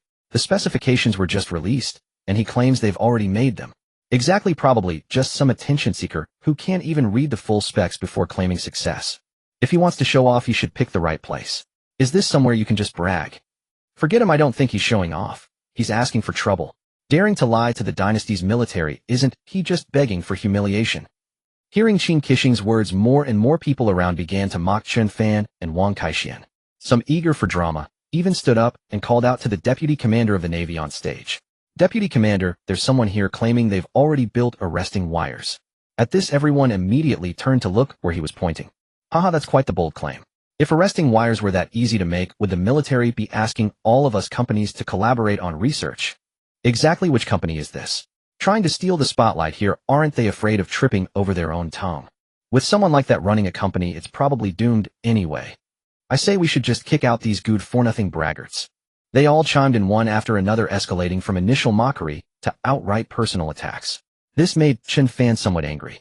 Qin Shixing, standing nearby, hadn't expected his single remark to put Chen Fan and Wang Kaixian in such an awkward position. Mr. Chen, I'm truly sorry. I was just so surprised earlier. I really didn't mean to embarrass you too. Qin Shixing looked at Chen Fan with deep guilt. Chen Fan waved his hand dismissively and said, since some people think we're just showing off, then I'll show them what showing off really means today. Being publicly mocked and insulted by so many had ignited his temper.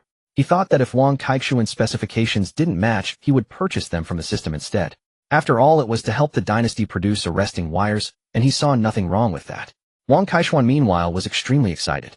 The more he thought about it, the more convinced he became that what his steel mill had produced were indeed arresting wires. Although he had been curious at the time and had asked those people from the Great Eagle dynasty why they needed such high-quality ropes, they had lied to him, saying it was for making fences around the airport to prevent planes from running off the runway. That was why Wang Kaixian hadn't thought much of it then. After sending the message to the factory's accountant, he waited for a reply. Meanwhile, the deputy commander on stage couldn't help but look toward Chen Fan and Wang Kaixian and ask, "Comrade, this is no joking matter. Have you really produced arresting wires?" Hearing the deputy commander's question, Chen Fan stood up and said, "Deputy Commander, we're verifying the data right now. Please give us a moment." As soon as he finished speaking, several steel mill bosses in the front row immediately chimed in. He really doesn't know his limits, daring to boast like that. Exactly. If a small factory like theirs could actually develop them, I'd hand over my own factory to them. Alright, let's stop paying attention to them and just have our researchers start working on it. As they were talking, a message arrived on Wang Kaixian's phone. Mr. Wang, these specifications are identical to the batch of ropes we made for the Great Eagle dynasty. Seeing this reply, Wang Kaixian was so excited he jumped to his feet. Mr. Chen, look. He immediately showed the message on his phone to Chen Fan. I told you we've made something just like this. After seeing the message, Chen Fan addressed the deputy commander on stage. Deputy Commander, the ropes you need with these specifications. We already produced them half a year ago. Hearing Chen Fan's words, the deputy commander shot up from his seat. Are you serious? Chen Fan nodded and said, yes, we've just verified the data with our factory. The moment he said this, the entire room erupted in murmurs. No one could believe that the arresting wires that had stumped the entire dynasty had been developed half a year ago by an obscure little factory. Young man, now is not the time for reckless pride. This concerns the safety of our dynasty's aircraft carriers and countless pilots. Can you truly be certain that what you've produced is actually the arresting wire? Facing the skepticism of a major steel mill boss, Chen Fan replied calmly and confidently, I don't know if it's the arresting wire, but the data is certainly identical. At Chen Fan's words, even the deputy commander was stunned. He walked directly from the stage to stand beside Chen Fan and Wang Kaixian. Are you sure the data is exactly the same? Absolutely sure. Seeing that Chen Fan clearly wasn't lying, the deputy commander's breathing quickened. Follow me. With that, he ignored everyone else in the room and strode quickly toward the exit. Chen Fan and Wang Kaixian followed behind him. After the three of them left, the conference room instantly became a buzz of excitement. Old Wu, do you think he's telling the truth? If he's sane and doesn't want to die, he probably wouldn't dare lie. But how could a factory like theirs possibly make something like arresting wires? Exactly. These specifications and models are things we'd never normally use. Why would they have made them? I'd bet it's fake. If it is, then we're in for a good show. After following the deputy commander out of the meeting room, Chen Fan and the others took the elevator to the 23rd floor, where they stopped outside a conference room. Wait here for a moment, the deputy commander said before entering the room. Shortly after, the military commander and the naval vice commander walked out together.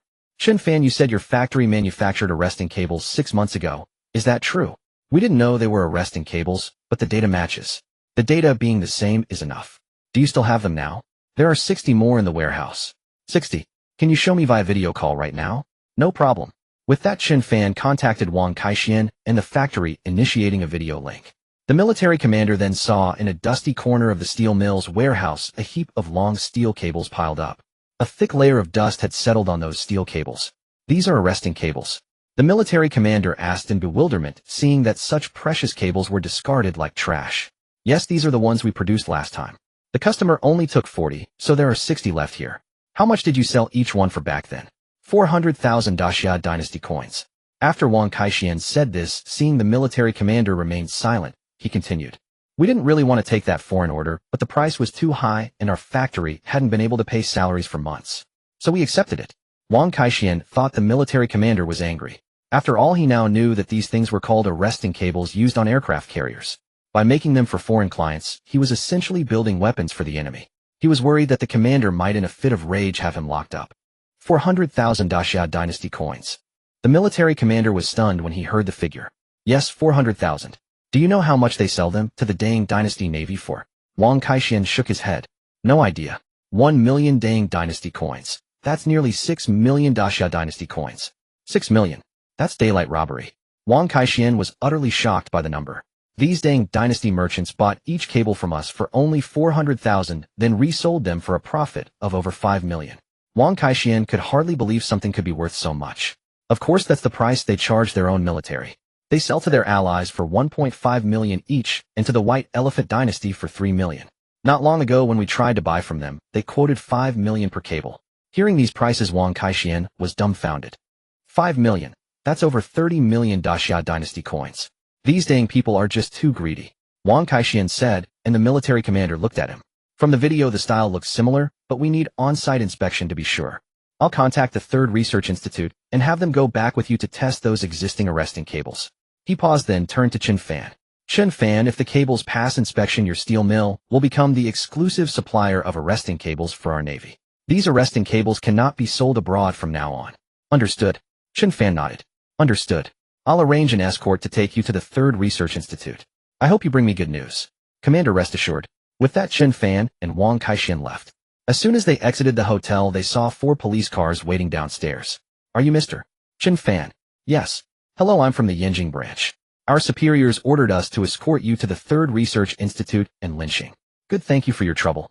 Chen Fan understood that the military commander wasn't trying to keep an eye on him, but rather to expedite the testing of the cables in the warehouse. They got into the car. 2 police cars led the way and 2 followed behind with their vehicle in the middle. They drove with sirens blaring, ignoring traffic lights.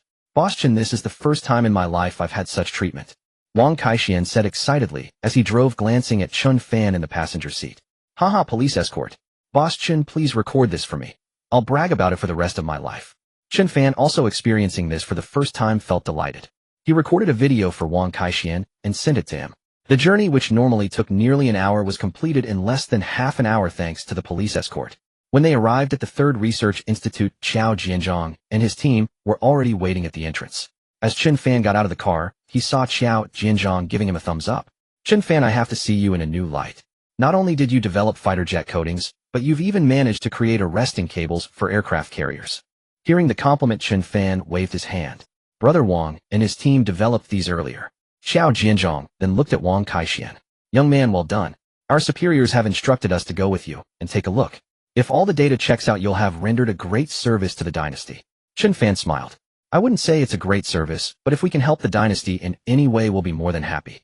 After a brief chat, they got back into the cars and headed for Linqing, still with a police escort. The trip took less than 4 hours. Upon arriving at the steel mill, Xiao Jianzhong and his team didn't rest. They immediately began testing the pile of arresting cables with various machines. Fortunately, they had brought all the portable equipment they could. After several hours of tests, a smile gradually appeared on Xiao Jianzhong's face. Chen Fan, these truly are arresting cables. All the data matches. The maximum tensile force exceeds 950 newtons, far surpassing the standard of 850 newtons. Excellent. I'll report to the higher-ups immediately. With that, Xiao Jianzhong took out his phone and made a call. Commander, all the arresting cables have been tested. They fully meet our requirements. The tensile force even exceeds 950 newtons. The quality is outstanding. Upon hearing Xiao Jianzhang's words, the military commander was also greatly pleased. That's excellent. Bring back all 60 of them when you return.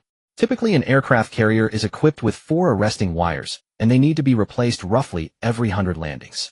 So despite their sturdy appearance, arresting wires are actually consumables. 60 might not seem like a lot, but they're not exactly plentiful either, so all of them need to be brought back. Yes, Commander. After hanging up the phone, Xiao Jianzhong went to find Chen Fan. Chen Fan, you've truly made a great contribution this time. The Great Eagle Dynasty tried to charge us 5 million of their currency for just 1 arresting wire. Hearing Xiao Jianzhong bring this up, both Chen Fan and Wang Kaixian wore expressions of frustration. 5 million of their currency was equivalent to 30 million Great Xia Dynasty coins. Meanwhile, Wang Kaixian had sold them for only 400,000 Great Xia Dynasty coins each. By the way, how did you two come to know how to manufacture arresting wires? Xiao Jianzhang couldn't fathom why a steel factory would even think of producing such a thing. At Xiao Jianzhang's question, the faces of Chen Fan and Wang Kaixian darkened. Nevertheless, Chen Fan recounted the whole story to Xiao Jianzhang in detail. After listening, Xiao Jianzhang was stunned for a moment, then couldn't help but burst into laughter. Haha, if word of this ever gets out, the Great Eagle Dynasty will be utterly disgraced. Chen Fan and Wang Kaixian didn't understand why Xiao Jianzhang would say such a thing. They've made fools of us. What's there to be ashamed of on their part? Seeing Wang Kaixian's confusion, Xiao Jianzhang explained. Until now, the Great Eagle Dynasty and the Great Bear Dynasty were the only two in the world capable of producing arresting wires. But if it were revealed that the Great Eagle Dynasty's wires weren't actually made by them, but were manufactured for arms dealers by our Great Xia Dynasty, they'd be mortified. Remember, they currently claim to be the world's strongest dynasty. As Xiao Jianzhang was speaking, Wang Kaixian's phone rang. He took it out and saw it was a call from the Great Eagle Dynasty client who had previously commissioned the arresting wires. Speak of the devil. He's calling us again. What should we do? Hearing it was the Great Eagle Dynasty, Chen Fan narrowed his eyes and said, answer it. Wang Kaixian answered the call. A voice speaking broken Great Xia Dynasty language soon came through the line. Mr. Wang, hello, I'm the one who ordered 100 steel wire ropes from you before. Just hearing his voice made Wang Kaixian annoyed. What's the matter? Didn't we order 100 steel wire ropes last time? We only received 40 then. What about the remaining 60? Please send them over. Wang Kaixian was about to refuse his request for the remaining 60 arresting wires. But Chen Fan stopped him.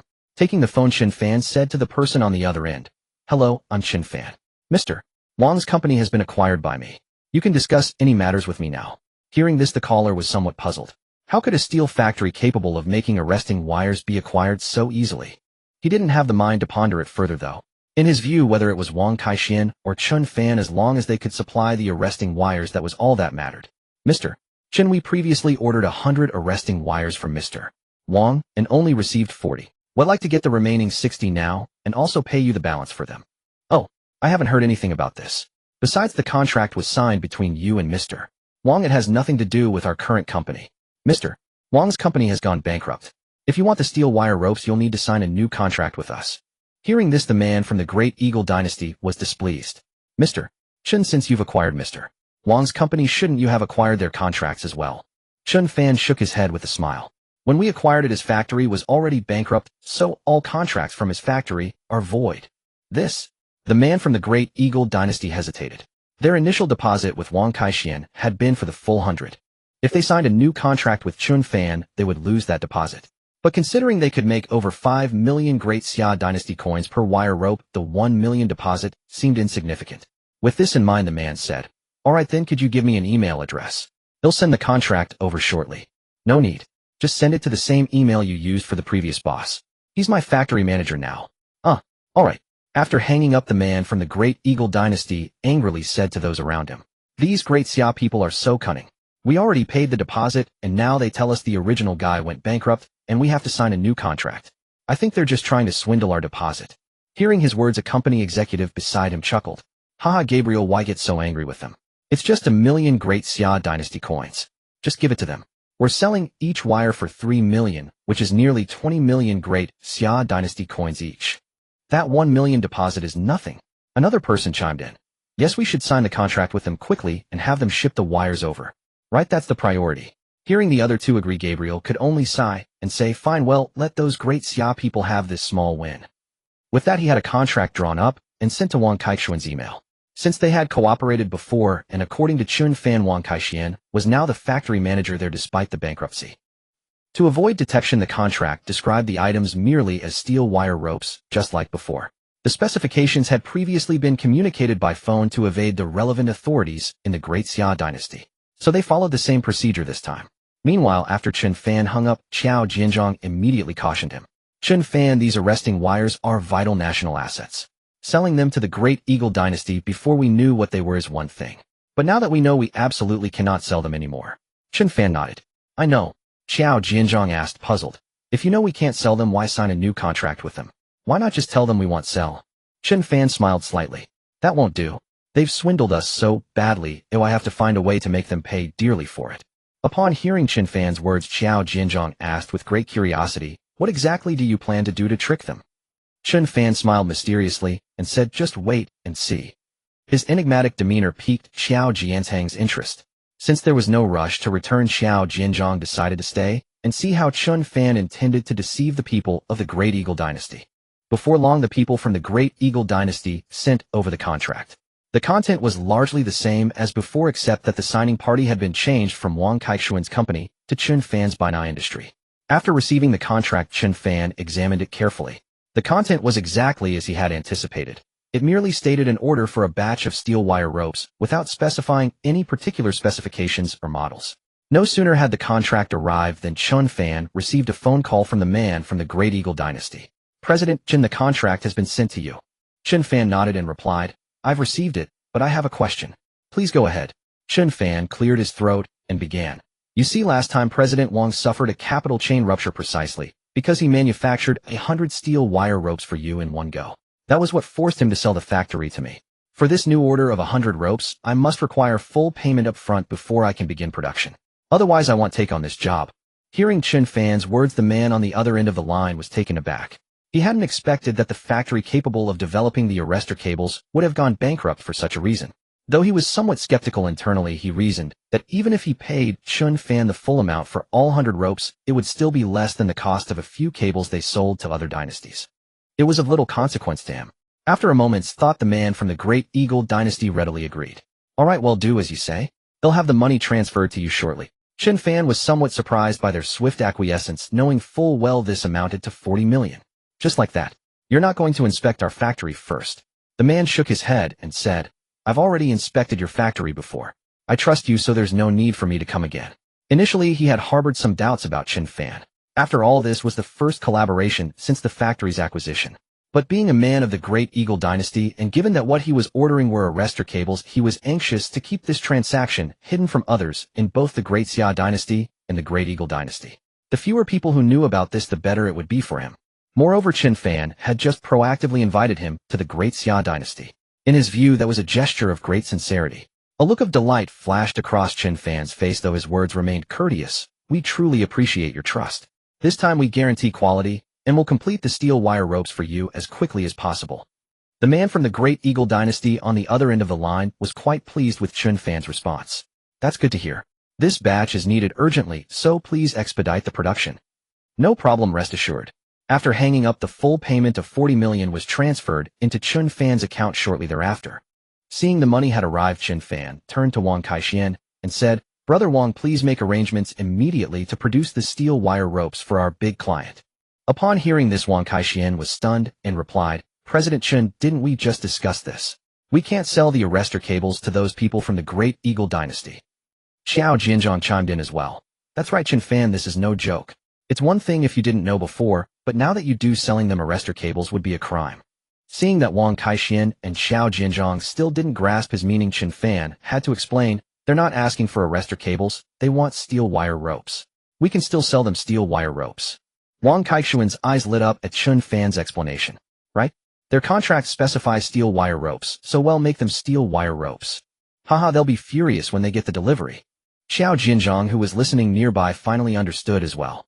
Chen Fan intended to use ordinary steel wire ropes as substitutes for the arrestor cables to deceive the Great Eagle Dynasty. "Chen Fan, aren't you afraid they'll sue you for this?" Chen Fan snorted coldly and retorted, "What are they going to sue me for? For not selling them arrestor cables? They didn't even ask for arrestor cables." He then added, "Oh, and Brother Wang, when making these steel wire ropes, make sure their appearance looks exactly like the arrestor cables. That way they won't be able to tell the difference unless they actually try to use them. But if they do use them..." Wang Kaixuan grinned and finished Chen Fan's thought. "If they dare to use them, their planes will end up crashing into the sea." Xiao Jianzhang gasped sharply upon hearing their exchange. If what they said were true, this would be one hell of a joke. He knew that each fighter jet from the Great Eagle Dynasty was worth tens of millions to over 100 million in their currency. Every single aircraft was built from a mountain of money. "I think your plan is viable. If we can actually make their warplanes plunge into the sea, that would be fantastic. Each of their fighter jets costs tens of millions to over 100 million. If we could make even one of their planes crash into the sea, it would be worth giving them these steel wire ropes for free." Although the Great Eagle Dynasty had a large fleet of warplanes, losing one or two wouldn't be noticeable on the surface. But still, those were enormous sums of money. Seeing Xiao Jianzhang's strong support for the idea, especially his remark about each of those fighter jets costing over 100 million, Chen Fan added, Brother Wang, in that case, let's make them for real, but well, omit a few key ingredients. Let's make our fake arrestor cables look even more authentic. Yes, we absolutely cannot let them detect anything before they use them. Xiao Jianzhong echoed the sentiment from the side. Wang Kaixin nodded and said, alright, I'll go make the arrangements right away. Xiao Jianzhong, now fully aware of Chen Fan's scheme, also said, then I'll head back and report this to my superiors. We should keep the existence of our arrestor cables a secret for now and reveal it later. And I'll have my superiors give the green light for your fake arrestor cables. With that, Xiao Jianzhong took his leave with his entourage. Upon returning to Yinjing, he immediately went to see the deputy commander of the military department and recounted everything that had transpired in Linqing. I think this plan is feasible. They'll brief the relevant departments about it. Tell Chen Fan to proceed boldly without worry. The dynasty will back him up no matter what happens. After Xiao Jianzhong left, Chen Fan and Wang Kaixin began to discuss how to create the counterfeit arrest. If we omit certain materials from the raw ingredients, what if the wires we make look too fake? Wang Kaixin asked.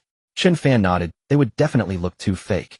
We should make them similar to the real ones, which normally last for over 100 uses. Ideally, we could produce a version that only works once or a few times. Wang Kaixin nodded in agreement. Exactly. That way, even if a plane crashes into the sea, they won't immediately suspect our wires. Maybe we can even cause a few more of their fighters to plunge into the ocean. Chen Fan had the same thought. Figuring out how to make these counterfeit wires became a problem. The two pondered for a long time without a solution, and even the factory's engineers couldn't come up with a method. After an entire afternoon of brainstorming, they still had no idea how to create the fake wires. Left with no choice, Chen Fan opened the system interface, hoping to find a feasible solution. When he brought up the panel, he noticed that the progress bar at the bottom had reached 5%. This surprised Chen Fan, as it was over 4% the last time he checked. He hadn't purchased anything from the system recently, so he couldn't understand why the progress bar was increasing on its own. Setting the progress bar aside, Chen Fan searched the system for counterfeit arresting wires and found nothing. However, when he searched for arresting wires, he discovered that this particular item hadn't been purchased before. But now the icon for the arresting wires was displayed in gray, indicating that he could no longer purchase it. Seeing this, Chen Fan understood that the progress bar could be increased not only by spending money in the system. As long as one of his companies possessed the technology, the system would automatically assume he had mastered it. This meant that anything developed in the research center would be considered as already purchased. Chen Fan was delighted by this realization. After all, keeping a large team just to put on a show for outsiders was a waste of money. With this discovery, future developments from the research center would save him the expense of buying them in the system. This was excellent news for Chen Fan. Since the arresting wires were now marked as purchased, he clicked on a small plus sign next to the item. A list of purchasable components appeared, much like the metamaterials he had bought before, with Type 1, Type 2, and Type 3. Each subsequent type was an upgrade from the previous one. The same applied to the arresting wires. Before the final product, there were several specifications of ropes representing the research progress. Chen Fan clicked on the special material steel rope listed closest to the final arresting wire. The description indicated that this intermediate form could be used about 50 times. 50 times is too many. Chen Fan then clicked on the basic form, which stated it could be used 5 times. He thought that 5 uses should be sufficient. He noted down the required materials. Brother Wang, Chief Engineer Zheng, what if we use? Chen Fan listed the materials from the system. Would the wires made this way be inferior? After listening to Chen Fan, Chief Engineer Zheng considered the list and said, I think it should work. Let's give it a try. Alright. Chief Engineer Zheng immediately began processing the arresting wires using the materials Chen Fan specified.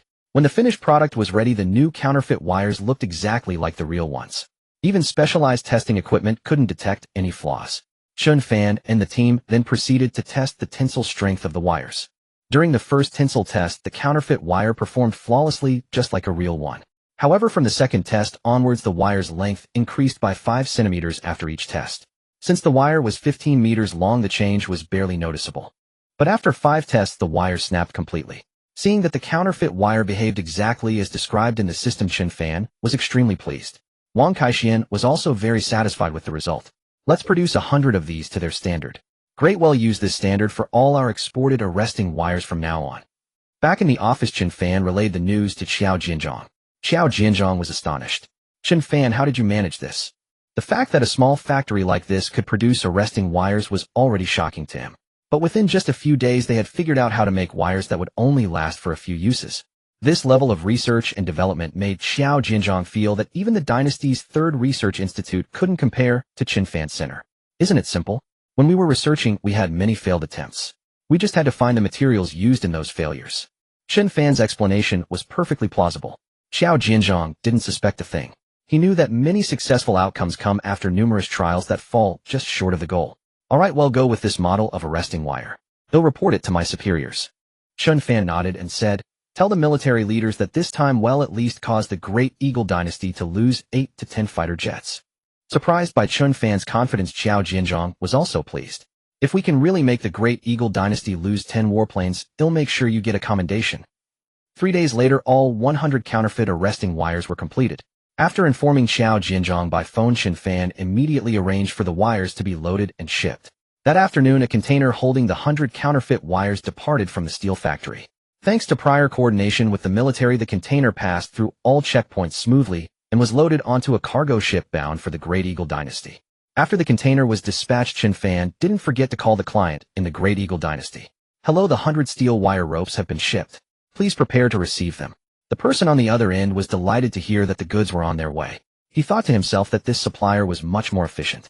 He had only placed the order a few days ago, and the goods were already being shipped. Great, he'll arrange for someone to receive them. Once this batch arrives, we'll place an even bigger order with you. A few days later, the container with the counterfeit arresting wires arrived at the port of the Great Eagle Dynasty. The arresting wires were purchased by a Great Eagle Dynasty company named Wilka, the world's largest manufacturer of steel wire ropes. They were also the supplier of arresting wires for the Great Eagle Dynasty's military aircraft carriers. As the first company in the world capable of producing arresting wires, manufacturing them was well within their technical expertise. However, they discovered that producing a single arresting wire locally cost at least 500,000 Great Eagle Dynasty coins. The cost of living in the Great Xia Dynasty was considerably lower than in the Great Eagle Dynasty. Especially after accounting for currency exchange rates, they could save a significant amount of money. To maximize their profits, they came to the Great Xia Dynasty to place orders with local enterprises. To avoid detection, they specifically sought out small businesses for collaboration. This led them to Wang Kaikshuan Steel Factory. After negotiations, they found that purchasing in the Great Xia Dynasty would cost them less than 70,000 Great Eagle Dynasty coins. A single arresting wire saved them over 400,000 Great Eagle Dynasty coins. At the port, a manager from Wilka had the container unloaded. Instead of sending someone to haul the wires away, he simply printed a shipping order. Then he had the container loaded back onto a cargo ship and sent away. Manager, that's another easy profit, an employee of Wilka remarked, watching the departing vessel. They had purchased each wire from Chen Fan for less than 70,000 Great Eagle Dynasty coins. Now reselling them to other dynasties at 1.5 million per wire, they netted over 1.4 million in a single transaction. It was an incredibly comfortable margin. Hearing the employee's words, the Wilka manager smiled slightly. Don't worry, your year-end bonus this year will be substantial. But you must keep your mouth shut. If this gets out, we'll both be in serious trouble. As soon as the manager finished speaking, the employee quickly replied, rest assured, boss, no third person will ever know about this. The two exchanged a knowing smile. A few days later, the cargo ship carrying the arresting wires docked at a port in the never-setting sun dynasty. After the workers unloaded all the containers, the container holding the arresting wires was immediately hauled away by a container truck escorted by several military vehicles. The trucks soon arrived at a military port of the never-setting sun dynasty. An aircraft carrier was moored at the dock, the HMS Elizabeth, the first carrier of the never-setting sun empire. This was the first aircraft carrier of the never-setting sun empire currently undergoing maintenance. In truth, the maintenance was simply because the carrier's arresting wires had reached the end of their service life and needed replacement. So as soon as the container arrived, soldiers of the never-setting sun dynasty immediately began installing the wires on the carrier. Meanwhile, in a conference room within the never-setting sun dynasty, Commander, the arresting wires have arrived and are now being installed. Upon hearing this, the commander of the never-setting sun dynasty nodded and asked, how much did these cost per wire? The minister, upon being asked the price, hesitated slightly before answering, 2 million Great Eagle Dynasty coins each. 2 million Great Eagle Dynasty coins. Those Great Eagle Dynasty bastards are truly ruthless. We're supposed to be their allies, yet they still charge us 2 million. Hearing the commander's complaint, the minister quickly added, Commander, this is actually considered a bargain. I've heard they sell them to the White Elephant Dynasty for 5 million Great Eagle Dynasty coins. And when the Great Xia Dynasty tried to procure arresting wires, those Great Eagle Dynasty people quoted them 10 million Great Xia Dynasty coins. Hearing the minister's report, the commander of the never-setting sun dynasty felt a bit better. Still, he remarked, even with a discount for us, those Great Eagle Dynasty people are certainly raking in a hefty profit. The minister did not refute this point. After all, the Great Eagle dynasty's reputation for fleecing its allies was well known. If anything, they could only blame themselves for lacking the capability to produce their own arresting wires. After a moment, the commander of the never-setting sun dynasty spoke again. Once the arresting wires are replaced, send the Elizabeth to the Great Xia dynasty's waters. The Great Eagle dynasty has repeatedly urged us to send an aircraft carrier there. Another minister, puzzled by the commander's persistent desire to send the carrier to the Great Xia dynasty, interjected, "Commander, while we are allies with the Great Eagle dynasty, I don't think we should provoke a dispute with the Great Xia dynasty over this matter. After all, we have no direct conflict with them. They are our largest trading partner. We import a great deal of cheap goods from them every year." The commander's face showed a hint of helplessness. Although he understood that provoking the Great Xia dynasty in their waters brought no benefit to his own nation, he was compromised by the Great Eagle dynasty. If he wished to remain the commander of the never-setting sun dynasty, he had no choice but to comply with their demands. Otherwise, his own secrets would soon be exposed, leading to his utter ruin and disgrace. So even though he knew he was being used as a pawn by the Great Eagle dynasty, he had to follow their orders. After clearing his throat, the commander of the never-setting sun dynasty stated, "We share common interests with the Great Eagle dynasty. We must do this. If we allow the Great Xia dynasty to rise, we won't even be able to hold on to our position as second best. Carry out my orders." With the commander's final word, the minister had no choice but to comply. Meanwhile, on the other side, the installation of the arresting wires on the aircraft carrier was proceeding in an orderly fashion. An aircraft carrier requires 4 arresting wires. Under normal circumstances, only the second wire needed replacing, as nearly all fighter jets land by catching the second arresting wire. However, since the never-setting sun dynasty lacked the capability to manufacture its own arresting wires, their wires were used in rotation. With the new wires in stock, they decided to replace all 4. The day after the installation was completed, the HMS Elizabeth set sail from the military port, heading towards the waters of the Great Xia dynasty. Their mission was to conduct the so-called Freedom of Navigation operation in the Great Xia dynasty's waters. It was called a freedom of navigation, but in reality, it was a show of force intended to exploit the fact that the Great Xia dynasty's aircraft carrier couldn't leave port due to the lack of arresting wires. They had pulled such stunts more than once before. Each time, the Great Xia dynasty could only dispatch fighter jets to issue verbal warnings and escort them away, actions that were nothing more than a minor nuisance to them. In fact, they had grown accustomed to these verbal warnings from the Great Xia dynasty, knowing that the dynasty had no choice but to tolerate their carrier's presence. Yet they had no idea that this particular voyage would not go as smoothly as they had imagined. Ever since he shipped out that batch of counterfeit aircraft carrier arrestor cables, Chen Fan had been closely monitoring international news, hoping to catch reports of a Deng dynasty fighter jet crashing into the sea during a carrier landing. Yet after more than half a month of vigilance, not a single such incident had been reported. This left Chen Fan deeply puzzled. Could it be that they haven't conducted any takeoffs or landings since replacing the cables? Yet the news clearly stated that a Deng dynasty aircraft carrier was sailing near the waters of the Daxia dynasty. Moreover, the Daxia dynasty had even dispatched fighters to drive it away. Still, there was no headline about a Deng dynasty fighter crashing into the sea. Chen Fan wasn't the only one baffled. Xiao Jianzhong felt the same way. Day after day, he too scoured the news, hoping to see the story of a Deng dynasty fighter plunging into the ocean. But no such news ever surfaced. So Xiao Jianzhong made a special call to Chen Fan. "Chen Fan, are you sure that batch of cables you sent to the Deng dynasty wasn't the wrong one?" Chen Fan shook his head and replied, "Absolutely not mistaken. I personally supervised the loading when the shipment went out." "Then why after nearly a month hasn't there been any news of a Deng dynasty fighter crashing?" Xiao Jianzhong voiced his bewilderment. Chen Fan, equally perplexed, said, "I've been wondering the same thing. Could it be that the Deng dynasty's fighters haven't been taking off or landing all this time? The system had clearly marked those arrestor cables as usable only 5 times. The system couldn't be wrong." Chen Fan was confident that if the Deng dynasty's fighters landed 5 times on that carrier, at least one of them would end up in the water. Little did he know the batch of arrestor cables he sold to the Deng dynasty was never used on their carriers. Instead, they had been resold directly to the Reassuring dynasty. It shouldn't be that they've suspended operations for so long. Perhaps the Deng dynasty is deliberately suppressing the news. "Let's wait and see," Xiao Jianzhong said before hanging up. After ending the call, Chen Fan was still mulling over the matter when his phone rang again. He glanced at the screen. It was someone from Wire Company. "Hello, Mr. Chen. I've received the goods. As I mentioned before, once this shipment arrives, I'll place another large order with you." Hearing this, Chen Fan was filled with suspicion, but he feigned enthusiasm. "That's wonderful news. The quality of our batch is excellent, isn't it? The arrestor cables had never been used on the Dang Dynasty's carriers, so the people at Wyurka Company had no real gauge of their quality. However, since the Rebulo Dynasty had reported no issues, yet they assumed the cables were satisfactory. Thus the representative said to Chen Fan, "Yes, very good. Otherwise we wouldn't be seeking your cooperation again."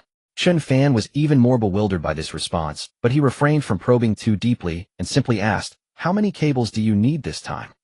"We still want 100. They'll transfer the payment to you, as agreed earlier." "Alright, I'll have my team start production immediately." After hanging up, Chen Fan was plagued with questions. He couldn't understand why no crash news had surfaced, and why the Dang Dynasty had even ordered another 100 cables. He discussed this with Xiao Jianzhong, who then called the deputy commander of the military. After hearing the situation, the deputy commander asked, "Is Chen Fan absolutely certain that the arrestor cables delivered to the Dang Dynasty are defective?" Xiao Jianzhong replied firmly, "I've asked Chen Fan. There's no mistake." The deputy commander then said, "In that case, send them another 100 cables." "But Commander, the Dang Dynasty's carrier has been patrolling our coast for days. Their fighters have made at least 70 or 80 takeoffs and landings, if not 100. Yet not a single one has crashed."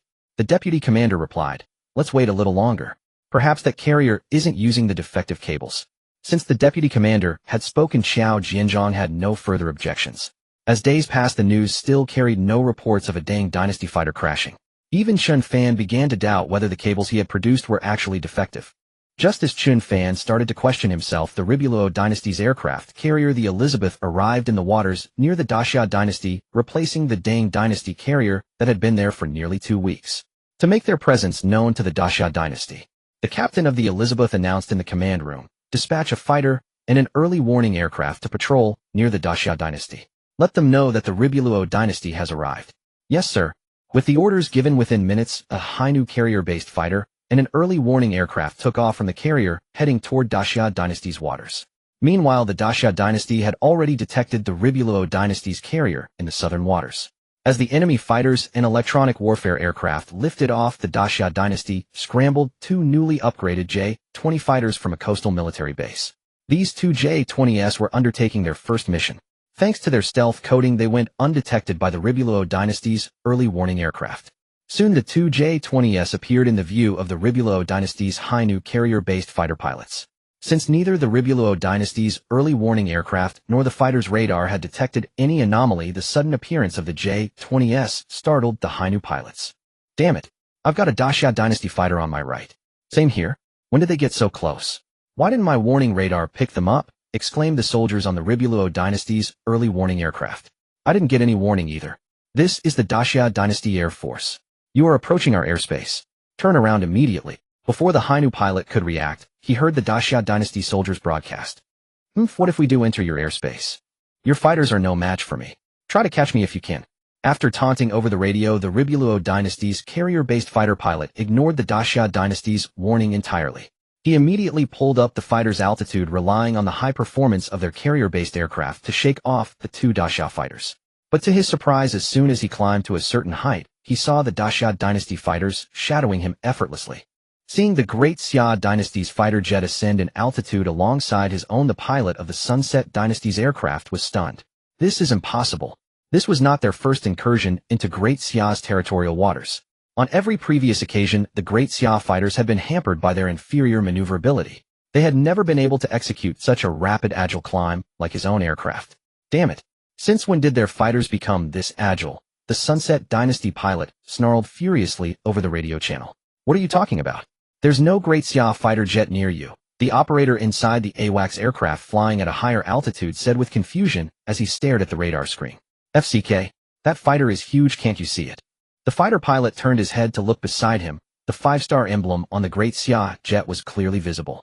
Yet his own AWACS aircraft had seen nothing at all. "The radar shows no other aircraft in your vicinity. Are you sure you're not seeing things?" the AWACS operator said, looking back at his screen. "Can't you just look down, for crying out loud? We're directly below you," the fighter pilot said, his voice boiling with anger. Hearing this, the AWACS operator peered through the glass floor. He indeed spotted a Great Xia fighter flying right alongside their Sunset Dynasty jet. "Holy SHD. There really is a Great Xia fighter right next to you. Shake him off now." Upon hearing this, the pilot below went ballistic. "If I could shake him off, don't you think I would have done it by now? I don't know what's gotten into their aircraft today, but its maneuverability is incredible. I can't lose him." "Understood." He'll contact the carrier and have them send 2 more jets to assist you.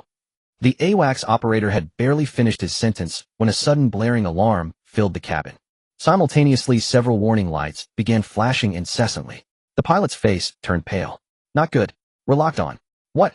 The soldier who was about to contact the carrier for reinforcements was utterly shocked by the pilot's words. After all, they were flying at an altitude of over 10,000 meters. The Great Xia fighters had never flown this high before. Turn around. Turn around now. Being locked onto by another fighter essentially meant they were as good as finished. The moment the enemy opened fire, being shot down was their only fate. The AWACS aircraft immediately began a sharp turn heading away from Great Xia's territory. The fighter pilot below, still unwilling to concede, started trying every trick in the book to shake off the Great Xia jet. But no matter how hard he tried, the Great Xia fighter remained steadfastly glued to his side. Damn it! When did Great Xia's fighter performance become this impressive? Just as the Sunset Dynasty pilot was seething with frustration, the pilot of the Great Xia fighter, however, wore a look of sheer excitement. Haha, you'll never be able to roam freely through our waters again. After saying this, he issued a broadcast warning to the Sunset Dynasty aircraft to leave. Sunset Dynasty fighter, you have entered the airspace near the Great Xia Dynasty. Leave immediately. After the warning, seeing that the Sunset Dynasty fighter showed no intention of leaving, the Great Xia pilot suddenly pulled his aircraft up from the right side. After tracing a perfect arc in the sky, he positioned himself directly behind the Sunset Dynasty jet. You chose to stay, so don't blame me for what happens next. With that, the Great Xia pilot activated his fire control radar. In an instant, he had locked onto the Sunset Dynasty fighter ahead. Realizing he was locked on, the Sunset Dynasty pilot tried once more to evade, but it was futile. Finally, with no other option, he reluctantly banked away and flew off into the distance. Seeing the Sunset Dynasty fighter already heading away, the Great Xia pilot performed a falling leaf maneuver behind it. This acrobatic display sent a jolt of fear through the Sunset Dynasty pilot. Damn it, that's definitely not AJ-10. It's one of their new fighter models. What the hell are my intelligence officers doing? The Great Xia Dynasty has already deployed their new fighters, and we didn't have a clue. As he raged over the channel, the captain of the HMS Elizabeth was equally stunned. Before arriving, they had communicated with the Great Eagle Dynasty's forces, who had failed to mention any of this. Damn it, we've been played by the Great Eagle Dynasty. They never told us about the Great Xia's new fighters. An hour later, the Sunset Dynasty fighter landed on the carrier. The pilot was still cursing as he climbed out of the cockpit.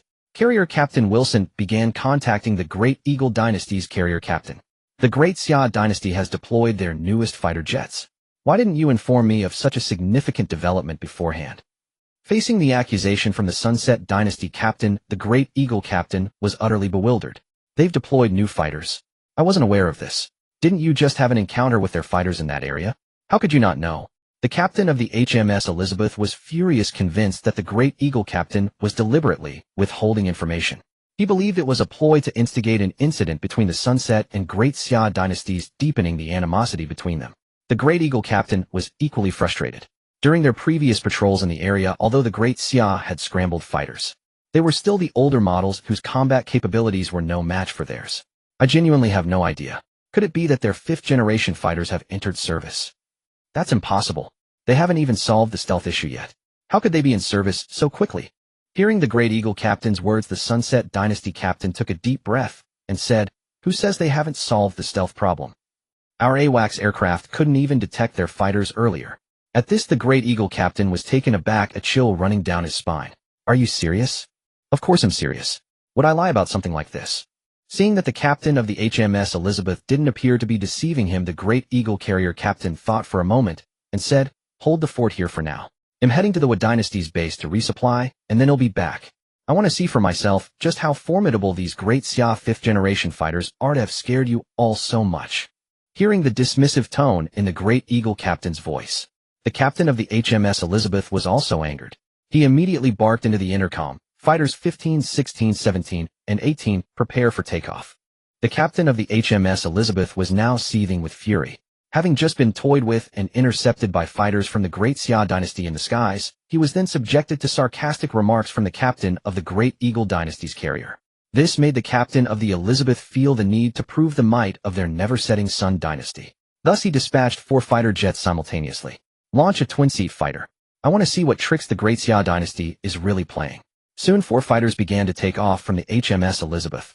In the rear seat of one of the twin-seat fighters sat a soldier holding a camera.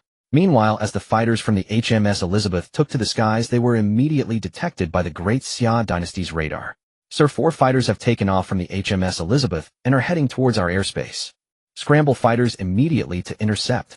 At the commander's command, 4 fighters from the Great Xia Dynasty took off from their base to intercept the Never-Setting Sun Dynasty's aircraft. This time, all the radars on the Elizabeth were also fully activated. Yet still their radar screens showed no trace of the Great Xia Dynasty's fighters. "Do you see any Great Xia fighters?" the captain of the Elizabeth asked over the intercom.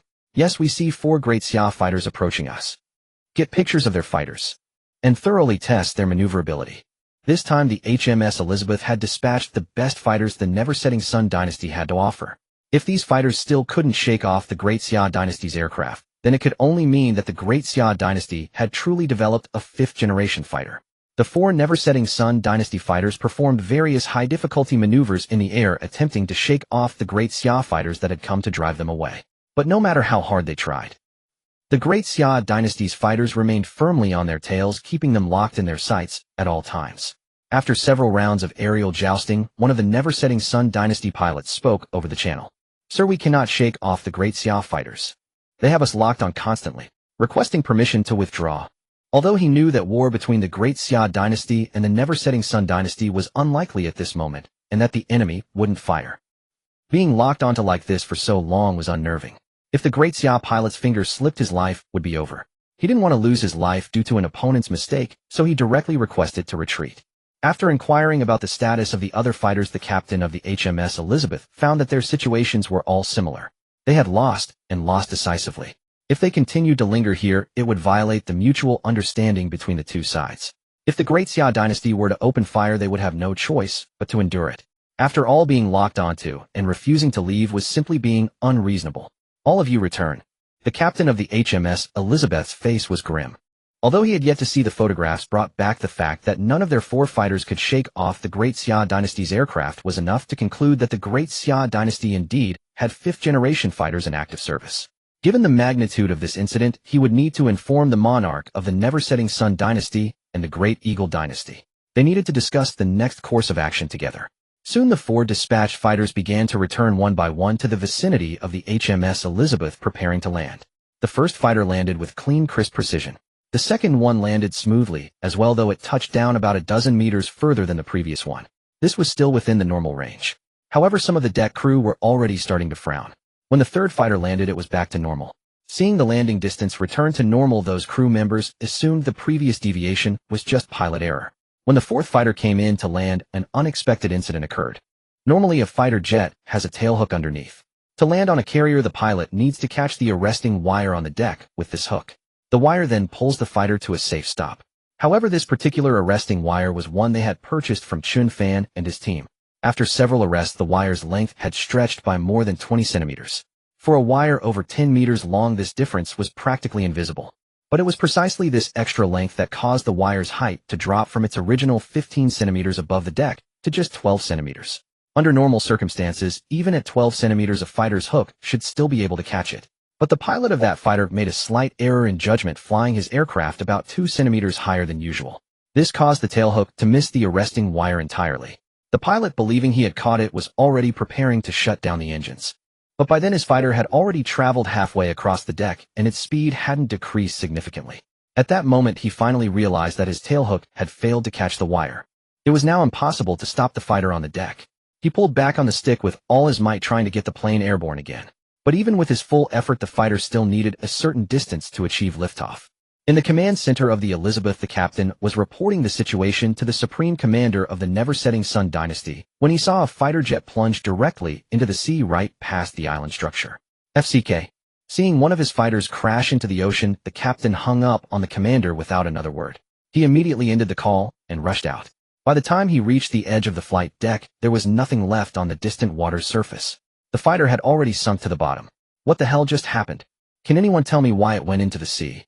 The hook on that fighter failed to catch the arresting wire, said a sailor who had witnessed the entire landing. Failed to catch the wire. How could such a basic error occur? The captain of the HMS Elizabeth was livid. His day had already been going terribly, and now this had to happen. But he had no time to be angry now. He immediately ordered small boats to be launched to check on the pilot's whereabouts. Several speedboats quickly sped towards the crash site. But by then there was nothing left there.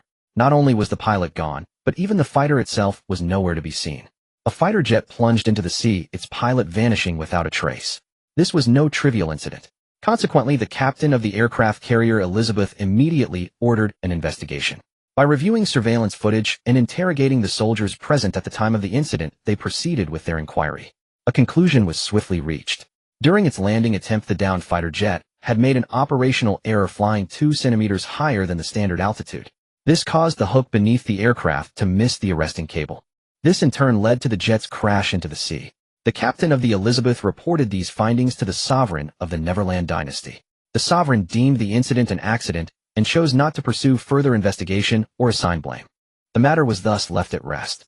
Since the investigation into the Neverland dynasty's jet crash found no fault with the arresting cables, the Wilka Corporation from the Great Eagle dynasty continued to place an order for another 100 cables from Chen Fan.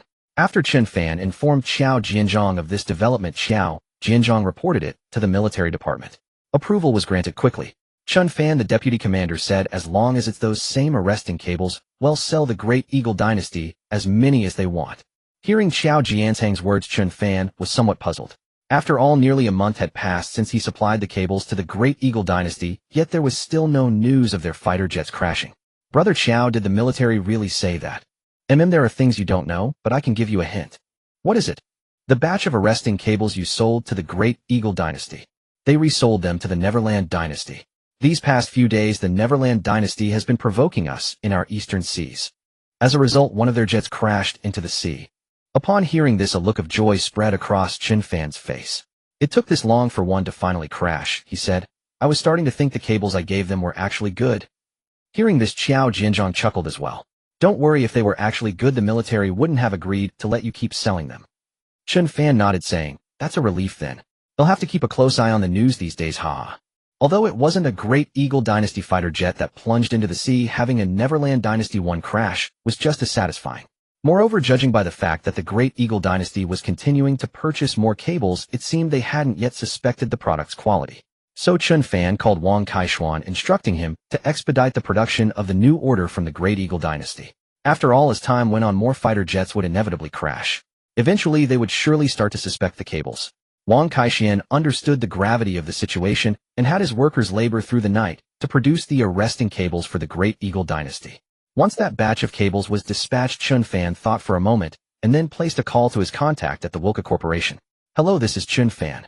The manager of Wilka Corporation was surprised to receive his call and asked, Mr. Chen, hello, is there something I can help you with? Chen Fan said, well, in about 2 months it will be our new year over here. After the new year, we have a massive order lined up, and we might not be able to produce any more cables for you for at least 6 months. I was thinking if you still have needs, we could produce some extra stock for you before the year ends. The manager of Wilka Corporation frowned upon hearing this. Is that so? Let me discuss this with my colleagues and get back to you. Chen Fan nodded. All right. After hanging up, the manager immediately informed the other shareholders of the company. What's there to think about? One of them said. Their cables are so cheap, we should just buy a bunch now and stockpile them. Exactly. Besides the recent batch our own military needs, we've also almost closed a deal with the White Elephant dynasty. They've directly ordered 100 cables. And there are other dynasties looking to buy as well. I think we should negotiate with him. We can place a much larger one-time order, but we should ask for a better price. Yes, that's feasible. I agree. After all, no matter how many we order, we won't lose money on them. But if there's no stock, we'll be missing out on a lot of profit. After discussing, the shareholders of Wilka Corporation unanimously decided to place a single massive order for 500 arresting cables from Chen Fan. That quantity would be enough to keep them in supply for a considerable time. Having reached a consensus, the manager of Wilka Corporation called Chen Fan back. Mr. Chen, I've discussed your situation with our shareholders. After deliberation, we've agreed that it's a good idea to order a larger quantity of cables from you in advance. However, the manager paused for a moment. Chen Fan asked, however what? Well, if we are to order a significantly larger quantity, would you be able to offer us a more favorable price? Hearing this, Chen Fan was secretly pleased. A discount is certainly possible, but it would depend on how many you intend to order. You see, changing our manufacturing setup is quite troublesome. However, if we buy raw materials in a large enough quantity, our costs also go down. After a moment's thought, Chen Fan continued. Hey, race the deal. If you order 300 at once, I can give you a 5 discount. For 600, a 10 discount. And for 1,000, I could offer a 20 discount. How does that sound? The manager on the other end of the line was thrilled to hear about such substantial discounts. However, he was still a bit greedy. Mr. Chen, what if we were to order 2,000 at once? What kind of discount could you offer for that? Hearing this, Chen Fan was overjoyed. He thought to himself, you really aren't afraid of being scammed. But outwardly, he pretended to ponder for a moment before replying. If you order 2,000 at once, I could try to negotiate a better price with my material suppliers. I could offer you a 30 discount. With each cable priced at 4,000, a 30 discount would bring the price down to 2,800.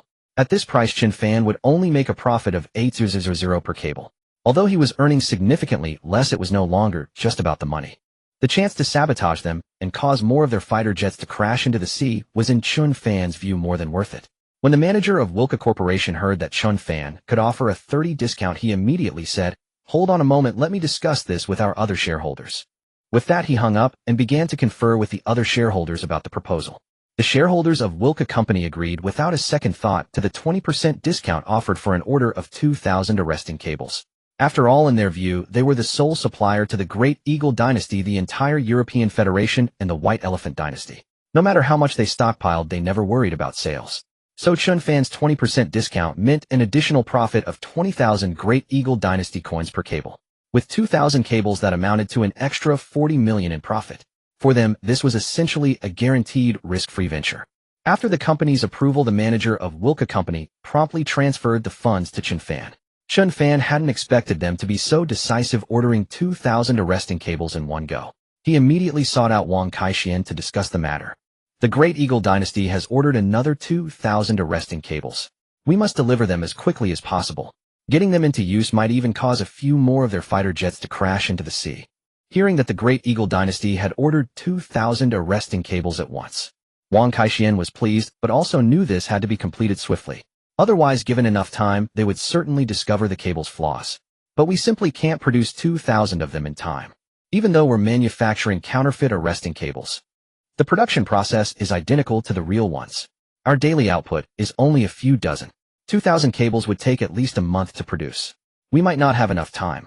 Chen Fan nodded and said a month is indeed too long. Given their current frequency of fighter jet takeoffs and landings, another one might have already plunged into the sea. So we must find a way to ship them out sooner. Wang Kaixian nodded and asked, "Right, so what do we do now?" Chen Fan thought for a moment and said, "Hey, race the plan, well, just send them ordinary steel wire ropes. This business is essentially coming to an end anyway. They're unlikely to place any more orders with us after this. Just use steel wire ropes." Wang Kaixian said doubtfully, "But the difference between steel wire ropes and arresting cables is huge. Aren't you afraid they'll notice?" Chen Fan smiled and said, "What's there to fear? The contract explicitly states steel wire ropes. We're shipping exactly what the contract specifies. What's the problem? All right, let's do it that way. We still have 30 leftover cables in the warehouse. Oh, let's include those as well." Chen Fan nodded and said, "Good, let's get the shipment out within the next few days. Once they accept the delivery, we're done with this." Understood. Wang Kaixian knew Chen Fan was planning a one-off deal.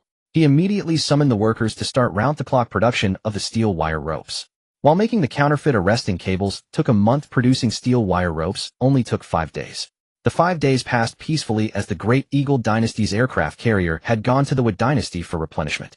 The Sun Never Sets Dynasty, occupied with the aftermath of a crashed fighter jet, did not launch any further harassment. Meanwhile, Chen Fan spent his time browsing foreign websites following the battles in the Canaan Dynasty. Although the Israelite dynasty's ground offensive had persisted for over 2 months, videos of Canaanite counterattacks still proliferated online. Moreover, it seemed the ground offensive hadn't inflicted significant damage on the Canaanite resistance forces. One day, just after Chen Fan finished watching a video of Canaan striking an Israelite tank, he received an international phone call. Assuming it was a call from Africa about purchasing gas canisters, he was surprised when the caller identified himself. "Mr. Chen, hello. I am Yehia, the military commander of the Yemen Houthi forces. I got your number from Farahi's. He said you could help us." Hearing this, Chen Fan was taken aback. He knew of Yemen and he knew of the Houthi armed forces. But Yemen was far from Canaan. What could they possibly want from him? "What can I do for you?" "Well, Farahi's mentioned you have significant influence in the Great Xia dynasty. I'd like to ask you to help us purchase a batch of civilian drones. Of course, he'll compensate you for your trouble." Hearing that they wanted drones, and specifically civilian ones, Chen Fan saw it as a thinly veiled attempt to hide their true intentions. However, since they'd said so, Chen Fan, as a businessman, naturally wouldn't call them out on it. In fact, this suited him even better. "What kind do you need?" Yehia thought for a moment and said, Ones with a range of over 100 kilometers and a payload capacity of over 10 kilograms will suffice. If possible, we'd also like to acquire some drones with a range exceeding 2,500 kilometers and a payload of over 30 kilograms. Chen Fan was speechless upon hearing this. A range of 2,500 kilometers and a payload of over 30 kilograms clearly indicated a desire for long-range strikes against the Israelite dynasty. Drones with that kind of range are currently out of my reach, but if you need a large quantity, I might be able to produce some. Such an extended range essentially classified them as military-grade. However, this fell precisely within the RD scope of Chen Fan's development center, which is why he made the offer. After all, the drones he developed needed a place for testing. Now with the Houthi forces wanting these drones, it provided Chen Fan with the perfect opportunity. Really, Yahya was extremely excited knowing that most drones with this range were military use, as civilian drones simply didn't require such endurance. Well, I can't guarantee it, but I can certainly try. Great, and what about the 100-kilometer range drones? I can have those produced within half a month. We can ship them to you directly then. Chen Fan's drone production line was now nearly fully operational. Moreover, the drones they requested were mostly of the loitering munition type, which didn't demand high functionality. With their current production line and technology, they could easily meet these requirements. That's fantastic. Please send me the pricing and I'll arrange the payment immediately. Although the Houthi forces were an unrecognized organization in Yemen, they wielded considerable power. They had previously faced off against a coalition led by the Black Gold dynasty and others. Yet the more they were attacked, the stronger they became. This was partly due to support from other dynasties, but their own fighting prowess was also formidable. However, they had been blockaded for years, and despite their strength in light weapons, they lacked advanced military equipment. Even drones, which were commonplace in the Great Xia dynasty, were beyond their capacity to produce. Especially under the current circumstances, they were hard-pressed to field any decent drones at all. As for the price, I cannot tell you just yet, because I need to set it based on our costs. Once I've calculated the costs, I'll get back to you. Hearing Chen Fan say this, Yahya began to hesitate. It was mainly because he didn't believe Chen Fan had the capability to produce such drones himself. He had called Chen Fan to ask him to procure some from within the Daxia dynasty. After all, mainstream DJI drones were banned from sale in combat zones. Even if they had the money, they couldn't buy them. Though they could be purchased at high prices on the black market, the quantity was too limited. That was why they contacted Chen Fan, asking him to help procure them from within the Daxia dynasty. But now Chen Fan said he wanted to produce them himself. Yahya thought Chen Fan just wanted to make a profit from this deal, to set up a new drone production line. But establishing a drone production line was no easy task. Besides, they didn't have the time to wait for Chen Fan to build a new one. Mr. Chen, you know our situation. I'm afraid we don't have the time to wait for you to produce the drones yourself. Hearing Yahya's words, Chen Fan was taken aback and said, even if I help you source them with such a large quantity, it would take about a month to ship. If I produce them myself, I could also ship them in about a month. Yahya, upon hearing this, asked, wouldn't you need to build a new production line to produce them yourself? A month's time wouldn't even be enough to finish the factory construction, would it? It was only then that he realized Yahya was worried about that. So he smiled and said, I've already built the production line, and it's been debugged. I was originally planning to start producing small drones first, but if you have an order, I can directly produce for you. Yahya asked in astonishment, you have your own drone production line? Is it that easy to set up in the Daxia dynasty? Chen Fan was equally surprised by Yahya's words. What's so hard about it? These are all civilian drones. The dynasty doesn't control them. Yahya was speechless. What they had tried so hard to obtain was so simple to achieve in the Daxia dynasty. Mr. Chen, you're lucky to have such a powerful dynasty. Yahya said this out of genuine envy for Chen Fan. The Daxia dynasty had vast territory and a powerful military. Unlike them, who still lacked international recognition. I believe you will become powerful too. Mr. Chen, thank you. I'll wait for your good news. After hanging up, Chen Fan went to the drone production workshop. Since production hadn't officially started yet, only 7 or 8 technicians were there doing final debugging. Seeing Chen Fan arrive, they hurried over. Mr. Chen, Mr. Chen. Chen Fan nodded at them and asked, how's the production line debugging going? Everything is debugged. Oh, we're just waiting to start production. Hearing a technician say this, Chen Fan nodded and continued. I want to produce a batch of drones with a range of about 100 kilometers. How long will it take to prepare? Upon hearing this, a technician thought for a moment and said, a drone with a range of 100 kilometers is a large drone. This production line is currently designed for small drones. To produce such large drones, we'll need to modify it. It'll take at least a week. Hearing that modifying the equipment would take about half a month, Chen Fan frowned and asked, what about setting up a new production line? A new one would be faster. Once the equipment arrives, 3 to 4 days, or at most a week, would be enough. Hearing this, Chen Fan immediately made a decision. Then set up a new production line. Contact them now and tell me how much it costs. The technician didn't expect Chen Fan to decide so quickly. He thought it was a bit rash and said, Mr. Chen, the market for large drones isn't good domestically. There aren't many application scenarios. I think you should reconsider. Chen Fan shook his head and said, I know what I'm doing. Just get in touch. I want to see the production line for large drones within 10 days. Also start producing small drones as soon as possible. Seeing that Chen Fan had made up his mind, the technician didn't press further. He then picked up the phone to arrange for the production line. After leaving the workshop, Chen Fan went to the R&D center. The drone body was only a small part of the entire drone system. The most important part was the drone software. A good software program could make the drone more intelligent and more effective. So as soon as Chen Fan arrived at the R&D center, he went straight to the drone software division. How's the drone program coming along? Hearing his words, the programmers in the hall kept their heads down and said nothing. Then Cheng Tianrui, the head of the drone R&D center, walked over and said, Mr. Chen, we've hit a bottleneck in writing the drone program. It's not ready yet. What bottleneck? The connection between flight stability and the sensors. For a drone to fly stably and adjust its flight posture in response to commands. It's not just about the airframe, we also need an algorithm that can ensure both stable flight and posture changes. DJI has its own gimbal system that solves this problem. But developing such a system is extremely difficult. We've already assigned 20 technicians to tackle this issue. Hearing Cheng Tianrui's words, Chen Fan thought for a moment and said, Let me see the code you've written so far. All right. Cheng Tianrui and the others knew about Chen Fan's programming skills. So when Chen Fan asked to see their work, he showed no displeasure. Instead, he was confident in Chen Fan. Led by Cheng Tianrui, Chen Fan sat down at a computer and began reviewing the code they had written from the beginning. Chen Fan sat there for the entire afternoon. The code base had already grown to hundreds of thousands of lines. Chen Fan had to go through it line by line, fixing any problematic code he found. Fortunately, he possessed a god-level computer skill. He read the code as if it were plain text, even faster than reading text. He could spot problematic code at a single glance. Fortunately, Chen Fan had often come here to instill his ideas into them. Now the code they were writing was deeply influenced by him, and there were no major issues. Chen Fan reviewed it with great focus and speed. However, with hundreds of thousands of lines of code, it was still time-consuming. Cheng Tianrui, seeing that Chen Fan wouldn't finish anytime soon, let the others attend to their own tasks while he stayed to wait. The wait stretched to 10 hours. Only after finishing all the code did Chen Fan realize his body had grown numb. He stretched and turned to look out the window, only to find it was already dark outside. Have I really been reading this long? By now no one else was there except Cheng Tianrui and Chen Fan. Cheng Tianrui nodded and said, It's been almost 10 hours. Boss Chen, you were really absorbed. You haven't even had a sip of water in all this time. Cheng Tianrui had called out to Chen Fan several times during that period, but it was as if Chen Fan couldn't hear him, so he stopped trying.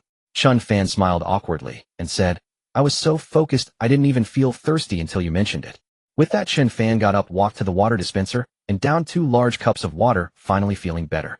After drinking, he walked over to Cheng Tianrui and said, The direction of your entire program is correct. As for the stability and controllability issues you mentioned, I have a way to solve them. It's getting late, you should head back and rest. Hearing this, Cheng Tianrui was overjoyed. Boss Chen, you really have a solution. Chen Fan nodded. Yes, you go rest, and I'll write that part right here. How about I stay and work overtime with you? Chen Fan shook his head. No need, you can't help much here. It's better to get some rest and come back tomorrow morning to check. Since Chen Fan insisted, and having sat with him all day, Cheng Tianrui was indeed tired. All right, I'll head back then. Chen Fan waved his hand. After Cheng Tianrui left, Chen Fan stared at the computer screen for a long time. If he followed the current progress, the gimbal program would take at least another month, which was too long for him. So he decided to directly purchase the gimbal program from his system. This would save a lot of time and prevent delays caused by potential mistakes from the team. Having made up his mind, Chen Fan called up the system panel in his mind and began searching for relevant information. He quickly found a drone operating gimbal system named Galaxy in the system. It was the best drone system available. Without a second thought, Chen Fan purchased it and replaced the half-finished program. After doing this, less than half an hour had passed since Cheng Tianrui left. Having sat for over 10 hours, Chen Fan was tired. But he couldn't just leave. After all, even he would need several days to manually write this program. Now that he had finished it instantly, if the security cameras saw him finish so quickly, it would surely raise suspicion. So Chen Fan pretended to start writing a program at the computer, then accessed his home server.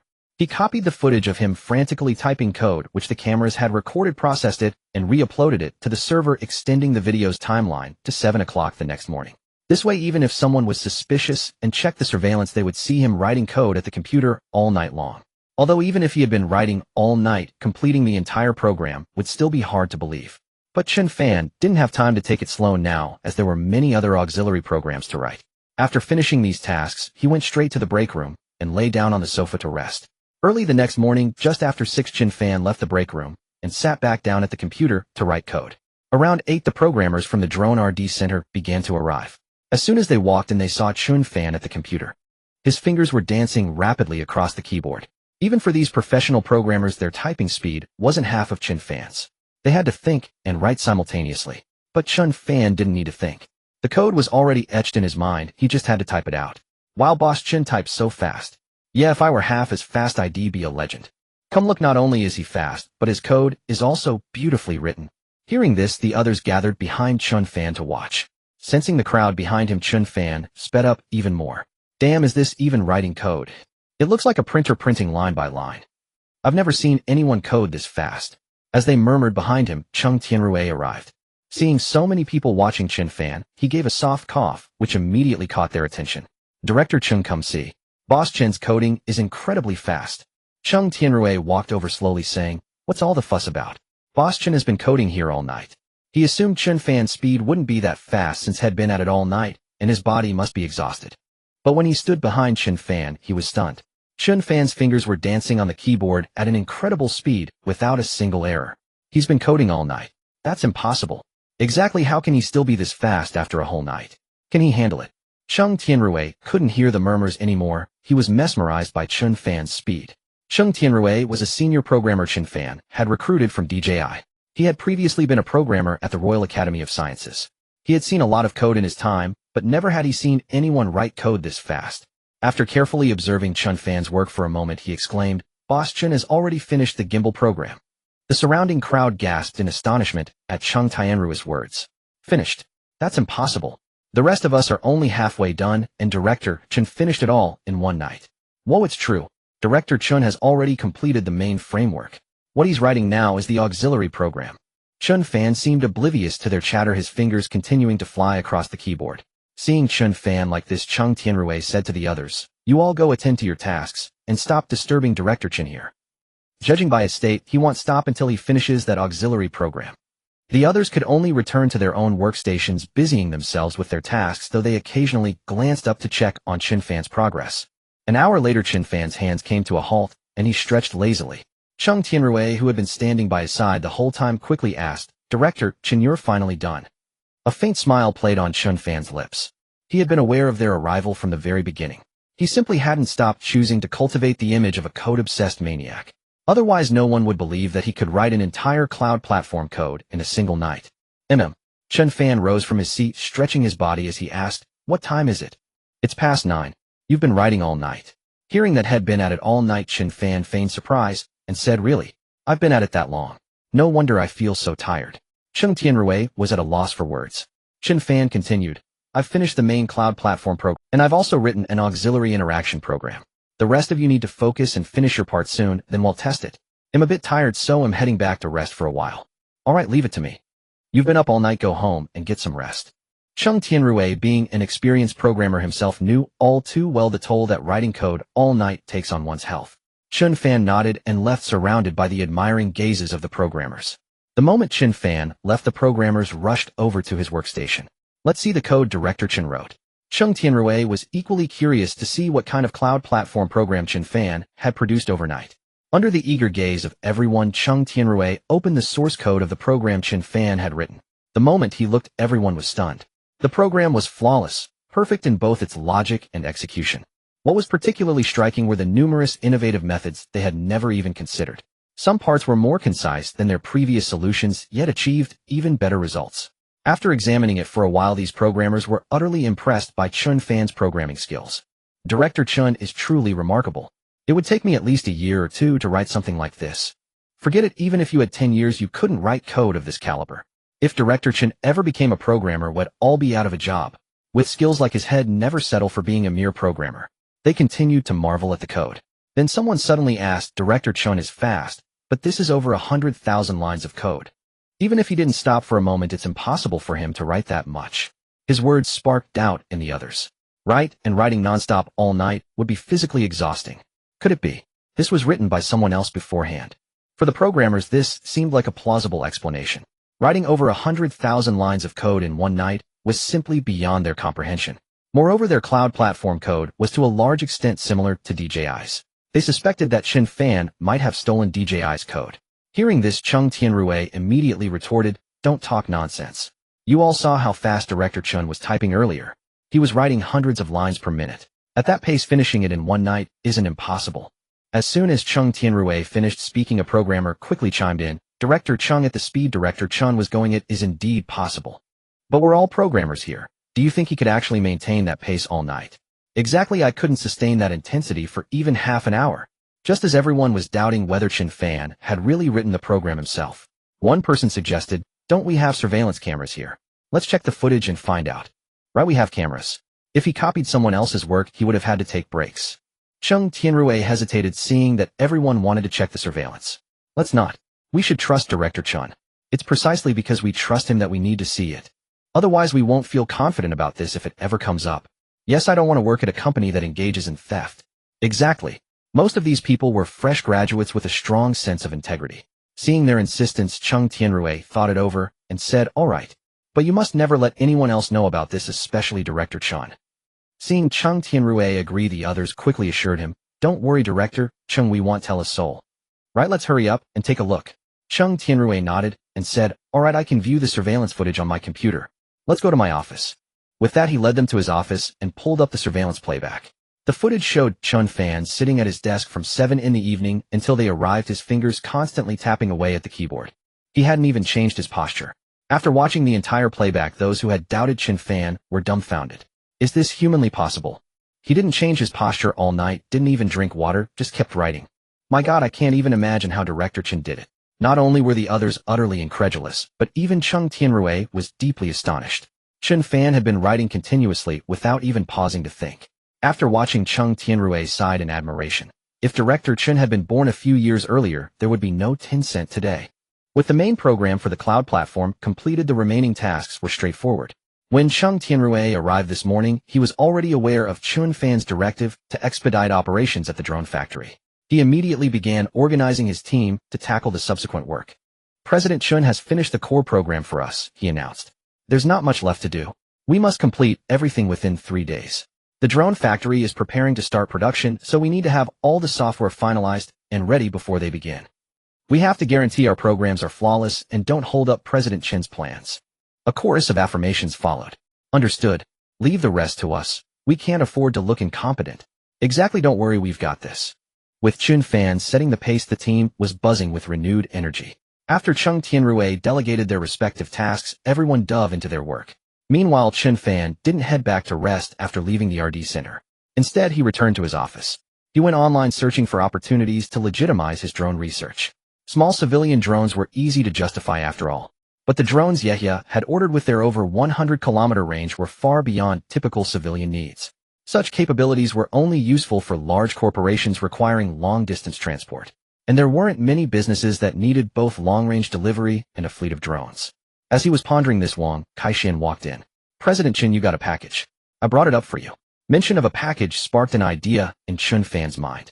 He recalled seeing news about drone delivery services in his previous world. If he could partner with express delivery companies, his project would gain the legitimacy it needed. Excited by this thought, Chen Fan stood up and smiled at Wang Kaixian. "Brother Wang, perfect timing. You've just helped me solve a major problem." Wang Kaixian was baffled. He had only just walked in and handed over a package. How had that solved a major problem? "President Chen, what's going on?" Chen Fan grinned and asked, "Are you free in the next few days? If you're not busy, come with me on a trip."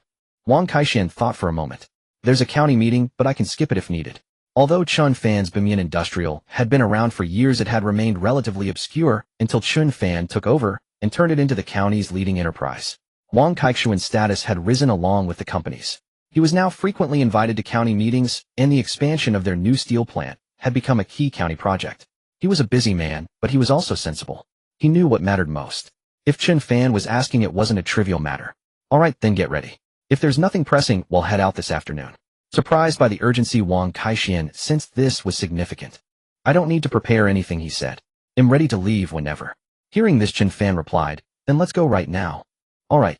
The two headed downstairs and got into Wang Kaixian's car. As he started the engine, Wang Kaixian asked, President Chen, where are we headed? To Modu, Shanghai. Modu? What for? I want to partner with express delivery companies to develop a drone specifically for parcel delivery. A drone for delivering packages. Wang Kaixian couldn't fathom why Chen Fan would suddenly want to collaborate with courier companies on drones. Yes, we need RD experience and capital. They need faster ways to get parcels to their customers. This is a mutually beneficial opportunity. After listening to Chen Fan, Wang Kaixian felt his reasoning was sound. But what had sparked this sudden idea? Just then he remembered handing Chen Fan the package earlier. President Chen, don't tell me you came up with this idea just now when I gave you that package. Chen Fan nodded. Yes. This. Wang Kaixian wanted to say it all seemed rather impulsive. But he held his tongue. Still he had his doubts. President Chen, the idea is good, but our drone production line was only just calibrated. We haven't even manufactured a single drone yet. They probably won't be interested in partnering with us. Wang Kaixian's point was valid. Chen Fan thought for a moment. I haven't figured that part out yet. Let's just take it one step at a time. Wang Kaixian was speechless, suddenly feeling his boss might be a bit unreliable. How could he consider going into partnership talks for such a major undertaking without a solid plan? Seeing Wang Kaixian's hesitant expression, Chen Fan knew he wasn't convinced. But Chen Fan couldn't exactly explain that drone delivery was a proven concept in his previous world. In his old world, drones handled long-distance deliveries and autonomous vehicles managed the short-range ones. But such a precedent didn't exist here yet, so Wang Kaixian's skepticism was understandable. Do you think drone delivery is far-fetched? Caught off guard by the question, Wang Kaixian almost nodded but felt a bit awkward. It's not that it's far-fetched, it's just that drones are considered high-tech, right? They seem completely unrelated to delivering packages. And I just can't picture how it would work. Hearing his confusion, Chen Fan smiled. It's actually quite simple. Think about it, what's the biggest expense for the courier industry? Transportation and distribution. Wang Kaixian answered without hesitation. And what's the core competitive edge in the industry now? Speed. Since Wang Kaixian was an avid online shopper, he knew the answers. Chen Fan nodded. Exactly. The courier industry is all about that. The biggest cost is labor, and the most crucial competitive edge is also speed and efficiency. Drones can solve both problems. Consider this: using drones for delivery, especially in remote areas, is faster and saves a lot of time. Imagine a person sitting in an office controlling several or even dozens of drones to make deliveries. Isn't that far more efficient than using human couriers? Especially for same-city delivery and other time-sensitive items. And for high-value goods, drones are quicker and safer. As Chen Fan explained, Wang Kaixian began to visualize the concept, and it started to make sense. After driving for 7 hours, they arrived in the Magic City. The headquarters of Yuantong, Zhongtong, and Yunda Express were all located there. It was already afternoon when they reached the city, so Chen Fan and Wang Kaixian checked into a 5-star hotel. The next morning, they drove straight to the Yuantong headquarters. However, they were stopped at the front desk. Hello, who are you looking for? Hello, we're from Linqing Baixing Industries. Would like to see your president, you. Do you have an appointment? No, we don't. What is this regarding? You can make an appointment first. He'll relay the message and see when President Yu is available. I'd like to discuss a potential partnership with President Yu about using drones for package delivery. Drones delivering packages. Upon hearing Chen Fan's words, the receptionist looked up at him with a puzzled expression. Yes. Unexpectedly, the receptionist let out a contemptuous chuckle and said, if drones could deliver packages, what would be the point of having delivery drivers? Seeing the receptionist's disdain for Chen Fan, Wang Kaixian retorted unhappily, why can't drones deliver packages? 10 years ago, there were no express delivery companies either. Stung by his rebuttal, the receptionist said sourly, I've registered your visit. I will report it to my superiors. If they want to see you, I'll give you a call. With that, she turned away, huffily ignoring them. Leaving Yuantong, Wang Kaixian felt a bit deflated. After all, their Baixing Industries was a nobody in the Magic City. Chen Fan had gotten rich quickly, but his network hadn't caught up. With their current standing, meeting the heads of such major companies was nearly impossible. Mr. Chen, what should we do now? Let's try the next one, see how Zhongtong and Yunda fare. Chen Fan clearly remembered that in his original world there were indeed news stories about drone deliveries. He just couldn't recall which company it was. So he had to try them all. But when they arrived at the headquarters of Zhongtong and Yunda, they met with similar results as at Yuantong. A mere receptionist was enough to block them. Getting an audience with the top brass was out of the question. Having visited all 3 companies without any success, even Chen Fan felt a pang of disappointment. Mr. Chen, we can't even get past the front desk. What's the next move? Chen Fan thought for a moment and said, since that's the case, we'll have to resort to other means. He pulled out his laptop and started working. Using hacking software, he infiltrated Yuan Tong's internal network and found the phone number for their boss, President Yu. After obtaining the number, Chen Fan called him directly from the hotel. The phone rang a few times before being answered. Hello, who is this? Hello, President Yu. I'm Chen Fan from Bankrupt Industries. Oh, hello, what can I do for you? President Yu racked his brain but couldn't place who this Chen Fan from Bankrupt Industries was. Still, he asked politely. Our company is currently developing a type of drone that could significantly reduce the workload of delivery drivers. It would increase delivery efficiency and reduce costs. I wanted to ask if you'd be interested. After Chen Fan finished, there was a moment of silence on the other end before the reply came. Drones for delivery. The cost must be quite high, I'd imagine. The price of a single drone likely exceeds the annual salary of many of our delivery drivers. Our delivery network already covers the entire country. We don't need it for now. He hung up immediately. As Chen Fan was about to look up Zongtong's boss number, his own phone suddenly rang. It was a local number from the Magic City. Chen Fan assumed it was a courier company head calling to discuss the drone proposal. He answered immediately. Hello, are you Mr. Chen from Bankrupt Industries? Yes, this is he. Who is this? This is Yuan Yongchun from Yuan Tong. Hearing it was someone from Yuan Tong, Chen Fan was surprised as their boss had just turned him down. Oh, I just spoke with your president Yu a moment ago. He turned me down. To Chen Fan's surprise, Yuan Yongchun didn't sound disappointed, but rather pleased. I knew he would refuse. I had proposed the idea of drone delivery to him before, and he shot it down then too. Yuan Yongchun's words puzzled Chen Fan. If he had already been rejected, why call him now? Sensing his confusion, Yuan Yongchun went on, Mr. Chen, would you be willing to take a trip to Shenzhen with me? Shenzhen? What for? To be honest, I've resigned from Yuan Tong, and am heading to SF Express to join them. SF is interested in setting up a drone delivery service, and he'll be in charge of that department. I overheard the receptionist talking about your visit as I was leaving, so I got your number. I think we share the same vision. I also believe that using drones for delivery is the way of the future. Hearing this, Chen Fan was overjoyed and quickly asked, Mr. Yuan, is it convenient for us to meet? Yuan Yongchun replied, I just left the office, though I was here to finalize my resignation. Where are you? I can come to you. That would be great. Chen Fan gave him the address and said, I'll wait for you at the hotel's cafe. All right. I should be there in about 20 minutes. After hanging up, Chen Fan felt a surge of excitement as he just remembered. In his original world, it was indeed SF Express that had pioneered drone delivery. Brother Wang, let's head down and wait for Mr. Yuan. Seeing Chen Fan's sudden enthusiasm, Wang Kaixian cautioned, Mr. Chen, I wouldn't get your hopes up too high. Mr. Yuan is just a senior manager. The final say rests with SF's top boss. Chen Fan said with conviction, Don't worry, I have a good feeling about this. They went downstairs and waited in the cafe. Yuan Yongchun arrived within about 10 minutes. Yuan Yongchun was a bespectacled man in his early 40s, looking quite scholarly. Mr. Chen, hello. He walked straight over to Chen Fan as soon as he entered, which caught Chen Fan off guard. Mr. Yuan, you recognize me. Though the cafe wasn't crowded, there were a fair number of people. Yet Yuan Yongchun had walked directly to Chen Fan. If he claimed he had never seen him, Chen Fan wouldn't believe it either. Yet he couldn't recall where he had met Yuan Yongchun before. Though this is our first meeting, I've heard of you previously. Heard of me? This only deepened Chen Fan's confusion. Yes, I have a classmate at the Third Research Institute of the Dynasty. We had a meal together not long ago. He told me a lot, then saying he recently met a remarkably talented person. He also said that this person helped them solve a major problem. Although he didn't specify the problem, I know my classmate well. He may seem easygoing, but he has very high standards. This is the first time I've seen him hold someone in such high regard. Hearing this, Chen Fan pondered. The person from the Third Research Institute he had most contact with was Qiao Jianzhong. So he asked tentatively, Your classmate wouldn't be Qiao Jianzhong, would he? Yuan Yongchun nodded and said, Yes, it's old Qiao. By the way, could you tell me why he thinks so highly of you? Well, Chen Fan hesitated as both the stealth coding and the arresting wire were involved. The authorities had not yet made them public, they were classified. He couldn't disclose them. Seeing Chen Fan's hesitation, Yuan Yongchun realized he had asked about something he shouldn't have. So he quickly said, I heard from old Qiao that you modified a courtyard defense system using just a camera and toy tanks at home. Chen Fan nodded and said, That was just something I tinkered with for fun. Hearing this, Yuan Yongchun exclaimed, No wonder.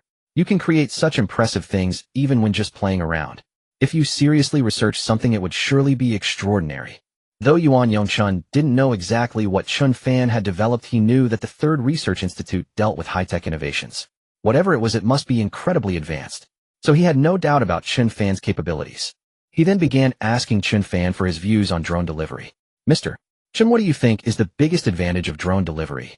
Over the past few days, Chen Fan had been pondering this question in order to convince the delivery company executives he was about to meet. So he directly said, the most immediate one is that across the entire Great Xia dynasty there will no longer be any remote areas that don't offer free shipping. It was known that in the current delivery industry, although most regions within the dynasty enjoyed free shipping, many places still did not, mostly in the underdeveloped, sparsely populated areas of the dynasty.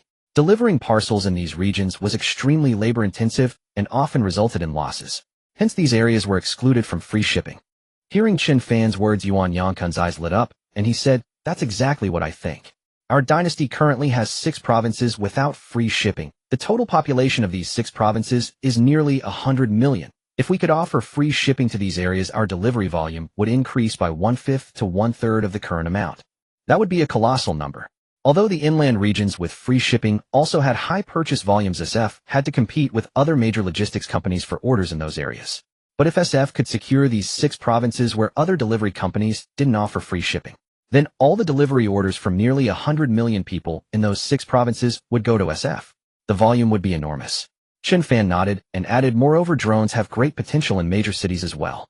They are also advantageous for delivering medium to large packages and urgent express items. You're absolutely right, Mr. Chen. Our ideas align perfectly. Chen Fan and Yuan Yongshun found themselves in complete agreement, chatting more and more enthusiastically. Both were highly optimistic about the future application of drones in the delivery market. Before they knew it, they had talked into the evening. Mr. Chen, our ideas are very compatible. How about you come with me to Shenzhen tomorrow and we'll sign the contract? Chen Fan hadn't expected that after just one afternoon of conversation, Yuan Yongshun would want to sign a contract with him. President Yuan, this isn't a trivial matter.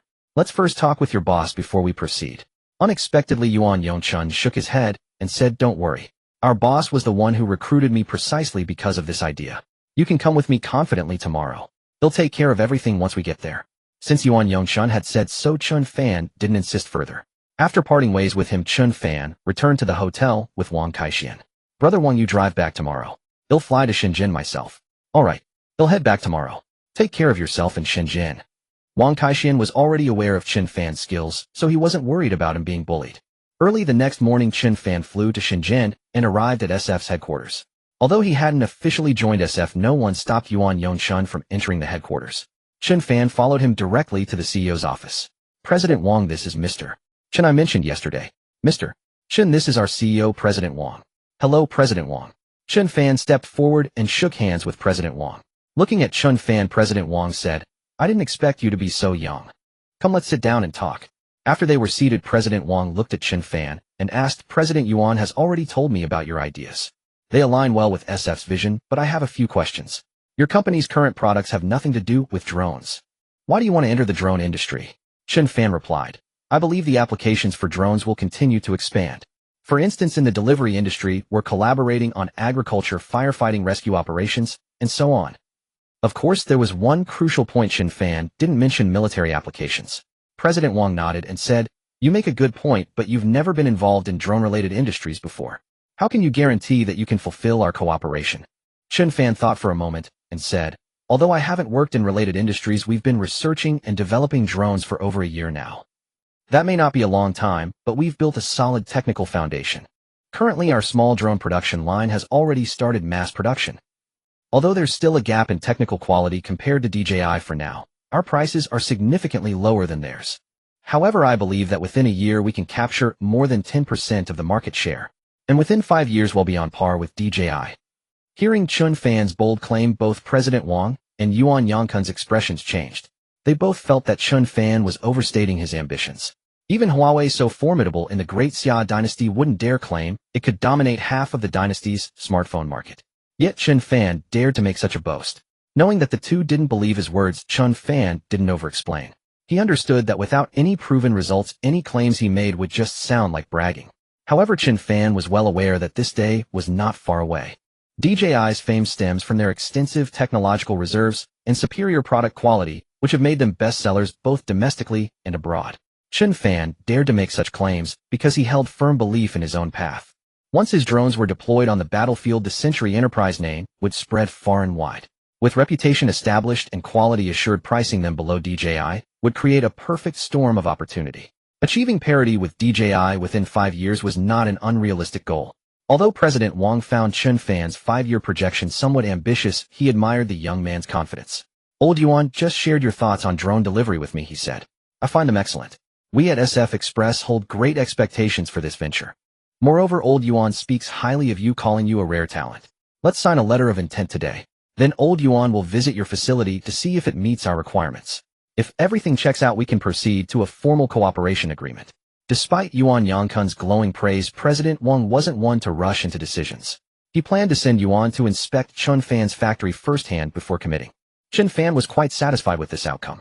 Securing a letter of intent was already a significant step.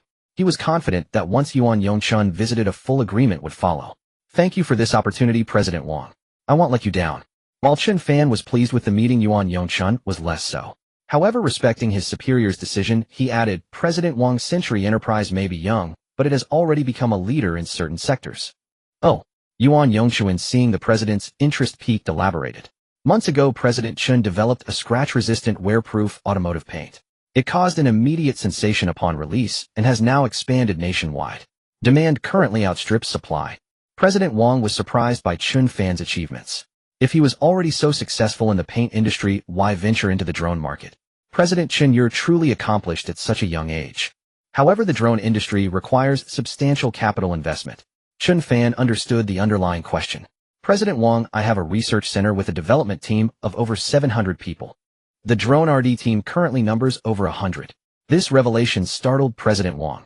Maintaining such a large team of high-caliber professionals demanded immense annual investment, with salaries alone constituting a considerable sum. He was puzzled, having never heard of Chen Fan or Century Enterprise before. Even with profitable car paint, he doubted it could sustain such a massive RD workforce. President Chen, does your company have other ventures? The annual cost for a team of this size must be substantial. Chen Fan nodded. I also own a gas canister factory, a fertilizer plant, and a steel mill. As they are sunset industries, I'm looking to transition. You have all these businesses. President Wang was taken aback by Chen Fan's resources. They're just small enterprises, Chen Fan humbly replied, prompting Yuan Yongchun to interject. Don't be so modest, President Chen.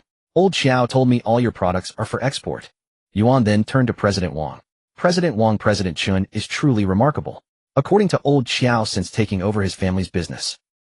In less than a year, Century Enterprise transformed from an obscure company into a leading taxpayer and flagship enterprise locally.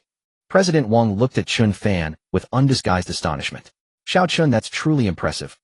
After further conversation, Chen Fan took his leave, needing to prepare for Yuan Yangkun's upcoming inspection with the SF Express team. After he departed, President Wang summoned his secretary. Look into Century Enterprise and lynching. Yuan Yangkun's enthusiastic endorsement had seemed almost too good to be true, raising suspicions of a hidden deal. A comprehensive report on Century Enterprise soon arrived on his desk. After reviewing the documents, President Wang was genuinely surprised. Yuan Yangkun's claims were completely accurate, without any exaggeration. Unbeknownst to him, Yuan had initially harbored similar doubts about Xiao Jianshang's praise. He had conducted his own independent investigation into Chen Fan's background, and the findings had been equally astonishing. Chen Fan returned to Linqing 2 days later, and his first stop was the drone production workshop. Small drone production was already underway with an output of roughly 500 units per day. Only one model was being produced initially, but Chen Fan was pleased to find costs manageable. DJI's mature supply chain had created abundant, efficient downstream production capacity. Each unit cost just over 800 yuan. The immediate challenge was sales.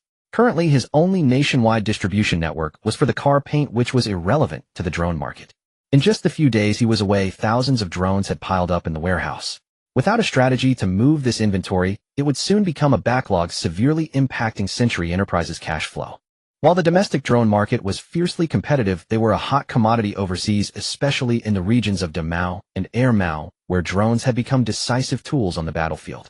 Although the Great Xia dynasty hadn't explicitly banned drone sales to the warring factions, directly selling to either side would violate its policy of non-interference in other dynasties' conflicts. Selling them would necessitate an intermediary. After pondering the dilemma, Chen Fan suddenly thought of a suitable candidate.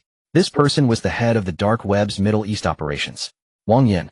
Wang Yin was a citizen of the Great Xia dynasty and also the head of the Dark Web's Middle East division. She should be able to contact people from the Luosi and Yasi dynasties through the Dark Web. With this in mind, Chen Fan immediately used the dark web address Wang Yin had previously given him. He accessed the external network, logged onto the dark web, and began contacting Wang Yin.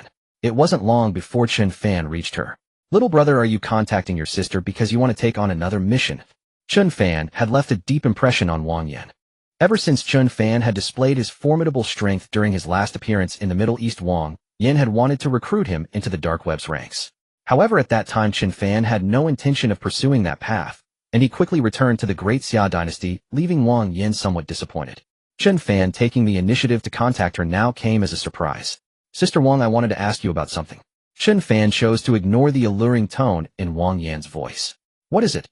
What's the current price of drones on the dark web?" Hearing Chen Fan's question about drones, Wang Yin felt a pang of disappointment. "And here I thought you were missing your sister. Turns out it's just about this." Despite her words, she still answered, "Prices for standard civilian drones on the dark web have been driven up to 5,000 Great Eagle Dynasty coins. The slightly better ones go for 10,000 to 50,000 Great Eagle Dynasty coins. Military-grade ones generally start at 100,000. Large drones typically range from 500,000 to 2 million. The price varies depending on the flight endurance and payload capacity." After explaining the drone prices, Wang Yin asked curiously, "Why are you asking?" Thinking of buying some for missions again. She still vividly remembered the sight of him being the first mercenary to use a drone to complete a task. It was after Chen Fan's mission that drone prices on the dark web began to soar. The same model of DJI drone that sold for a mere 1 or 2,000 Great Eagle Dynasty coins on the open market was being sold for 5 to 6,000 on the dark web. This was partly because DJI drones were sold out overseas and impossible to get through regular channels. On the other hand, although the price on the dark web was higher, they were readily available, which was much more convenient for mercenaries.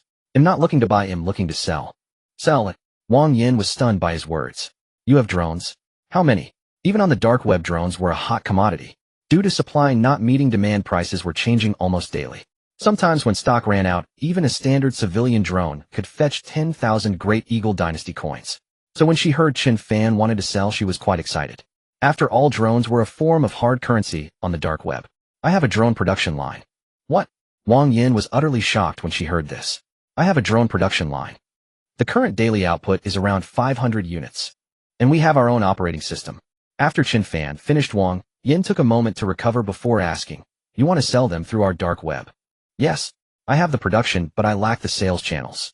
I was hoping to sell these drones to the Loasi and Yasi dynasties through your network." Wang Yin laughed heartily upon hearing this. "Little brother, with that small output of yours, you don't even need to sell to them. I alone can help you clear that inventory." "Sister Wang, that's 500 units a day, not 500 in total." Chen Fan thought that even though the dark web was vast with many mercenaries, they surely couldn't use that many since mercenaries didn't have missions every day.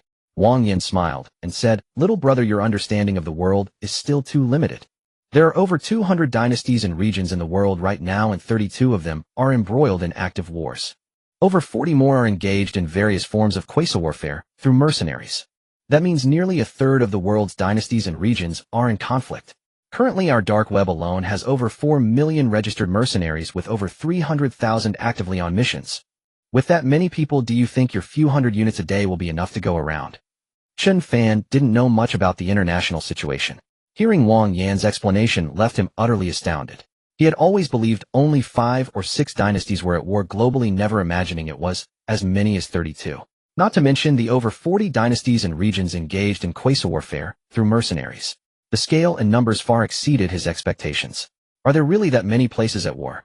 Aside from the Loasi and Yasi dynasties, Israel and Canaan, I haven't seen news about any other places. Wang Yin couldn't help but laugh. It's a case of too many lice to feel the itch. With so many conflicts worldwide, if the news covered all of them, there'd be no time for anything else. What you see on the news are just the hot spots. Many dynasties have been fighting for over a decade. People have grown weary of it all. And living in the Great Xia dynasty, protected as it is, you wouldn't know how chaotic it is out there." Chen Fan could understand that point. He just hadn't realized how turbulent the outside world had become.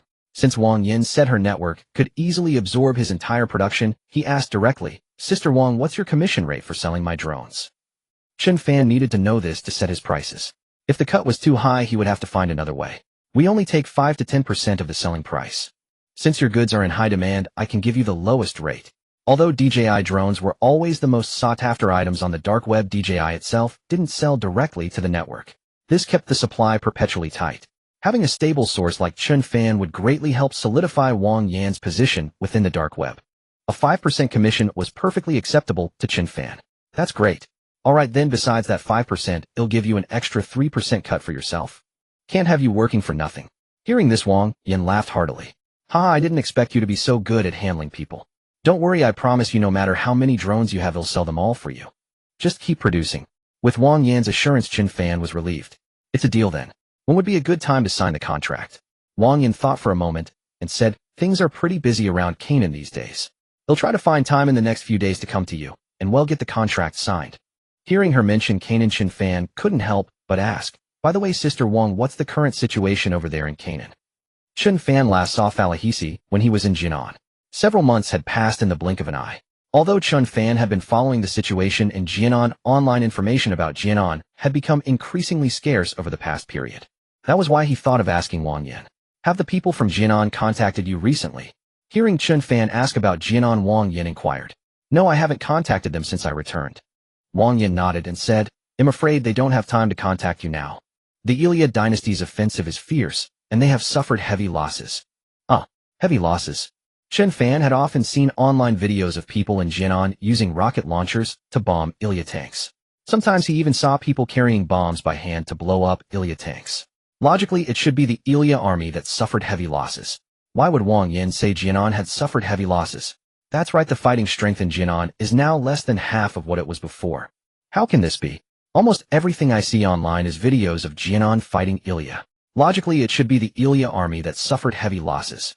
Hearing Chen Fan say this, Wang Yan couldn't help but laugh. That's because the video software already knows you like watching videos of Jinan fighting Iliad, so it recommends such videos to you. The real situation in Jinan is much worse than what is spread online. Currently, there is almost no intact building in northern Jinan. Although they have still held on to Jiasha, they have also inflicted considerable losses on the Iliad army. But now the Iliad army has begun to change its strategy and no longer launches a strong assault on Jiasha. Chen Fan frowned. Then where do they plan to attack? Lafa. What? Lafa. Chen Fan had been closely following the situation in Jinan. He naturally knew that before the Iliad army began its ground offensive, they had ordered the civilians in northern Jinan to move south. After several months of fighting, there were few civilians left in the north.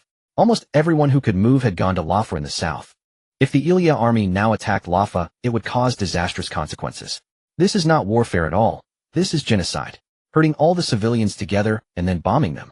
What is that if not genocide? You could say that.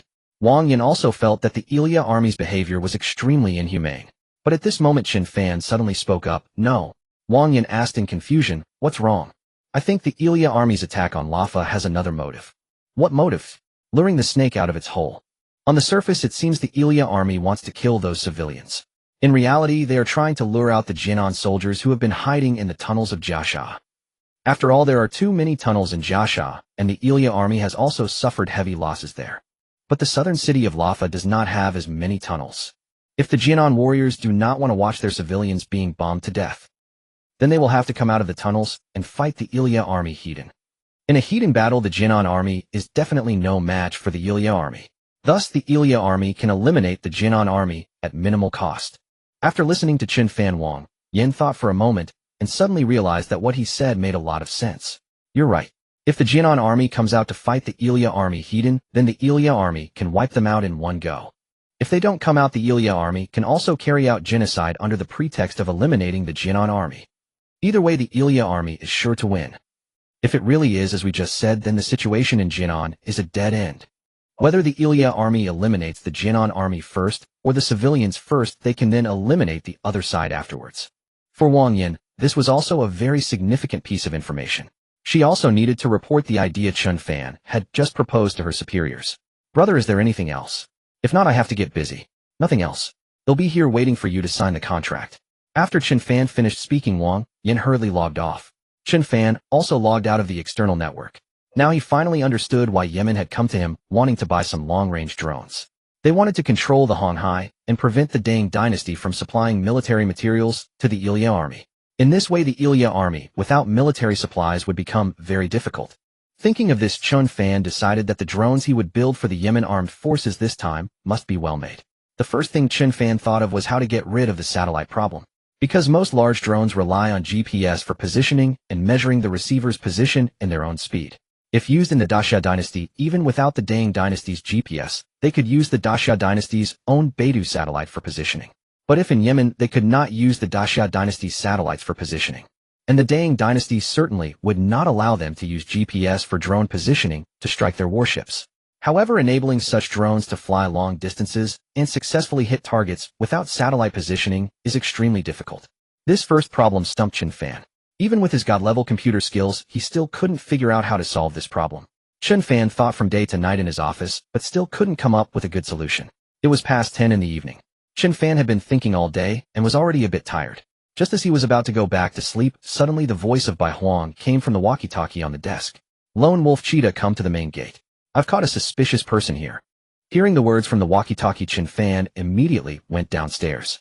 When Chen Fan arrived at the main gate of the RD Center, he saw that Zhuang Yuan and the others had also arrived. A dozen people surrounded a person in the middle. What's going on? Chen Fan walked over and asked. Boss Chen, while I was on duty, just now I saw a suspicious person and hid to observe. Then I saw this person trying to climb over the wall at the main gate. I caught him red-handed. Bai Huang looked at Chen Fan and said. Chen Fan stepped closer and saw that it was a foreigner. So he asked, what are you doing here late at night? The foreigner said in Zabanya language, I don't understand what you're saying.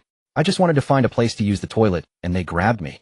He thought that in such a remote countryside, even if someone could speak the Dang dynasty language, they wouldn't possibly speak this minor language. Hearing him speak in Zabanya dynasty language, Chen Fan immediately also spoke in Zabanya dynasty language. Are you unable to understand, or are you pretending not to? The moment Chen Fan spoke, the foreigner was stunned. He never imagined that someone in such a remote place could speak the language of the Western Iberian dynasty. He stammered, I was just looking for a place to use the restroom. Hearing this flimsy excuse, Chen Fan chuckled. It's past 10 o'clock, and there's no one outside. Is there anywhere you couldn't go? Why did you have to climb over the wall to find a bathroom? I'm a civilized man, I wouldn't just relieve myself anywhere. Seeing him still being stubborn, Chen Fan threw a punch. Caught off guard, the man instinctively dodged it. His quick dodge made Bai Huang and Zhuang Yuan's eyes light up. This guy knows a thing or two dodging that fast.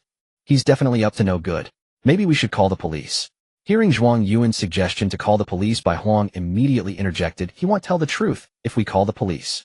He glanced at Chen Fan as he spoke. Chen Fan understood he intended to interrogate the foreigner himself. Make it quick. Understood. Seeing Chen Fan's approval, Bai Huang immediately said to Gu Lang and the others, bring him along with me. As soon as Bai Huang finished speaking, Gu Lang and Tai Shan hoisted the foreigner up and escorted him outside. Bai Huang preferred not to interrogate him there, because employees still resided in the RD Center. He feared the foreigner might make a commotion during questioning and frighten them. So he decided to take the foreigner to the hill behind the facility for the interrogation. After Bai Huang and the others left, Zhuang Yuan looked at Chen Fan and said, Mr. Chen, isn't this a bit inappropriate? Chen Fan waved his hand dismissively. It's fine. This guy is probably the one who came a few days ago. He might be after the formula. I won't feel at ease until we get the truth out of him. Zhuang Yuan had also heard about the previous attempt to steal the formula and understood its importance. So he didn't press the matter further. He'll go check on them and lend a hand with the interrogation. Chen Fan nodded. After Zhuang Yuan left, Chen Fan returned to his office. It wasn't that he didn't want to follow, but finding a way for the drone to operate without satellite navigation felt more urgent to him at the moment. As he neared the factory gate, Chen Fan pondered whether to install perimeter defense systems on the walls. A sudden spark of inspiration flashed in his eyes. He had an idea. He quickly hurried back to his office.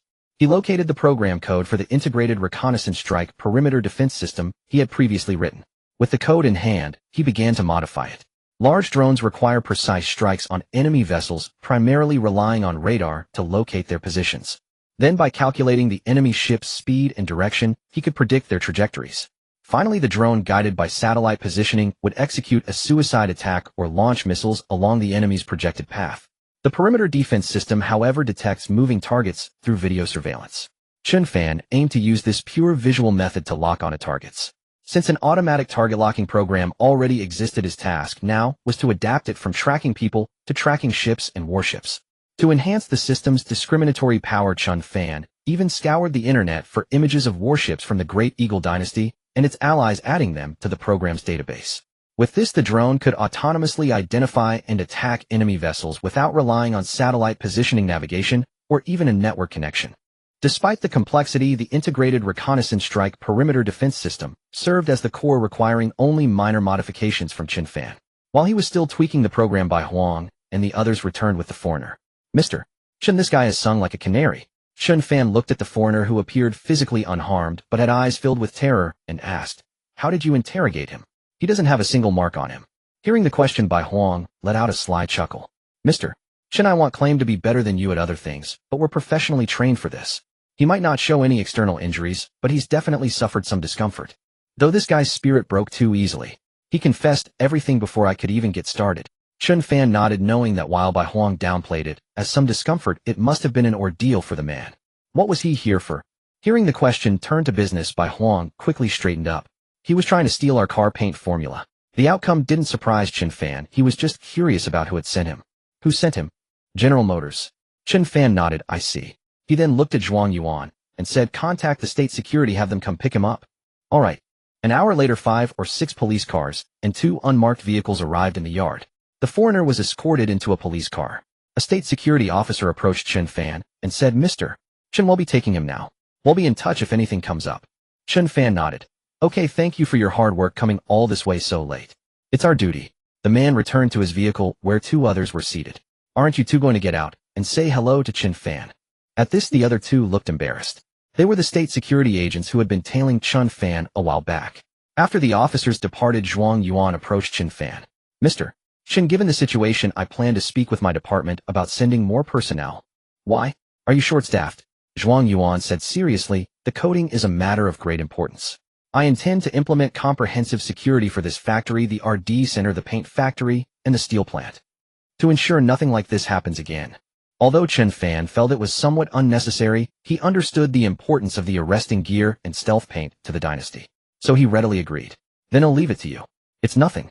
Compared to the immense contributions you've made to the dynasty, my work is hardly worth mentioning." Zhuang Yuan had begun to admire Chen Fan, though his factories were not large in scale. They had produced the stealth paint for fighter jets and the arresting gear, 2 national treasures. This directly resolved 2 major challenges that had plagued the dynasty. Calling him a hero of the dynasty would not be an exaggeration. The issue of satellite positioning and navigation for the drones was resolved. The next step was to find ways to increase the success rate of drone strikes. The foremost concern was stealth paint. If the drones could be coated with stealth paint, it would greatly reduce the probability of them being detected by the Great Eagle dynasty. However, although this paint was produced by Chen Fan, a cooperation agreement had already been signed with the Great Xia dynasty. Chen Fan was worried that if it were used on these drones, the military department might not approve. But if it wasn't used, then these drones, when facing the advanced radar of the Great Eagle dynasty, would be nothing more than moving targets, almost impossible to hit. After thinking for a long time, Chen Fan still wanted to try to fight for it. However, this matter was of great importance. Someone of Xiao Jiantang's rank was not in a position to make a decision. Chen Fan had the phone number of the military commander. After deliberating, he decided to ask him directly. He took out his phone and keyed in the number, but hesitated, unable to press the call button. He felt a pang of uncertainty. On the one hand, he felt that the military commander was very likely to disapprove of his decision. After all, if these drones truly entered the battlefield, it could very well implicate the Great Xia dynasty. On the other hand, he was just a private enterprise owner. Would taking such an action cause the military commander to overthink things? He might even think that using such an important asset on drones for the Yemeni armed forces was an act of treason. So Chen Fan was deeply conflicted. But whenever he thought of the nearly 2 million people in Rafah subjected to bombardment, he felt deeply uneasy. Although he was not a sanctimonious person, even as an ordinary individual, seeing the Israel dynasty, with the support of the Great Eagle dynasty, gradually encroaching upon the land of the Canaanite people and depriving them of their lives, made him deeply uncomfortable. Especially now with the Israeli military herding all Canaanites to Rafah in the south, concentrating over 1 million people in an area of just over 60 square kilometers. This population density was no less than the tourist attractions in the Great Xia dynasty during the new year. Whether intentional or not, every artillery shell fired by the Israeli military would result in dozens or even hundreds of deaths. Such actions were reminiscent of the massacres perpetrated by the Wu dynasty in the Great Xia dynasty decades ago. Therefore, Chen Fan felt great sympathy for the Canaanite people, and he harbored deep hatred for the Israeli military. Damn, it'll go all out. After thinking it over, Chen Fan finally decided to make the call to the military commander. As for the matter of selling drones to Yemen, Chen Fan had never intended to hide it, and he couldn't hide it anyway. After all, he currently had Zhuang Yuan and the dozens of others from the dynasty's third research institute, as well as personnel from national security. Chen Fan even felt that the military department had already known about this matter for a while, given that he now possessed cutting-edge military supplies needed by the two dynasties. It was impossible for them not to monitor him. Beep beep. The phone rang several times before someone answered. Hello, this is Chen Fan. Mr. Chen, the commander, is in a meeting. He will call you back shortly. All right. After hanging up, the military commander's assistant, unaware of the reason for Chen Fan's call, went to the meeting room and whispered in his ear, Commander Chen Fan just called, but he didn't say what it was about. The military commander was somewhat surprised to hear this. The meeting they were having that day was to discuss the Israeli military's attack on Rafah. Knowing that Chen Fan had been a mercenary and had been to Rafah, he wanted to hear his perspective on the matter. After a moment's thought, he said, call him back. Yes. The assistant's expression remained neutral, but inwardly he was astonished. Previously, the commander would never take anyone's call during a meeting. He never expected him to take Chen Fan's call. Chen Fan had just put down his phone thinking it would be a long time before they called back. To his surprise, the call came in less than 5 minutes. As soon as he answered, Chen Fan immediately asked, is the commander done with the meeting? No, but the commander wishes to speak with you. Hearing this, Chen Fan was very surprised. Shortly after, the commander's voice came through the phone. Xiao Chen, what made you think of calling me? Commander, there's something I'd like to ask your advice on. What is it? The Houthis in Yemen have ordered a batch of drones from me. I want to apply stealth paint to these drones to reduce the chance of them being detected by the Great Eagle Dynasty. Hearing Chen Fan's words, the military commander asked with some curiosity, you're that eager to help them? Hearing that the commander didn't even ask about the Houthis ordering drones from him, Chen Fan knew his earlier guess was correct. The commander had already known about this matter. He hadn't interfered, nor had he sent anyone to tell him he wasn't allowed to do so. This indicated the dynasty tacitly approved of the matter. However, Chen Fan was surprised that the commander didn't even bring up the stealth paint. Commander, Yemen is located between the Red Sea and the Gulf of Aden. By controlling this area, they can prevent the Great Eagle Dynasty from shipping weapons and ammunition to the Israeli military. This can greatly alleviate the pressure on Canaan. Hearing this analysis, the commander nodded with satisfaction.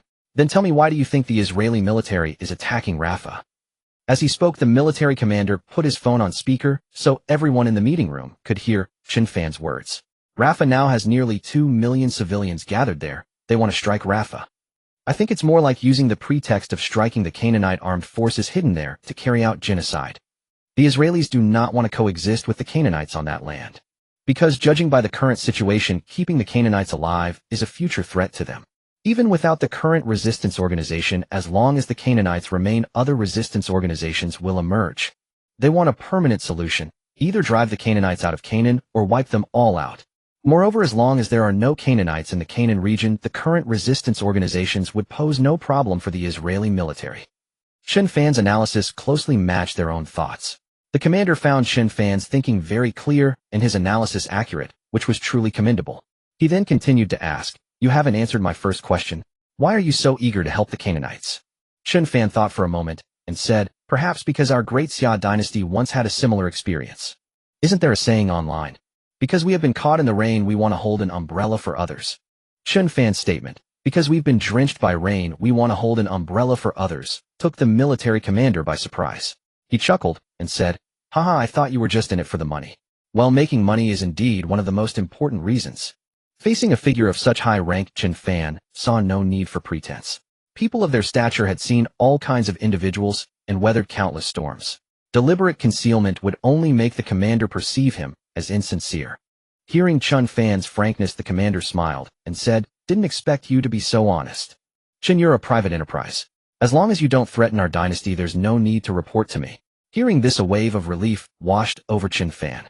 Though the commander hadn't explicitly granted permission to use the stealth coating on the drones for the Yemeni faction, his words were as good as a tacit approval.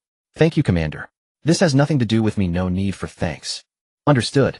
After a few more pleasantries, the commander ended the call. He glanced at the images on the large screen, then turned to the assembled military leaders and asked, what do you all think of this young man, Chen Fan?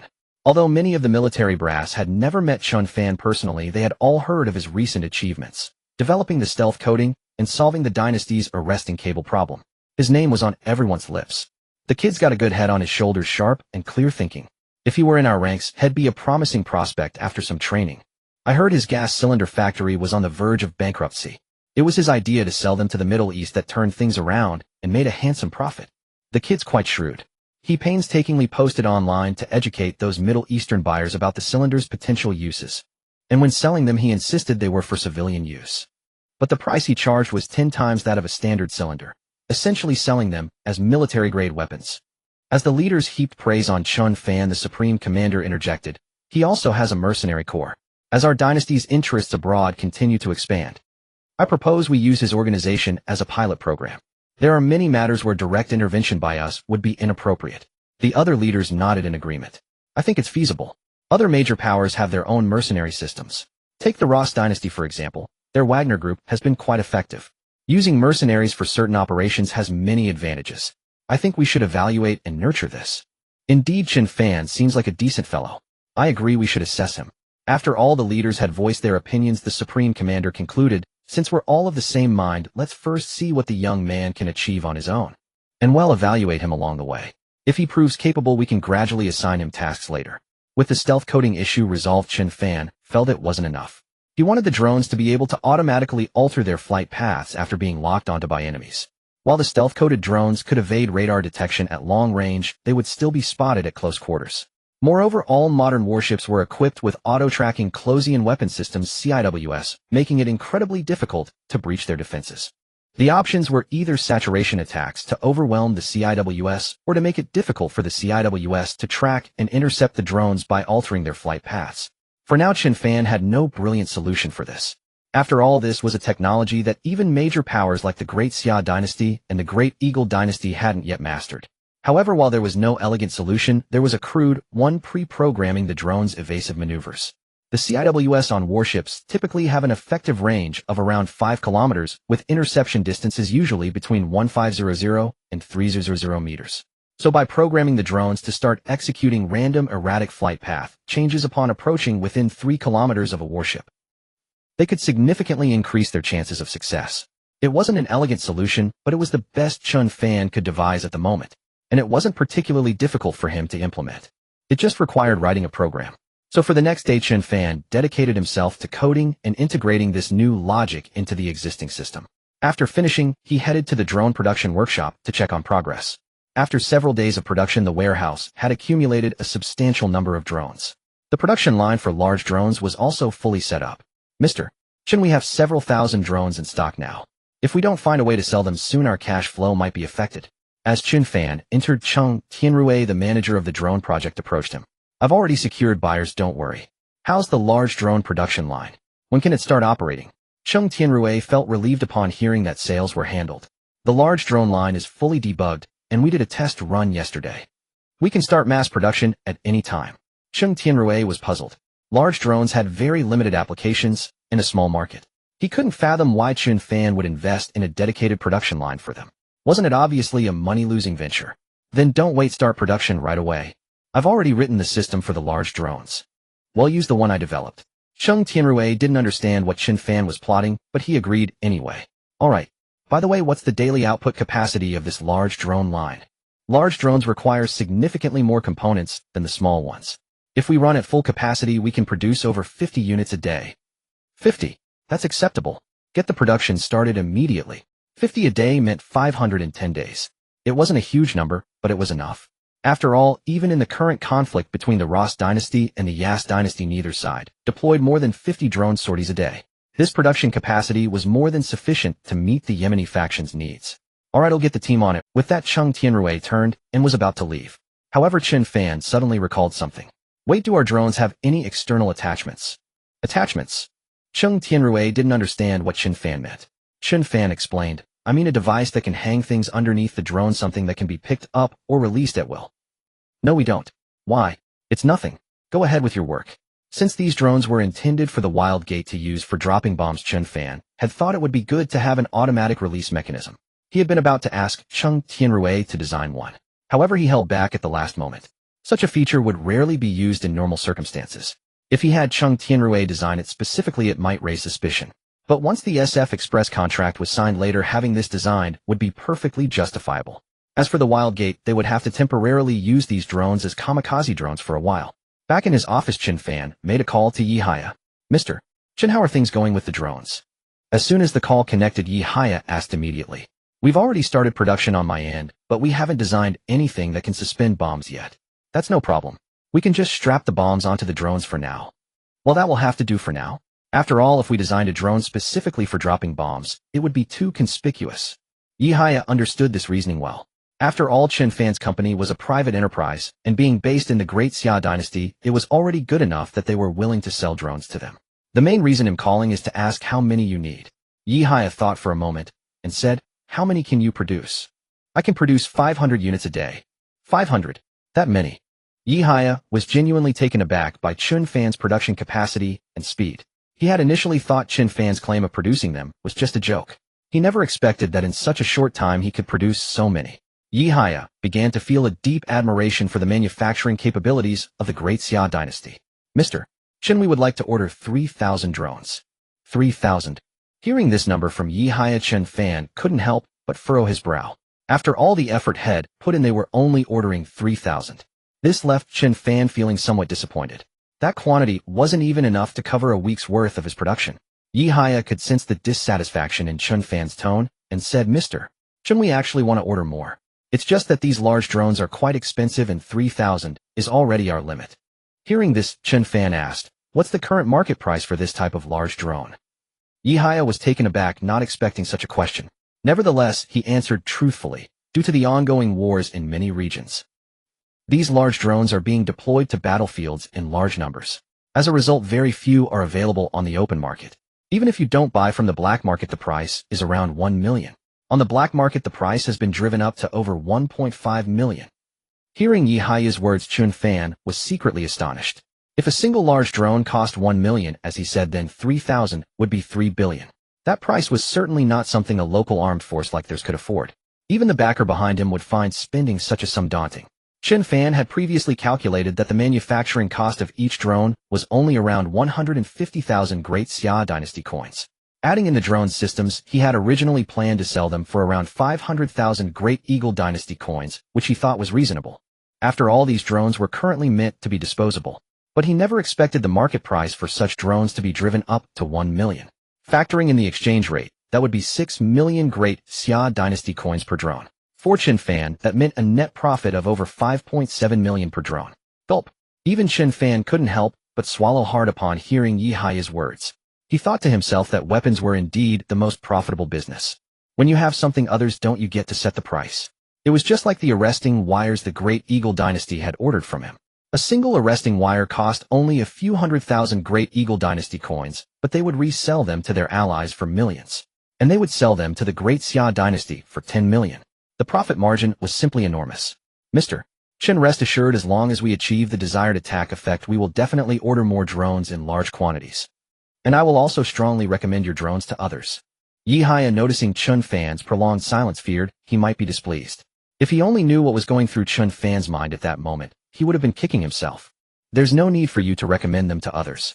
You know that our Great Xia dynasty doesn't allow the sale of such military supplies. Oh, right. I forgot about that. Hearing Chen Fan's words, Yihaya recalled that the Great Xia dynasty officially prohibited the sale of military materials. For the 3,000 units, where should I send them? They'll give you an address you can ship them to on. Then give me your bank account number, and I'll transfer the payment to you. Alright, sounds good. Chen Fan then added, Old, you're my big client, and I should give you a discount. But this batch of drones was specially customized for you. Not only are they equipped with anti-radar capabilities, but they can also lock onto targets without using satellite positioning.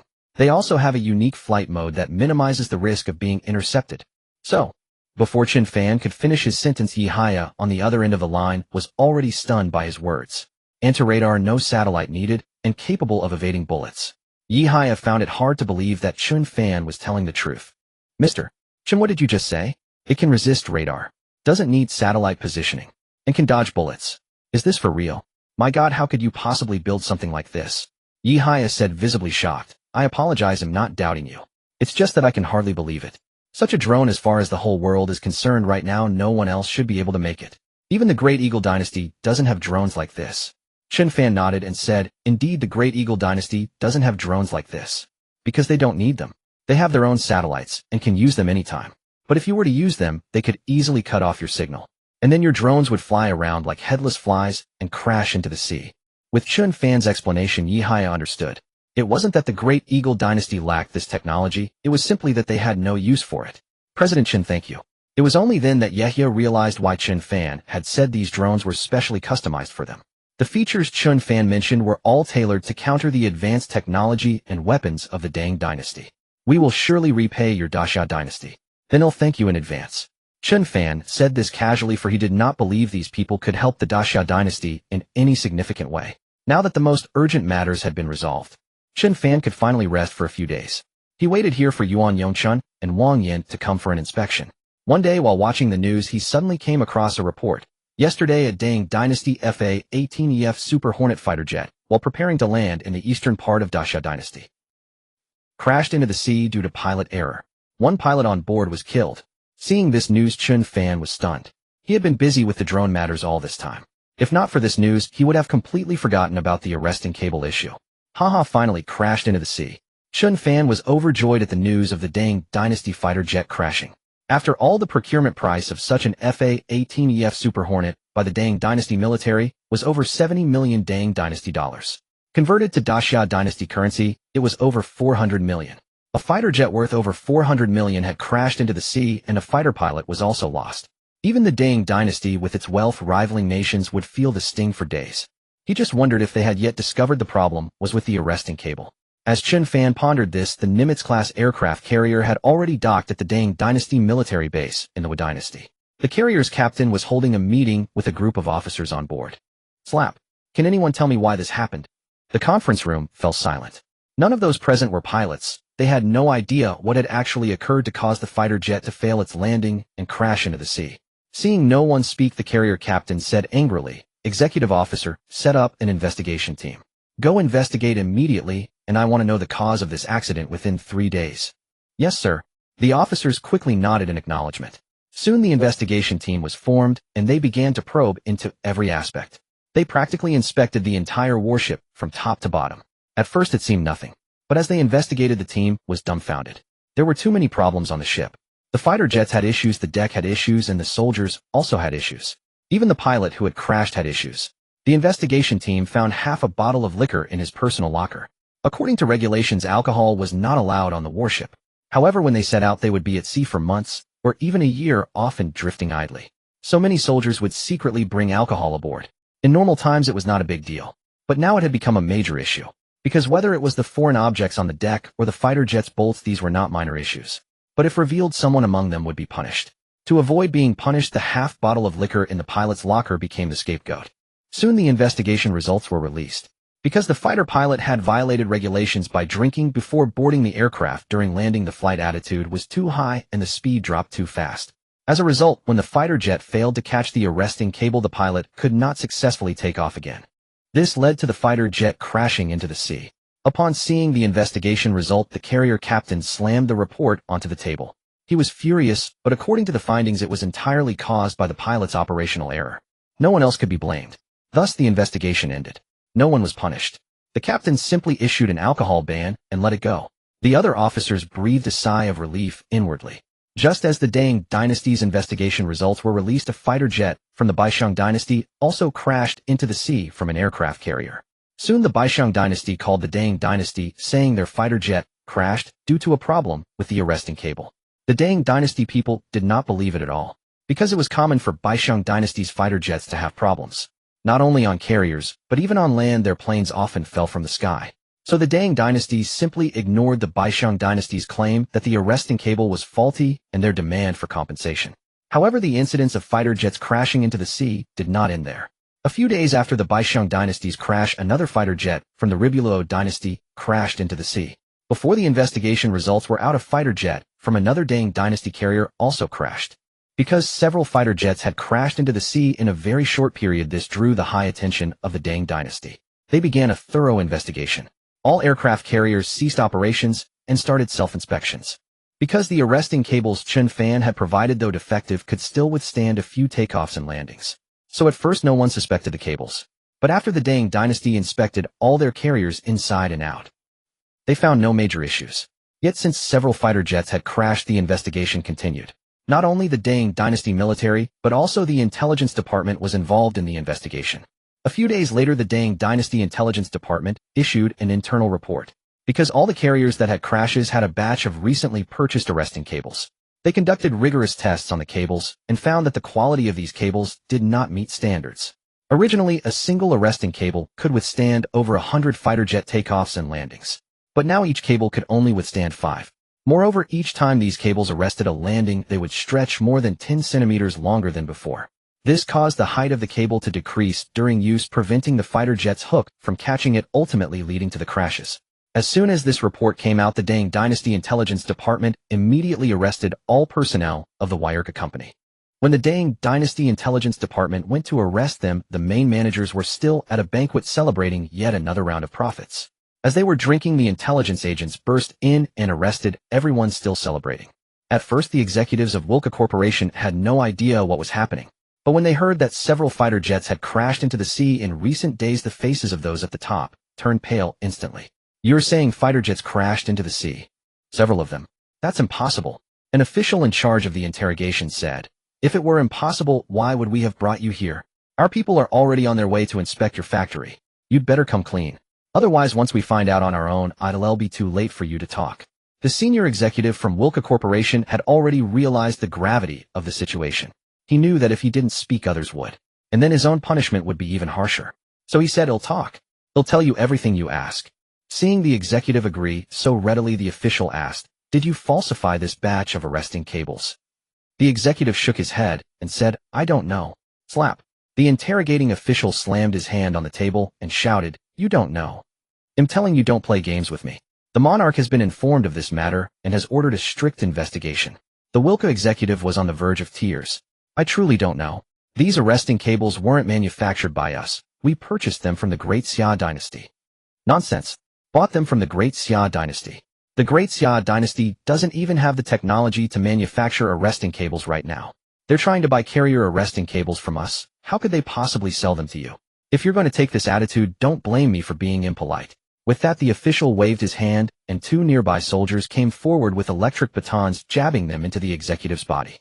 The Wilka executive writhed on the ground, convulsing from the electric shocks. "I'll give you one last chance. Tell me the truth, or you'll get another taste of the baton." After convulsing on the floor for a while, the executive struggled to his feet, sat back in the chair, and said with difficulty, "What I'm saying is the truth." As soon as he finished speaking, the 2 soldiers started moving towards him with the batons again. He quickly said, "Let me finish. Everything I'm saying is true. It's because we use so few arresting cables. Although we do have the technology, the production cost is too high. There's virtually no profit margin. After producing just over 100 of them, our shareholders decided to try the Great Xia dynasty. After all, their production costs are several times lower than ours. So we sent our requirements to some cable and steel factories in the Great Xia dynasty. However, because our order was so small, many of the large cable and steel factories weren't willing to take the job.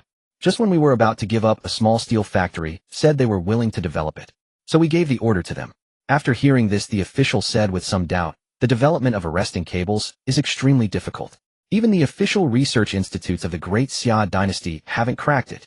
How could a small steel factory possibly develop it?" The Wilka executive said, "They certainly couldn't have done it on their own. Our company even sent personnel to provide some guidance." "Guidance? You sent people to teach them how to make arresting cables?" The Wilka executive's admission nearly drove the official insane with rage. Arresting cables were a key tool in their strategy to contain the Great Xia dynasty. Without them, the Great Xia's carrier-based aircraft couldn't conduct test flights. Their aircraft carriers couldn't set sail, and thus lacked combat capability. Yet despite the Great Eagle dynasty's explicit prohibition, they had secretly done it for profit. And they even sent people to teach them. Yes, because that steel factory was too small. They could never have developed arresting cables on their own. After they managed to produce them, they've been supplying us ever since.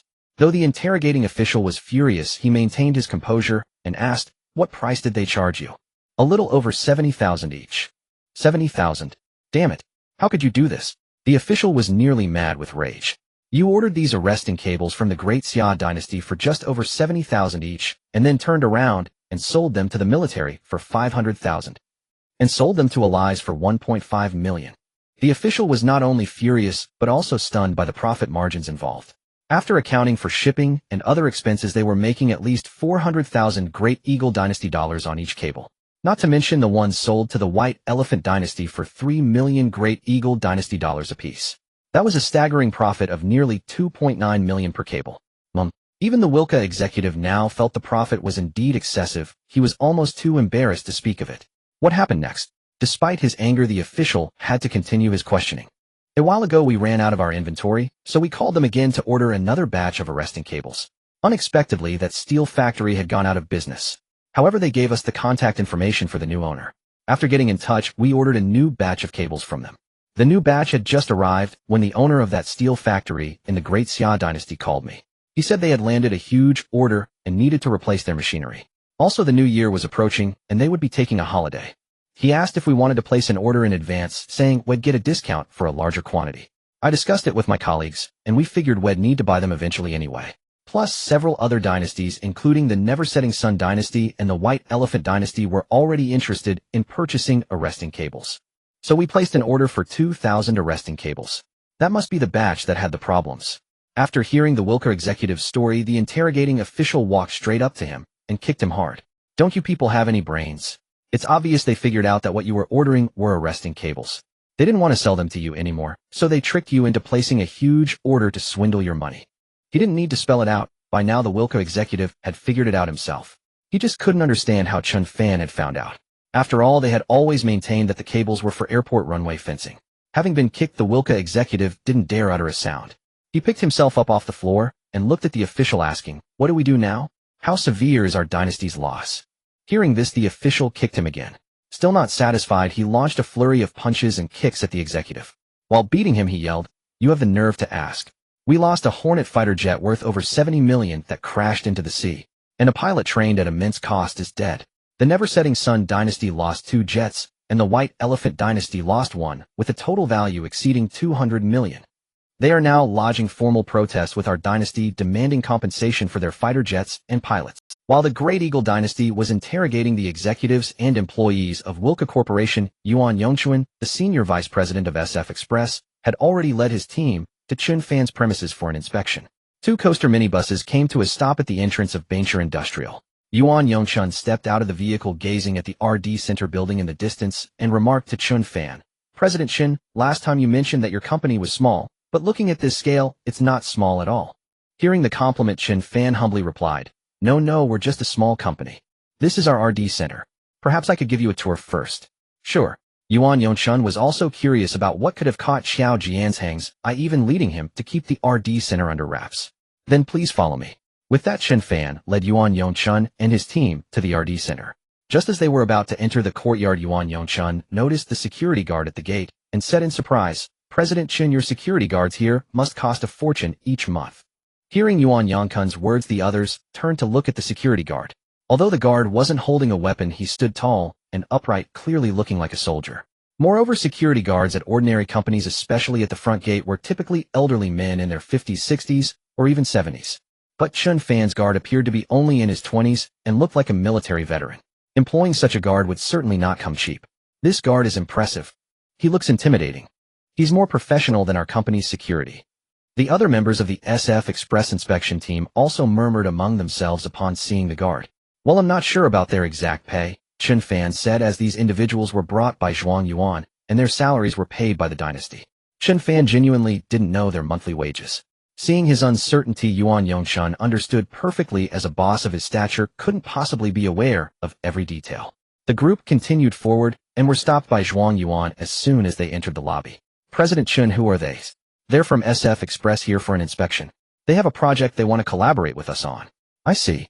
However, President Chen, since they're a large group, we'll need to conduct a security check on them." Following the previous incident with foreign mercenaries attempting to steal the car paint formula, Zhuang Yuan had requested an additional 20 personnel to protect Chen Fan's steel plant paint factory and RD Center. Security checks on outsiders had also become much stricter. Even the RD Center employees had to undergo security screenings when coming and going.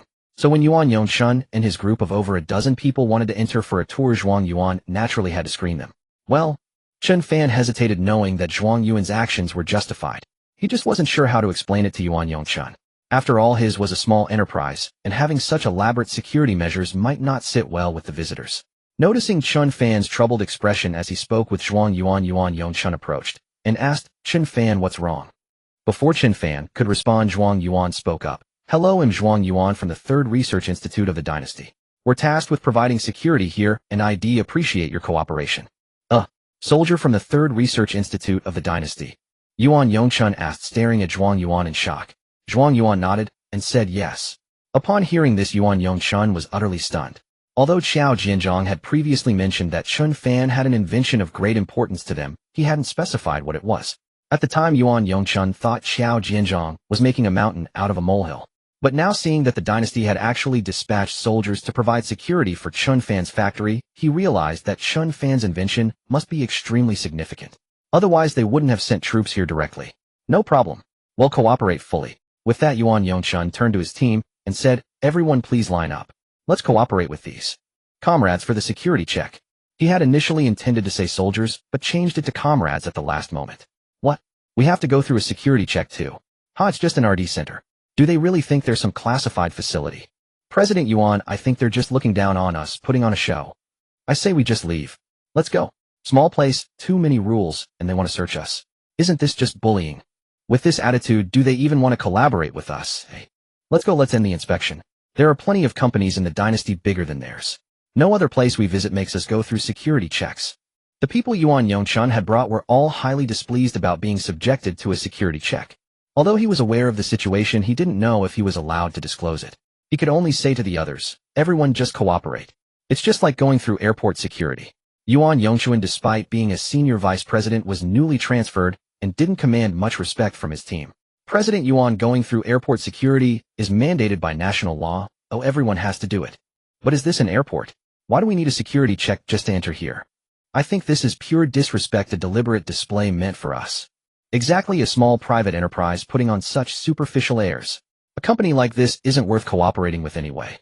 Seeing that the group was unwilling to cooperate, both Yuan Yongchun and Chen Fan were at a loss for words.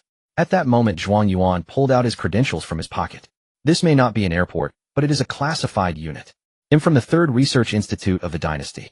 Here are my credentials. Bankrupt Industrial is a partner of our institute. No matter who it is, anyone who wants to enter must undergo a security check. The moment Zhuang Yuan said this, the people brought by Yuan Yongchun were immediately dumbfounded.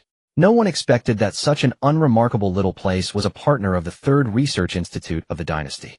Some skeptical of Zhuang Yuan's claims stepped forward to scrutinize his credentials. He's actually an active duty officer. This revelation shocked everyone, and no one dared to protest the security check any longer.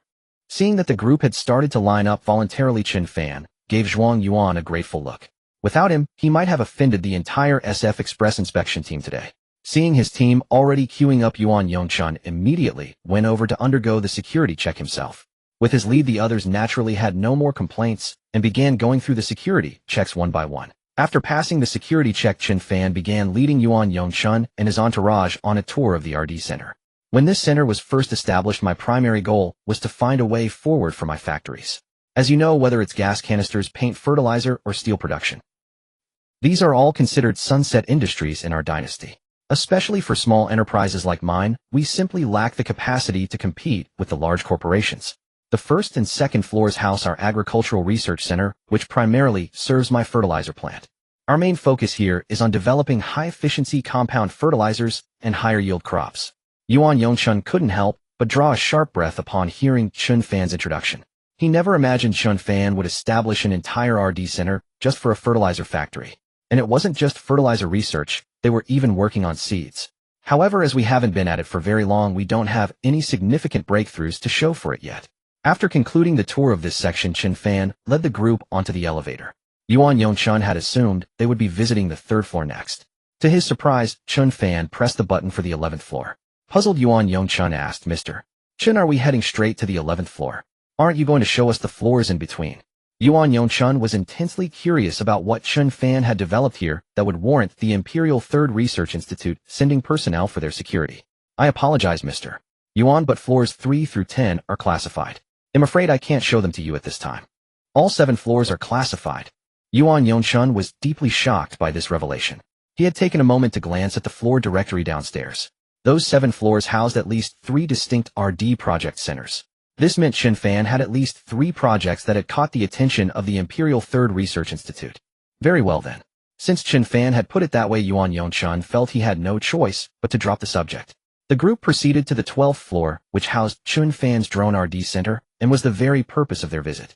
The RD center on the 12th floor was responsible for software and programming. Over 40 people were seated at their computers hard at work. Seeing Chen Fan arrive with guests, Chen Tianrui immediately walked over. Mr. Chen. Chen Fan addressed him. This is Mr. Yuan from SF Express. They're here to evaluate our drone development. Hearing this, Chen Tianrui understood that this was the reason behind Chen Fan's ambition to develop large-scale drones. Very well, allow me to introduce our drone RD center. Currently, Baimian Industries is developing 4 models of small drones and 2 models of large ones. For our small drones, we have already completed the entire operating system. Their stability is excellent. Furthermore, we've developed a multi-drone collaborative operation mode. A single computer can now control dozens of drones simultaneously. This drastically cuts down on labor costs. As for our large drones, we currently have 1 model in mass production with a range of 100 kilometers and a payload capacity of 15 kilograms. However, it's currently just the drone itself, but we haven't yet developed the corresponding supporting equipment. Our primary application scenarios for these larger drones are in agriculture, firefighting, and rescue operations. After Chen Tianrui's presentation, Yuan Yongshun felt quite impressed. He was particularly intrigued by the collaborative capabilities of the small drones. Could you give us a demonstration of this drone collaboration? Of course. Chen Tianrui immediately gave instructions for a demonstration to be prepared. After about 10 minutes of setup, he led Yuan Yongshun and his party over to a computer. This is the computer we use to control the drones. It's currently capable of managing up to 50 drones simultaneously, and we can scale that number up as needed. Let's move over to the window to watch the demonstration. As Chen Tianrui finished speaking, one of the staff members seated at the computer pressed the enter key. Yuan Yongshun and his group watched as drones rose up from the ground below. They quickly ascended to the height of their floor and began to form various shapes in the air. One moment, they formed the shape of a car, the next they shifted into the form of a dragon. Observing this, Yuan Yongshun asked, "Is this based on pre-programmed code?" "Yes," Chen Tianrui confirmed. Knowing they were here to assess the potential for delivery applications, he elaborated. Following the same principle, as long as the delivery locations are preset in the computer system, these drones can navigate and deliver parcels automatically using that positional data. Of course, this would require the appropriate supporting infrastructure. Yuan Yongshun was very interested in this concept and asked, "So what would be the cost of using drones for package delivery?" He paused to think for a moment before continuing. Take the small drone we're using now as an example. It has a range of 30 kilometers and consumes about 800 milliamps of power per kilometer. That consumption would likely increase with the added weight of a package. Then there's also the cost of the drone itself and the necessary supporting equipment. We haven't finalized the price for this drone model yet, and since the supporting equipment isn't developed, I can't give you a definitive quote at this point. Yuan Yongshun nodded, then turned to Chen Fan and said, "Mr. Chen, I think you should consider conducting a feasibility study on this. If you could provide us with a complete quotation and a comprehensive solution, we might consider piloting these small drones in a few major cities." Originally, Chen Fan had planned to sell these small drones domestically. After all, DJI was already a dominant unicorn in the domestic market, and Chen Fan knew his products lagged significantly behind in both technology and reputation. However, Yuan Yongshun's suggestion gave him another idea. If all his drones were exported to foreign mercenaries or armed groups. While the dynasty might turn a blind eye to selling to the Yemeni side, that wasn't the case for other armed forces or mercenaries. Using this partnership with SF Express as a front didn't seem like a bad idea. Alright, we'll put together a comprehensive proposal for you as soon as possible. Feel free to state any requirements you have. Yuan Yongshun, not one to stand on ceremony, replied directly, "I have just one requirement. The overall cost and speed must be better than using human labor. They'll leave the specifics of the plan up to you." Chen Fan and Chen Tianrui exchanged speechless glances at a loss for words in response to Yuan Yongshun's blunt demand. Seeing the speechless expressions on Chen Fan and Chen Tianrui's faces, Yuan Yongshun said with complete composure, "This is your job after all. You make the plans and we pay. Otherwise, why would we be giving you the money?" Chen Fan found himself unable to refute the logic. "True enough. Since you're not offering suggestions, we'll figure it out ourselves.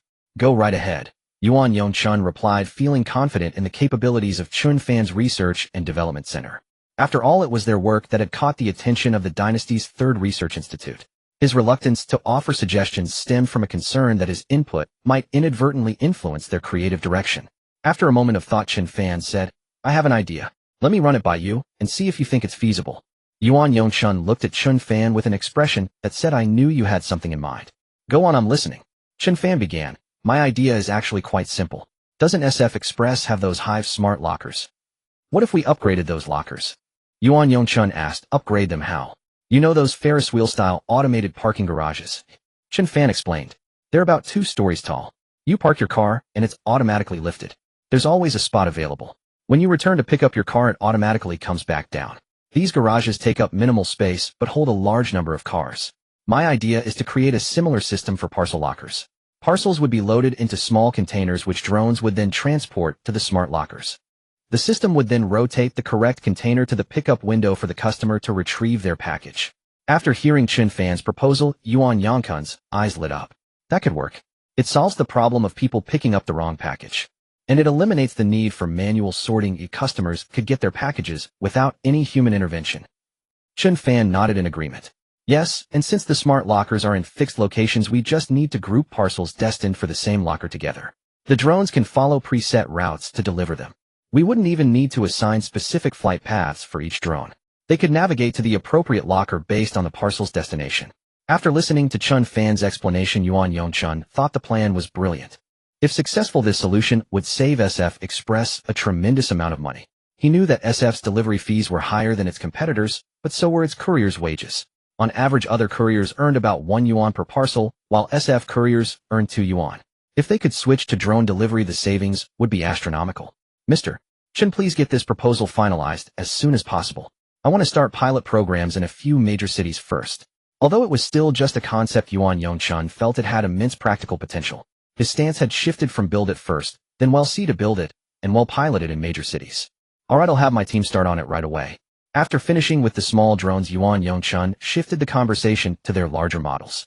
Cheng Tianrui provided the specs. Our current large drone has a wingspan of 2 meters, a flight range of 100 kilometers, and a payload capacity of 50 kilograms. Yuan Yongchun shook his head upon hearing the specifications. Too small. I'm talking about a truly large drone. One that can fly at least 3,000 kilometers and carry over a ton. What on earth would you need a drone that big for? For delivery, of course. Our current cargo planes can hold a lot, but even though air freight is faster than ground transport, the costs are exorbitant. Also, because of the large volume loaded onto a single flight, the cargo needs to be sorted and redistributed after landing, which wastes time. If we used large drones, they could fly directly to the city and skip the secondary sorting process, saving us a huge amount of time. Beyond delivering to our SF stores, we're also looking to launch a new express service. The drone would fly directly to the customer's location and drop off the package or goods. Like a bomber releasing its payload, the drone would detach the cargo pod it's carrying and deliver it straight to the customer. Do you think this is feasible for your team to research? Chen Fan thought for a moment. Of course it is. As long as you've got the budget, I can guarantee we'll develop it for you. Huh. Yuan Yongchun couldn't help but laugh at Chen Fan's response. After touring the drone manufacturing facility in the afternoon, the two parties signed a collaborative R&D contract. SF Express provided Chen Fan with 30 million yuan in research funding to develop the customized drones and smart hive lockers they needed. Once the development was complete, SF Express would place orders for the drones and related equipment based on their specific needs and the final pricing. After the contract was signed, Chen Fan, knowing that Yuan Yongchun and Xiao Jianzhong were on good terms, decided to give Xiao a call. He called to ask if Xiao had time to join them. When Xiao Jianzhong learned that Yuan Yongchun had taken a position at SF Express and was visiting Linqing, he agreed without any hesitation. That evening, Chen Fan hosted a welcome banquet for Yuan Yongchun and his team. Yuan Yongchun was genuinely surprised to see Xiao Jianzhong. Old Xiao, what are you doing here? Xiao Jianzhong chuckled. Chen Fan called and said you were here for an inspection, so he asked me to come and help entertain you. Yuan Yongchun was taken aback by this revelation. He hadn't expected Chen Fan to have such influence that he could persuade Xiao Jianzhong to come. This significantly raised his estimation of Chen Fan's standing. Of course, he was unaware that Xiao Jianzhong's decision wasn't solely based on Chen Fan's influence. Xiao Jianzhong had also been meaning to visit for a while. He needed to check on the R&D progress and production status at the facility. Brother Xiao, have a seat. Tonight we're going to have a proper celebration. Chen Fan said, giving Xiao Jianzhong a knowing wink. Xiao Jianzhong understood that Chen Fan was referring to the incident involving the dynasty's fighter jet crashing into the sea. Yuan Yongchun, however, was oblivious to this and assumed the celebration was for their newly signed contract. He said happily, right, this calls for a celebration. If you hadn't told me about Chen Fan, old Xiao, I wouldn't have paid attention to the name, and we wouldn't be partners today. Hearing this, Chen Fan and Xiao Jianzhong exchanged a smile and said in unison, exactly. Let's celebrate properly.